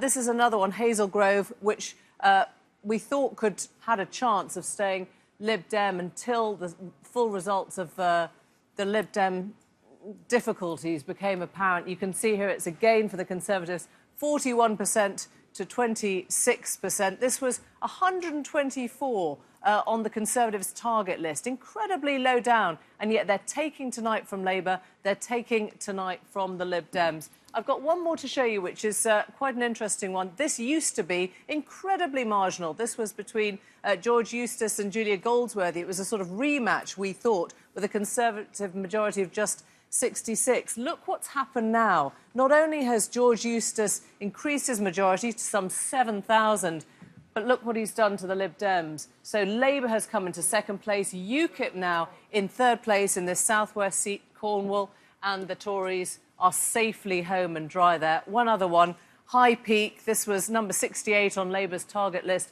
They've got nowhere near it. The Conservatives have held it with a 45% share of the vote. And you can see it's actually started to swing to the Conservative. As I say, this is rather new territory. It's not where we thought we would be before that exit poll emerged tonight, David. Emily, thank you very much. We're joined by Esther McVeigh now, who's just heard she's been defeated in Wirral West. You've been Employment Minister, you've been a kind of controversial figure in many ways, you've suffered a lot of attacks. What was your campaign like? I read that you'd had a particularly difficult campaign with everybody piling in against you. Is that true? Well, it would be fair to say it was a brutal campaign, but, you know, you've got to get on with things. My team worked incredibly hard. We led a very positive campaign. We were out all the time. I'm pleased to say that despite losing, we increased the Conservative vote by nearly 2,000. So, you know, if you can take anything positive out of losing, that was it. And actually here again, in Wirral West, it was the Lib Lib Dem vote that collapsed from 6,500 right the way down to just about 1,500. What is it you mean when you say it was a brutal campaign? Perhaps you'll give us an insight into what it's like. We've been watching winners and losers all night long, and I know you did have a particularly tough campaign. In what way was it brutal? Well, I'd say it. We'd read a lot of it. People like the Labour MP John McDonnell had come up to my constituency and was telling people to lynch me. You'd seen John Prescott come down and was overtly sexist. There had been a sort of a very brutal campaign on the streets as well, you know, graffiti on the walls, the TUC releasing a song on my birthday to sack me, protests in the street. So you did see, you know, the darker side of politics. And yet, despite that, as I said, the Conservative vote went up by 2,000. And look, I'm just proud that I'm part, or was part, I should say now, was part of a government that was helping turn the economy round. Proud of a government and in the department that was making sure 1,000 more people were in a job every day. And, you know, that's what we've got to look forward to. We've got to get the country back on track, because only then can we support vulnerable people, help people have a great public sector. And that's just what I want to see. I want to see everybody from every walk of life, every part of the UK, benefiting from a stronger economy. All right. And I know my ex-colleagues in the Conservative Party will do just that, and I cheer them on. And will you go back to television presenting, Esther McVey? Absolutely not. Absolutely not. I won't be looking to do what you're doing. What I want to do is, you know, go back to be a politician, because I want to represent and support and help people in the UK. That's what I want to do. So, Okay. you know, I'm coming back. I want to be an MP. Well, thank you very much. You're looking very cheerful for somebody who's just suffered a rather nasty defeat, but thanks for joining us. Well, John that's Sopel. politics. You have your ups and downs and you keep going. Show business too. John Sopel. We kind of was said early on in the evening that Ed Miliband was either going to deliver a short or a long speech. A short speech if it had gone all terribly wrong, a long speech if he thought he was going to be the next Prime Minister. We got the short speech. We're being told that he'll make fuller remarks later today when he's back in London. But, I mean, talking to his aides about the moment that they heard the exit poll in his house, apparently the place just fell absolutely silent. They could not believe what they were hearing. And I was speaking to one of the people who's been on the road with him these past few weeks, he just said, I feel very, very tired now, and tears started welling up in his eyes, and he just couldn't speak. And I think you kind of felt there the brutality of politics, that you live a dream and it comes crashing down pretty quickly. But we should hear from Ed Miliband later on today with his reflections on the election, what it means for the Labour Party and what it means for him. There he is on his way down to London. It's dawn outside. It's dark in this studio. Well, it's as light as it's ever been. I didn't know dawn had come. When is dawn nowadays? 5:30 it is. Dawn must be at 4:30. Anyway, there he is on his way down to London, and presumably to address Labour Party workers later today, and to say what, I mean, he'll thank them, but also say what he intends to do. What do you think he'll say? I would imagine so. I mean, he's got a very, very quick decision to make now. He thought he was going to be Prime Minister not that many hours ago. Now he's wondering whether he's going to stay in politics at all, I would imagine, whether he's going to step down as Labour leader. You know, having fought a much better campaign than most people thought he was going to, he gets a lot of credit for that. He is not the joke figure that a lot of people try to make him. You know, he has kept his chin up, he's spoken well, and at the end of it, he has completely politically fallen flat in his face. I wonder, the Labour Party will want somebody else, I think. I wonder what the brother in New York is thinking as he watches these results come in. That word bittersweet comes to mind, David. I fear it may. Had it been me, it would have been different. He couldn't fail to think that, could he? Yes, Because even everything if that's people wrong. even if it's wrong, yes. Yeah, there's even if nothing. it's wrong. Well, no, nothing. I have to say, among the things that are going to change as a result of tonight is all this talk about we are now a country of coalition governments. Really? Who is going to want to go into a coalition after what's happened to Liberal Democrats? David, I think there's only once in the last 40 years has a losing main party leader got on to fight the next election. That was Neil Kinnock after 87 in very, very special circumstances. I think that tradition is established. Let's go to our piazza and see now. It's daylight and the sun is coming up, and Sophie Rayworth is there, having stood throughout the night with her friends around her, building this map. What are they making? I am building the map, David. I have just laid yet another tile there for the SNP. We've got our solitary Lib Dem seat, Labour, one Conservative. What a transformation on our map of Scotland. And if I walk down into England, Ben Page from Ipsos Mori standing here, and when you look at the rest of England, I mean, the remarkable thing is the absence of Liberal Democrat seats. Yes, I mean, as the exit poll was predicting, they were going to be wiped out, and it has come to pass. I mean, there's still many seats to declare, but looking across the map, that's one of the most striking things. And, of course, the annihilation of virtually everybody by the SNP in Scotland. This is a dramatically different map, and many big names in British politics now gone, some probably from politics, at least, forever. And dramatically different, given we had weeks and weeks and weeks of polls saying everyone was or the Conservatives and Labour were neck and neck. Well, small changes in vote share translate into big changes in seats, and so the post-mortem on all of that, I think, will be to come. But the other thing I'd say, of course, looking at this, a year ago, this was going to be all about UKIP. One seat over there at the moment. You know, so hugely unpredictable and an amazing night. Well, let's go down here into what is on our map, London. We've got some of our Generation 2015, all first-time voters except one. And if I just point out here, that's the edge of London on our map, and that's the Twickenham seat, Vince Cable's seat, now blue. Just tell us how you all voted. So I voted Conservative. I voted Green. Conservative. Labour. And if I start with you, did you think that the Conservatives were going to have a night like they're having? No, actually, I was quite surprised. I thought Labour was going to win, but I'm quite glad, especially in my constituency, Kensington Surbiton, to take a seat from Lib Dems, which is not surprising. But I don't know why in my constituency that has happened, but I'm quite glad. Kingston Surbiton right there, in fact, right next to the Twickenham seat. And what a shock when Vince Cable lost his seat. The result was absolutely astounding. I mean, Vince Cable's been part of the architecture of the Lib Dems, of London politics, for as long as I remember. And I think it says something that before tonight we wouldn't have expected the Lib Dem vote to bottom out anywhere near as much as it had done, or the erstwhile Lib Dem vote to break right, or actually the Tory and Labour vote to hold up and increase their majorities in their own strongholds. It's a picture of uncertainty to be expected, but also a picture of polarisation where people like Vince, where people in the centre are ceasing to count. Absolutely. You're another Conservative voter. Yeah, absolutely. And what have you made of this evening?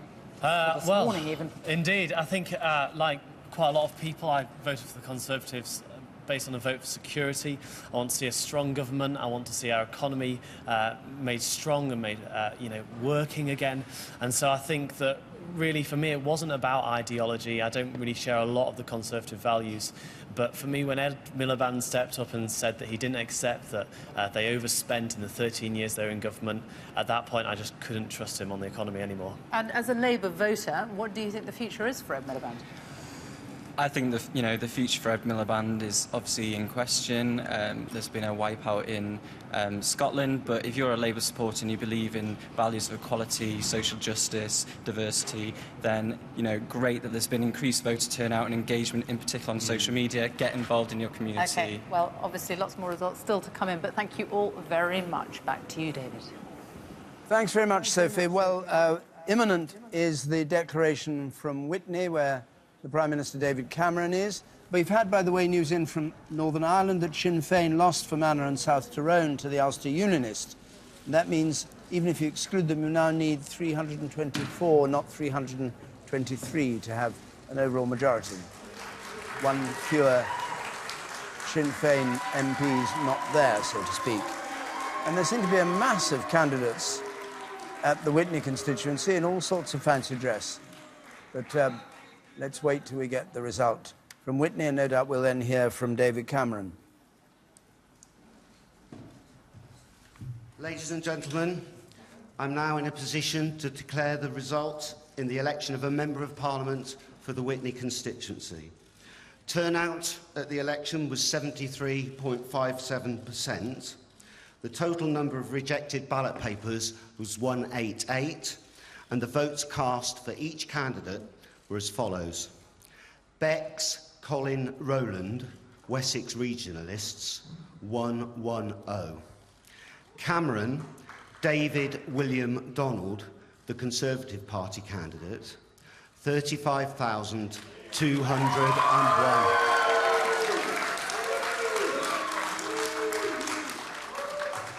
That's 35201.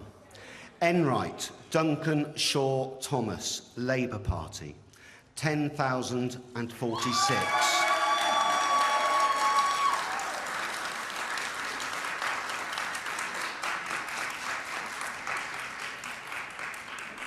Graham Andy, Liberal Democrat, 3,953. That's 3953. Handley Nathan Paul, 12. Jackson Deek, Land Party, 35. MacDonald Stuart Sutherland, Green Party, 2,970. 2970. Pedell Clive, National Health Action Party, 616. 616. Saunders Vivian Inez, Reduce VAT in Sport, 56. Smith Bobby, Stop Emotional Child Abuse, Vote Elmo, 37. Strutt Simon, UKIP, 5,352. That's 5352. Thompson Chris, Independent, 94. And I hereby declare that David William Donald Cameron is duly elected as Member of Parliament for the Whitley constituency. Thank you.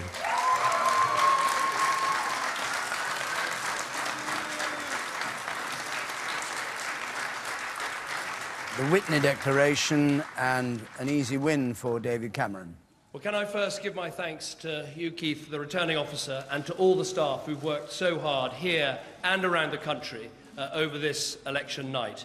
I'd like to thank my agent, Natasha Whitmill, and all those who've worked so hard for me here in West Oxfordshire, but also Conservative campaigners right across the country.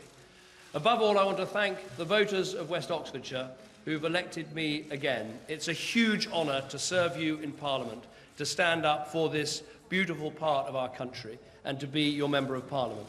And I will do everything I can to go on working hard for you.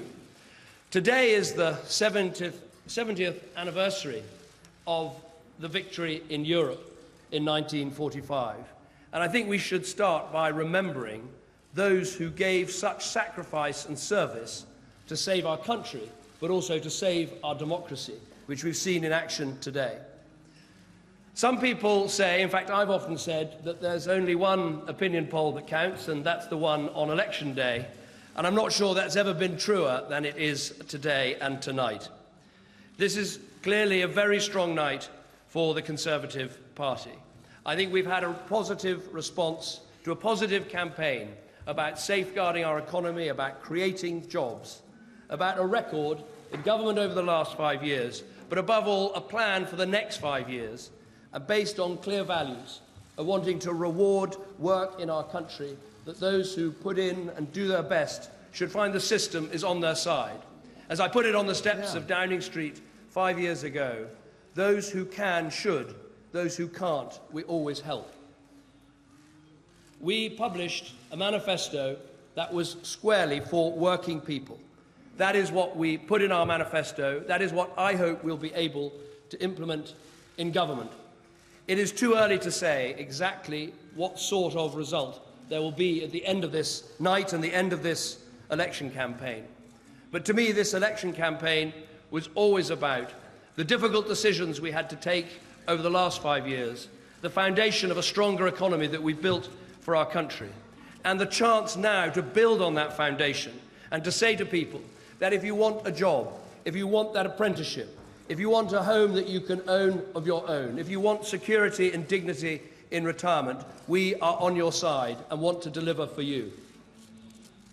Also, we should never, in politics, duck the big issues, whether it's dealing with our deficit, whether it is holding that referendum which we were right to hold on the future of Scotland in our United Kingdom, or indeed in the future that referendum we must hold to decide Britain's future in Europe. My aim remains simple: to govern on the basis of governing for everyone in our United Kingdom. I want to make sure that our economic recovery reaches every part of our country. I want to make sure as our economy grows that the poorest in our country can benefit from that recovery and have the chance of work and a stronger future. I want to make sure there are good schools for all our children, no matter where they live or what their background. And above all, I want to bring our country together, our United Kingdom together, not least by implementing as fast as we can the devolution that we rightly promised and came together with other parties to agree, both for Wales and for Scotland. In short, I want my party, and I hope a government I would like to lead, to reclaim a mantle that we should never have lost, the mantle of one nation, one United Kingdom. That is how I will govern if I'm fortunate enough to form a government in the coming days. Let me finish where I began by thanking the voters of West Oxfordshire for putting your trust in me again. I will make sure I do not let you down. Thank you. David Cameron, the Prime Minister there, with quite a long political speech rehearsing all the reasons that the Tory party deserved to win. I wonder whether he had in his pocket a speech, if things hadn't gone quite so well, would have struck a rather different tone. But anyway, there he set out and ended very firmly with a commitment to one nation in the light of what has been Very going on in interesting, Scotland. that. Very interesting. That was very much the compassionate conservatism with which he started his career as leader and then fell away a bit. Very much an opening out to all people who voted against him. And I have to say, he said it's too early to tell. We are now looking at a prediction showing the Conservatives on 325 seats or thereabouts over the winning mark. 323 was his stated aim, and he looks like he's going to make it. Very interesting, though, there, a commitment to press ahead with proposals for more devolution to Scotland under the Smith Commission as soon as possible. And fascinating, he made that promise to bring the UK together, which some people would say he's tried to undermine through his campaign, including, fascinatingly, Lord Ashcroft, of course, a Conservative, former Conservative, well, still a Conservative, but former peer, who's written tonight an excellent night for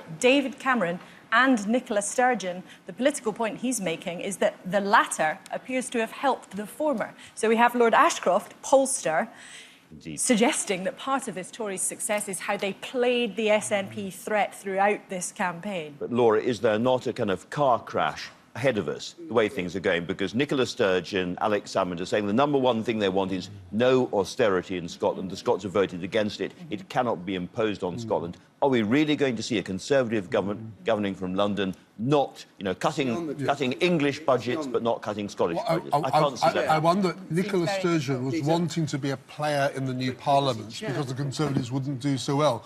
Now she will have no power, but she'll be able to say to her fellow Scots, look, we've got 56 seats in Scotland and no power at all. Is that not a better argument long-term for her than playing a role in Westminster? Leave it. Let's hear from Graham Brady now in Altrincham, the chairman of the 1922 Backbench Committee. Mr. Brady, thank you very much for joining us. Now, what we've been talking... Good evening. What we've been talking about a lot tonight is how and what this government will do to try and bridge or heal, however you like to put it, the clear rift between Scotland and the rest of the United Kingdom that's emerged from this election today. What's your view? Well, I think that is one of the key challenges. I think all of us who are unionists and who believe in our United Kingdom are very concerned to see the way that Scotland has voted. Of course, they voted against independence last year, but the massive gains of the SNP tonight are one of the most striking features, I'm sure, of the election. Can you suggest ways in which the government can act swiftly to try and staunch the flow of blood between the two nations? Swiftly is necessarily the best thing to do. I think what we need to do is be very thoughtful about the best way of guaranteeing the future of the United Kingdom.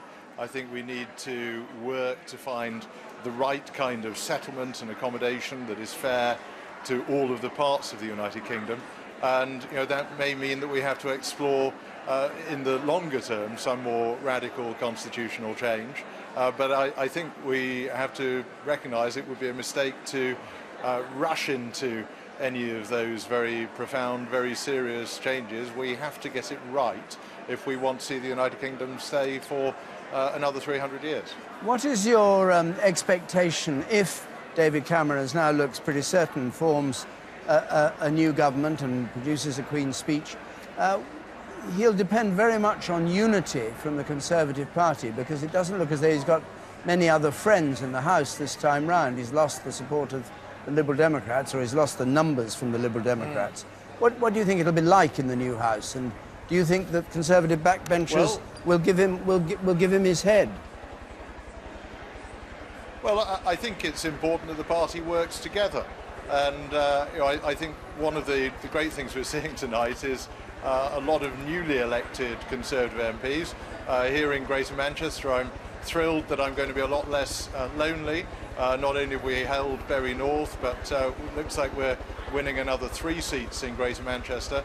So we're going to have a Greater Manchester group of Conservative MPs. There's going to be a lot more Conservative MPs from across England, at least, and in Wales too, representing all of the country. We have all got a serious job to do in making sure that this Parliament works and that government can be effective. But yeah, we have to represent our constituents. Thank you very much for joining us. We go to Inverness for Danny Alexander's result, or his constituency's Danny result. Alexander, Scottish Liberal Democrats, 18,029.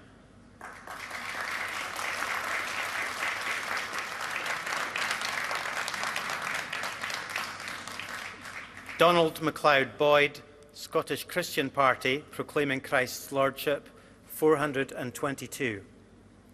Les Durance, UK Independence Party, 1,236.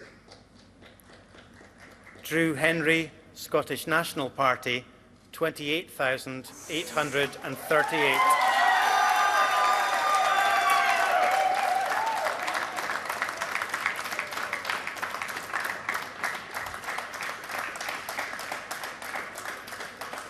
Edward Bryan, Stanford Mountain, Scottish Conservative and Unionist, 3,410. Isla Marie O'Reilly, Scottish Green Party, 1,367.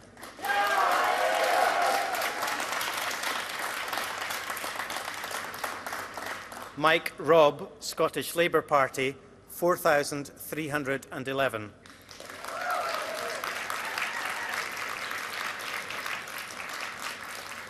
Therefore, I give public notice that Drew Henry is duly elected as the Member of Parliament for the Inverness, Nairn, Badenoch and Strathspey constituency.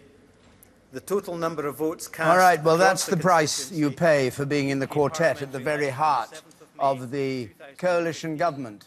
Danny Alexander, Chief Secretary of the Treasury, trounced by the SNP with a majority of nearly 11,000.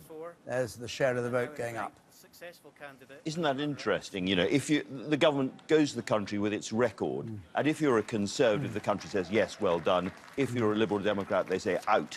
It's very strange when you think about it. And David Laws, who was Danny Alexander's predecessor as Chief Secretary, has lost in Yeovil. It's a real wipeout of all the senior Lib Dem coalition ministerial figures. What I'd like to do now, because we haven't looked for a long time at our forecast, which, remember, from the moment we do the exit poll, we gradually change it. We have Yeovil. No, we're not going to see Yeovil. David Laws, as Peter said a moment ago, lost Yeovil, and the Conservatives take it with a majority of 5,000 in Yeovil. Let's have a look at the figures there. And the change in Yeovil, this was the seat Paddy Ashdown held, the former Liberal Democrat leader.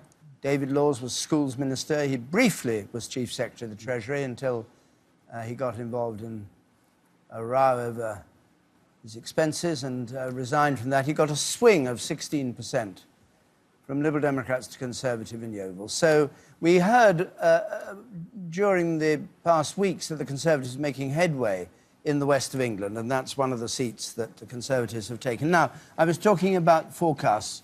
We had the original exit poll, and John Curtis, as the evening goes on, just modifies it. He's barely had to modify it, has to be said, because it was so accurate, confounding everybody's kind of first instinctive reaction that this can't be quite right. But it does seem to have been quite right. Do we go to John or do we go to we'll go to... John, we'll come to you in a moment. Let's just see Jeremy demonstrating your genius, John, to us all. Jeremy. Certainly not demonstrating mine, yes. Let's just reflect. A few hours ago when we had the exit poll from Professor Curtis, a lot of people thought, oh, gosh, that looks like it overstates the Conservatives and understates Labour. Well, actually, it's pretty much bang on, but if anything, it did the reverse. So here's what we have now. Got about half the results in, 200 still to go, but our forecast now has the Conservatives slightly higher.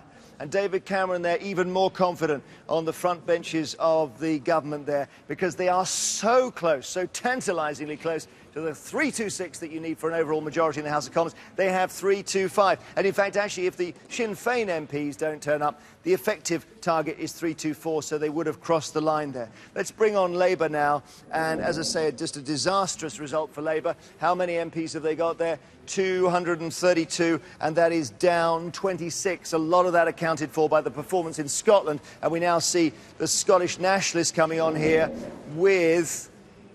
Let us see. Oh, we'll bring the DUP on the other side. So let's just do this on the government benches first. What we could do here is bring on the DUP just to show that if we add them to the Conservatives, they're well over the line with a majority of 16. So that's something to think about here. That actually the Conservatives could send for the DUP. They might well be amenable to that, and you have an effective majority of 16. OK, back to the opposition benches, and let's bring on the SNP to just remind ourselves of the scale of this and all these new MPs coming down to Westminster. And they have, we predict here, 56. That's an advance of 50 MPs. They only had 6 in 2010. It's no less remarkable, no matter how many times we say it here. And then we bring on the others. So let's just bring the Lib Dems on, reduced from 57 to 12. Disastrous night. And then here we are. Let's just see these other groups here, Plaid Cymru and UKIP and the Greens and the others and so on. So this is the House of Commons, pretty much actually as per our exit poll. It's still partly forecast this because we don't have all the results. But here, just to bring you back to this side, the Conservatives on 325, possibly able to govern alone, so close to that line, but always with the option of sending for or asking for a bit of DUP assistance and the Northern Ireland Party, the DUP, coming over and helping. So, David, back to you. Thank you very much, Jeremy. I'd like to have a look at the popular vote in a moment. John Curtis, perhaps we just should congratulate you on your exit poll, you and your colleagues.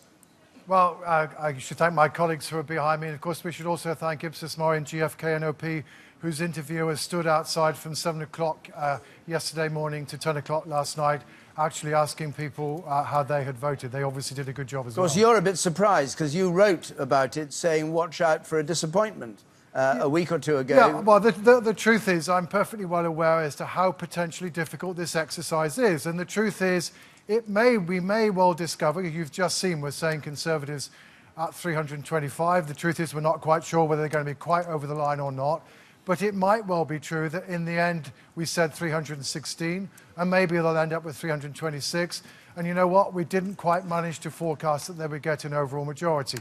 And the truth is that relatively small differences between what we forecast and the actual outcome makes a difference to the headline. So that's one of the reasons why I am always very cautious about these things. But the truth is now, leaving aside that technical issue of whether Mr Cameron does or does not have 324 or 326 seats, it's now perfectly clear that Mr Cameron will have the MPs to remain in office.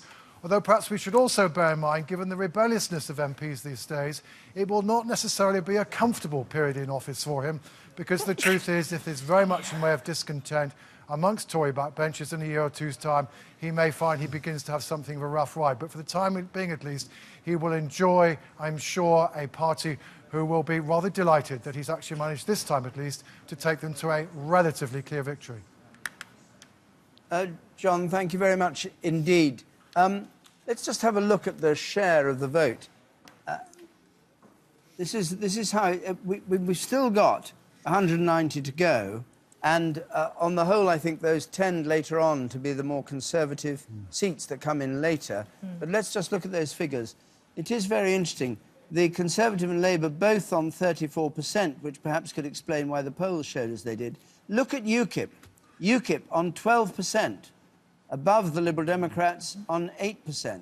And the Scottish National Party, for all their talk about the power of Scotland and the thing, of course they've got the MPs in the House of Commons, But if you look at the UK population as a whole, they only have 7% of the vote of those who went to the polls and voted. The 46,000 or so were entitled to vote.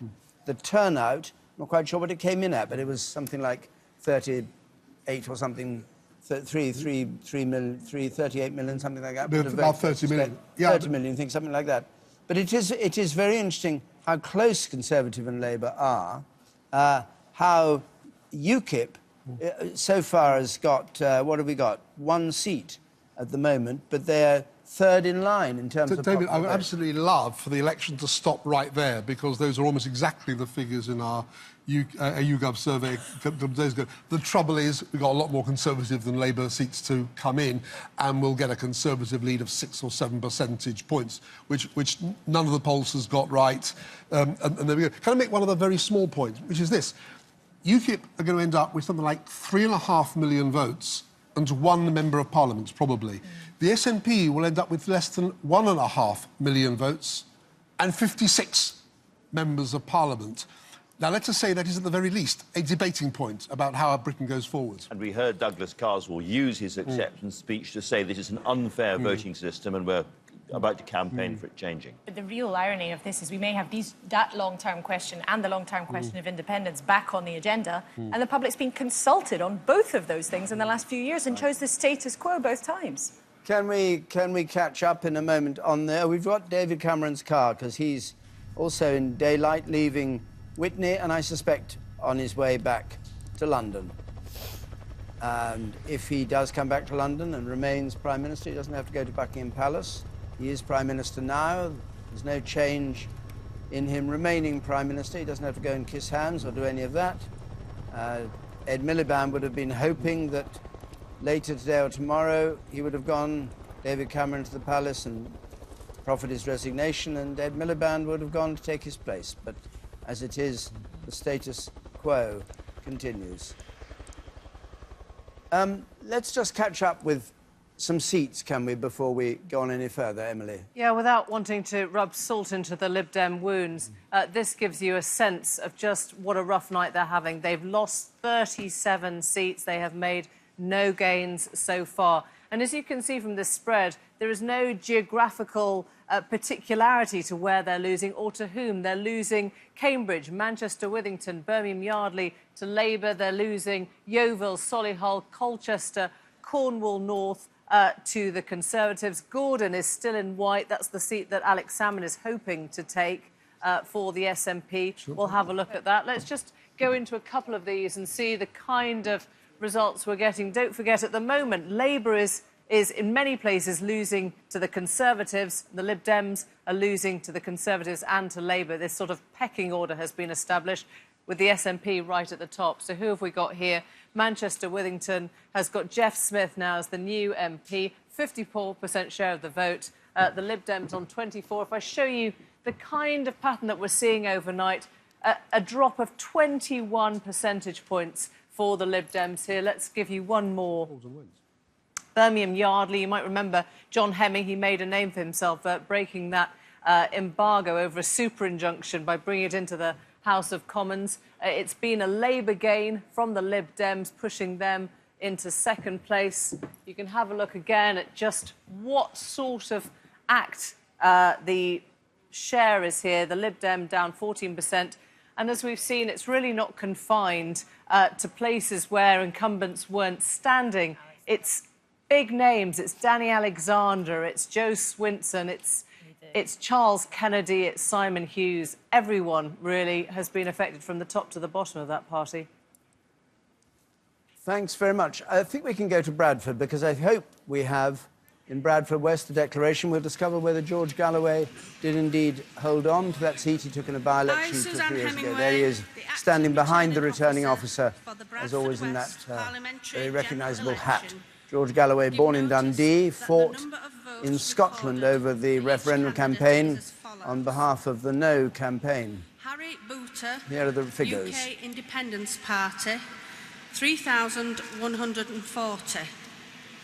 George Galloway, Respect George Galloway, 8,557. George Grant, Conservative Party, 6,160. Alan Griffiths, Liberal Democrats, 1,173. Celia Hickson, Green Party, 1,085. Theresa Hurst, English Democrats, Putting England First, 98. James Kirkcaldy, Independent, 100. Nazim Shah, Labour Party, 19,977.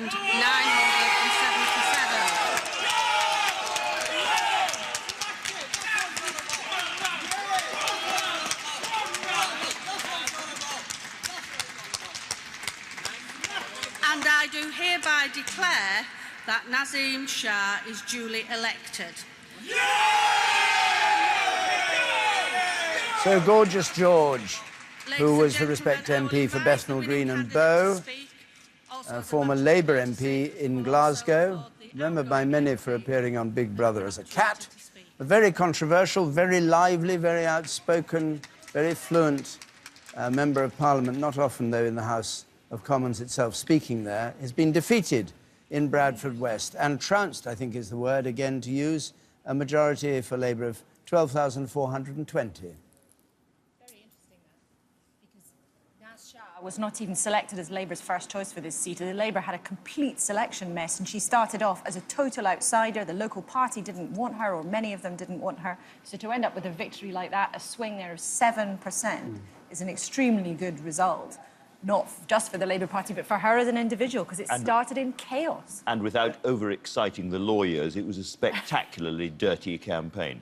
And without overexciting the nerds watching, the swing we're showing, of course, was from 2010, not from the by-election, which is why it shows a small swing, well, quite a big swing, to Respect, because Respect wasn't there at all in 2010, and suddenly they were at the by-election after the death of the previous. They became... David, I think I found Labour's best result of the evening, which was George Galloway's previous seat in Bethnal Green and Bow. He won off Una Teague in 2005. It went back to Labour in 2010. Rushnar Ali, who won it then, has an 18-point jump in her share of the vote to 61%. Now, that's where there's going to be a new election for a new mayor, and George Galloway's thinking of standing. Well, it looks to me as if Labour's got that Tower Hamlets back. It doesn't take away, though, from the main story of the night, which Ed Miliband himself has just said on Twitter. This has clearly been a very disappointing and difficult night for the Labour Party. To every member and supporter, I want to say thank you. Now, whether that's him or one of his team sitting in his car as they hurtle down the A1, pressing the buttons on his phone, that's the message they want to use for now. By middle of tomorrow morning, by lunchtime, it may feel very different indeed. Even if you say goodbye. Thank you very much. It's coming up to 6:10, and I think it's time for the news now, just to catch up, because we haven't had news for some time.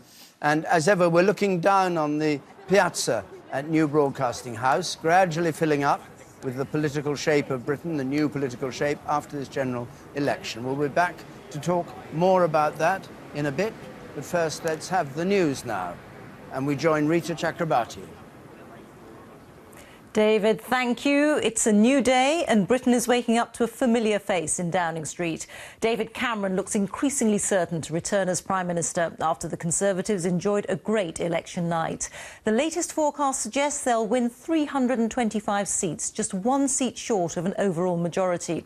In the last few minutes, Mr Cameron said he wanted to bring the United Kingdom together. The Tories' coalition partners, the Liberal Democrats, have lost dozens of seats, although party leader Nick Clegg has held on. And it's all changed in Scotland, with the SNP pretty much sweeping the board.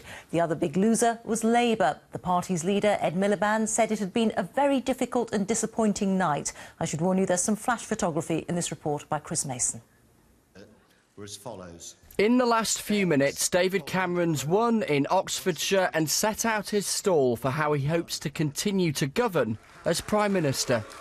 It is too early to say exactly what sort of result there will be at the end of this night and the end of this election campaign.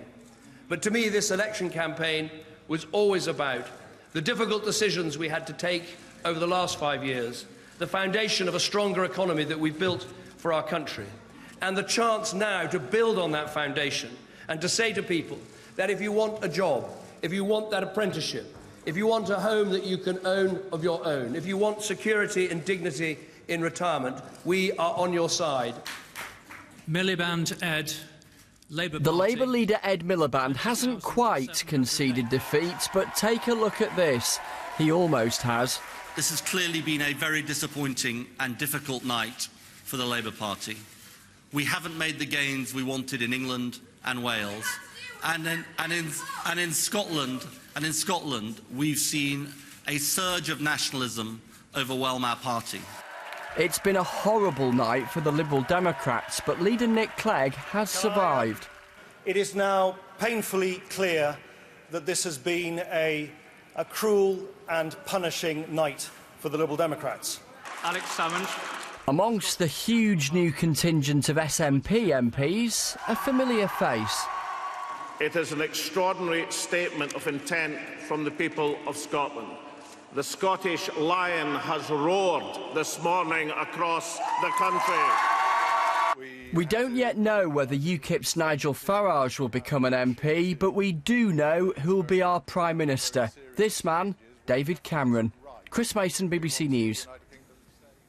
Well, as we heard, the Liberal Democrats have lost a large number of seats in an election which the leader, Nick Clegg, called cruel and punishing.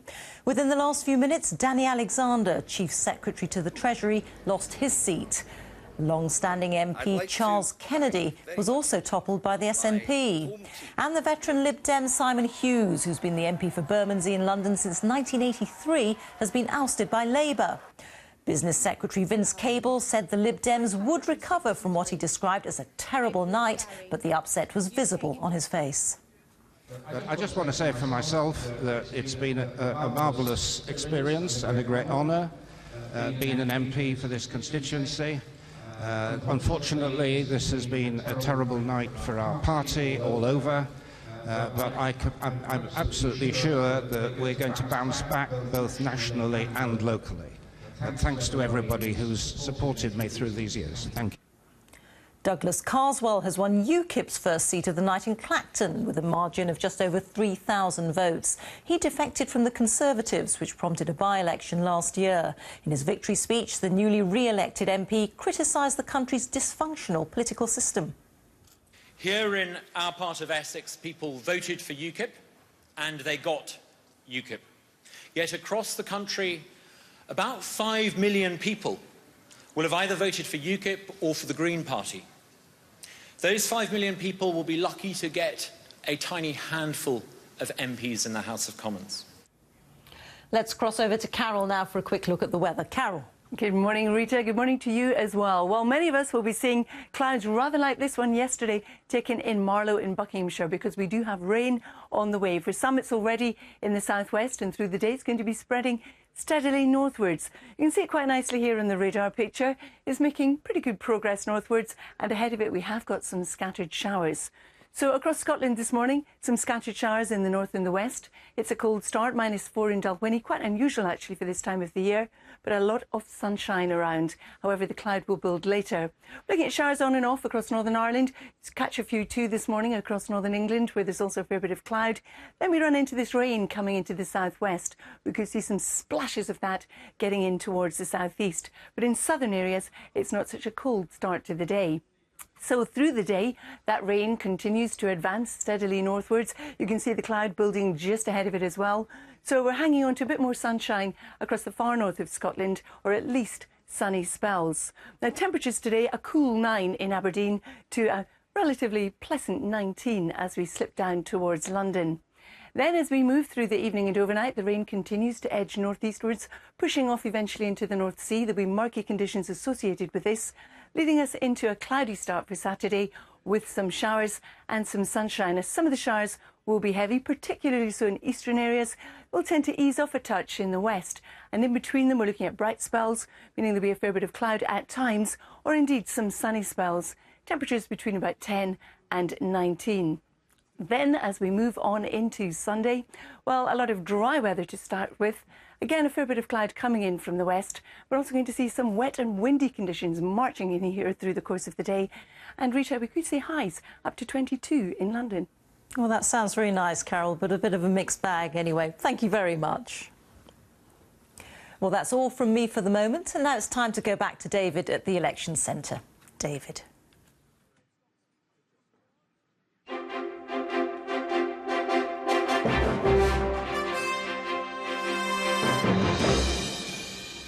And welcome back to our election coverage, and we're looking at the sun on the House of Commons, daylight having come, and here is the forecast result. Now, we still haven't got all the seats in, of course.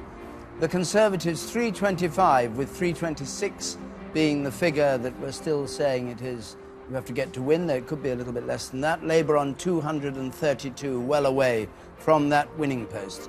Conservatives, the largest party, David Cameron pretty well certain to form the next government. That's how things stand at 6:15. We've had 470 seats declared.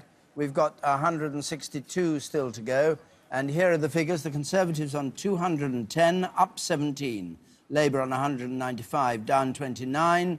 Look at the SNP, 55. They're up 49 at the moment in Scotland. The DUP in Northern Ireland on 8. The Liberal Democrats crashing out. 6 seats only at the moment, 38 lost. That's the story. And here is the share of the vote to put against those seats. It shows the discrepancy between seats and votes. The Conservatives on 35%, Labour on 33%, UKIP on 12%, the Liberal Democrats on 8%, the SNP on 7%. And we're joined now by James Landale from Number 10, outside Number 10. Good morning, James. What are you expecting to happen there today? Good morning, David. What's going to happen today? today? I think it's actually going to be far more straightforward. I think it's far more straightforward than we had anticipated. At some time, the Prime Minister will return to London. My expectation is that if it is clear that he remains Prime Minister, he will still go to Her Majesty the Queen at Buckingham Palace. She is at Windsor at present. She will return to London as she was expected to do anyway because of the VE Day celebration commemorations. And the expectation is that if the Prime Minister remains Prime Minister, he will see the Queen this morning and then come to Downing Street and make a statement. And that statement will then set the tone of how he sees the next phase of his premiership. I rather thought he didn't have to go to Buckingham Palace because he continues as Prime Minister. But you would know because you're in on all this. David, you're actually right. He doesn't have to go to Buckingham Palace because he remains the Prime Minister. However, the option is open for him to do that if he wants to do it. And my understanding is the Prime Minister will choose to do that so that he can see her later on. But you're correct. He technically does not have to do it. What's your view about how he will continue to govern and how he will continue to command the House of Commons when he hasn't quite got, or maybe only just has, a majority there? I think it's going to be a very, very different Parliament. He's going to need a very, very different whipping system. If you remember, for much of the last Parliament, the coalition had a healthy majority of 70 to 80 MPs. It made, effectively, the government that we've had over the last 5 years very similar to a majority government. That is now going to be less likely. What has happened as a result of this is that huge sections of the Conservative backbenchers have now been empowered. Those of us who can remember, I was a young reporter back in the early 90s cutting our teeth in John Major's government. We were standing there night after night wondering, what's Bill Cash going to do tonight and all that. That is what we're going to enter again. The question, though, is this, how will David Cameron pull in his horns? How will he limit the amount of legislation that he introduces to cut his cloth accordingly, because he is going to be running effectively a minority or a small majority parliament? The problem is this, though. He's committed to certain legislation. He's committed to a referendum on Britain's membership of the European Union. He has committed that in the first year of this Parliament, if he's re-elected, he will bring forward the legislation to start the process of setting that referendum up.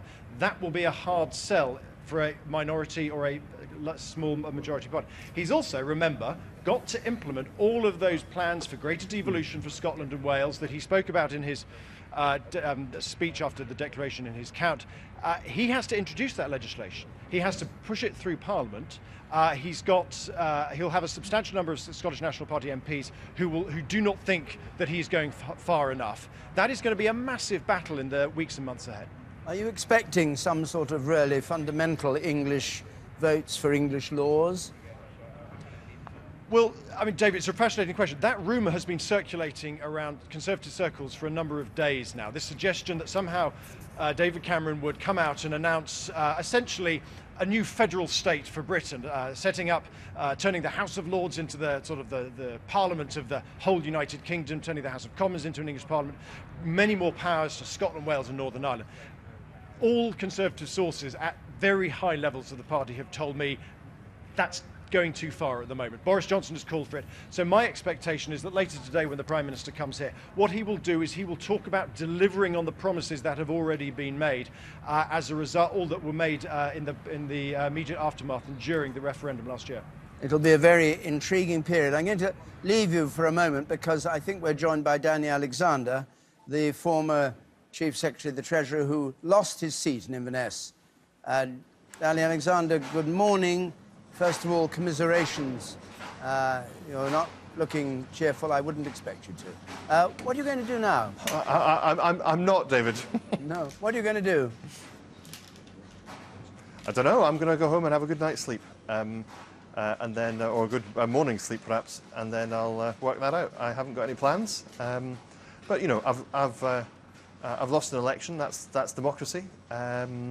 There are worse things, much worse things that could happen to people, and I'm sure that I will find some useful way to occupy my time in the weeks to come. Were you expecting this? Well, look, it had been widely forecast. We fought a very good campaign locally based on what I've been doing in government for the country and for the Highlands. But whilst I got a very similar number of votes to that which I received last time, it wasn't enough to win. And of course, we've seen this, you know, SNP wave across Scotland, which has swept away a lot of MPs, and I think I've fallen victim to that more than anything else. You, of course, are closer probably than anyone to the leader of the party, to Nick Clegg, because, you know, you and he virtually stood for the Liberal Democrats inside the coalition. What do you think his future is? Well, I think that's for him to say. He and I are very close friends. We've worked very closely together for many, many years. But he said in his, I think you broadcast his speech at his own count, and he said he's going to make some further comments later this morning about the future. And I think I'd rather let him speak for himself rather than try to prejudge that in any way. He implied that he was going to stand down. He said he'd talk about his own future, which is different from what he originally said. He'd like to lead the party come what may. But have you actually spoken to him today? Yes, I've spoken to him several times in the last few hours, look, but for that reason, I want to allow him to be heard for himself rather than me prejudging that. When you went into the coalition 5 years ago, did you expect this to be the outcome? Did you think this could be the price that the Liberal Democrats would pay? I think I thought that it would potentially cost us seats in some places, including here in Scotland, where you know, for many people, the fact that we were in government with the Tories is something that they were not keen on. I didn't expect results as bad as those tonight, to be honest with you. And whilst I don't know what the sort of latest figures are, clearly the party and those who have been elected to Parliament, who now have the lead in keeping the flame of liberalism burning and getting it burning brighter in future, there's a lot of thinking to do about how best to achieve that. That's not something that I'll be part of, not having been elected, but it's a very important task because I think that liberalism has never been more needed in our country than now, with, you know, forces of nationalism in Scotland and anti-Europeanism in England proving popular in this election. I think that the kind of openness in society that we stand for is really under threat. But you say never more needed. There's a big responsibility. Never more needed, but never less wanted. Well, that appears to be the conclusion that many people have reached. I'm still very proud of what we've done in the last 5 years. I think that we've ensured that we've had a stable government, that we've dealt effectively with the country's economic problems, that we've ensured a degree of balance. If the Conservatives end up governing by themselves, I think people will see much more clearly the restraining hand, the short leash that Liberal Democrats have had on the Conservative Party over the last 5 years. But you know, we obviously have a lot of thinking to do for ourselves, and you know, our MPs, those who've been elected, have the main responsibility for that. You're a lover of the union. What do you think? What do you think David Cameron should do now, given the extraordinary results in Scotland and the SNP virtually wiping everybody out except for 3 seats, I think it is? What do you think David Cameron should do? I think, firstly, he should show a lot more care and attention and responsibility towards the United Kingdom than he has during this election campaign. I think he's been cavalier with the United Kingdom. The way that he has talked up the threat of the SNP may well have helped him win some constituencies in England, but it's also spurred on nationalists here in Scotland and led to a campaign which is very divisive. And so I think that, unlike after the referendum when David Cameron leapt first to sort of trying to take the English issue forward, I think that there just needs to be a bit of careful thought. We've all agreed to deliver on the recommendations of the Smith Commission. That's important. But I think that whoever's in government needs to think further about, is there more that needs to be done in that space? But I think that making it a kind of politically divisive thing within the United Kingdom, as David Cameron has done personally over the course of this election campaign, has been very damaging and opened up wounds that need to be healed. Danny Alexander, thank you very much indeed for joining us. More to come from our election centre in just a moment, including comments on what he's just said.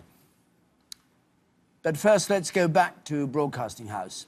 Talk again to Sophie Rayworth with her giant map down there. Sophie. My giant map, my giant jigsaw that we're still putting together, but take a look at how the balance of power is really shifting across the United Kingdom. Scotland, obviously, being the big story of the night. We can show you, though, how we've been putting it together through the night. Our team of helpers here who have laid the map, relayed the map, and it does show you how much the balance of power is changing in the United Kingdom. Here I am on the southwest point of England, a Lib Dem stronghold. It has been. We're waiting for results there, but all we have at the moment are blue tiles, Conservative tiles. This is London, Ben Page. If I just walk round the edge of it, just to show people exactly where London is, but it is huge, isn't it? The 73 constituencies. Yeah. And it's very red. London has bucked the national trend. It's different to the rest of Britain. And in the same way that Scotland has gone SNP, London has actually added about another 7 Labour MPs to its total. And it's going to be very much a Labour city, which is, completely contrary to the trend everywhere else. And it's, in a way, it's slightly, in the same way that Scotland being so different is going to be a stark fact of the night, London being different is going to, I think, also going to play into our politics in future. Well, I'm going to whiz up to the other side of the country now, because a lot of talk about the polls in the last few weeks, just how close they were, neck and neck, and maybe the fact that it is so different is because of the undecideds. We have a few undecideds here. You ended up voting for Labour. I did, Sophie, yes. I'm a healthcare professional. I worry about healthcare. I worry about nurses, my colleagues. So it came down to a simple tweet in the end. I sent a tweet to 2 parties, and the person that tweeted back got my vote. It was as difficult as that for you to make up your mind. What about you? I voted for Labour in the end. I found them really difficult to support on the economy, but in the end I couldn't support a party that was going to make £12 billion in further welfare cuts, because that will really hurt people. And Joanna, you were an undecided voter as well. Who did you vote for? I don't want to tell you. I'm a politics and economics teacher. It would be a little bit awkward. But it was a very interesting marginal constituency, and a lot of people felt a conflict between local and national issues, and a lot of people that we spoke to were undecided and struggling to vote. But a politics teacher, and you still couldn't make your mind up?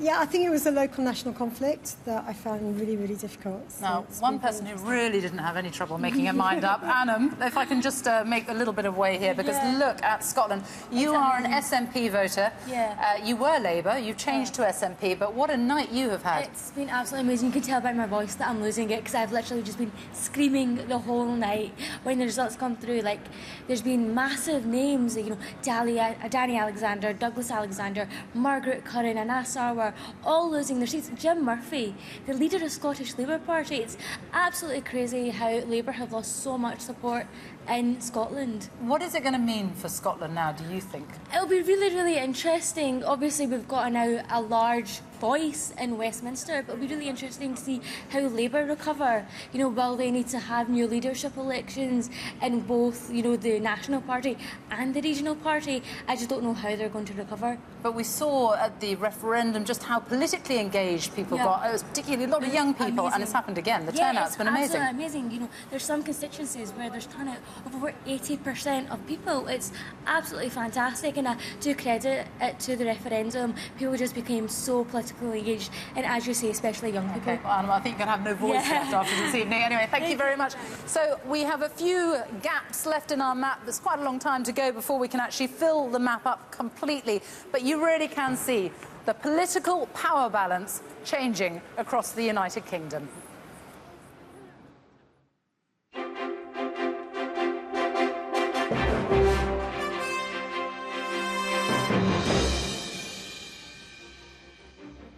And good morning from the election centre. We've had a story running about Ed Balls and whether he's in danger. Ed Balls, of course, the Shadow Chancellor, Labour Shadow Chancellor, whether he's in danger in his seat up in Leeds. And Len Tingle is up there watching for us. Len, do you have more news, if he's there? Well, we're just about to have the third of the 8 seats declared here in Leeds. Rachel Reeves, Leeds West, she has just been returned with a substantial majority. We saw Hilary Benn returned with a substantial majority. We saw the Leeds East seat returned with a substantial majority. But the real key, the real one that we're waiting for, is Morley and Outwood.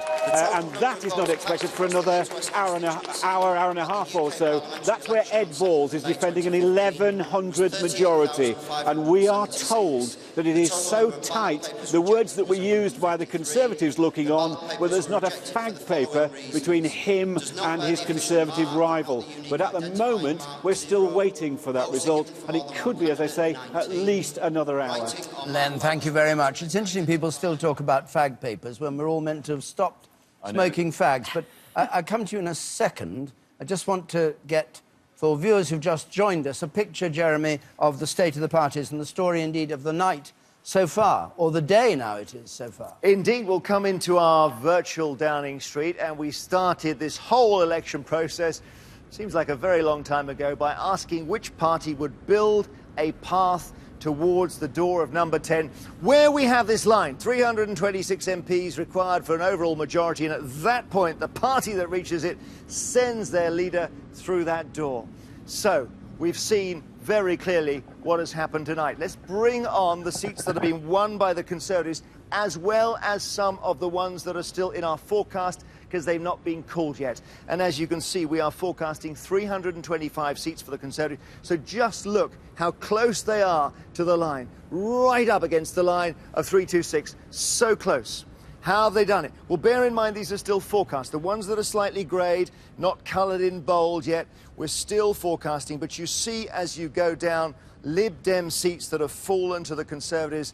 And you can see here, for example, St Ives there, or Cheadle, which have gone from the Lib Dems to the Conservatives, and also the Conservatives holding seats that maybe you wouldn't have expected them to hold. Seats like Brighton Kemp Town, Simon Kirby was the MP there, Pudsey as well, Stuart Andrew, Bedford, Richard Fuller, the MP there, people who were maybe thinking that they would be out of the House of Commons and are not. So this is a remarkable result for the Conservatives, if that is indeed the result. And I have to say this as an important rider. Right at the end of our line here, the forecast is really tight. It's almost 50-50 with some of these seats. And it'll be dependent on whether it goes slightly over or under for these seats and some others, whether Mr Cameron gets his party across the line and gets the overall majority that he wants. As for Labour, let me bring on their seats, and you'll see just how far back they are with their 232. They were really not making much more progress than Gordon Brown did. In fact, 26 seats behind where Mr Brown was. If we have a look at the ones right at the end of their line, we heard Len Tingle there in Leeds talking about Morley and Outwood, Ed Balls' seat. That's there. It's forecast Labour under our forecast, but it's almost 49%, 51%, that one. We can't call it. Gedling goes backwards and forwards. We've attributed it to Labour. We're not sure. Bridgend, another seat which we think will be Labour's. We're not sure. Dewsbury, we think, is a gain from the Conservatives. So there are some gains from Labour, but precious few in England. They've even lost seats to the Conservatives in England and Wales. And, of course, they've been completely devastated in Scotland by the SNP, which is why they just haven't made up the seats they lost in Scotland with seats gained in England. That's the basic problem for Labour, and that's why the Conservatives, with their gains against the Liberal Democrats, have built that path right to the door of number 10. David. Jeremy, thank you very much. That very clear exposition of how things are. Now, we had the Home Secretary, Theresa May, here in the studio last night, just as we started the programme, and she now joins us from her count in Maidenhead, which, congratulations on winning it. I don't suppose there was much doubt that you would win it. When you were here, Theresa May, you talked about, you were not drawn about what kind of government it would be. What kind of government do you think you will now have, given that it looks as though you're going to be able to govern alone? How will it be different from the coalition government? What is it that you'd like to see done that you haven't been able to do over the past 5 years?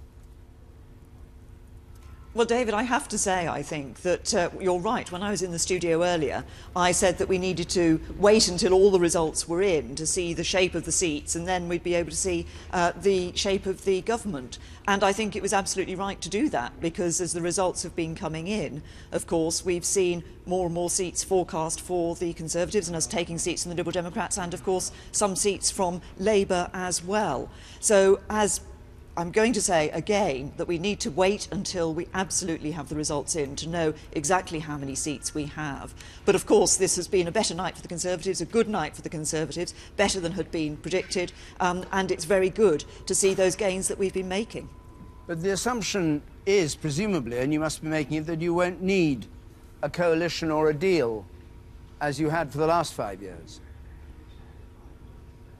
Well, I think I heard Jeremy Vine say just then that there was indeed that possibility that that particular figure could be reached that we were looking for that ability to govern in an overall majority. But as I say, we still haven't had all the votes counted. We still haven't had all the seats declared. So until we have that, it's not possible to say what the shape of the government's going to be. But I think very clearly, as we came up to the election, people were focusing on the choice that they had to make, the choice between going forwards with the Conservatives building on the economic recovery, building that strong economy, yes, securing people's future, or the danger of falling back into economic chaos under Labour. Let's just assume for a moment that you are free, but let's not ask you to speculate ahead.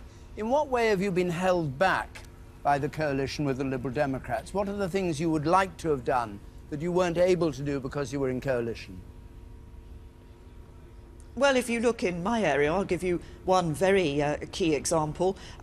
David Cameron has already said, and I've said, that a Conservative government would be giving the security agencies and law enforcement agencies the powers that they need to ensure that they're keeping up to date as people communicate with communications data. We were prevented from bringing that legislation into Parliament in the last government because of the coalition with the Liberal Democrats, and we are determined to bring that through because we believe it is what is necessary to maintain the capabilities for our law enforcement agencies such that they can continue to do the excellent job they do day in and day out of keeping us safe and secure. What accommodation would you like to see made with Scotland, if any? Well, there are going to be changes in terms of the relationship with Scotland. Those have already been agreed. Commitments were given at the time of the referendum. That has already been discussed, and proposals put forward for legislation to be taken forward by the new government. And of course, there are also going to be changes in relation to the relationship with Wales.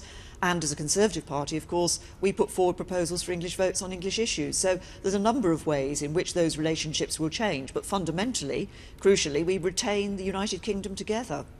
You've been Home Secretary for a long time. In fact, I think you're the longest serving Home Secretary for something like 50 years. You want to go on being Home Secretary? Well, I take a very simple view in politics and in life, which is that if I'm asked to do a job, then I will do that job to the best of my ability. I've enjoyed being Home Secretary. A lot of changes have gone through in my time as Home Secretary, both in terms of ensuring that our law enforcement agencies have the powers they need, creating the new National Crime Agency to fight organised crime, but also key decisions such as setting up the Child Sexual Abuse Inquiry, bringing forward the Modern Slavery Act, and reforming Stop and Search. These will make a real difference. You say you take a simple view. You must be one of the few politicians who takes a simple view of anything, Home Secretary. Well, I'd just get on with the job, David. That's been the way that I've approached all of these things. But as I say, I think that the last government has achieved a great deal across many areas, including the Home Office. Thank you very much indeed for joining us. It's 20 to 7. I'm sure you want to leave the count, which is already deserted, but thank you for being with us. Emily. Let's give you some latest results. We haven't had any figures in for Rochester and Stroud. That's why it's not being coloured up at the moment. But we are hearing that this has been retaken, if you like, for the Conservatives, with some sharp words from the Conservative candidates to Mark Reckless, who was standing there for UKIP. We'll bring you those figures as soon as we get them in. Meanwhile, let me show you some of UKIP's other fortunes. This is Boston and Skegness in the East Midlands. This was a strong UKIP target, and you can see a very, very good performance from the party here. They're on 34%, but it's only second place for them. Matt Warman has held it for the Conservatives. They haven't managed to take it. There'll be some disappointment that none of those UKIP share gains have really materialised into another seat. What about Kingswood? A very, very tight key marginal just outside Bristol between the Conservatives and the Labour Party. We were expecting Labour to be able to take this kind of seat if their progress was moving forwards. As it is, the Conservatives have held it. And when you see what's happened in terms of the changes overnight, they are making the gains here. Also UKIP, interestingly enough, but Labour and the Lib Dems are taking the hit. One more, Portsmouth South. You might remember the scandal hit Lib Dem Mike Hancock, who stepped down as the MP, and then he re-stood as an independent. He comes up in the pink.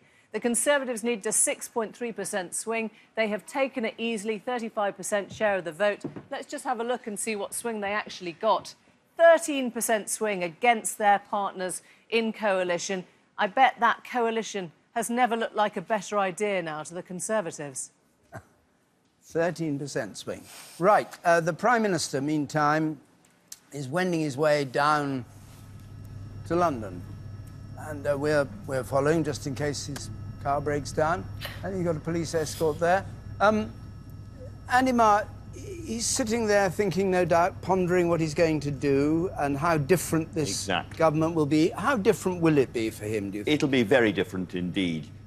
Entire swathes of Scandinavian forest have been pulped, and hundreds of hours of broadcasting time have been used up speculating about red lines, who will do a deal with who, what kind of coalition government or other arrangement we might see. All of that is now redundant. On these figures, I'm quite sure that David Cameron will form an old-fashioned single-party government with a slim majority, so he will have to be very careful of his own backbenchers. But most of what he wants to get through, he will get through at least in the first stages, because he will have the authority of this victory.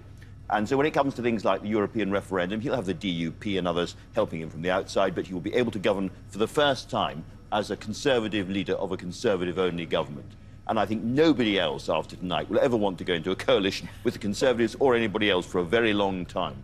Is there anything that will be a sticking point for the House of Commons, where he might have to move carefully? I think the most difficult, I agree with James Landale in this, I think the most difficult areas will be the Scottish changes he wants to make. I can see some kind of new constitutional arrangement being agreed after difficulty in the House of Commons, but I think there is going to be a financial confrontational car crash between the SNP and the Conservative government over money. That's the big thing that's going to be a problem for him. Laura? He's going to be in a very curious position because he'll have a newfound freedom that he's desperately missed in the last 5 years to propose everything that he wants to do as a Conservative Prime Minister, but it'll be much harder for him to get those things through.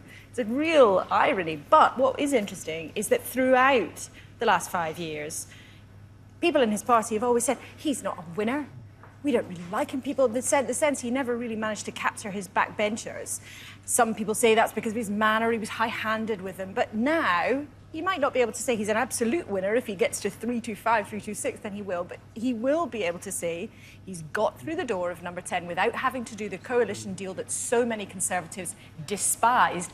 That, of course, also means he'll have more sweeties to dole out to backbenchers, more ministerial jobs that tends to rather conveniently keep people happy, even if they're disgruntled. I see Jeremy Hunt, the Health Secretary, is safely back. Yeah, I just wanted to step back a moment, David. What we've seen tonight is something quite remarkable. We've not discussed tonight, really, the economy over the last 5 years. It's been difficult. Most people's living standards have stayed static. Liberal Democrats, Just interrupt you a second. This is the Brighton Kemp Town result. 1,365 votes. Davy Jones, Green Party, 3,187 votes.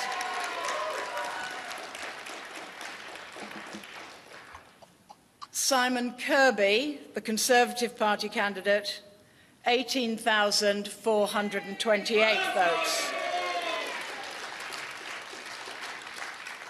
Nancy Platt, the Labour Party, 17,738 votes.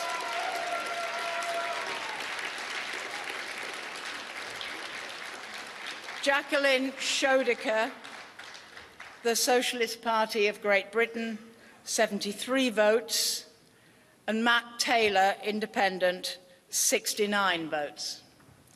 The number of ballot papers rejected was as follows. Town is a seat, Simon Kirby Voting for there, more which it was well in Labour's sights. It was 25th on their list of desirable takes, ones they thought they could take. And, of course, with the trend of tonight, they've not taken it.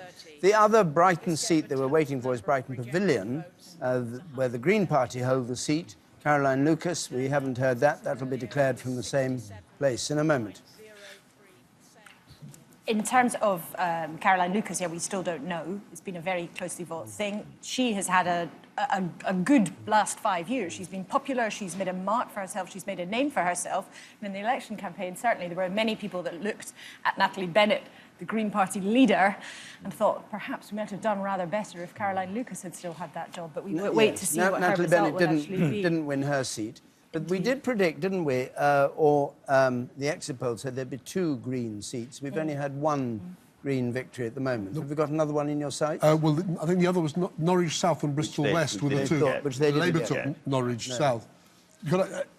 Let's it's just one predicted now. We're coming up towards 7 o'clock. Let's just have a look, Emily, for people who've got up rather than been up all night like you, and like all of us, and look at the state of play on the UK seats at the moment and ones that have come through. If you've just joined us, then the story in Scotland is absolutely jaw-dropping tonight. You'll see lots of familiar places here, and that means lots of names, scalps, if you like, people who've lost their seats. Renfrewshire East, Jim Murphy, the Labour leader in Scotland, has lost his seat to the SNP.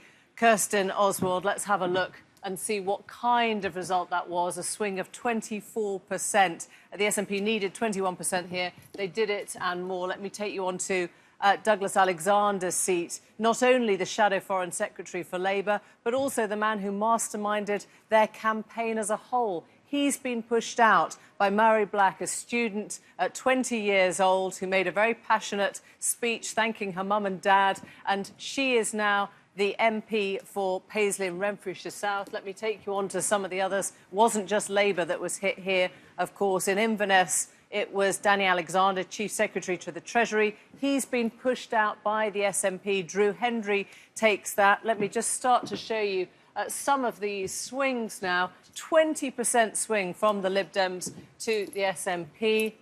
Charles Kennedy's seat in Ross. Now, that was quite a big moment. He's been the MP here since 1983. It was a very tough fight. He had a majority of 13,000. Can you imagine what kind of movement and momentum the SNP had to overturn that and get 48% share of the vote? Let's just have a look at the swing that took. Another 25% swing. We've been getting used to these swings, but if I remind you that the swing that removed Portillo in 1997 was 17%, then you start to understand just how monumental these are. Glasgow North East, then, the last one I'm going to show you. The SNP on 58% share of the vote. Glasgow, one of those 4 places that said yes to independence in the referendum. And this is the swing of the night, not just the swing of the night. It's one of the most extraordinary shapes that we've ever seen. A 39% swing from Labour to the SNP.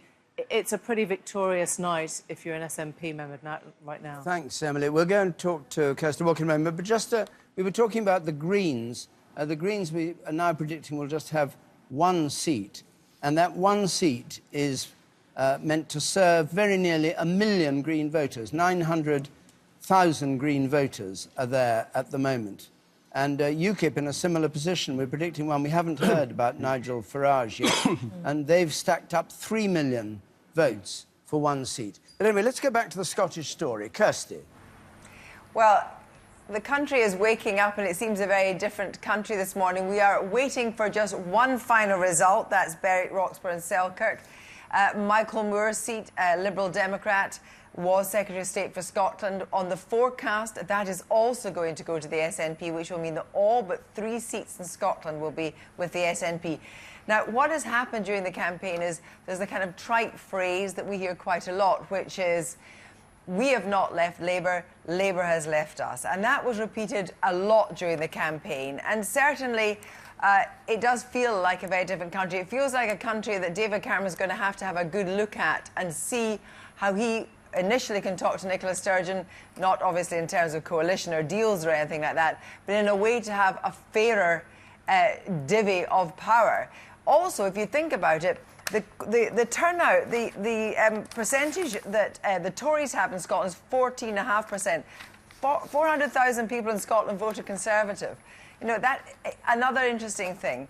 We hear more from the story about Ian Davidson being critical of Jim Murphy. He said that Jim Murphy ought to resign, and when was asked whether Ed Miliband should resign, said, well, actually, Ed Miliband didn't oversee what happened in Scotland. It was Jim Murphy. So I think the knives are out in Labour. And you've got to think about a lot of these MPs that thought they were in sinecures for life are now out on their ear looking for jobs. It's quite a big prospect.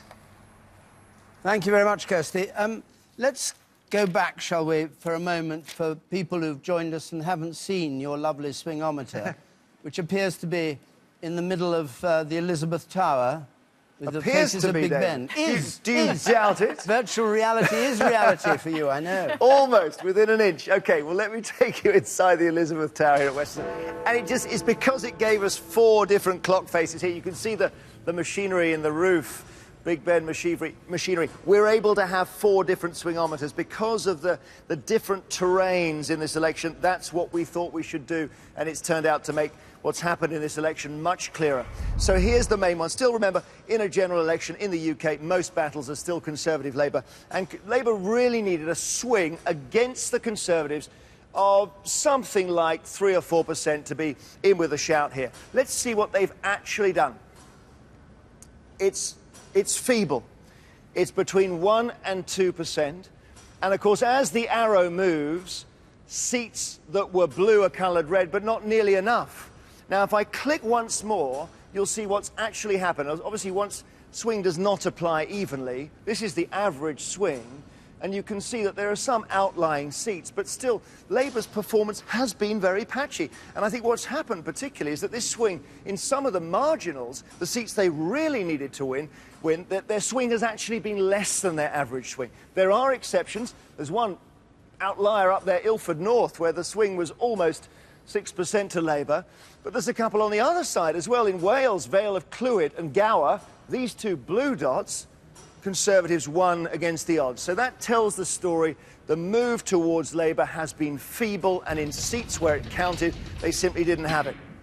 OK, I've turned around the clock faces of Big Ben, because this is the really dramatic swingometer for you. This is the SNP Labour swingometer. We've never had one of these before. We were ready, because of the polls, to recalibrate it. We thought with 30% headroom, we couldn't have a problem. And as the results came in, one of them, Glasgow North East, 39%, we thought this could be a problem, because if the arrow goes into the ceiling, goodness only knows what happens.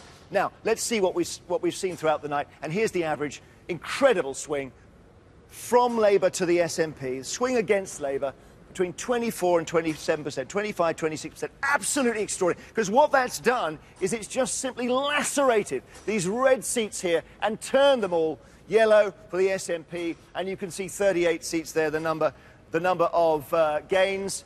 And obviously you've got to add in, there we are, 37, and you add in Liberal Democrat gains as well, and it's basically a total wipeout for the SNP in Scotland, and quite extraordinary. And this is a very dramatic image. This swingometer, surely the image of the night. OK, 2 more for you, because we want to tell the whole story here. And the other big story is what's happened to the Lib Dems. Now, part of the reason the Conservatives have done so well tonight is that they've gone into Lib Dem areas in England and they've simply blown them away. So have a look at this. What's been the swing against the Liberal Democrats? And the answer is the Conservatives have pushed back 8 to 9% against the Lib Democrats. So every 100 voters, 8 or 9 have switched from the Lib Dems to the Conservatives and turned those Lib Dem seats blue.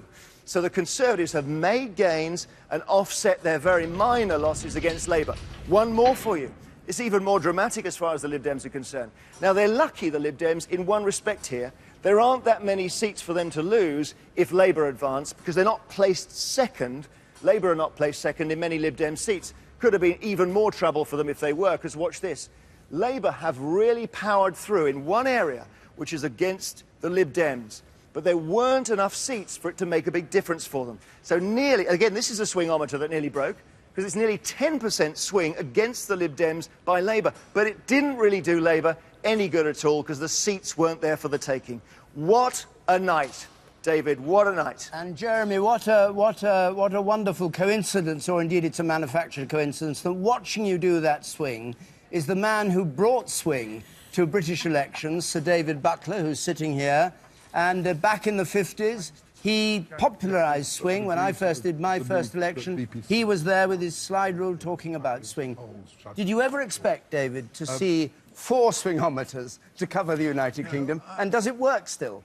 Well, I think it worked. I enjoyed watching Jeremy doing those things, but I think sometimes we get over-enthused with the graphics. But it was great fun. I first did the first big thing with a swing in 1959, when the second of the 3 times I sat beside your father in an election. I think I sat beside you twice before I moved to other things in the 1980s. And you preferred it when it was just paint and cardboard? On the whole, yes. Well, I'll tell you what, do you know, David, you'll love this. Every time we discuss what we should do for a general election, somebody says, why don't we just have a wooden arrow on a nail? And one year we will go back to that, I promise. For sure. David, we don't want to talk about that. What about this election? Were you astonished by it and confused by the difference between the polling and the final exit poll? Oh, yes, I'm quite as much as anybody else was. I certainly... I only can claim that I expected the unexpected. An amazing number of elections have been significantly different from the consensus of the polls. I mean, 1992 was the extreme case, but this is as extreme a case of people all getting it wrong. The pollsters are terribly glad, and they're all in the mess together, and doing maybe almost equally wrong. You've got a point for us, Laura. I just wanted to, on a complete contrast, show you what may become the image of the morning, if not the whole image of the night. David Cameron has written on Twitter, "Here's to a brighter future for everyone." However, the key thing here is he's posted a photograph of himself squeezing his wife, Samantha, very, very tightly, huge grin on her face. He looks exhausted, relieved, almost, well, I suppose he's got his eyes closed. We can't exactly see how he feels, but clearly it has been so far his night, and he wants everybody to know it. That's modern politics for you, David. Exactly. I thought I couldn't resist temptation to bring it in. And last word about this campaign. The next thing that happens is we get a new Conservative government, and he has to decide what's he going to do with Boris Johnson. Is he going to leave Theresa May as Home Secretary? What about Ian Duncan-Smith? Only wanted to do the welfare job. Does he stay? He has to refresh the government. It has to feel and look new and exciting. And he's got a few hours to do it, so lots of people sitting by their phones. And the only commitment he's made so far is to keep Osborne as Chancellor, nothing else. That's not a surprise, yeah, absolutely. Let's have one more look with Emily at the latest information. Yes, when we're talking about the Conservatives being possibly the largest party, if not having an overall majority, you can see in the southwest a snapshot of the fortunes that they've seen overnight. Conservatives on 32, Labour on 4. These are very dark because there are no seats here. The Lib Dems have no seats in the southwest as things stand. Let me show you what that actually looks like when we put up the seats. No. Yeovil, Devon North, Bath, Cornwall North, Chippenham, Somerton and Frome, Thornbury and Yate, Torbay. They were all Lib Dem seats, some of them with very big ministerial names. David Laws, for example, in Yeovil. They have all turned blue tonight. That has been a really, really bad area and a bad night for the Lib Dems. David, I'd like to leave a last word to you. Well, one of the interesting things is the election is going to be over very soon. Instead of what we thought might have a week or two of tense negotiations with several parties, it's obviously the situation we can have a minority government that is actually de facto a majority government. Thank you very much. Well, it's been a quite extraordinary evening. We began expecting to tell a quite different story from the one we ended up telling. We began, like everybody else, thinking this was going to be a hung parliament. There'd been negotiations going on. That's what the polls said. Out came our exit poll. Everything began to change. Nobody quite believed it. Then suddenly they did believe it. And now it seems all to have come true. So it's been a quite astonishing roller coaster ride, this election of 2015. My thanks to everybody here in the studio. Thanks to you. I know you'll be carrying on. It's coming up to 7 o'clock. when we'll have a news with Louise Minchin.